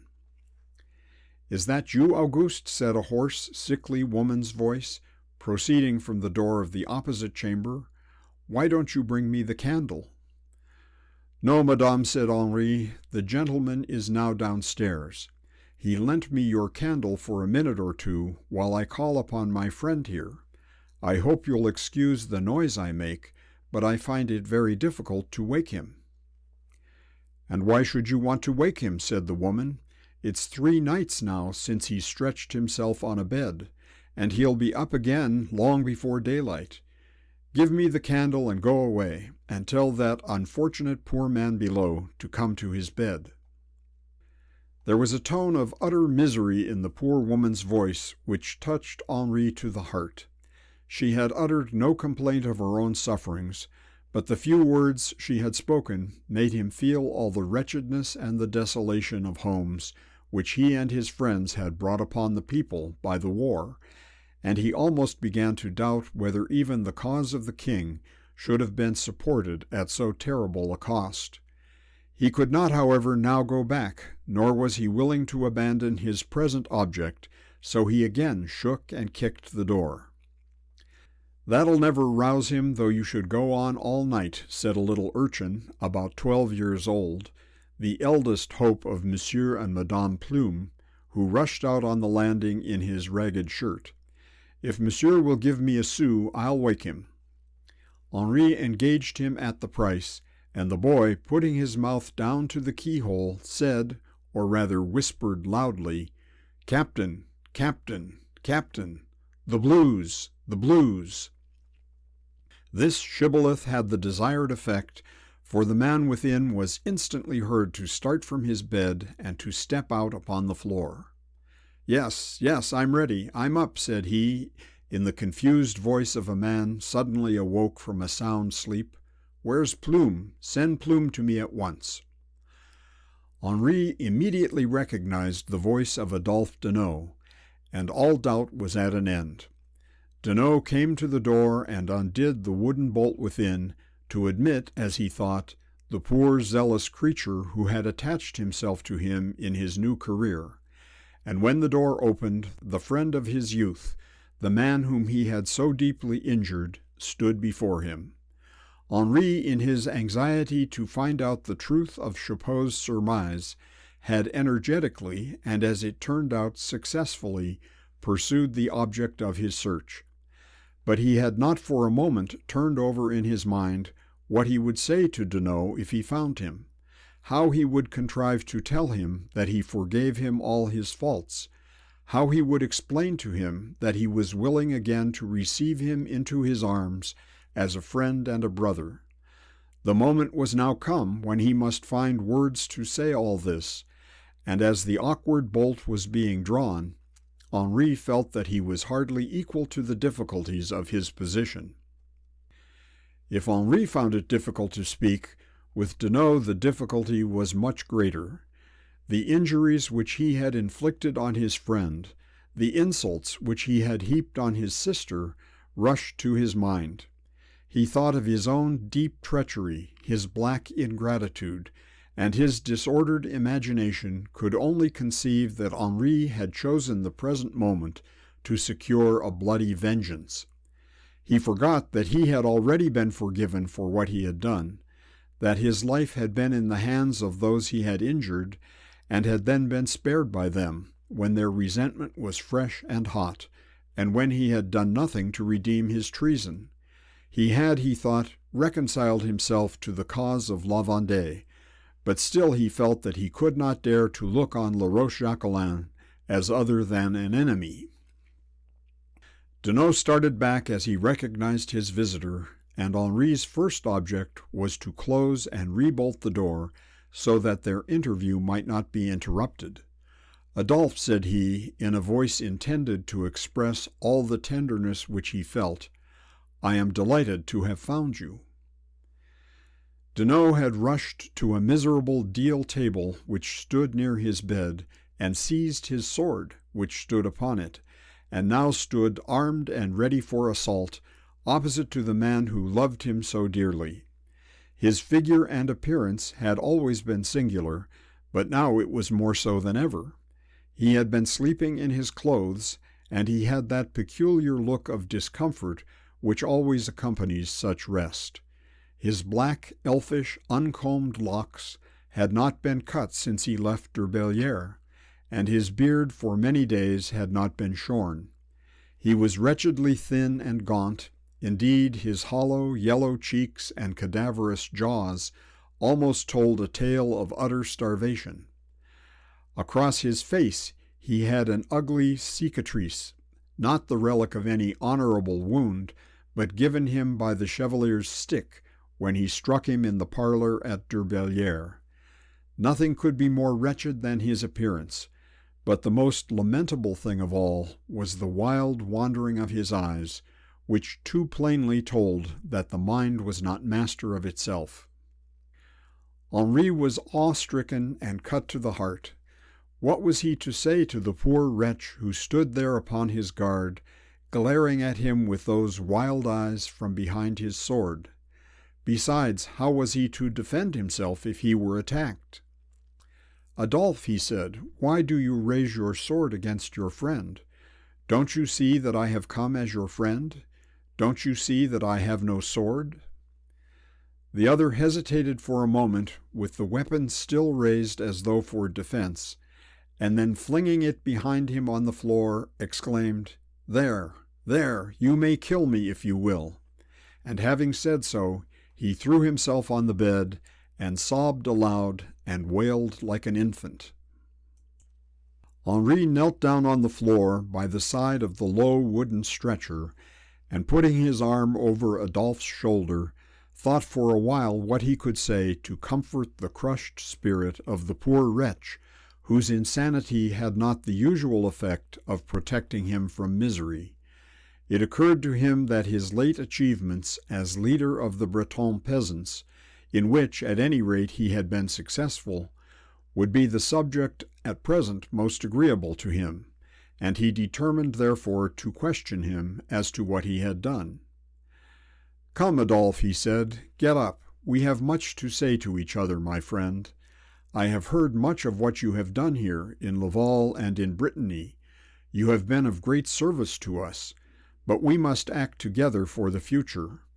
Of course you know that there are 80,000 Vendéans on this side of the river, men, women, and children together." For some minutes Deneau still lay with his face buried in the bed without answering, and Henri knelt beside him in silence, trying to comfort him rather by the pressure of his hand than by the sound of his voice.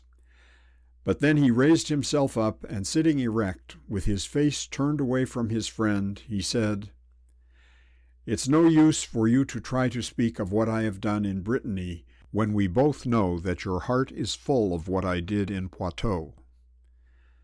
"By the God of heaven, from whom I hope for mercy," said Henri solemnly, "I have freely, entirely forgiven you all cause of anger I ever had against you." Deneau still sat with his face averted, and he withdrew his hand from Henri's grasp as he muttered between his teeth, "I have not asked for forgiveness. I do not want forgiveness." And then, starting up on his feet, he exclaimed almost with a shriek, "How dare you talk to me, sir, of forgiveness? Forgiveness! I suppose you think I have nothing to forgive. I suppose you think I have no injuries which rankle in my breast. A broken heart is nothing. Shattered ambition is nothing. A tortured, lingering, wretched life is nothing. I suppose you will offer me your pity next. But know, sir, that I despise both your forgiveness and your pity." "I will offer you nothing but my friendship," Adolphe said Henri. "You will not refuse my friendship, will you? We were brothers always, you know, at least in affection." "Brothers always? No, we were never brothers. We never, never can be brothers," screamed the poor madman through his closed teeth. "Oh, if we could have been brothers! If we could be brothers!" And the long-cherished idea, which in his frenzy he even yet had hardly quite abandoned, flashed across his brain and softened his temper. "We can at any rate be friends," said Henri, approaching him and again taking his hand. "Come, Adolphe, sit down by me, and let us talk quietly of these things." "There are some things," said he in a more composed manner, "of which a man can't very well talk quietly. A man can't very well talk quietly of hellfire when he's in the middle of it. Now, I'm in the very hottest of hellfire at this moment. How do you think I can bear to look at you without sinking into cinders at your feet?" Henri was again silent for a time, for he did not know what to say to comfort the afflicted man. But after a while Deneau himself continued speaking. "I know that I have been a traitor, a base, ignoble, wretched traitor. I know it, you know it, she knows it." And as he confessed his wretchedness, he put his bony hand to his forehead, and pushing back his long matted hair, showed more clearly than he had yet done the ineffable marks of bitter sadness which a few months had graven on his face. "All La Vendée knows it," continued he, "but no one knows the grief, the sorrow, the wretched sorrow which drove me to madness and made me become the thing I am. I know it, though, and feel it here." And he put his hand on his heart and looked into his companion's face with a melancholy gaze, which would have softened the anger of a sterner man than Henri Laroche-Jacquelin. "My poor, poor Adolphe," said Henri, moving himself close to Deneau's side and putting his arm round his neck and embracing him. "We all know how you have suffered. We know, we always knew, it wasn't your proper self that turned against the cause you loved so well. But, Adolphe, we won't talk of these things now." "You just now said we must talk of them, and you were quite right. After what has passed, you and I cannot meet without having much to say." And again the madman jumped to his feet, and as he paced up and down the room, his fiercer humor again came upon him. "Henri," he exclaimed, and as he spoke he stood still, close to the other, "Henri, why don't you avenge your sister's honor? Why don't you punish the dishonor which I brought on your father's hoary head? Henri, I say, why don't you seize by the throat the wretched traitor who brought desolation and destruction into your family?" And he stretched out his long, gaunt neck, as though he expected that Laroche-Jacquelin would rise from his bed and take him at his word. Henri felt that it was useless to endeavor to reason with him or to answer the raving of his madness, but he still hoped that by a mixture of firmness and gentleness he might yet take him away from his present miserable dwelling, and by degrees bring him back to a happier state of mind. The difficulties in his way, however, were very great, for he knew how serious would be the danger and folly of leading him again into Agatha's presence. "Nonsense, Adolphe," said he. "Why do you talk to your friend of vengeance? Come, take up your sword and come away. This is a cold, damp place, and besides, we both want refreshment before our next day's work. Before 6 hours are gone, the Republican army will be near Laval, and you and I must be prepared to meet them." And he picked up Deneau's sword and handed him his cap, and took his arm within his own, as though to lead him at once out of the room. "And where are you going to?" said Deneau, hesitating but not refusing to go. "Why, first we'll go to the guardhouse, and I'll show you a few of our picked men who are there on duty, real daredevils, who care no more for a blue than they do for a black beetle.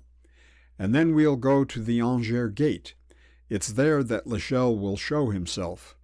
And then, why then we'll go home and get some breakfast, for it will be nearly time for us to go to horse." "Go home," said Deneau. "Where's home?" "Do you know the big stone house with the square windows near the market-house?" "Yes, I know it, but tell me, Henri, who are there? I mean of your own people, you know, the Derbellière people." "Why, we're all there, Adolphe. Marie and Victorine and Charles and Agatha and my father and all. Poor Charles, you've heard of his state, Adolphe." Yes, I heard. I wish it had been me. I wish with all my heart it had been me." And then he paused a while, and again laying down his sword and cap, he said, "Henri, you're an angel. I'm sure you are an angel. But all are not like you. I will not go with you now. But if you'll let me, I'll fight close by your side this day." "You shall, Adolphe, you shall. Up or down, we'll not leave each other for a moment. But you must come with me, indeed you must. We should be sure to miss each other if we parted. I'll meet you at the gate, Henri, but I will not go with you. All men are not like you. Do you think that I could show myself to your father and to de Lecoeur? Don't I know how their eyes would look on me? Don't I feel it now? And again it seemed as though he were about to relapse into his frenzy. And then he continued, speaking very gently, almost in a whisper, "Does de Lecoeur ever talk about the bridge of Saumur?" Now Henri to this day had never heard a word of the want of courage which Deneau had shown in the passage of the bridge of Saumur. No one but de Lecoeur had noticed it, and though he certainly had never forgotten it, he had been too generous to speak of it to anyone. Henri merely knew that his two friends, Charles and Adolphe, had been together at the bridge. He had heard from others of de Lecoeur's gallant conduct. It had oftentimes been spoken of in the army, and Henri had never remarked that an equal tribute of praise was not given to the two for their deeds on that occasion. He now answered quite at cross purposes, but merely with the object of flattering the vanity of his friend. "He will never forget it, Adolphe. No Vendéan will ever forget the bridge of Saumur. We will all remember that glorious day when we have forgotten many things that have happened since."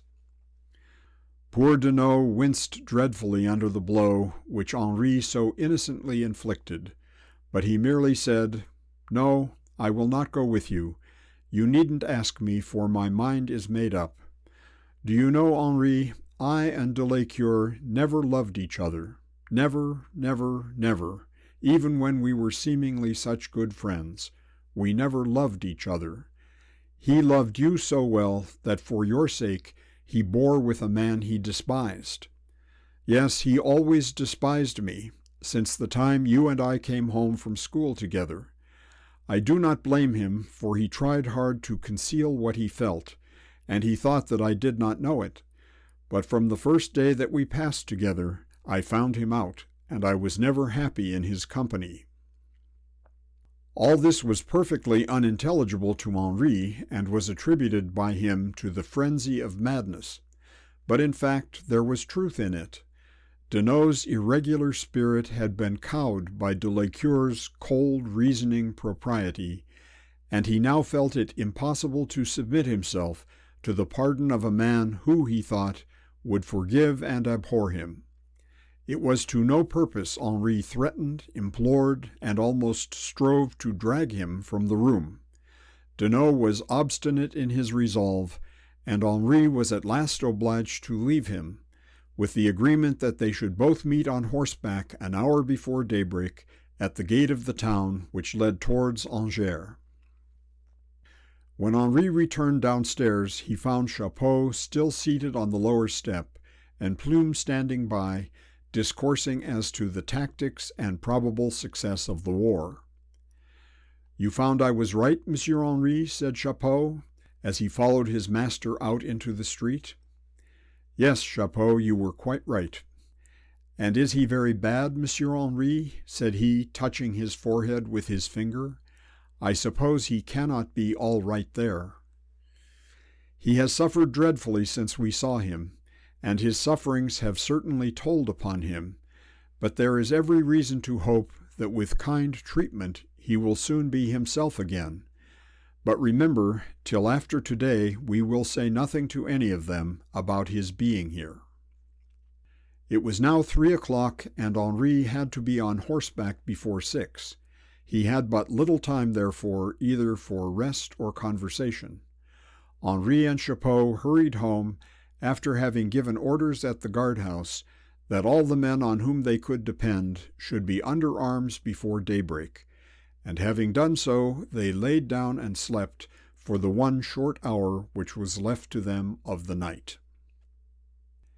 End of section 31. Volume 3, Chapter 10, Laval. When Henri arose from his sleep, the whole house was up and stirring, and men and women were moving about through the dark rooms with candles in their hands. They all knew that this would be an eventful day for their cause, that much must depend on the success of that day's battle.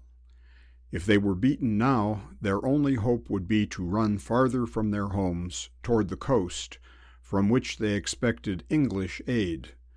But if fortune would once more visit their arms, they might hope to hold their position in Laval and in other towns in the neighboring and friendly province of Brittany.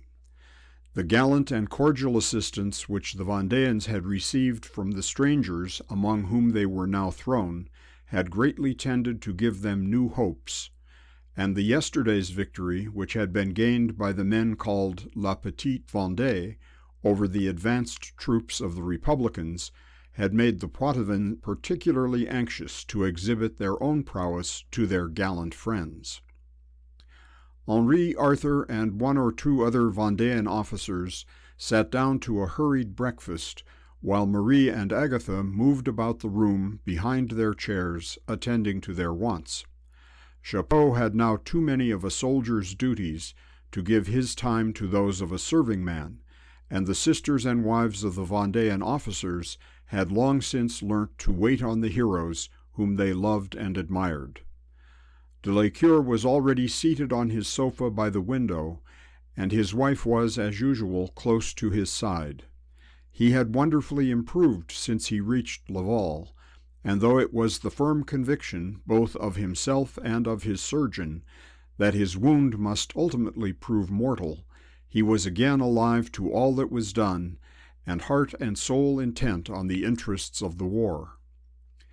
"Oh, what I would give to be but 1 hour today on horseback," said he, "to lie pinioned here and hear the sounds of brave men fighting, to know that the enemy are in the very street beneath me, and yet to be unable to strike a blow.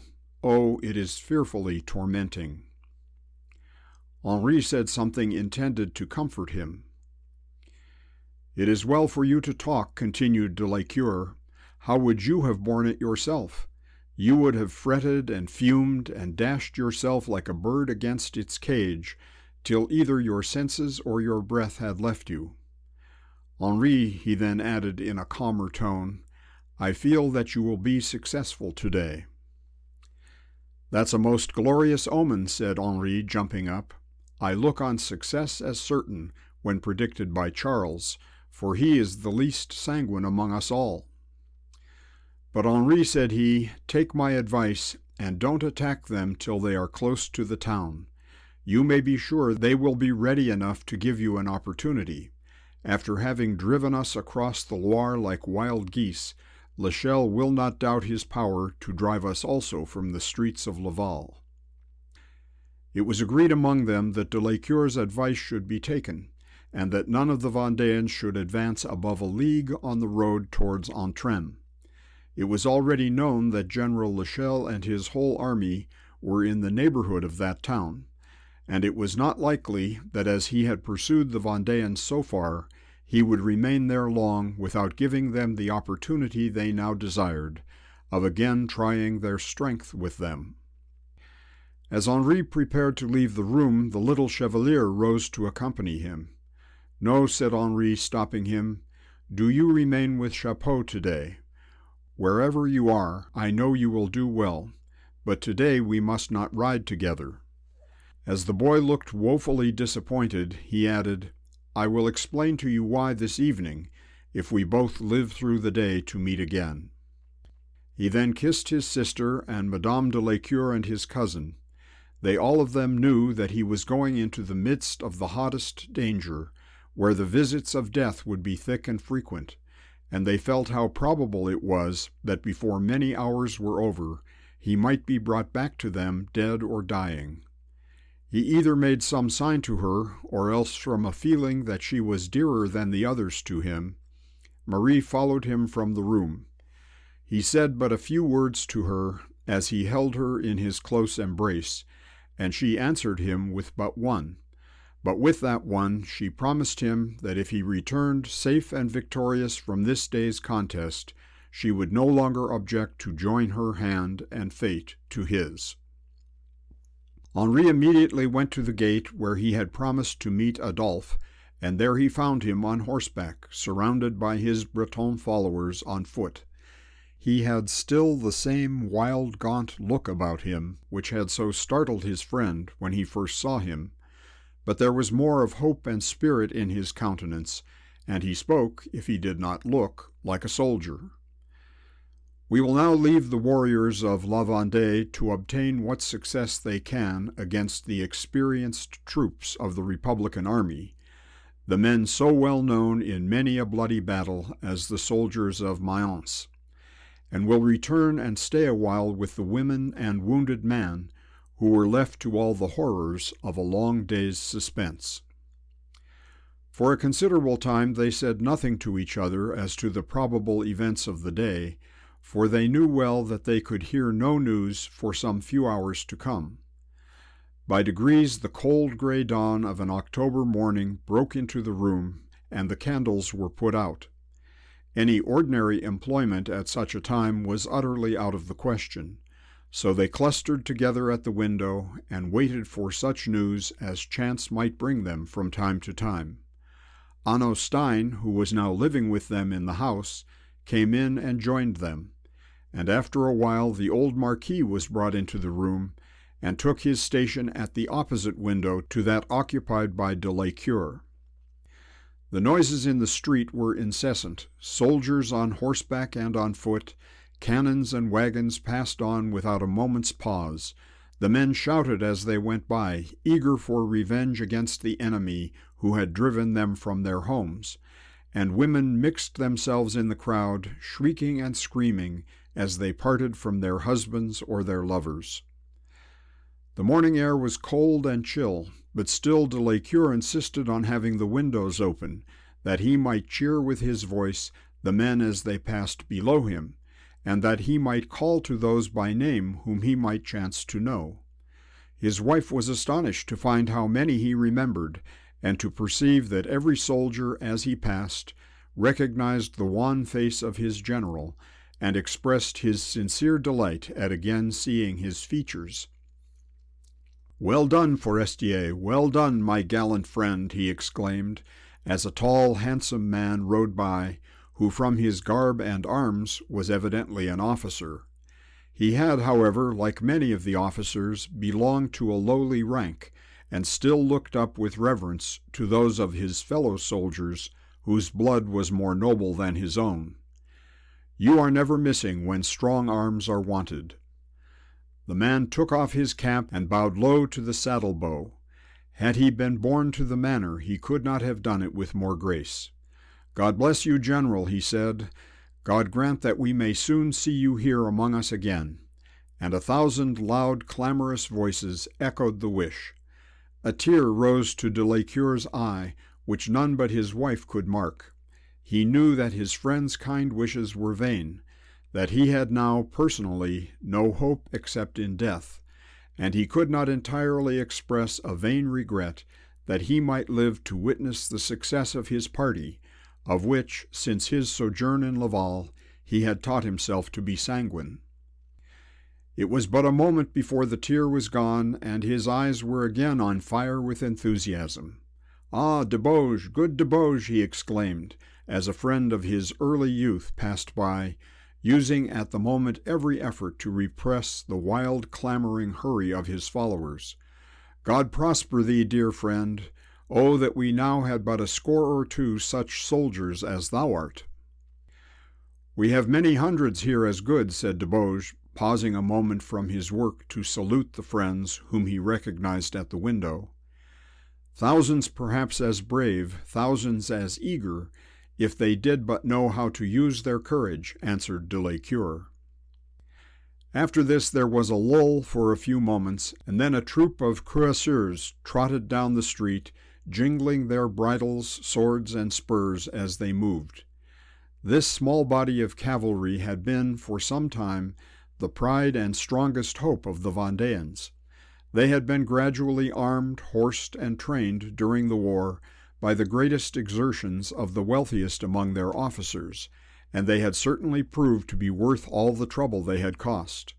They were now, alas, reduced to half the number which had ridden out of Châtillon before the battle of Cholet, but the remnant were still full of spirit and anxious to avenge their fallen brethren. Their bright trappings and complete accoutrement afforded a strange contrast to the medley appearance of the footmen, who retreated back to the houses to make way for the horses, and told more plainly than any words could do the difference between an army of trained soldiers and a band of brave but tumultuous peasants.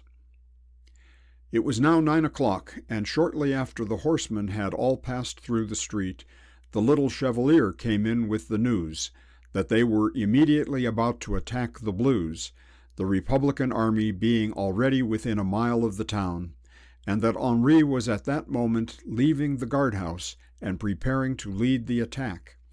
And when he had told so much aloud to them all, he stooped down to whisper to de Lescure that Adolphe Deneau was riding everywhere through the town at Henri's right hand, and that he was the redoubtable mad captain, the leader of La Petite Vendée. De Lescure had not time to question the chevalier or to express his surprise before Henri was seen coming down the street on horseback, almost at full gallop, and at his right hand rode a man whom they did not all immediately recognize. Agatha, however, knew at the first glance who the stranger was, and with an instinctive feeling that the sight of her would be painful to him, she retreated behind her father's couch, so that he could not well see her from the street. When Chapeau had first whispered into his master's ear the name of Adolphe Deneau as the leader of the Bretons, Agatha had truly guessed the purport of his whisper, and it cannot therefore be said that she was startled to see Adolphe once more by her brother's side, but still she could not but shudder as she remembered the circumstances under which she had last seen him, and the inhuman crime of which he had been guilty. Henri rode a little in advance, and as he passed, he merely turned his laughing face towards his friends and kissed his hand to the window. Deneau, till he was nearly close to the house, had not thought of the neighborhood he was in, nor had he the least idea that any but the usual inhabitants of the town were looking down on him, till his wandering eyes fell full upon the faces of Marie and Madame de Lescure, who were standing close to the open window. Immediately the blood rushed to his face and suffused it almost with a purple red. He checked his horse suddenly, and for a moment looked full up at the window, where he met the cold gaze of de Lescure fixed full upon him. The pause was but for a moment. He could not bear the ordeal of that look, but fixing his eyes to the ground, he struck his spurs into his horse, and hurried out of the sight of those on whom he did not dare to turn his face. "Agatha, my love, in the name of the Blessed Virgin, who was that?" said the Marquis, rubbing his eyes, before which an unearthly apparition seemed to have appeared. "Who was that rode by with Henri? Only that I know it is impossible, I should have said that it was Adolphe Deneau." "It is Adolphe, sir," said Arthur Mondion. "It is he that is the mad captain, who has been knocking the Blues about in such a wonderful manner. I suppose he got tired of Santerre, or Santerre of him. I thought they wouldn't agree long together." "Arthur," said Agatha, "you should speak kindly of him now. Don't you see that Henri has forgiven him? If he can forgive him, surely you ought to do so." "And is it really true that Henri and Adolphe Deneau are again friends?" said the Marquis, speaking rather to himself than to anyone else. "Well, I should have thought that would have been impossible. If Henri can forgive him, we all ought to do so too. But I do not think that I could feel at ease if he were in the room with me." "I do not think he will come to us, father," said Agatha. "Did you not observe his face as he passed? The very sight of us seemed to cut him to the heart." Adolphe had been quite right when he said that they were not at all like Henri. There was not one of the whole party who did not strive, heartily and truly, to forgive the treason and iniquity of which he had been guilty, but there was not one there who did not, at the same time, feel a secret wish that he or she might never again be under the same roof with the man who had been a traitor both to his friends and to his king. Arthur Mondion soon left them and hurried out to bear his part in the contest, which was just commencing. He was a little jealous to think that his accustomed place near Henri should have been taken from him by one who had proved himself so faithless as Deneau, but still he was not inclined to pass such a day as this indoors, with sick men and trembling women. He promised, however, to come to them himself from time to time, or if that were impossible, to send them news of what was going on. And as it was probable that the thickest of the fight would be either in the town or immediately on the skirts of it, there was no reason why he should not keep his promise. For a couple of hours they remained in dreadful suspense, hearing nothing and fearing everything. It seemed to them as though whole days must have passed in those 2 hours. De Lescure became dreadfully impatient and even irritable, declaring at one moment that he was quite equal to mount his horse, and that he would go out and see what they were about, and then again almost fainting with the exhaustion occasioned by his intense excitement. Then he would lament the inexperience of Henri, expressing his dread that his indiscretion this day would ruin all their hopes. And again, when he saw how painful these surmises were to Agatha and Marie, he would begin to praise his courage and indomitable good spirits, and declare that their strongest safeguard lay in the affection to his person, which was shared by every peasant of La Vendée. Their suspense was at length broken, not by any visit or message from their own party, but by a most unexpected and unwelcome sight. On a sudden they again heard the tumultuous noise of troops coming down the street, but on this occasion they were entering instead of leaving the town, and as the rushing body of men turned a corner in the street, it was seen that they all wore the well-known blue uniform of the Republican regiments. Yes, there in truth were the Blues, now immediately under the house they were occupying. File after file of sturdy, grizzled veteran soldiers hurried through the streets in quick but regular time. Men quite unlike their own dear peasant soldiers, men with muskets in their hands, shakos on their heads, and cartouche boxes slung behind their backs. The 3 ladies before whose sight this horrid reality of a danger, so long apprehended, suddenly appeared, had never been so near a scene of absolute battle. Agatha, it is true, had had to endure through one long and dreadful night the presence of Santerre and his men in the chateau of Derbellière. But then she had no active part to play. She had only to sit in quiet and wait for her doom. Now they all felt that something should be done. Some means should be tried to escape from the danger which was so close to them.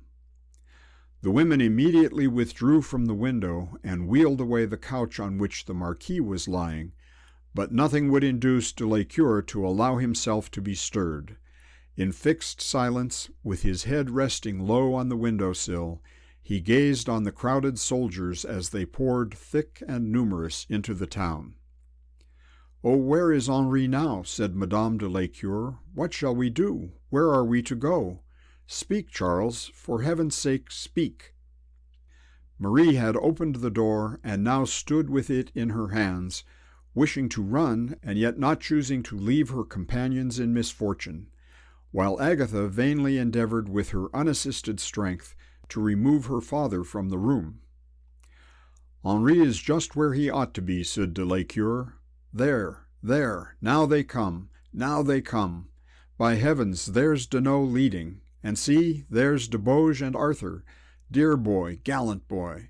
Well done, Henri Laroche-Jacquelin. Had you been gray, it could not have been better done.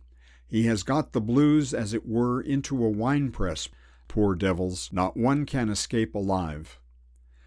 De Lescure, when he first saw the Republicans coming down the street, had for a moment thought that the town was in their hands, but a minute's reflection served to show him that were such really the case, they would have driven before them hundreds of the retreating Vendéans.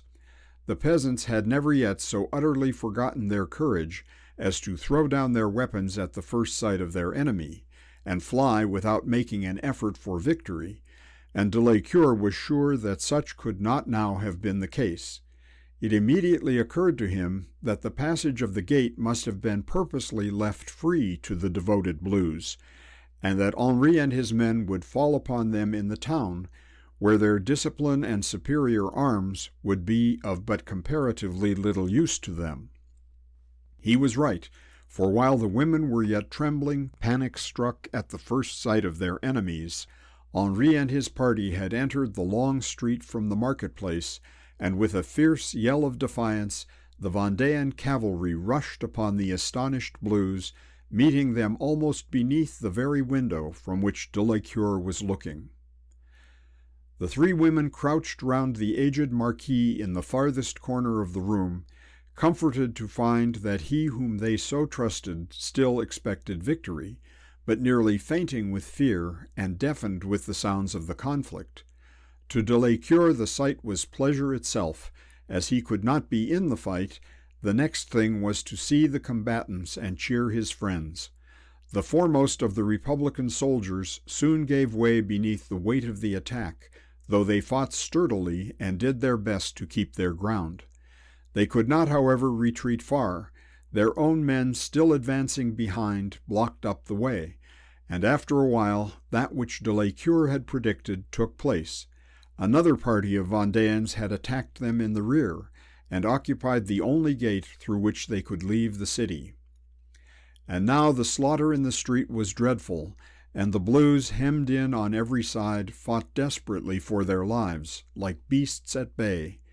Every now and again the Vendéans retreated a step or two, driven back by the fury of their foes, and then again regained their ground, advancing over the bodies of the slain. No one in the strange medley on which he was looking was more conspicuous to de Lescure's eyes than Adolphe Deneau. He had lost his cap in the confusion of the fight, and his thin, wan face, disfigured by the wound which the Chevalier had given him, was plainly to be seen. And de Lescure was shocked by the change which he saw there. The only weapon he bore was a huge saber, which he swung round his head with a strength which could not have been expected from his attenuated frame.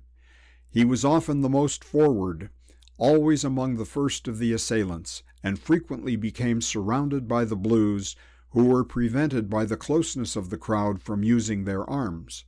He had caught de Lescure's eye, and from time to time turned his face up toward the window, as though anxious to discover whether he who had before witnessed his cowardice was now looking upon his prowess.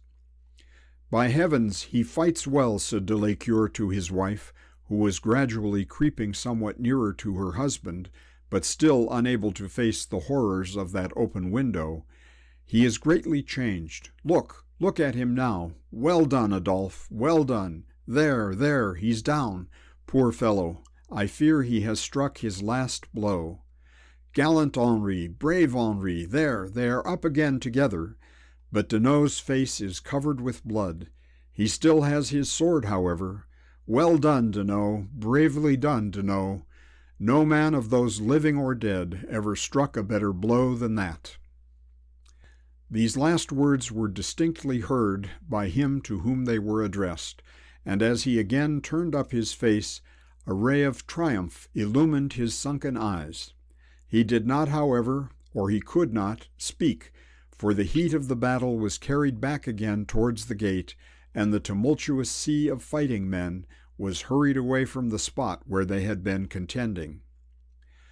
While this scene was going on in the street, another set of combatants were engaged near the gate, and here two men of very different natures, but of similar station in life, found themselves together during a temporary pause after a protracted struggle. These were Michael Stein and Auguste Émile Septimus Plume. In spite of all that he himself had said against the trade, Michael had in his old age turned soldier, and had been fighting sturdily with a huge woodman's axe, a weapon which he had chanced to meet with, and the use of which came readily to his hand. He was now sitting on the step of the gatehouse, wiping with the sleeve of his coat the perspiration which the unaccustomed work had brought to his forehead, and listening to the praises of Monsieur Plume, who was standing over him, leaning on his sword. "That axe of yours," said Auguste, "is a singular weapon, and perhaps not entirely fitted for military purposes, but I must own you have used it well. It fell with decided effect this morning on many a poor fellow's head and shoulders. You have probably, my friend, fought many a battle with these fellows of Mayence?" "Not a battle I ever fought before, monsieur," said Michael, "nor do I ever wish to fight another. It's horrid, weary work, this of knocking men's brains out, not to talk of the chance a man runs of losing his own." "But ain't you one of the Vendéans, my gallant comrade?" asked Auguste. "If you mean did I come over from Poitou with them, I certainly did. But I only came because I could not help it, and because I could not live to see a little girl I have fall into the hands of the butchers. It was not for any love of fighting that I came." "But yet you take to it kindly, my friend. I am considered to know something of the sword exercise, and I thought you wielded that axe as though your arm had been used to a saber this many a year." "I am a blacksmith," said Michael shortly, "and I have been 50 years ringing hammers on an anvil. That makes a man's arm lusty." "Indeed," said the other, "a blacksmith. Well, you may be a blacksmith and yet a good soldier. Now you wouldn't believe it, but I'm a baker. You wouldn't take me to be a baker by my trade, would you now?" Michael Stein looked at him and told him he couldn't well give an opinion, as he knew nothing about bakers. "I knew you wouldn't," said the other. "No one on earth would take me to be a tradesman. That's what they all say. I have that kind of manner about me that I look like a soldier. I did when I hadn't been at it above a week. Everyone used to say, 'Plume, you were born to be an officer. Plume, you will live to be a general.' And if I don't get killed in the wars, I think I shall. Now it's only 3 months since I joined, and I am already second in command in the whole army." Michael Stein stared at him as he repeated his words. "Second in command in the whole army?" "Indeed I am, my friend, the second in command. You wouldn't believe it now, but I was sticking loaves of bread into an oven 3 or 4 months ago." "The second in command," said Michael, still regarding his companion with a look in which incredulous surprise and involuntary reverence were blended. "I suppose you're a great way above Jacques Chapot, then." "Oh, my friend Chapot! And do you know my friend Chapot?" "No, I'm not above him. He's not in our army. He's second in command himself in the Vendéan army. You know I belong to La Petite Vendée."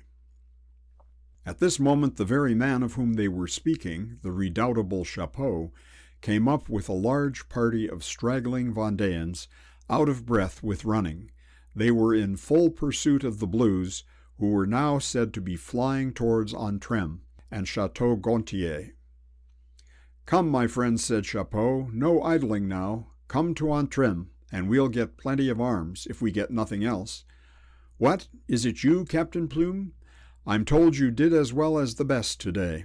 And what, my dear old friend Michael, a soldier at last, eh, Michael Stein? Come, man, don't be ashamed to give us your hand. You've joined us in very good time, for the Vendéans never gained such a victory as they have today. Come on, old friend, we'll get another sight of these running devils at Antrim." "They may run for me, Monsieur Chapot, and run far enough before I try to stop them. Do you know I'm nearly ashamed of what I've been doing as it is?" "Ashamed? Ashamed of what?" said Chapot. "Why, look there," said Michael, and as he spoke he pointed with his foot to the body of a Republican soldier who lay calmly at his ease in the sleep of death, not 3 yards from the spot where the old man was now standing. Not an hour since, that poor fellow ran this way, and as he passed he had no thought of hurting me. He was thinking too much of himself, for 6 hungry devils were after him. Well, I don't know what possessed me, but the smell of blood had made me wild, and I lifted up my axe and struck him to the ground. I wish with all my heart the poor man were safe at Antrim." It was in vain that Chapeau tried to persuade the smith that he had only done his duty in killing a Republican, who would certainly have lived to have done an injury to the cause had he been suffered to escape. Michael Stein would not, or could not, understand the arguments he used, and decidedly declared that if he found it possible to avoid fighting for the future, he would do so. "Do you know, Monsieur Chapeau," he said at last, "when I first took this axe in my hand this morning, I had hardly made up my mind on which side I should use it. It was only when I thought of the boys and of Anno that I determined to go with the Vendéans. It wasn't possible for a man not to fight on one side or the other. That's the only reason I had for fighting at all." Chapeau became rather ashamed of his friend's irregular doctrines and hurried on, explaining to Plume, who accompanied him, that Michael Stein was a queer, eccentric old man, but a thorough good royalist at heart. "Why, he has 2 sons among the Red Scarfs," he added, to settle the point. "Has he indeed?" said Plume, who had never heard who the Red Scarfs were. End of section 32. Volume 3, Chapter 11. Death of Adolphe Deneau. Nothing could be more complete than the success of the Vendéans, not only in the town of Laval, but also outside the gate. Nor could any error be more fatal than that committed by the Republican general, Lachelle. Previous to this day he had never been worsted, since he had been sent from Paris with orders to exterminate the Vendéans. He had driven them from Châtillon, their own chosen position in the center of their own territory across the Loire. And he had rashly conceived that he had only to show himself before Laval again to scare them from their resting place and scatter them farther from their own homes.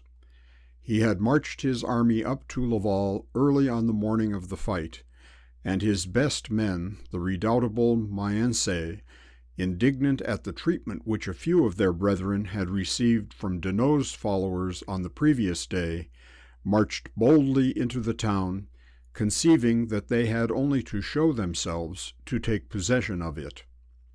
The result has been told. 1/2 of these veteran troops fell in the streets of Laval. Many of the remainder were taken alive. A few only escaped to consummate their disgrace by flying towards Antrim at their quickest speed, spreading panic among the Republican troops who had not yet come up close to the town. The news of defeat soon communicated itself, and the whole army before long was flying to Antrim. The unfortunate Lachelle himself had been one of the first to leave the town, and had made no attempt to stop his men until he had entered Antrim. Nor did he long remain there. As the straggling fugitives came up, they told how close and fast upon their track the victorious brigands were coming, and that the conduct of the peasants now was not what it had been when the war commenced, when they were fighting in their own country and near their own homes. Then they had spared the conquered, then they had shed no blood except in the heat of battle. Now they spared none. They had learnt a bloody lesson from their enemies, and massacred without pity the wretches who fell into their hands. Antrim was not a place of any strength. It could not be defended against the Vendéans, and Lachelle had hardly drawn his breath in the town before he again left it on the road to Château-Gontier. Henri and Deneau were among the first of the pursuers. Indeed, of so desultory a nature was the battle, that the contest was still continued near the gate of the town, while they were far on their road towards Antrim. They passed almost in a gallop through that place, and did not stop until they found themselves, towards evening, close to the bridge leading into Château-Gontier. Here they perceived that Lachelle had made some little attempt to defend his position. He had drawn out 2 cannons to the head of the bridge, had stayed the course of a few fugitives with whom he attempted to defend the entrance into the town, and had again taken upon himself the duties of a general. The pursuers now amounted to about 300 horsemen, the very men who had made the first attack on the Blues in the streets of Laval, and Henri knew that so soon after their complete and signal success nothing could daunt them, and that, in all probability, no effort of the beaten Republicans could turn them back. "Come," said he, speaking to those who were nearest to him, "only a few yards farther, and we shall be far enough. It shall never be said that the vanquished slept in the town, while their conquerors lay in the fields." And again he put spurs to his horse, and with a yell of triumph his men followed him over the bridge. It would be difficult to say who was first, for Henri, Adolphe, and nearly a dozen others galloped across the bridge together, and the whole troop followed them pell-mell into the town.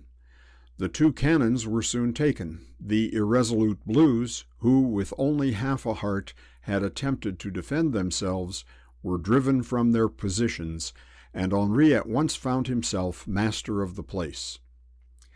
A few of his gallant followers had fallen on the bridge. It could not be expected but what this should be the case, for they made their attack in the face of 2 field pieces and a discharge of musketry from a body of men quite as numerous as their own. But Henri had not perceived till he reached the square in the middle of the town that Adolphe Deneau was no longer by his side. "Did you see Monsieur Deneau?" said he to a soldier who was now standing on the ground at his horse's head. "You mean the gentleman who was riding with you all the day, General? He who had lost his cap?" "Yes, yes. Did you see him? He passed over the bridge with me." "General," said the man, "he never passed the bridge. He fell on the very center of it. I saw him fall, and his horse galloped into the town without a rider." Arthur Mondion soon brought him confirmation of the news. He had been struck by a musket ball on the breast while they were crossing the bridge, and the whole troop of horsemen who were behind had passed over his body. He had, however, been taken up and brought into the town. Whether or no his life was extinct, Arthur could not say, but he had been told that the wound would certainly prove mortal. Henri's first duty, even before attending to his friend, was to endeavor to save the lives of such of the Blues as were yet in the town, and, if possible, to get the person of Lachelle. It was well known that he had entered the place with the fugitives, and it was believed that he had not since escaped from it. Some few of the Republican soldiers had made their way out of the town on the road towards Segres, but there was every reason to believe that the general had not been among them. The inhabitants of Château Gontier were very favorable to the Vendéan cause. Henri received every information which the people could give him, and at last succeeded in tracing Lachelle into a large half-ruined house, in the lower portion of which a wine shop, for the accommodation of the poorer classes, was kept open. Here they learnt from the neighbors that he had been seen to enter the house, and an old woman who alone kept her position behind the counter confessed with some hesitation that a man answering the description of him they sought had entered the shop about an hour since, that he had hastily swallowed a large quantity of brandy, and then, instead of leaving the shop, had rushed through the inner door and gone upstairs. "He wasn't here a minute in all," said she, "and he said nothing about paying for what he took, and when I saw him going in there, I thought it best to let him have his own way." "And he is there still," said Chapeau, who had now again joined his master. "Unless he went out through the window, he is. There is no other way out than what you see there." "Go up, Chapeau," said Henri, "and take 2 or 3 with you. If he be there, he must come down. But remember that he is an officer and in misfortune." "I will remember," said Chapeau, "that he sent us word to Châtillon that he would not leave alive in La Vendée a father or mother to lament their children, or a child to lament its parents. Those were bitter words. Maybe he will be sorry to have them brought to his memory just at present." "Remember what I tell you, Chapeau," said his master. "Whatever he may have said, it is not now your duty to sit in judgment on him." "For God's sake, gentlemen, don't do him a harm here," said the old woman. "For mercy's sake, monsieur," and she turned to Henri, "don't let them take his life. To tell you the truth, when he begged for some hole to hide in, I bid him to go upstairs. I could do no less. I should have done the same if it had been one of you." Henri said what he could to tranquilize her, assuring her that the man should, at any rate, not be killed before her eyes, and this seemed to be sufficient to reassure her. Chapeau and 4 others had gone upstairs, and those below were not kept waiting long, before the heavy tread of the men descending was heard on the stairs, as though they were carrying down a weight among them. Such was the case. Henri stepped forward and opened the door, and as he did so, the men staggered into the room with their burden, and then gently dropped upon the floor the dead body of the Republican general. The unfortunate man had shot himself. Henri turned out of the shop without saying a word, and as the others prepared to follow him, one of the men knelt down beside the body and wrenched from the hand, which still held it fast, the fatal pistol which had so lately done its work. "At any rate," said he, "there is no use in leaving this behind us. I doubt not but I can make a better use of it than General Lachelle has done." The Chevalier had said but the truth in declaring that Adolphe Deneau's wound was mortal. The musket ball had passed right through his lungs, passing out between his shoulders, and his limbs had been dreadfully torn and bruised by the feet of the horses which had passed over him. Still, however, he had been carried alive into the town, had been laid in a settle-bed in the little inn, and had his wounds dressed with such surgical skill as the town afforded. He had spoken once since he fell, and had then begged, in an almost inarticulate whisper, that Henri Le Roche-Jacquelin would come to him, and this message had been delivered and was attended to. There were not many to watch and attend his bedside, for many others beside him in the town were in the same position, and though it was known to a few that the mad captain of La Petite Vendée had been seen during the whole day riding by the side of their own general, Deneau had not yet been recognized by many of the Vendéans, and most of those around him were indifferent to his fate.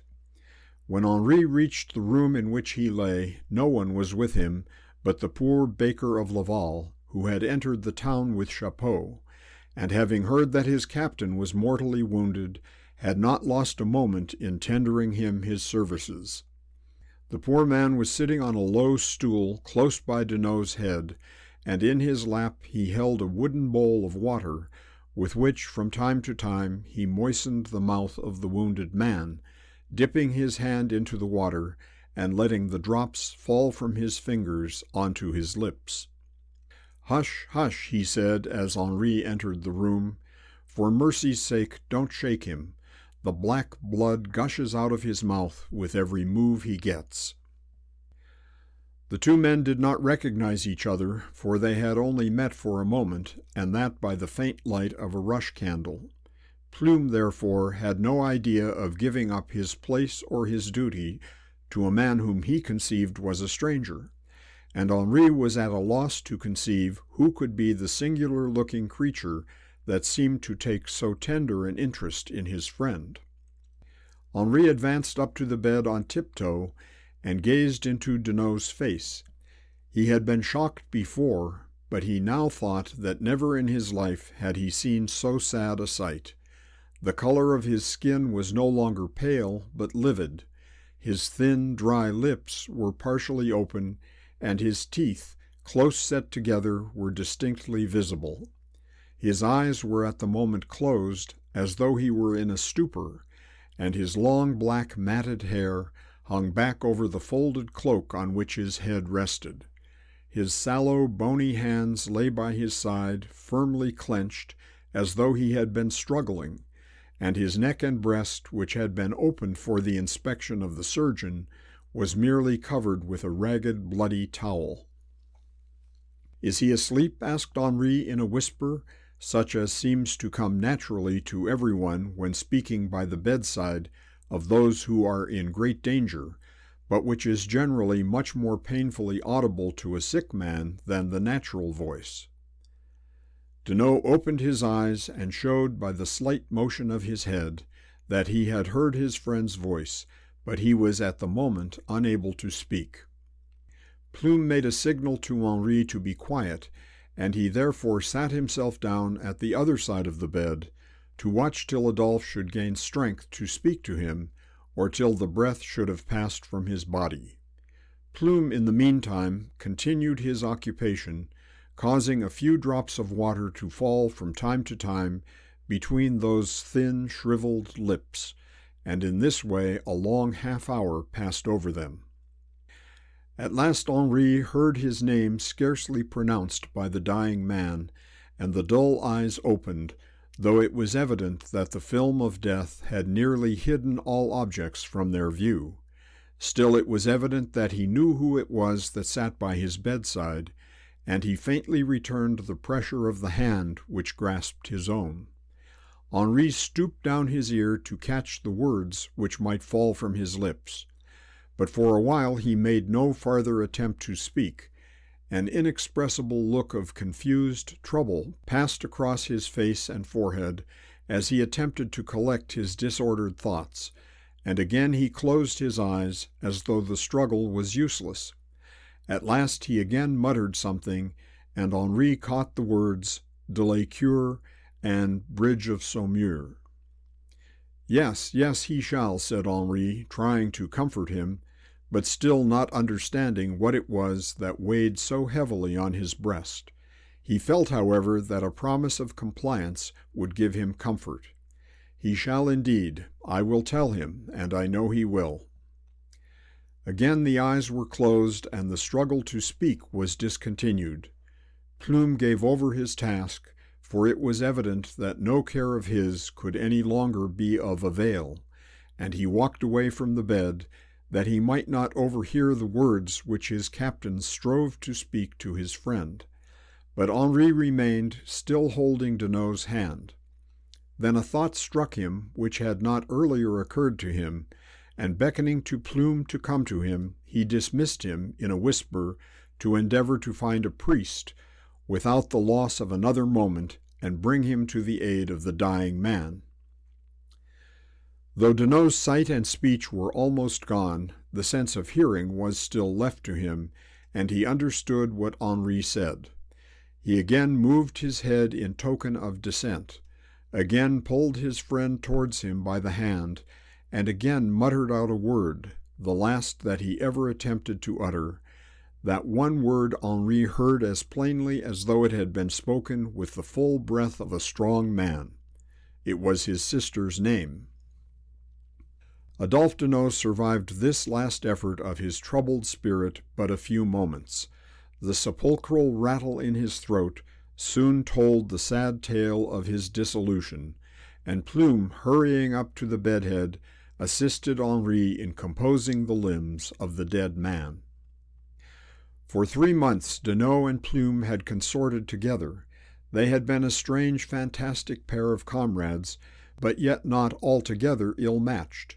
Nothing could be more dissimilar than they had been in age, in birth, and previous habits, but they had met together with the same wishes, the same ambition, the same want of common sense, and above all the same overweening vanity. They had flattered each other from the moment of their first meeting to the present day, and thus these two poor zealous maniacs, for in point of sanity the lieutenant was but little better than his captain, had learnt to love each other. And now Plume, having carefully completed what the exigencies of the moment required, gave way to his sincere grief, and bewailed his friend with no silent sorrow. Henri, who had totally forgotten the little that he had heard of the Marshal Baker, was at a loss to conceive who could be the man, a stranger to himself, who found cause for so much sorrow in the death of Adolphe Deneau. As for himself, he had tenderly loved Deneau as a brother. He had truly forgiven him his gross treachery, and he had determined to watch over him and, if possible, protect him from farther sorrow. But after the interview he had had with him, he could not conceal from himself that Adolphe was still insane, and he felt that death had come to him in an honorable way, atoning for past faults and relieving him from future sufferings. He could not grieve that his friend had fallen in battle, bravely doing his duty in the cause to which he was bound by so many ties. He was the bravest man and the best soldier and the most honorable gentleman in the whole army, said Plume, sobbing, and now there's no one left but myself. And then, recovering himself, he made to the manes of the departed warrior a loyal promise, which he fully determined to keep. "Thou art gone, my brave commander, my gallant commander," he said, standing suddenly upright and stretching his long arms over the corpse. "Thou art gone, and I doubt not I shall follow thee. But till that moment shall come, till a death as honorable as thine own shall release me from my promise, I swear that I will not disgrace the high station which thy departure obliges me to fill. It was thou who first tutored my unaccustomed arm to wield the sword. It was thou who badst me hear unmoved the thunder of an enemy's artillery. It was thou who taughtst me all I know of military tactics and the art of war. Rest in peace, dear friend, dearest of instructors. I will not disgrace thy precepts." And so finishing, he stooped down, kissed the face of the dead body which he apostrophized, made a cross on the bosom, and muttered a fervent prayer for the welfare of the departed soul. If Henri was surprised before, he was now perfectly astounded. Nothing could be less poetical, less imposing, or have less of military grandeur about it than the figure of poor Auguste Plume. What could he mean by saying that he was now called on to fill a high station? Who could it be that confessed to owe so deep a debt of gratitude to the dead man? "Had you known Monsieur Deneau long?" asked Henri, when he conceived that Plume was sufficiently composed to hear and answer a question. "What's that you say his name was?" said Plume eagerly, pricking up his ears. "I beg your pardon, sir. I didn't exactly catch the word." "And didn't you know the name of the friend whom you seem to have valued so highly?" "Indeed, to tell you the truth, sir, I did not.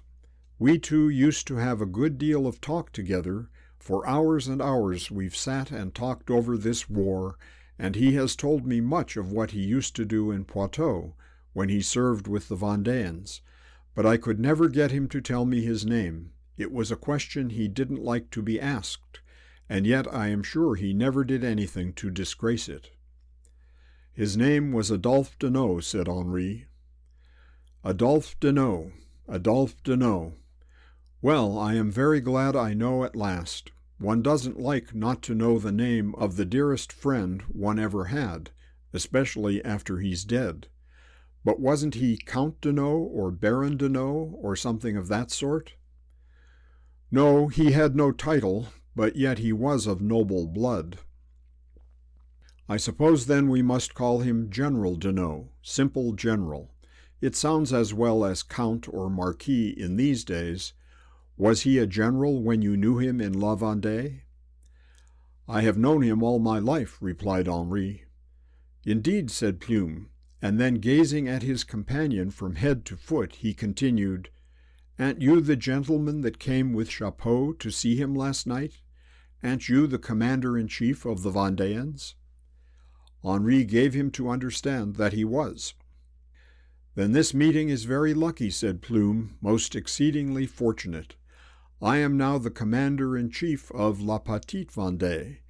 We must unite our forces. I am not ambitious, at least not too ambitious. You shall be the chief, I will be next to you. Chapeau, I am sure, will be contented to be third here. Over the body of our friend, let us concert our measures for utterly exterminating the Republicans. We have now been victorious, proudly, grandly victorious. My voice shall be for a march to Paris. Come, General, give me your hand. Hand in hand, like true comrades, let us march to Paris and thunder at the doors of the Convention." As he spoke, Auguste Émile Septimus held out his hand to the young commander, and Henri could not refuse the proffered grasp. He now remembered Chapeau's description of the martial baker, and as he underwent the merciless squeeze which Plume inflicted on him, the young Marquis meditated with something like vexation on the ridiculous figure and language of him who now claimed his friendship and confidence. He had before been on terms of perfect equality with men equally low in station with poor Plume. Catilinot had been a postilion, Stofflet a gamekeeper, but he had admired the enthusiastic genius of Catilinot. He had respected the practical iron energy of Stofflet. He could neither admire nor respect Auguste Plume, and yet he could not reject him. He endeavored in as few words as he could to make his companion understand that highly as he appreciated his disinterested offer, he could not at the present moment accede to it, that many officers high in the confidence of the whole army must be consulted before any important step was taken, that, as for himself, his duty required him to hurry back to Laval as quick as he could, that as regarded him, Plume, he advised him to return to his own men and endeavor to organize them into a regular corps, in doing which he promised him that practical assistance should not be wanting, and that as regarded the body of their mutual friend, he, Henri, would give orders for its immediate burial. And having said so much as quickly as he could speak, Henri Laroche-Jacquelin hurried from the room, leaving the unfortunate Plume to renew his lamentations over his friend. He had cause to lament. The only man likely to flatter his vanity was gone. He would never again be told that he was born for great achievements, never again promised that bravery, fidelity to his commander, and gallant demeanor among his comrades would surely lead him to exalted duties. Such were the precepts with which the insanity of Deneau had inflamed the mad ambition of his poor follower. He now felt not his own unfitness, for that he could not suspect, but the difficulty, the impossibility to get his talents and services acknowledged, and he again sat down to weep, partly for his friend and partly for himself. Henri passed the remainder of the night in Chateau Gontier, and early on the next morning he returned towards Laval. The road was covered with swarms of Vendéens, now returning from the pursuit in which they had nearly exterminated the unfortunate army which had followed them across the Loire. They had crossed that river panic-stricken and hopeless. Now they were shouting with triumph and exulting with joy, confident of success. None of those who returned were without some token of success. Some carried back with them the muskets of the Republican infantry, others the sabers of the cavalry, and others, more joyful in their success than any, were mounted on their horses. They all loudly greeted Henri as he passed, and declared that nothing should ever conquer them, now that they had the general over them whom they themselves had chosen. Henri, though he well knew the difficulties which were before him, could not but be triumphant as he listened to the cheers of his followers. He had certainly been preeminently successful in the first attempts which had been made under his own sole command, and it is not surprising that this, joined to the confidence of youth, should have made him feel himself equal almost to any enterprise. Then another subject of joy filled his heart. Marie had promised that if the Vendéens were now successful, if they could look forward to spending one quiet week in Laval, she would no longer refuse to join her hand to his and become bone of his bone and flesh of his flesh. That promise she would now realize, and therefore, as he rode back through the gate of Laval, Henri felt happier than he had done for many a long, weary, tedious day. End of section 33. Volume 3, Chapter 12, Vendéan Marriages.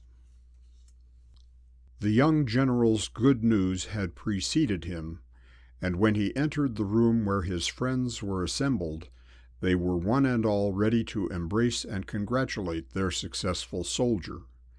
He received the blessing of his father, the praises of de Lescure, the thanks and admiration of Madame de Lescure, and what he valued more than all, Marie's acknowledgments of the promise she gave him when last he left her side. During his absence, 3 unexpected visitors had reached Laval. The first was Father Jerome, who had followed the army and now brought them news from the side of Nantes that Charette was still at the head of a large body of royalists and was ready to join himself with the main army somewhere to the north of the Loire, if any plan could be struck out for their future proceedings, to which both he and Henri could agree. And the others were perfect strangers. 2 gentlemen had called at the guardhouse and asked for Monsieur de la Roche-Jacquelin. On hearing that he was not in Laval, they had desired to see Monsieur de Lescure, and had, when alone with him, declared that they came from England with offers of assistance both in men and money. One of these gentlemen had with him a stick, and after having carefully looked round the room to see that no one but de Lescure could observe him, he had broken the stick in 2 and taken from the hollow space within it a letter addressed to the commander-in-chief of the Vendéan army.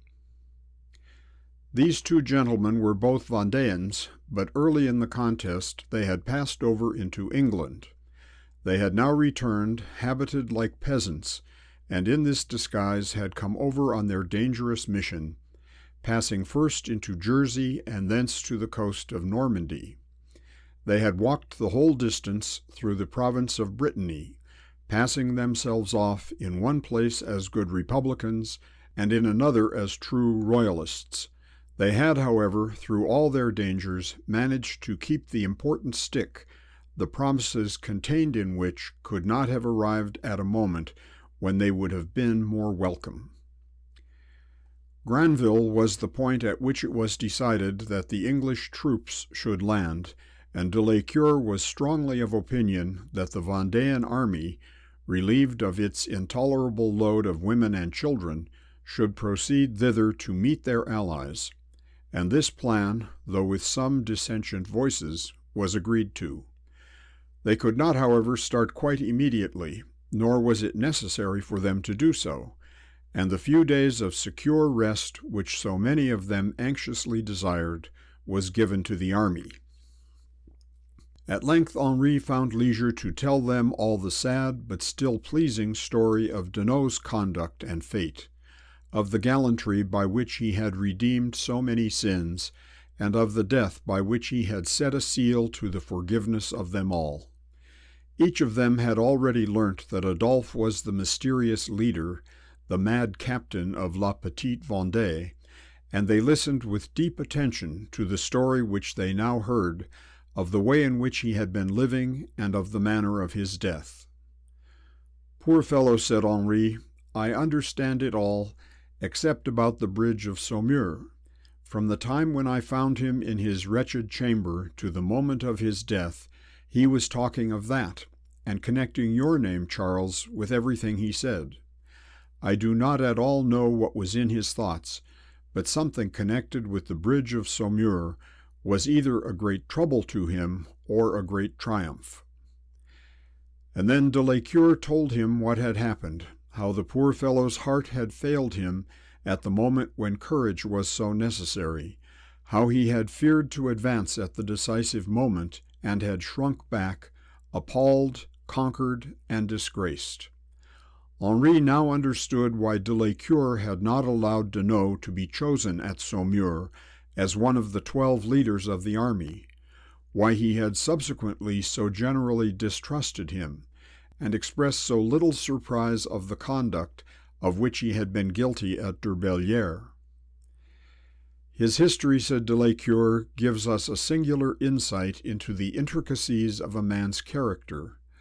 Adolphe was not naturally a coward, for madness aggravates the foibles of our nature, and no one can have shown himself more capable of gallantry than he did yesterday.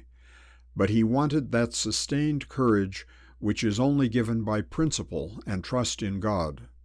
May he forgive his sins, mercifully remembering his infirmities. Sometime after this, preparations were made for the marriage of Henri and Marie, such preparations as the time and place allowed. There was now neither inclination nor opportunity for a fête, such as would have graced the nuptials of Marie de la Cure at a happier time. She now neither desired nor could have endured it.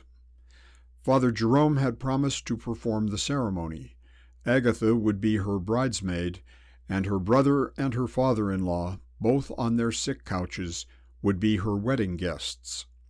Still she was happy and cheerful. She loved Henri Le Rochejacquelin with her whole heart, the more probably on account of the dangers through which they had already passed together, and she had firmly resolved to endure, without complaining, those which were still before them. 2 days before the ceremony was to take place, Chapeau came up to his master as they were together leaving the quarters of some of the troops, and with a very serious face begged permission to speak to him. Now, as it usually happened that Chapeau passed a considerable portion of the day talking to his master in a most unconstrained way on every conceivable subject, Henri felt sure that something very much out of the common way was going to be said. However, he at once gave the desired permission. "And Monsieur is positively going to be married on Wednesday morning?" commenced Chapeau. "Why, you know as well as myself that I am," said Henri. "Oh, of course, yes, of course I know it, as Monsieur has been condescending enough to tell me. And will Madame, that is, Mademoiselle as she is at present, go with Monsieur to Granville?" "What the deuce are you about, Chapeau, with all this rhodomontade? Didn't I tell you that she would go with me?" "And the other ladies, Mademoiselle Agatha and Madame de la Cure, they will remain in Laval?" "Yes, they will remain in Laval with my father and Monsieur de la Cure, but you know all that already, as well as I do." "But Madame de la Rochejacquelin, that is, when she is Madame, she will want some young woman to attend her. Madame, of course, cannot go to Granville without some decent female to be near her. Of course, it will be quite impossible, will it not, Monsieur?" "Now, Chapeau, tell me at once what you are coming to, and don't pretend to be so considerate and modest. You know that it is arranged that your own fiancé, Anno Stein, should accompany my wife." "Yes, but Monsieur Henri, Anno Stein has some scruples, or rather—" "Scruples? Oh, by all means let her stay behind, then. I'll have no one with me who has any scruples. Tell her to stay with her father. I'll speak to Mademoiselle de la Cure." "But Monsieur is in such a hurry," said Chapeau, who had not the slightest intention to have the matter arranged in this way. "I was wrong to say that Anno has scruples. Indeed, she hasn't got any, not one at all. It is I that have them." "You? Now, Chapeau, may I ask the particular favor of you to let me know at once what you mean to ask of me?" "Why, you see, Monsieur Henri, Anno is a poor, lone girl, quite unprotected, as anyone may say, though of course she will not be unprotected when she will have the protection of Monsieur and Madame. But still she is a poor, lone girl, and as such she won't have the what do you call it, you know, which she would have as a married woman, the confidence and station, you know. She wouldn't be half so useful to Madame, and therefore perhaps Monsieur will think that she and I had better be married at the same time as Madame." Chapeau had it all his own way. His arguments were unanswerable, and as no good reason could be given why a wife would not be as serviceable to the man as it was to the master, it was agreed that they both should be married on the same day, at the same hour, in the same room, and by the same priest. The honor of this was almost too much for poor Anno, and quite upset her father, Michael Stein, who did not at all like the idea of not having his own way, after his own fashion, at his own only daughter's wedding. However, he was ultimately reconciled to the melancholy grandeur of the ceremony by arrangements which were made for some substantial evening comfort below stairs. And although no banquet was prepared for the wedding of the master and the mistress, the valet and the lady's maid were as well provided as though they had been united in peaceful times and in a quiet church. And now the sun had risen brightly on the morning which was to add another care to those which already burthened the shoulders of Henri Laroche-Jacquelin. They all sat down together and ate their quiet breakfast in the parlor, to which a fortnight's habitation had now accustomed them. Henri wore no bridal dress. He had on the uniform of a Vendéan officer, and round his waist was fastened a white scarf with a black knot, the distinguishing mark which he now bore of his rank in the army as commander-in-chief. Marie de Lécure was dressed in white, but her dress was as simple and unadorned as it could be well made. No bride, young, beautiful, and noble, was ever prepared for the altar with less costly care, with less attention to the generally acknowledged proprieties of hymeneal decoration. Agatha and Madame de Lécure had in no respect altered their usual attire. It may easily be understood that, leaving their homes in the manner they had done, they had not brought with them a full wardrobe, and since their arrival in Laval, they had had more pressing cares than that of supplying it.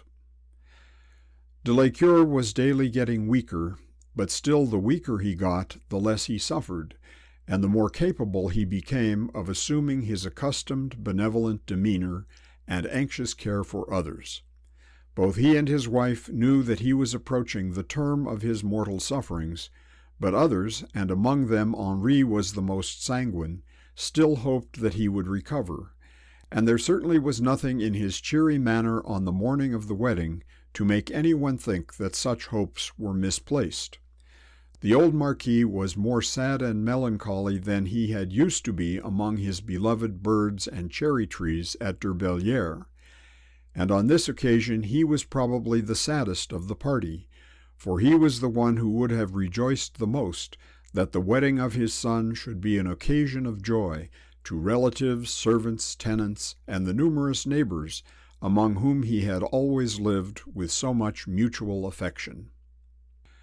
The most singular figure of the whole party was Father Jerome, the curé of Saint-Lauds. He still wore the same long gray coat in which he was first introduced to the reader at Derbellière, which had since that time figured at Saumur and many another scene of blood and violence, and which we last saw when he was found by Madame de Lécure in the chapel at Genève. It had now been so patched and darned that its oldest friends could not have recognized it.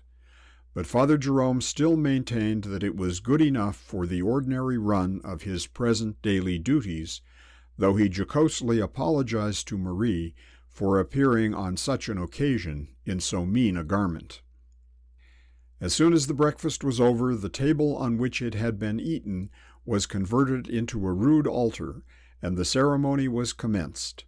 Jacques Chapot and Anno, whose turn was immediately to follow, stood close up to the table, opposite to their master and mistress, but Michael Stein and his two sons, who of course were to be present at Anno's marriage, and who had prepared to seat themselves on the stairs till their presence should be required, had also been invited to attend, and they now sat, but very ill at their ease, on 3 chairs in the very farthest corner of the room. Michael Stein, though chance had thrown him among the loyal Vendéans, had in his heart but little of that love and veneration for his immediate superiors, which was the strong and attractive point in the character of the people of Poitou. Though he had lived all his life in the now famous village of Échambranc, he had in his disposition much of the stubborn self-dependence of the early republicans, and he did not relish his position, sitting in the background as a humble hanger-on in the family of a nobleman and an aristocrat. He was, however, unable to help himself. His sons were Vendéans, his daughter was just going to marry the confidential follower of the Vendéan commander-in-chief, and he himself had been seen fighting for La Vendée. There he sat, therefore, quiet though hardly happy, between his two stalwart sons, with his thin hair brushed over his forehead, and his huge, swarthy hands crossed on his knees before him. The marriage ceremonies were soon performed, and then Henri and Chapeau, each in their turn, led their brides from the altar, and all went on as quietly in the one room which they occupied, as though nothing beyond their daily occupations had occurred. "God bless you, my children," said the old Marquis. "This is but a sad wedding, but it is useless to regret the happy times which are gone, it seems, forever." "Not forever, father," said Marie, kissing the old man's face. "Henri and I still look forward to having our wedding fête, perhaps in Paris, perhaps in dear La Vendée, when we shall once more be able to call our old homes our own. Then we will make you and Agatha and Victorine make up fivefold for all that has been omitted now. Will we not, Henri?" Below stairs, Chapeau and Anno, wisely thinking that no time was like the present, endeavored to be as gay as they would have been had they enjoyed their marriage feast in the smith's own cottage. One or two of Chapeau's friends were asked on the occasion, and among them Plume condescended to regale himself, though the cheer was spread in the kitchen instead of in the parlor. Michael, now relieved from the presence of aristocracy, ate and drank himself into good humor, and even received with grim complacency the jokes of his sons, who insisted on drinking to his health as a new recruit to the famous regiment which was drawn from the parish of Échambranc. "Well, my girl, may heaven take care of you," said he, kissing his daughter, "and of you too, Jacques," and he extended the caress to his son-in-law. "I won't say but I wish you were a decent shoemaker, or—" "Oh, laws, father," said Anno, "I'm sure I should never have had him if he had been." "The more fool you, Anno, but I wish it all the same, and that Anno had had a couple of cows to mind, and half a dozen pigs to look after. But it's too late to think of that now. They'll soon have neither a cow nor a pig in La Vendée, and they'll want neither smiths nor shoemakers. However, my boy, God bless you. God bless you, ladies and gentlemen, God bless you all." And then the smith completed the work he had commenced, and got as tipsy as he could have done, had his daughter been married in Poitou. End of section 34. Volume 3, Chapter 13, Conclusion. We have told our tale of La Vendée. We have married our hero and our heroine, and as is usual in such cases, we must now bid them adieu. We cannot congratulate ourselves on leaving them in a state of happy prosperity, as we would have wished to have done, but we leave them with high hopes and glorious aspirations. We cannot follow the Vendéans farther in their gallant struggle, but we part from them while they still confidently expect that success which they certainly deserved, and are determined to deserve that glory which has since been so fully accorded to them. In the foregoing pages, much fiction has been blended with history, but still the outline of historical facts has been too closely followed to allow us now to indulge the humanity of our readers by ascribing to the friends we are quitting success which they did not achieve, or a state of happiness which they never were allowed to enjoy. It would be easy to speak of the curly-haired darlings, two, of course, who blessed the union of Henri Laroche-Jacquelin and Marie de Lécure, and the joy with which they restored their aged father to the rural delights of his chateau at Derbellière. We might tell of the recovery of that modern paladin, Charles de Lécure, and of the glorious rebuilding of the house of Clisson, of the ecclesiastical honors of Father Jerome, and of the happy marriage, or with more probability the happier celibacy, of the divine Agatha. But we cannot do so with propriety.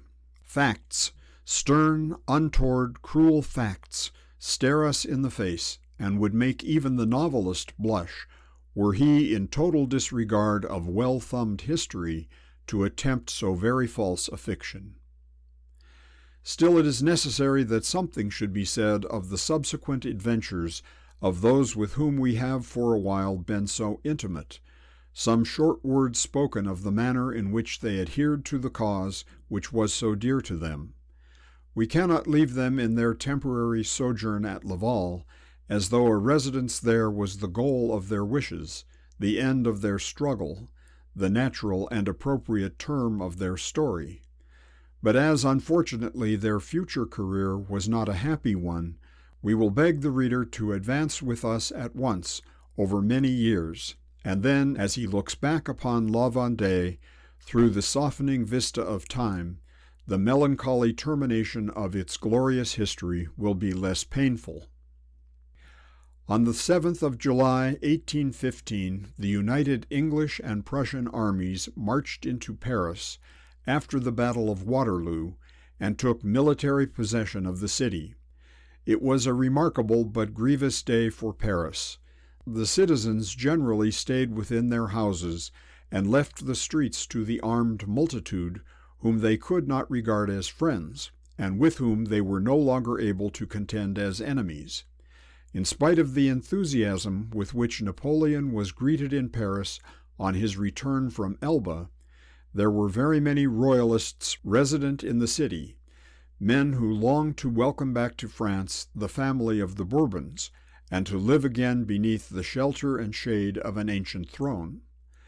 But even these could not greet with a welcome foreigners who by force had taken possession of their capital.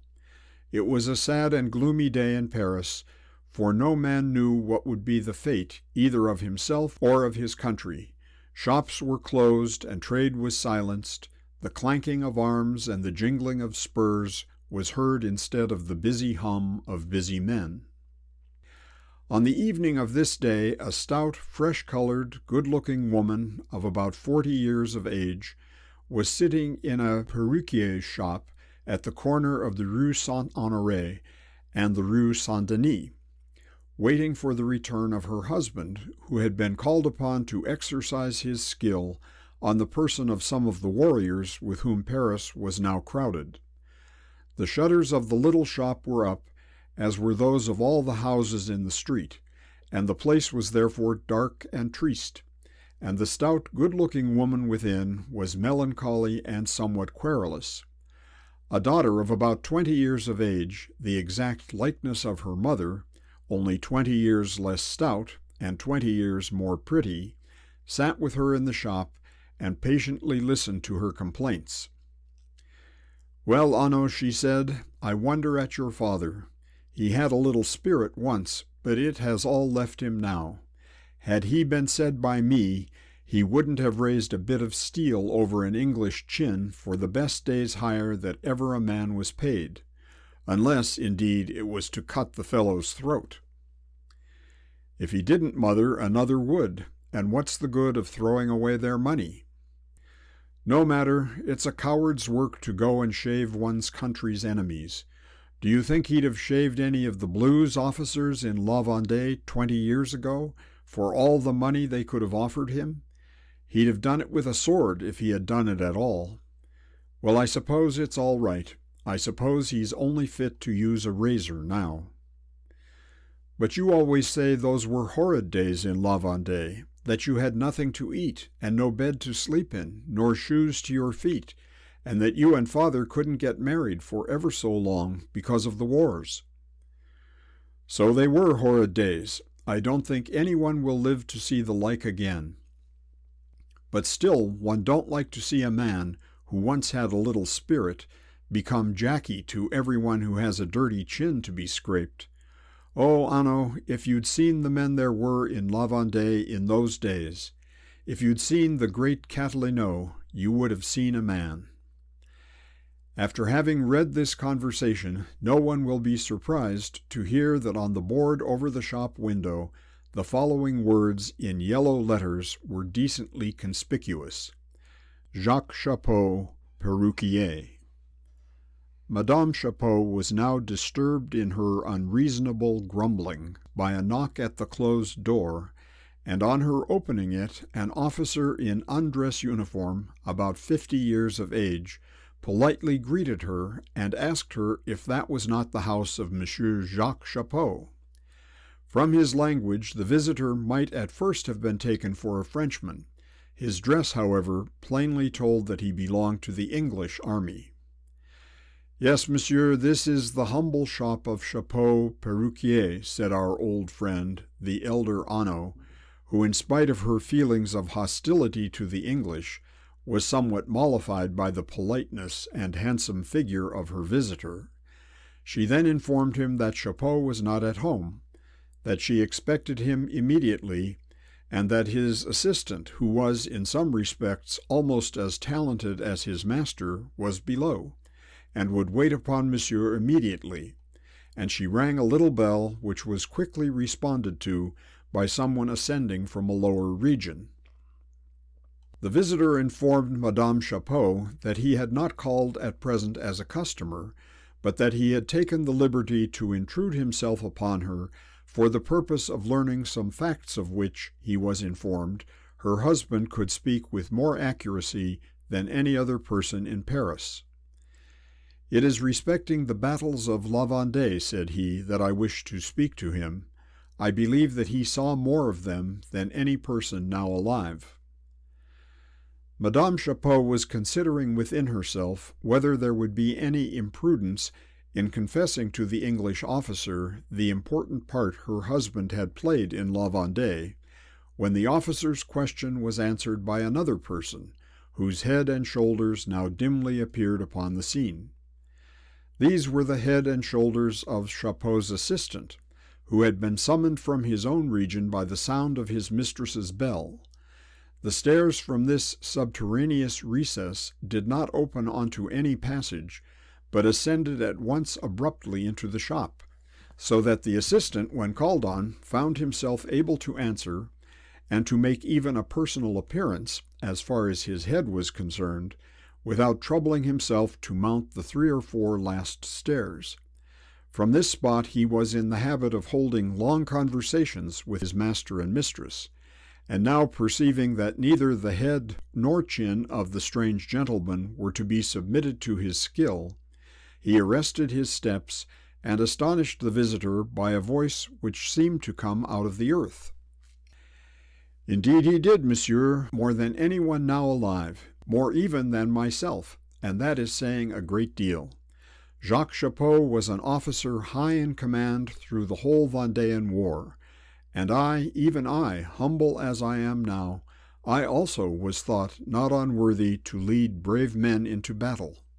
I, monsieur, am Auguste Plume, and though now merely a perruquier's poor assistant, I was once the officer second in command in the army of La Petite Vendée." The gentleman turned round and gazed at the singular apparition which the obscurity of the shop only just permitted him to distinguish. Auguste Plume was now above 60 years old and completely bald. His face was thin, lantern-jawed, and cadaverous, and his eyes, which were weak with age, were red and bleared.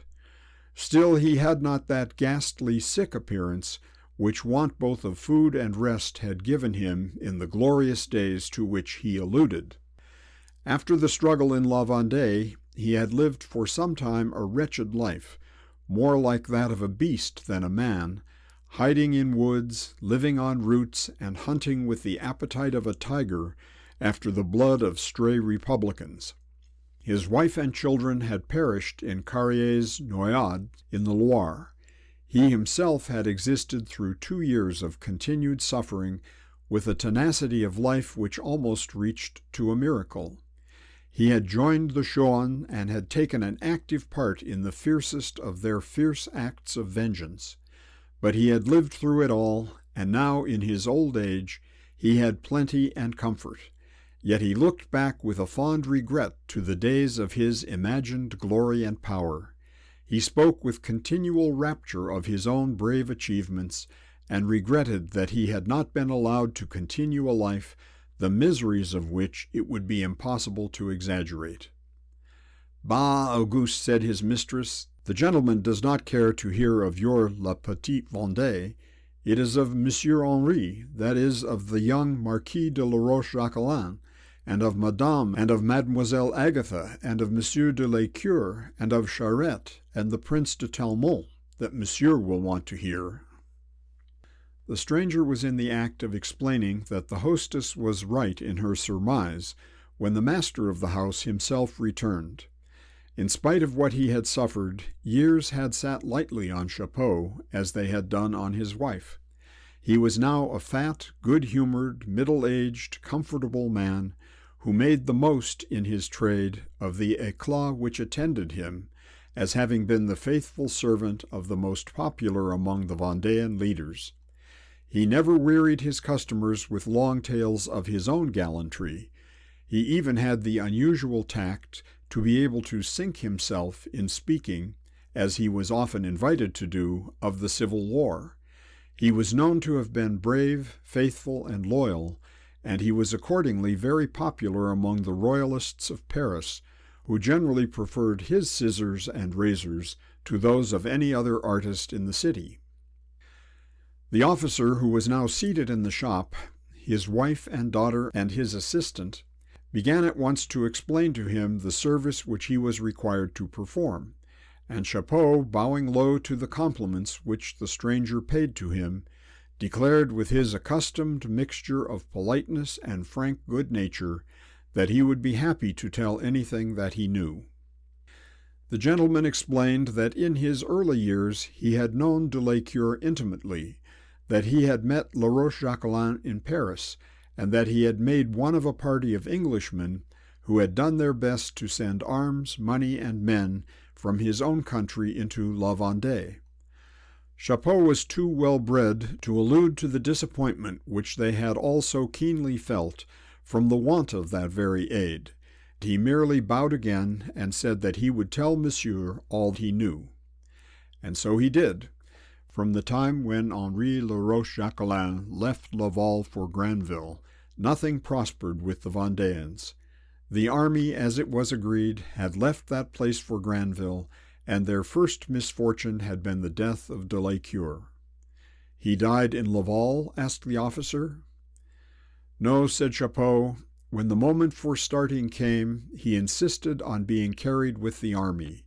He followed us in a carriage, but the jolting of the road was too much for him.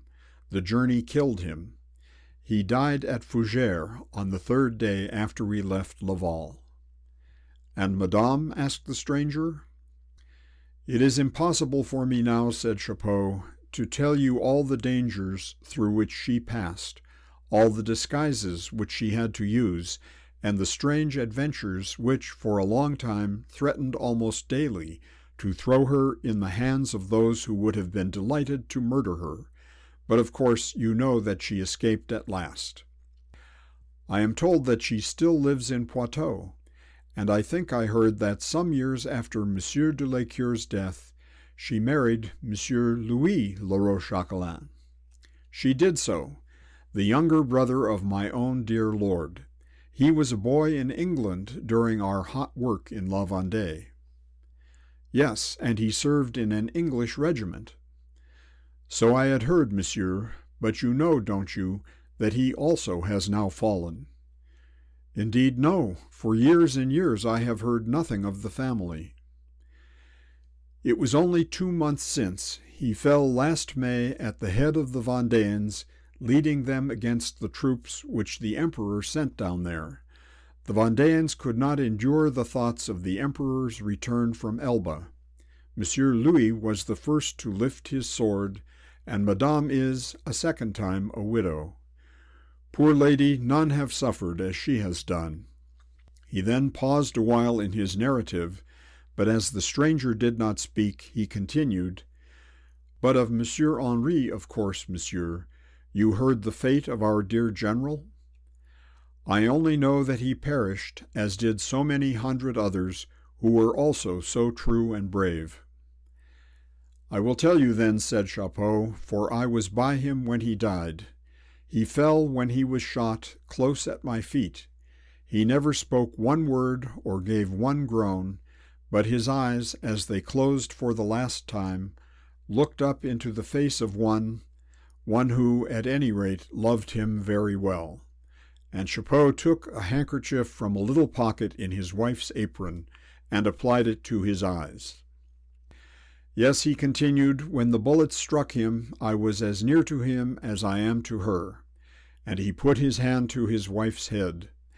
"It might have been me as well as him, only for the chance. I'll tell you how the manner of it was. You know how we all strove to cross back into La Vendée, first at Angers and afterwards at Ancenis, and how Monsieur Henri got divided from the army at Ancenis. Well, after that the Vendéan army was no more. The army was gone. It had melted away.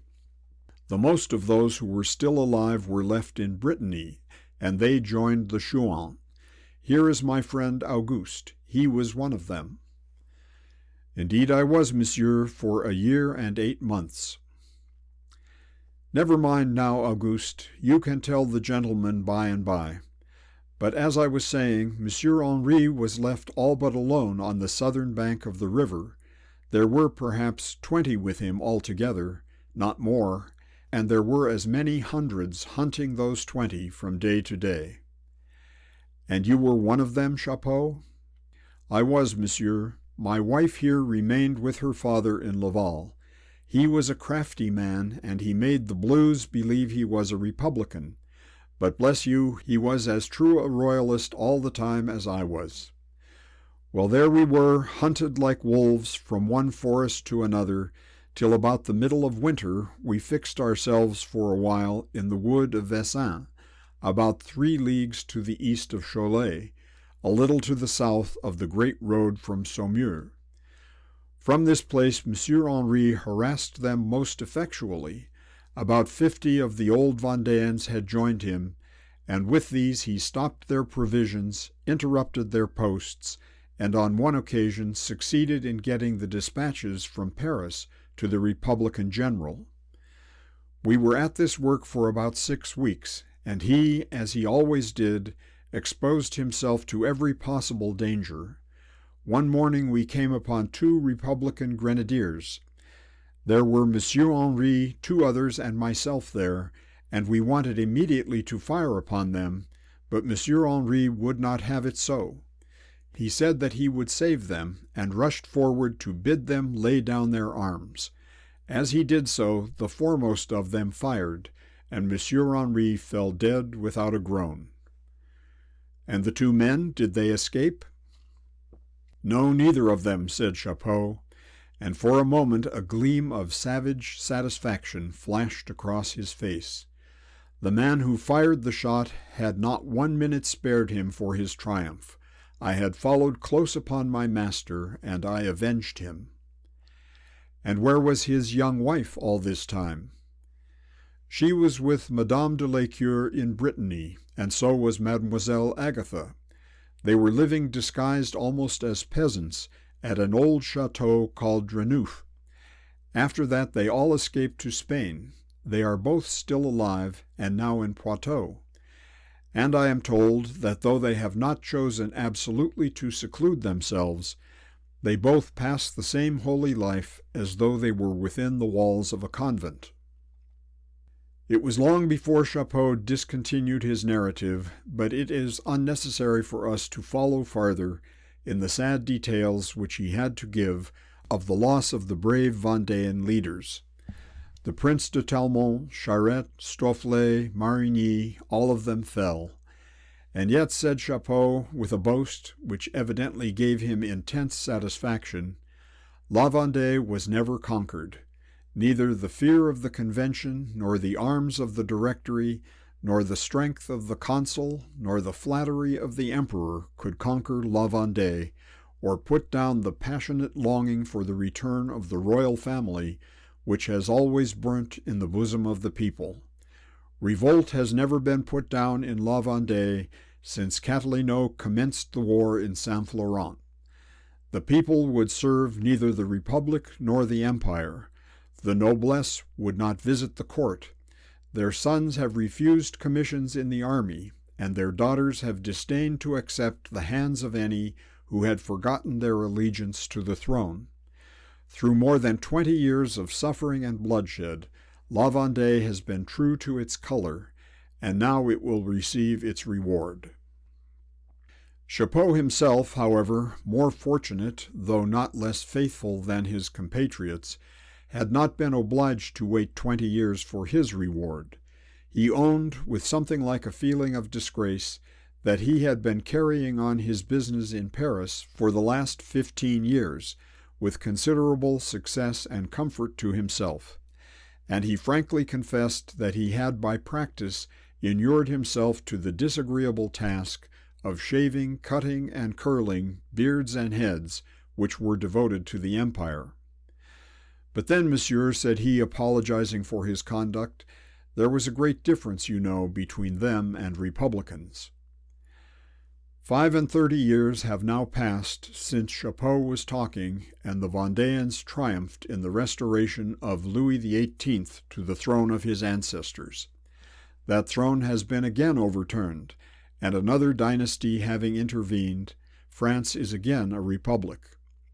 How long will it be before some second La Vendée shall successfully, but bloodlessly, struggle for another re-establishment of the monarchy?